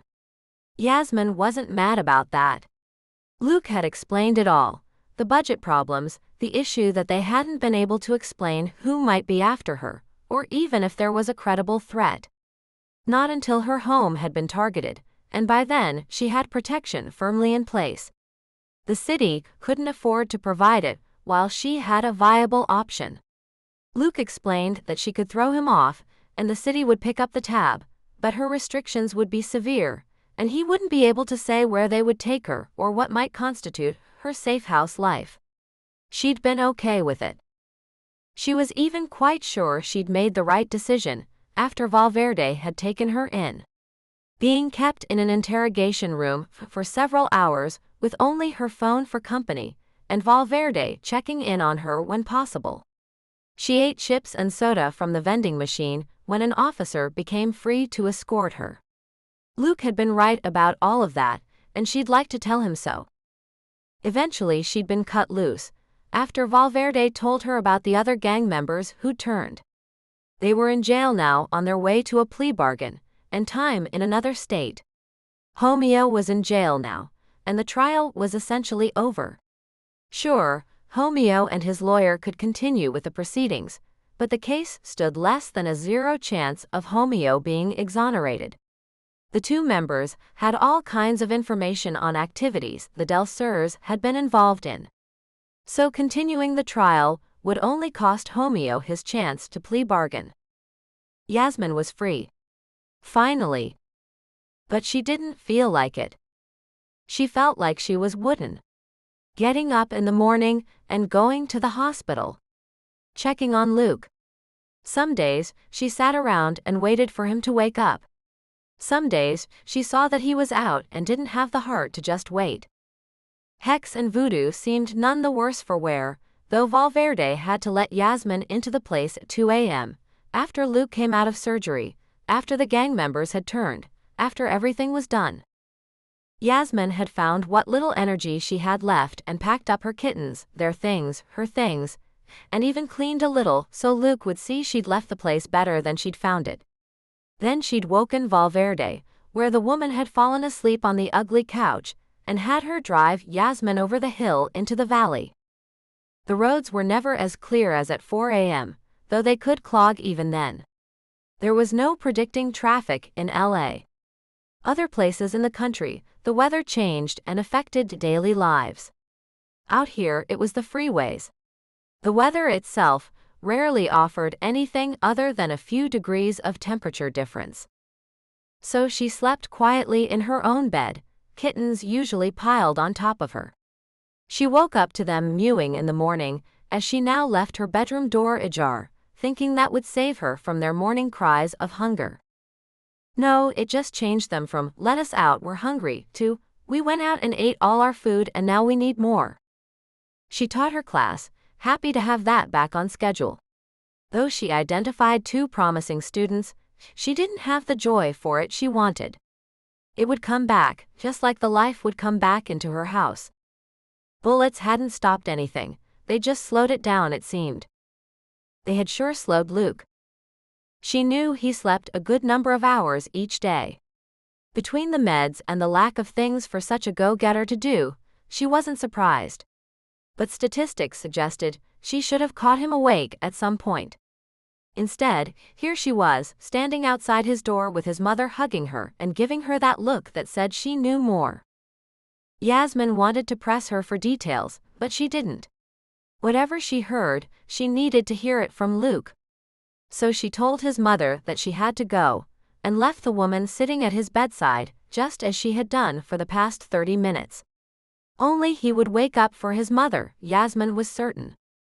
Covering the distance from the hospital deep in Los Angeles to her home over the hills in North Hollywood, Yasmin thought long and hard. She wouldn't go back to the hospital. Luke seemed to not want to wake up for her. She was clearly wasting her time and gas. She entered the house to 2 small, fuzzy black creatures winding their way around her ankles by way of greeting. She didn't have to be at work today at all. She could have waited Luke out, sat by his bedside and been stubborn. She didn't really think that would work. So she pulled out her mat and her materials, and she started with simple protection spells. Yasmin hadn't cast on Luke. In general, she didn't cast on anyone who hadn't given her specific permission. So she went with something general. She cast to the universe for her permission, since Officer Multicolor wouldn't wake up and give it. Then she cast protections for Luke. She offered him faster healing powers. Anything she could muster. And the air swirled around her, flickering the candles, making tiny waves on the surface of her dish of water, all while Hex and Voodoo politely watched. Chapter 23. 2 weeks since he'd been shot, and Luke was sitting on his couch, staring at his laptop, debating hitting the send button. Left to his own devices, he was limping, badly. He had a crutch he could use, but it was one of those handicapped ones with the single metal shaft and the arm cuff above the grip. It sat unused, propped in the corner of his living room. Instead, he'd opted for a cane.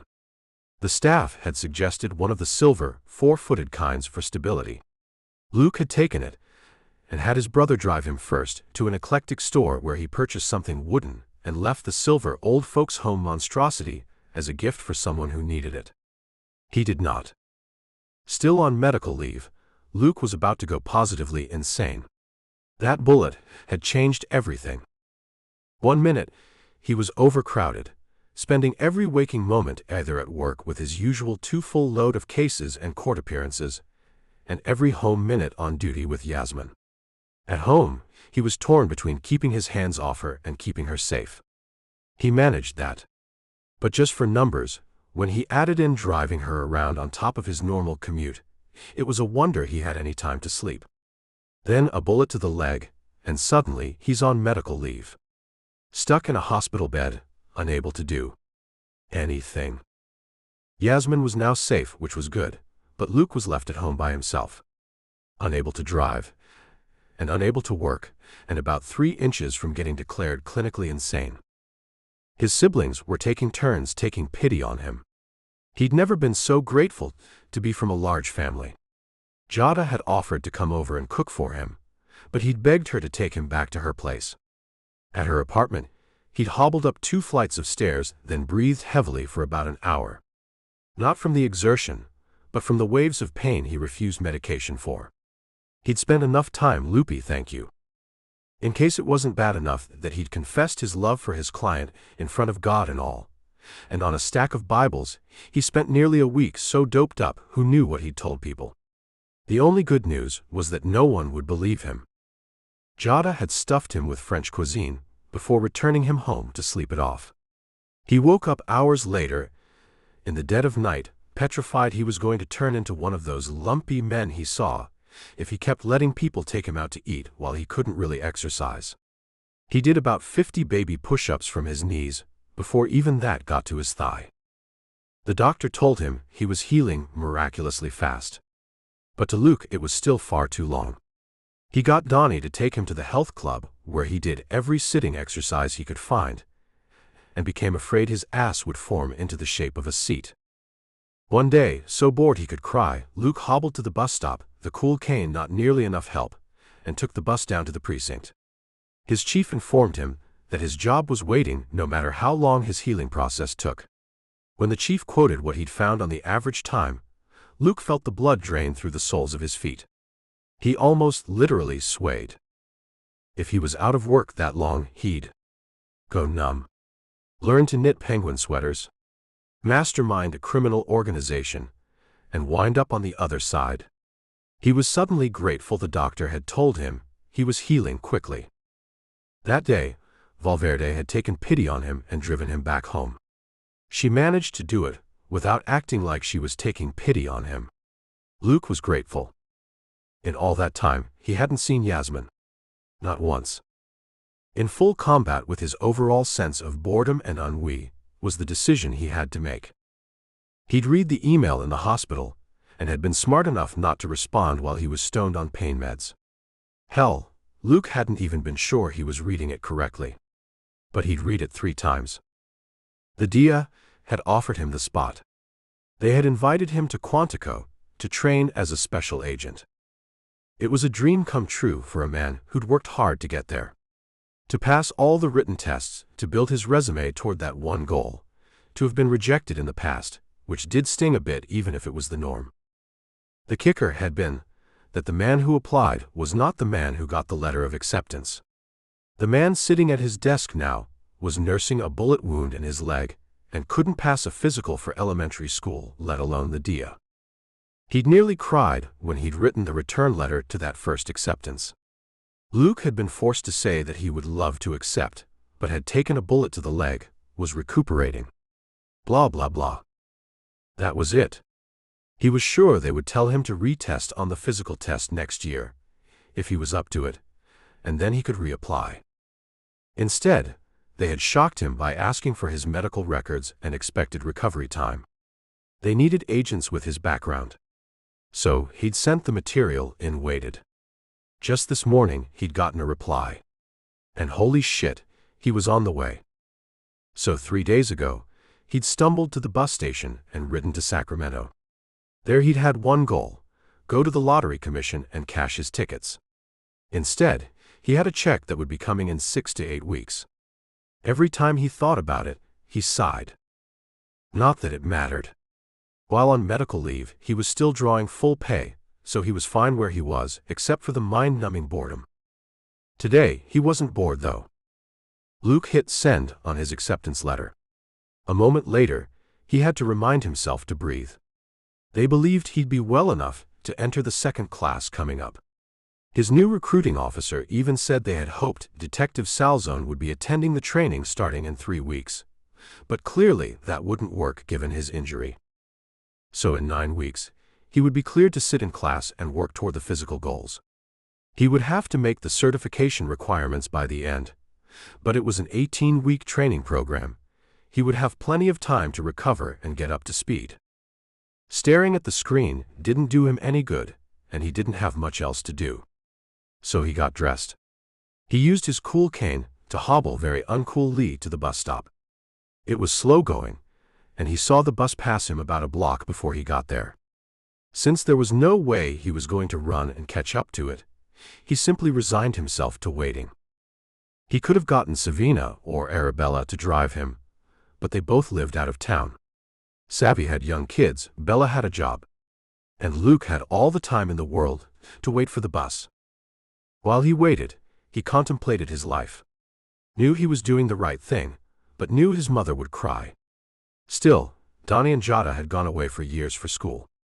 Savvy had moved, following her husband for 5 years, and had only recently come back to the LA area. It was his turn. If he needed leverage, he only needed to tell her what had happened on the stand. His mom would understand that he both needed to get away and to follow his dream. So, he finally arrived a block from the precinct and headed in to wait for a moment with the chief. Luke was gritting his teeth against the dull throb starting in his leg. Radiating outward, the pain made his leg feel as though the bullet were still in it. He'd swallowed his allotted dose of Tylenol before he left his apartment. Though it felt like forever, it wasn't long enough to warrant another dose. So he thought about other things, like the conversation before him, and used that to keep his mind off the ache. When the chief finally called him in, Luke had planned words. He knew how to say what he needed. But the chief only took one look at him and grinned. "You got in, didn't you?" "What?" Stunned and at a loss without his prepared words, Luke could only stutter. Yes. How did you know?" "It shows." His boss looked him up and down. "Will you stay on medical leave until it's time to head out to training? Or?" It seemed the man started to offer some other alternatives, then stopped. "I have 9 weeks. Then I head to Quantico." He shook his head in regret. "I don't think there's any way I could be fit for duty before it's time to go." 9 weeks. Chief grinned. "I'm sad to see you go, but I'm happy for you. The DIA will be lucky to have you. Tell me it means a pay raise." Luke threw his head back and laughed so hard he literally almost fell over. Though given his cane and his bad leg, he was always near to toppling these days. Tension he didn't know he'd been holding seeped away. He'd been ready to have a heavy talk with the chief about his need to move up, to not deal with the day-to-day of this paperwork, graffiti artists marking up his car, that kind of thing. He was ready for bigger problems, bigger solutions, bigger wins. "Well, I'm behind you.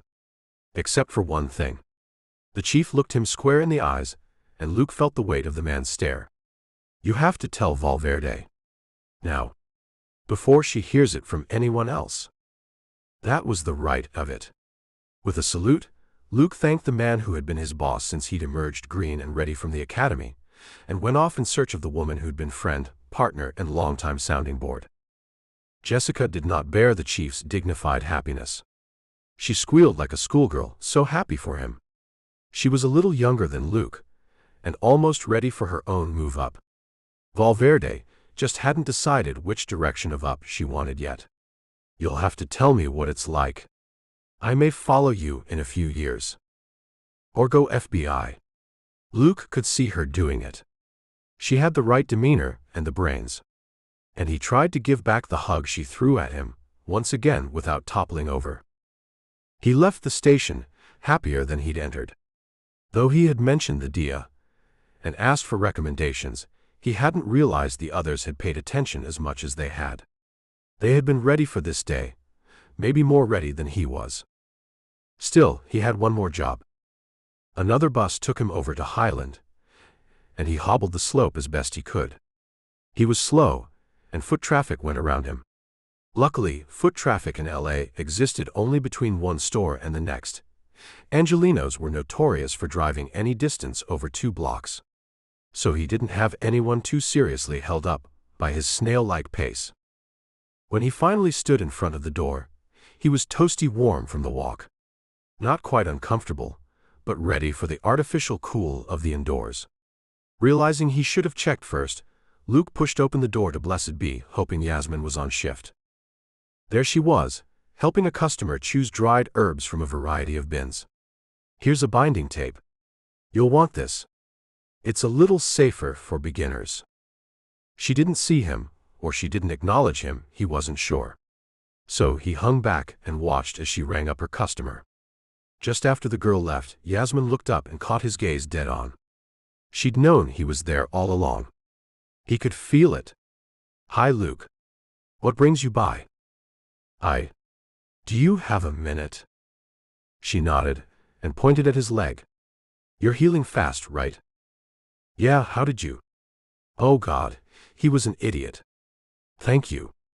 "There's no way to thank you for that." She'd done it. Of course she had. "Oh, I think pushing in front of me and taking a bullet that was meant for me more than covers anything we might owe each other." She motioned to where they could stand near the back of the now empty store, seeming to just know that he'd be happier standing and leaning on the counter. She didn't even offer him a seat. "Actually, I think the balance is still in my favor." He nodded, wondering what else she might have pushed through for him.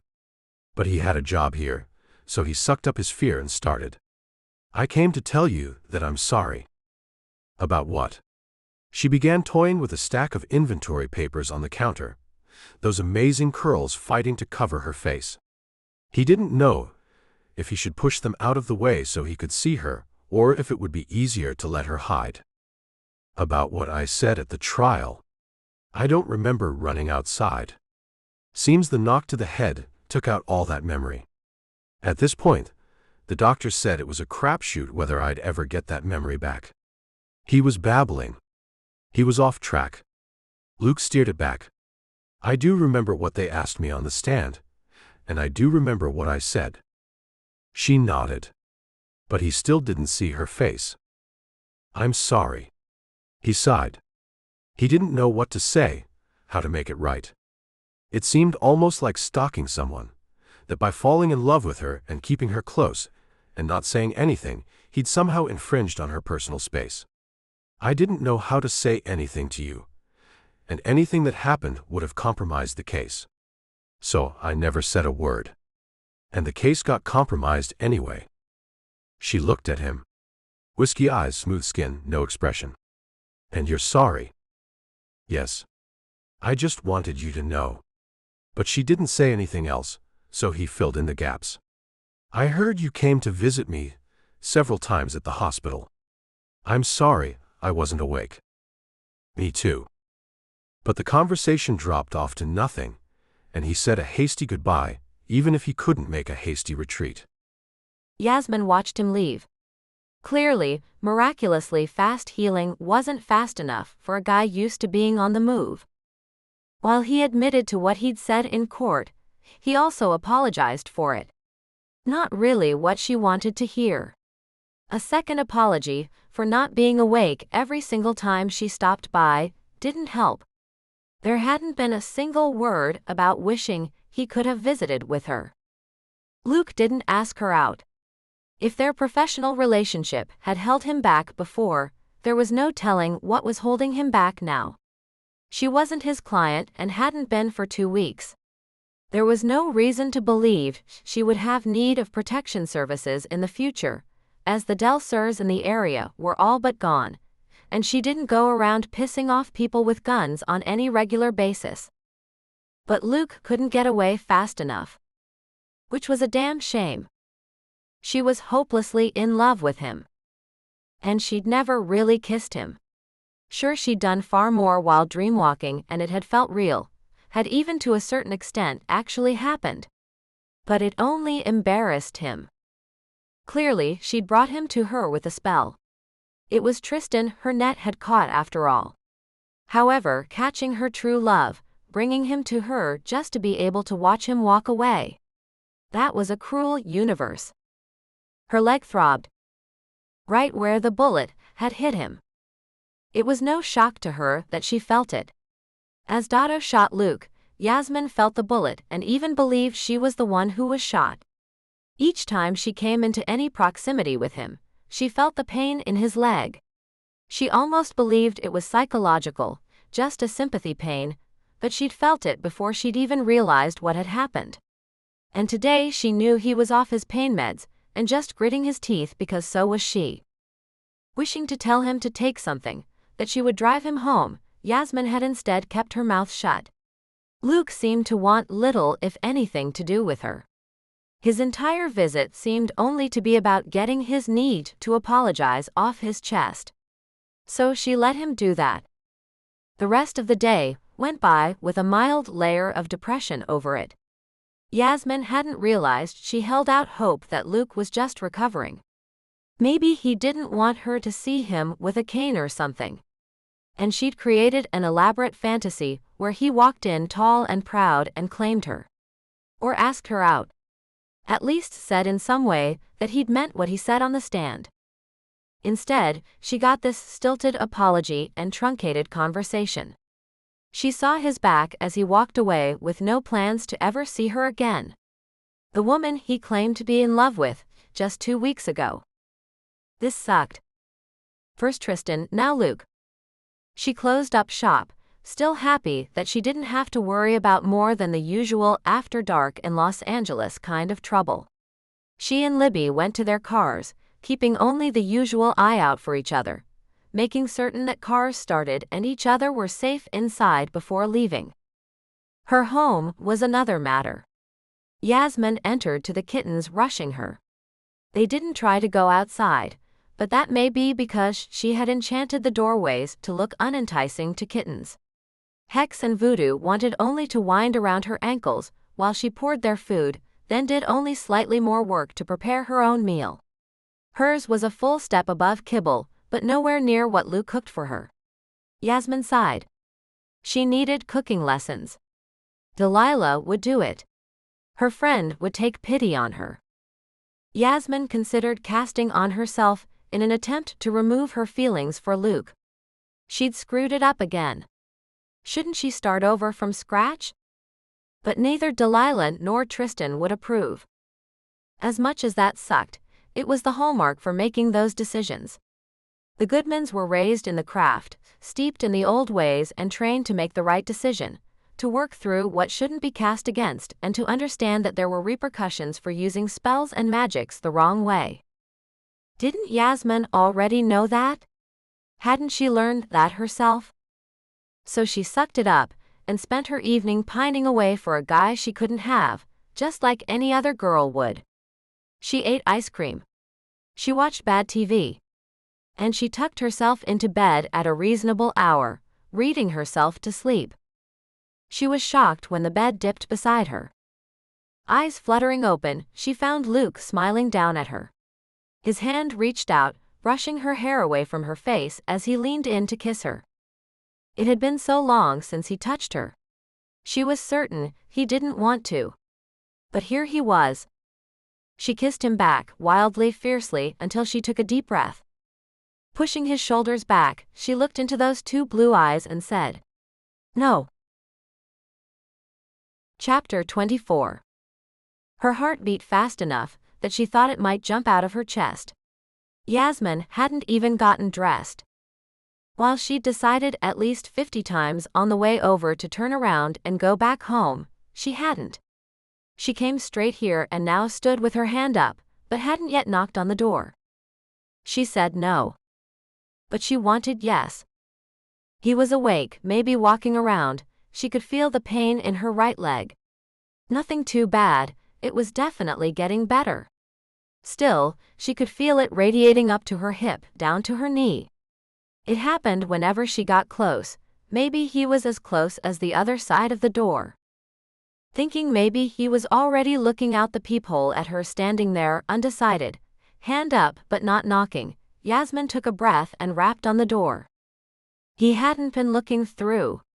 She could just make out the uneven gate as he came to see who could possibly be here at 3 a.m. Bad idea, she told herself. Bad idea. But it was too late to turn and run, too late to pretend she'd never been here. In a flash of regret, she ran her hand over her hair. It was taking him a long time to get to the door. Of course it was, she didn't hear the cane. The lag gave her time to think that she should have brushed her hair, smoothed the curls down. She probably looked wild as she just pulled on pants and a t-shirt. Yasmin stuck her arms through a hoodie and hopped in her car. She was partway here before she realized she was coming to see him. The door swung open, interrupting her train of thought. Her breath caught. He looked good. A little haggard, maybe. A little less than clean-shaven. A little under-perfectly groomed, but really good.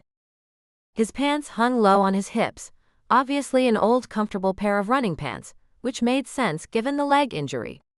His t-shirt was old enough to be almost sheer in places. She couldn't speak. Luke stood in the doorway for a moment, just staring at her, before he softly said, "Come in." Stepping back, he let her pass, clearly favoring the healthy leg. Her heart still pounding, though she tried to look calm on the outside, she stepped inside only far enough for him to close the door behind her. The nice thing to do would be to sit, to offer him a chance to get off that leg, but she didn't have it. Part of her wanted to be near the door, to be ready to bolt because she still wasn't really sure what she was doing here. His voice cut through her growing panic. "You said no. I respected that. Why are you here?" Deep breath. "Because I don't want dreams."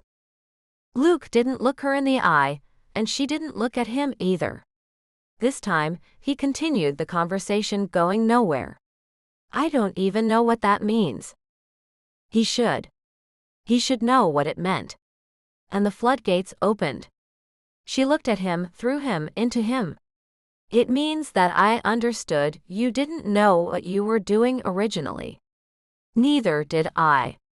And you quit once you did understand. But now you know what it is. I'm not your dream girl booty call." Okay, that wasn't what she'd meant to say. "That's not what I meant." Yeah, this conversation wasn't going the way she'd thought. She actually harbored some idea that she would show up at his door and he would just kiss her, for real, in person. Clearly, that had not happened. "I got it that you had to keep things separate because of the case. I was crazy surprised by what you said in court." Luke only nodded, so Yasmin continued on the roll she was on. "But you never spoke to me in the hospital. You woke up and talked to everyone else who came to see you. I went every day.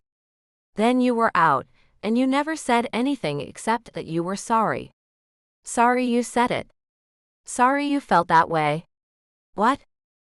"Sorry that it disturbed you." He looked away again.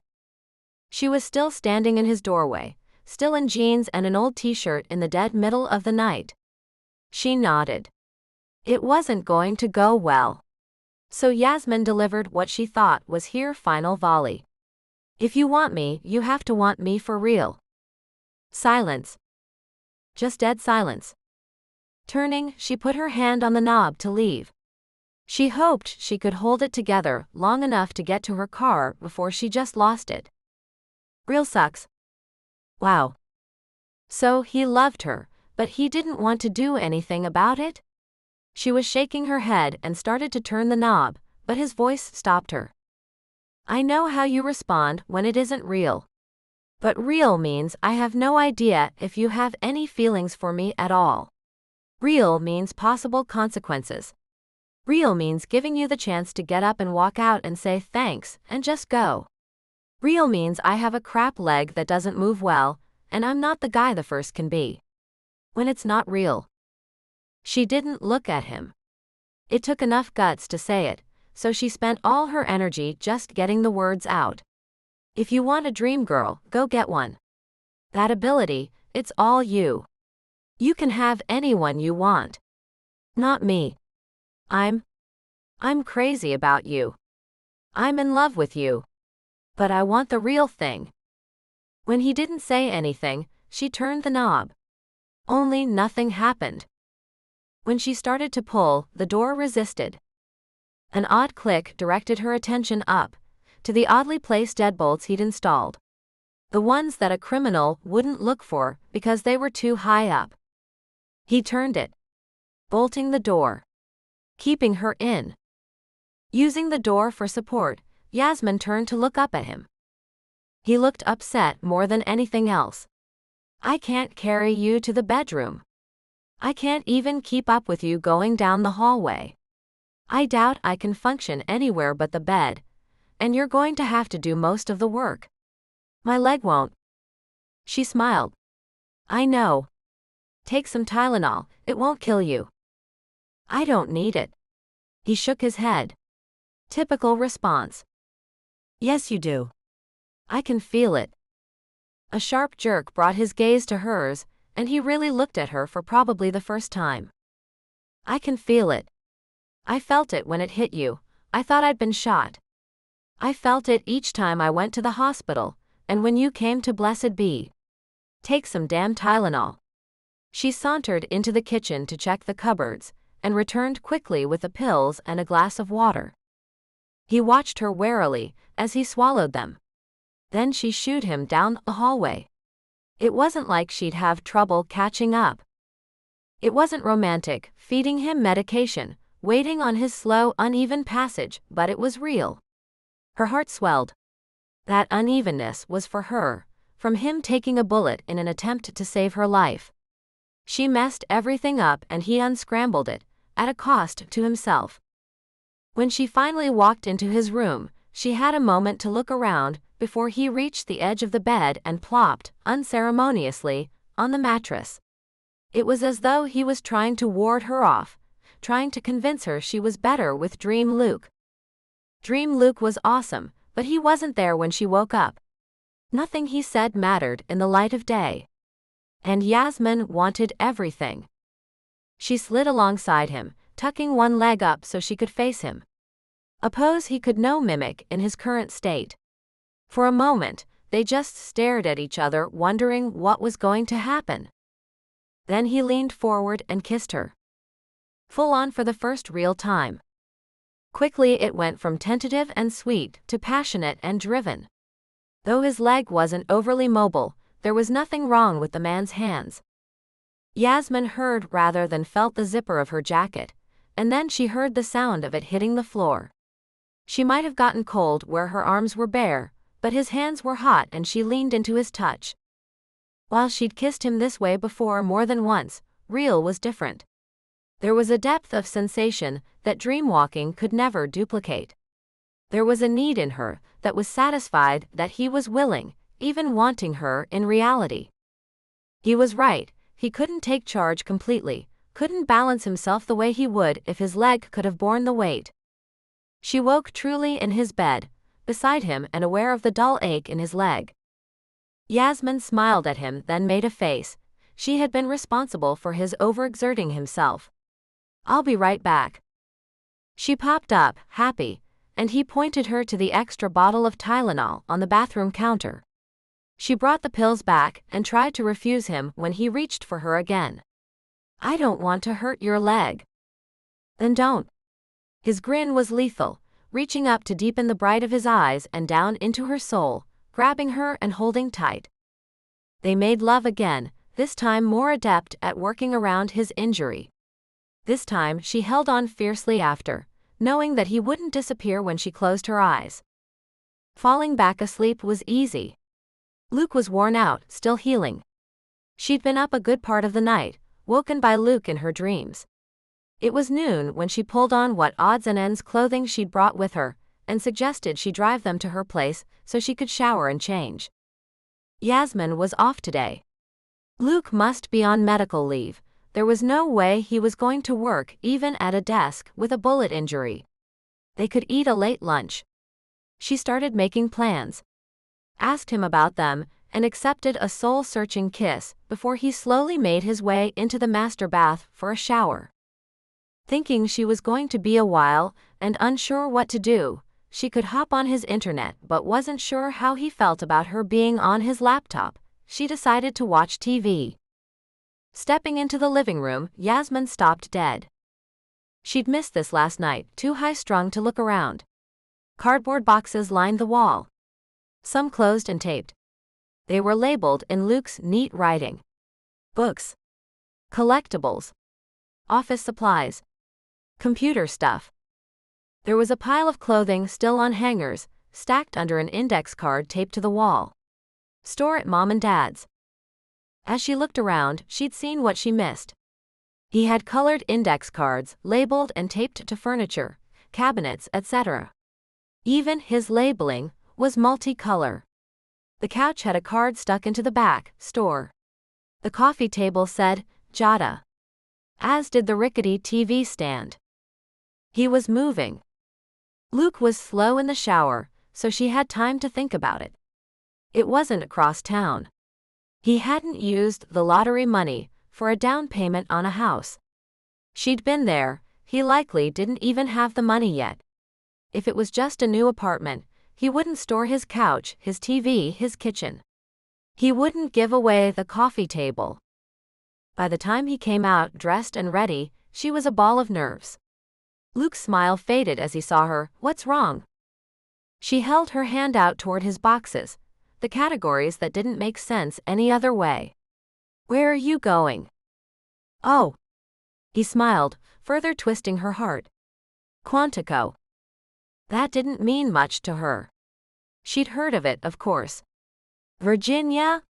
You're moving across the country? This time, his smile fell away too. Yes, but... Her chest froze, her lungs constricted and her vision clouded. She'd just gotten him. Flashes of thought of following him to the other side of the continent raced through her brain, but she knew she couldn't do it. She worked hard to build her own life here. But this life was turning out to be cruel. Finding out that Luke was the real deal, only to have him snatched away from her at the last minute, was too much to take in. Her feet started moving toward the door. She had to get out of here. She couldn't breathe. Luke couldn't chase her, but he tried. She could feel the bolts of pain shooting up his leg as he moved faster than he was supposed to. But she figured if she could get far enough away from him, she wouldn't have to feel it. She started a list as she was turning the doorknob. She had to feed the kittens.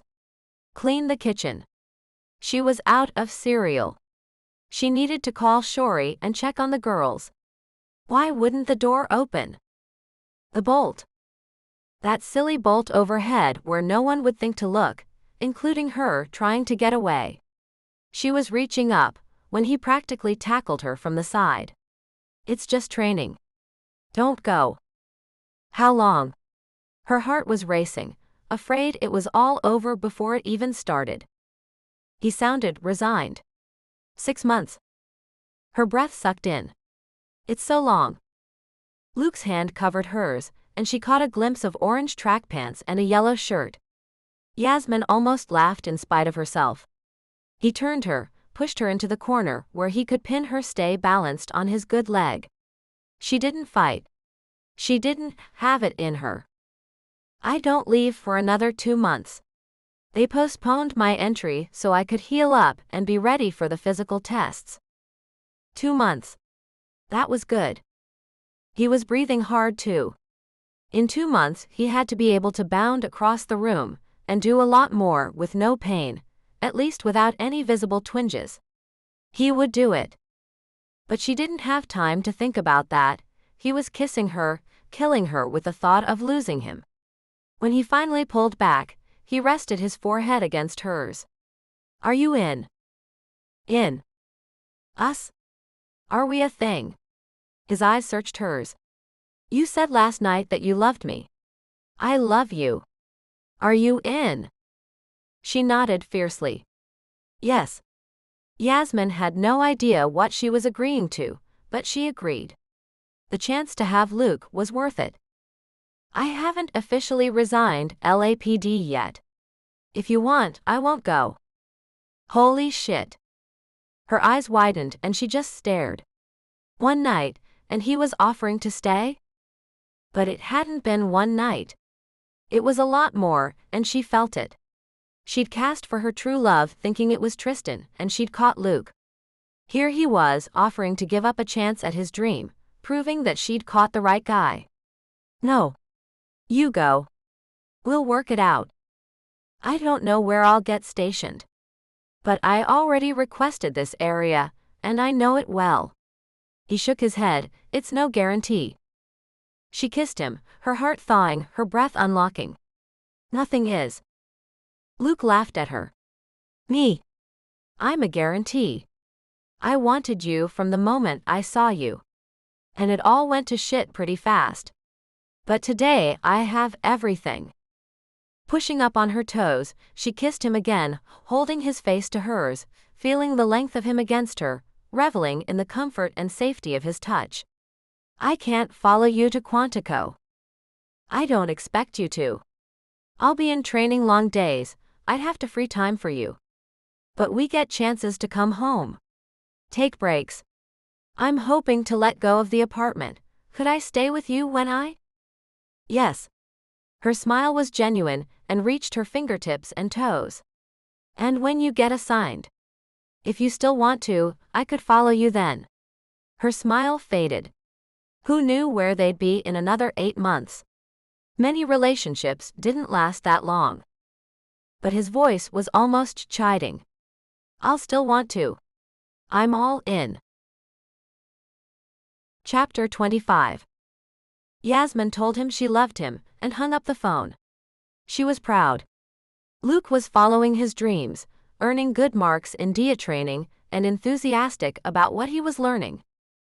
He'd called midday, unusual for him because he'd gotten his assignment. Calabasas. Not that close but not far. He could commute. Or they could move a little further out, and she could. He'd called again before bed, which was more the norm while he was away. Yasmin didn't realize she'd been holding her breath, afraid they would wind up in Nebraska or Alabama. But she was resting easier, a weight lifted tonight. She assured Luke that she had talked to his mother. The woman had spent a happy half hour, excited that her baby boy was coming back home. Yasmin had listened. They were doing well. Really well, despite the distance. So she followed her usual routine, invited her growing kittens up on the bed with her, read for a little bit, and turned off the light around midnight.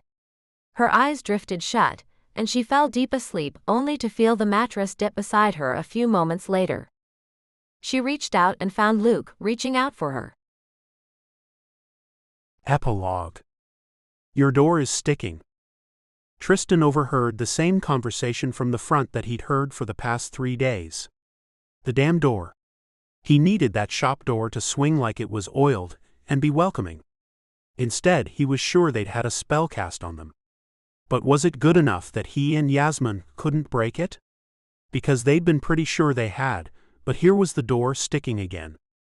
Or maybe whomever had done it was just recasting it every day. So it didn't matter if they broke the spell. He shook his head. Which troubles? He heard Yasmin reply as she ran to the front of the shop with open friendliness and a razor-sharp business sense. Yeah, we got cast on, Frank. One of the intermediates, we think. Irritated that the door was still sticking this late into the day, he rounded the corner to look at her. You haven't cleaned that up by now? Why haven't you cleaned it up?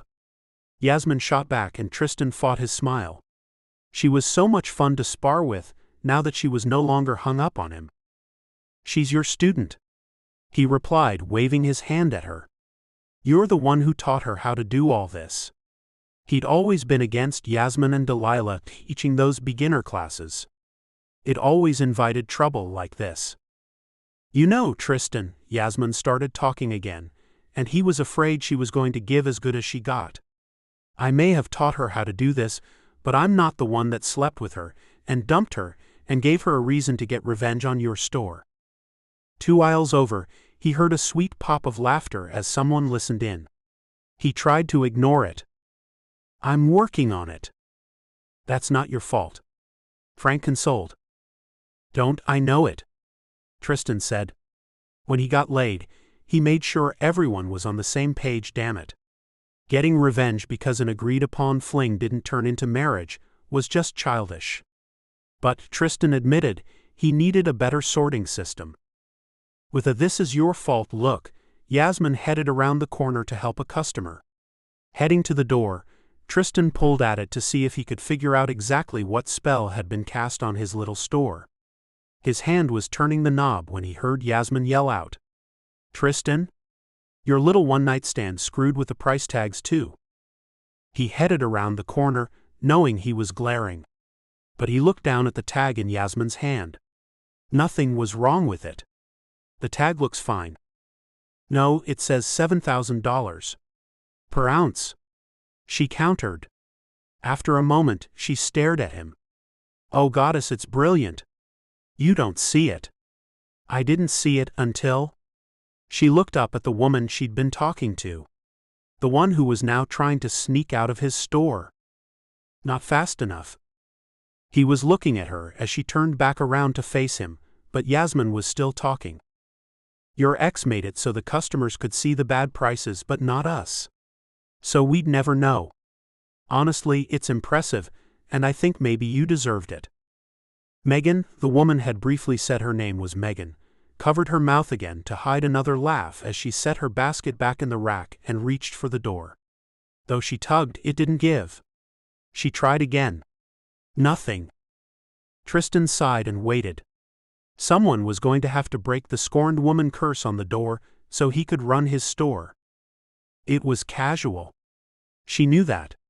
Tristan countered, still watching the woman. There was something about her. Apparently she didn't.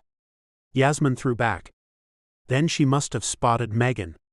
And now our customer who so graciously helped us out can't even get out the door. Megan shrugged casually. I'll get it. Tristan walked into the back of the shop and came out with the scarf.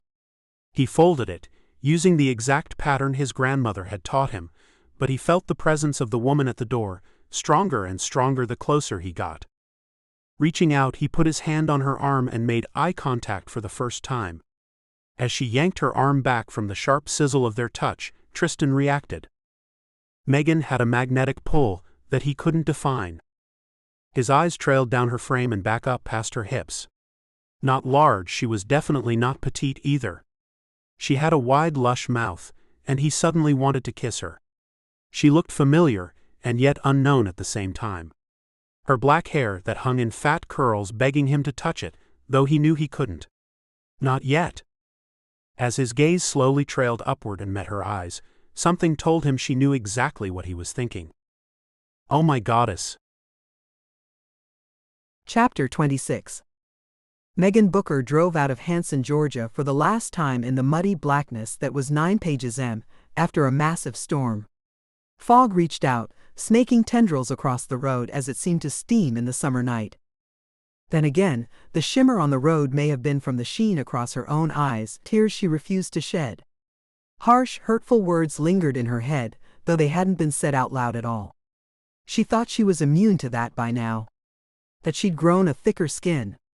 The pain clenching her chest said otherwise.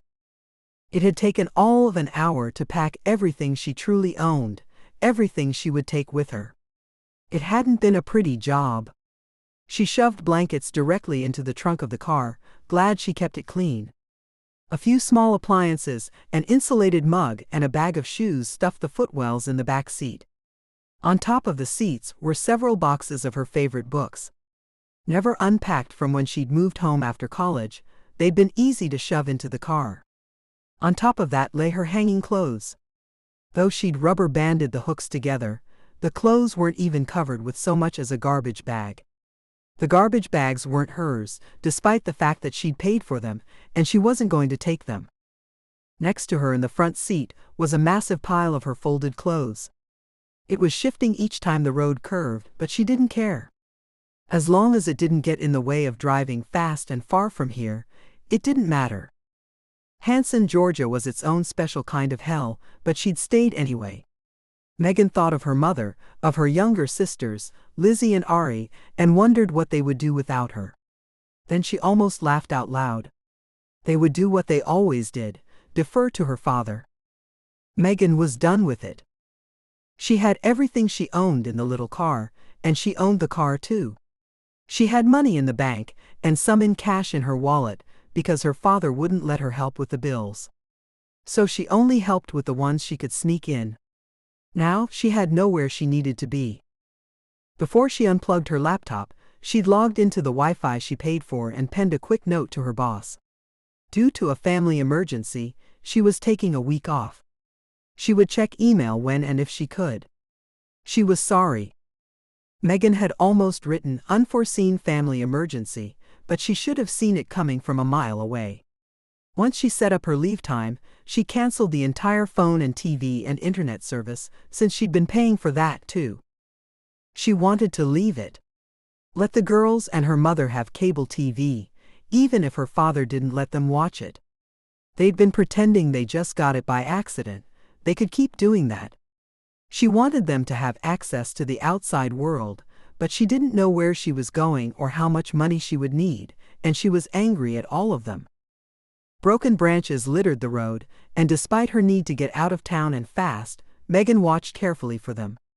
The only way this damp and ugly night could go more wrong was if she had an accident and wound up stuck in the local hospital. The local minister would visit her and pray for her rapid healing. She couldn't have that. The local minister was her father. The same man who'd finally kicked her out of the house earlier in the night. He would pray for her rapid healing, but he would also pray that the demons that inhabited her soul be gone. He would pray that she was anything other than what she was. He would call her evil, suggest she invited it, and then if she wouldn't denounce her very self, he would demand she leave town. No, she wasn't going to get in an accident here. She swerved around a large branch that blocked her lane, fog rising from it like smoke. The storms here could get epic. The humidity only added to the feeling of evil creeping in around the edges. Megan tried to explain to her father that the air vapor and even the storm itself was a scientific act of pressure and weather fronts. He insisted it was Megan and her evil soul that invited the storm and the damage to the town. She pointed out that storms happened all the time and would happen after she was gone too. He countered that the storms had never been like this before she was born. How was she supposed to refute that? She didn't know. But she'd been trying and failing for 28 years. Megan took I-75 north into Chattanooga. Though it was midnight when she hit town, she didn't stop.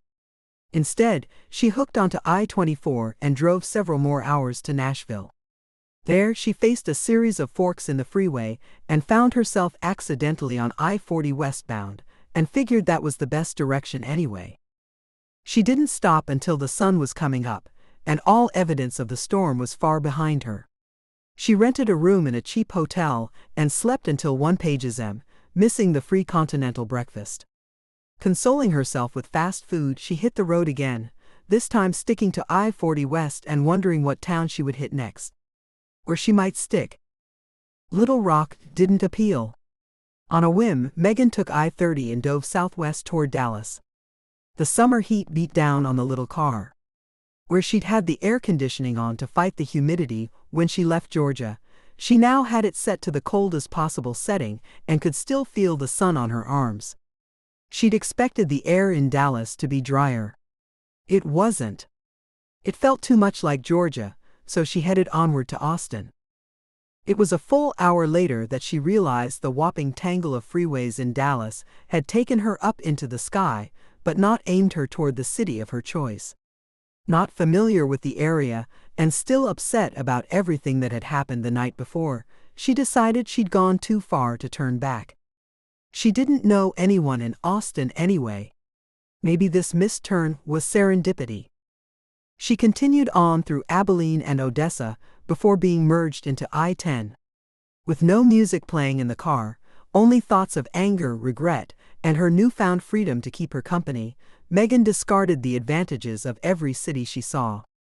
Instead, she cataloged the problems. Too humid. Too dry. Too tall. Too gray. Too many restaurants. Not enough activities that looked interesting to do. For a girl with a job that was internet portable, she was open to anything and closed to everything. She just didn't want to stay in any of these places. She spent the night in El Paso. It was cool, sprawling, interesting looking. But in the morning, she hopped in the car and made sure she was still headed farther from home. Megan stopped routinely for gas, chips, Coke, and the occasional health bar. She ate dinner that night somewhere with salads and service, a book in hand. She repacked her clothing into the suitcase she'd originally filled with office supplies in her haste to get out of the house. It was hard to organize your life when you suddenly realized you were getting kicked out of your childhood home with no time to plan. It was difficult to do anything the right way when you were being blamed for the storm tearing shingles off the old roof. It was harder still when you heard your father's thoughts and knew that for all the vitriol coming from his mouth, all the foul things he said about you, he was actually holding back. Megan fought tears again. Her father was supposed to love her. She'd read enough books and seen enough TV, met enough other people in college and through her job that she knew he wasn't normal. Maybe it hurt even more that her mother loved her, but didn't stand up for her. Megan worried about her sisters, but there was nothing more she could do. Besides, her father was already getting to them. How many times could they be told that their older sister was inhabited by demons before they started to question it? And they had started to. Megan heard the thoughts in their heads.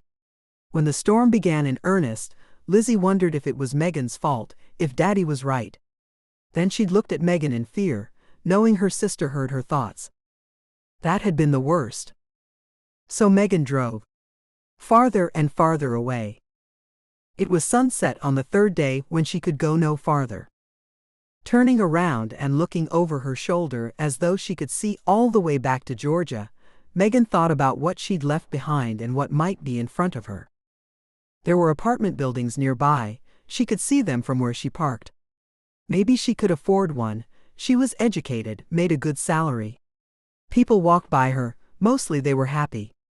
She could tell. That was what convinced her to stay. She could go no further forward and she wouldn't go back. She needed a place for the night, and tomorrow she would start hunting apartments. Work wasn't expecting her to clock in for another 4 days. So she turned and looked out at the sun setting over the Pacific Ocean. Get ready to listen to Tristan and Megan's story. Love Spelled is ready next. Thank you for listening to DreamWalker and the Touch of Magic series by Savannah Cade. Remember to like this video, leave a comment and subscribe to this channel. Afterward. Luke Salzone is my new hero. You know by now that I'm not writing overly macho alphas or perfect fantasy billionaires. I live for real characters and Luke is a wonderful example of that. I see men walking down the street in bright colors now and I think, that's Luke. What I didn't know when I wrote Luke and Yasmin's story was that his family history would turn up in a future book. You'll get more about Luke's unknown past in Ray and Sloane's stories coming up. I had so much fun playing with Yasmin's magic in this story. I already had the Goodmans figured out, but Yasmin was a new witch, trying to prove herself even if she'd picked the wrong guy. And I desperately want to be able to hide my house as a practical joke. Alas, I don't have that skill. If you enjoyed falling in love along with Luke and Yasmin and want to leave a comment, please do. That would be wonderful. Thank you so much for listening to my stories. Find me online at savannahcade.com. Please remember to subscribe to this channel to get all the new releases on audiobooks. Please also like and comment on the videos.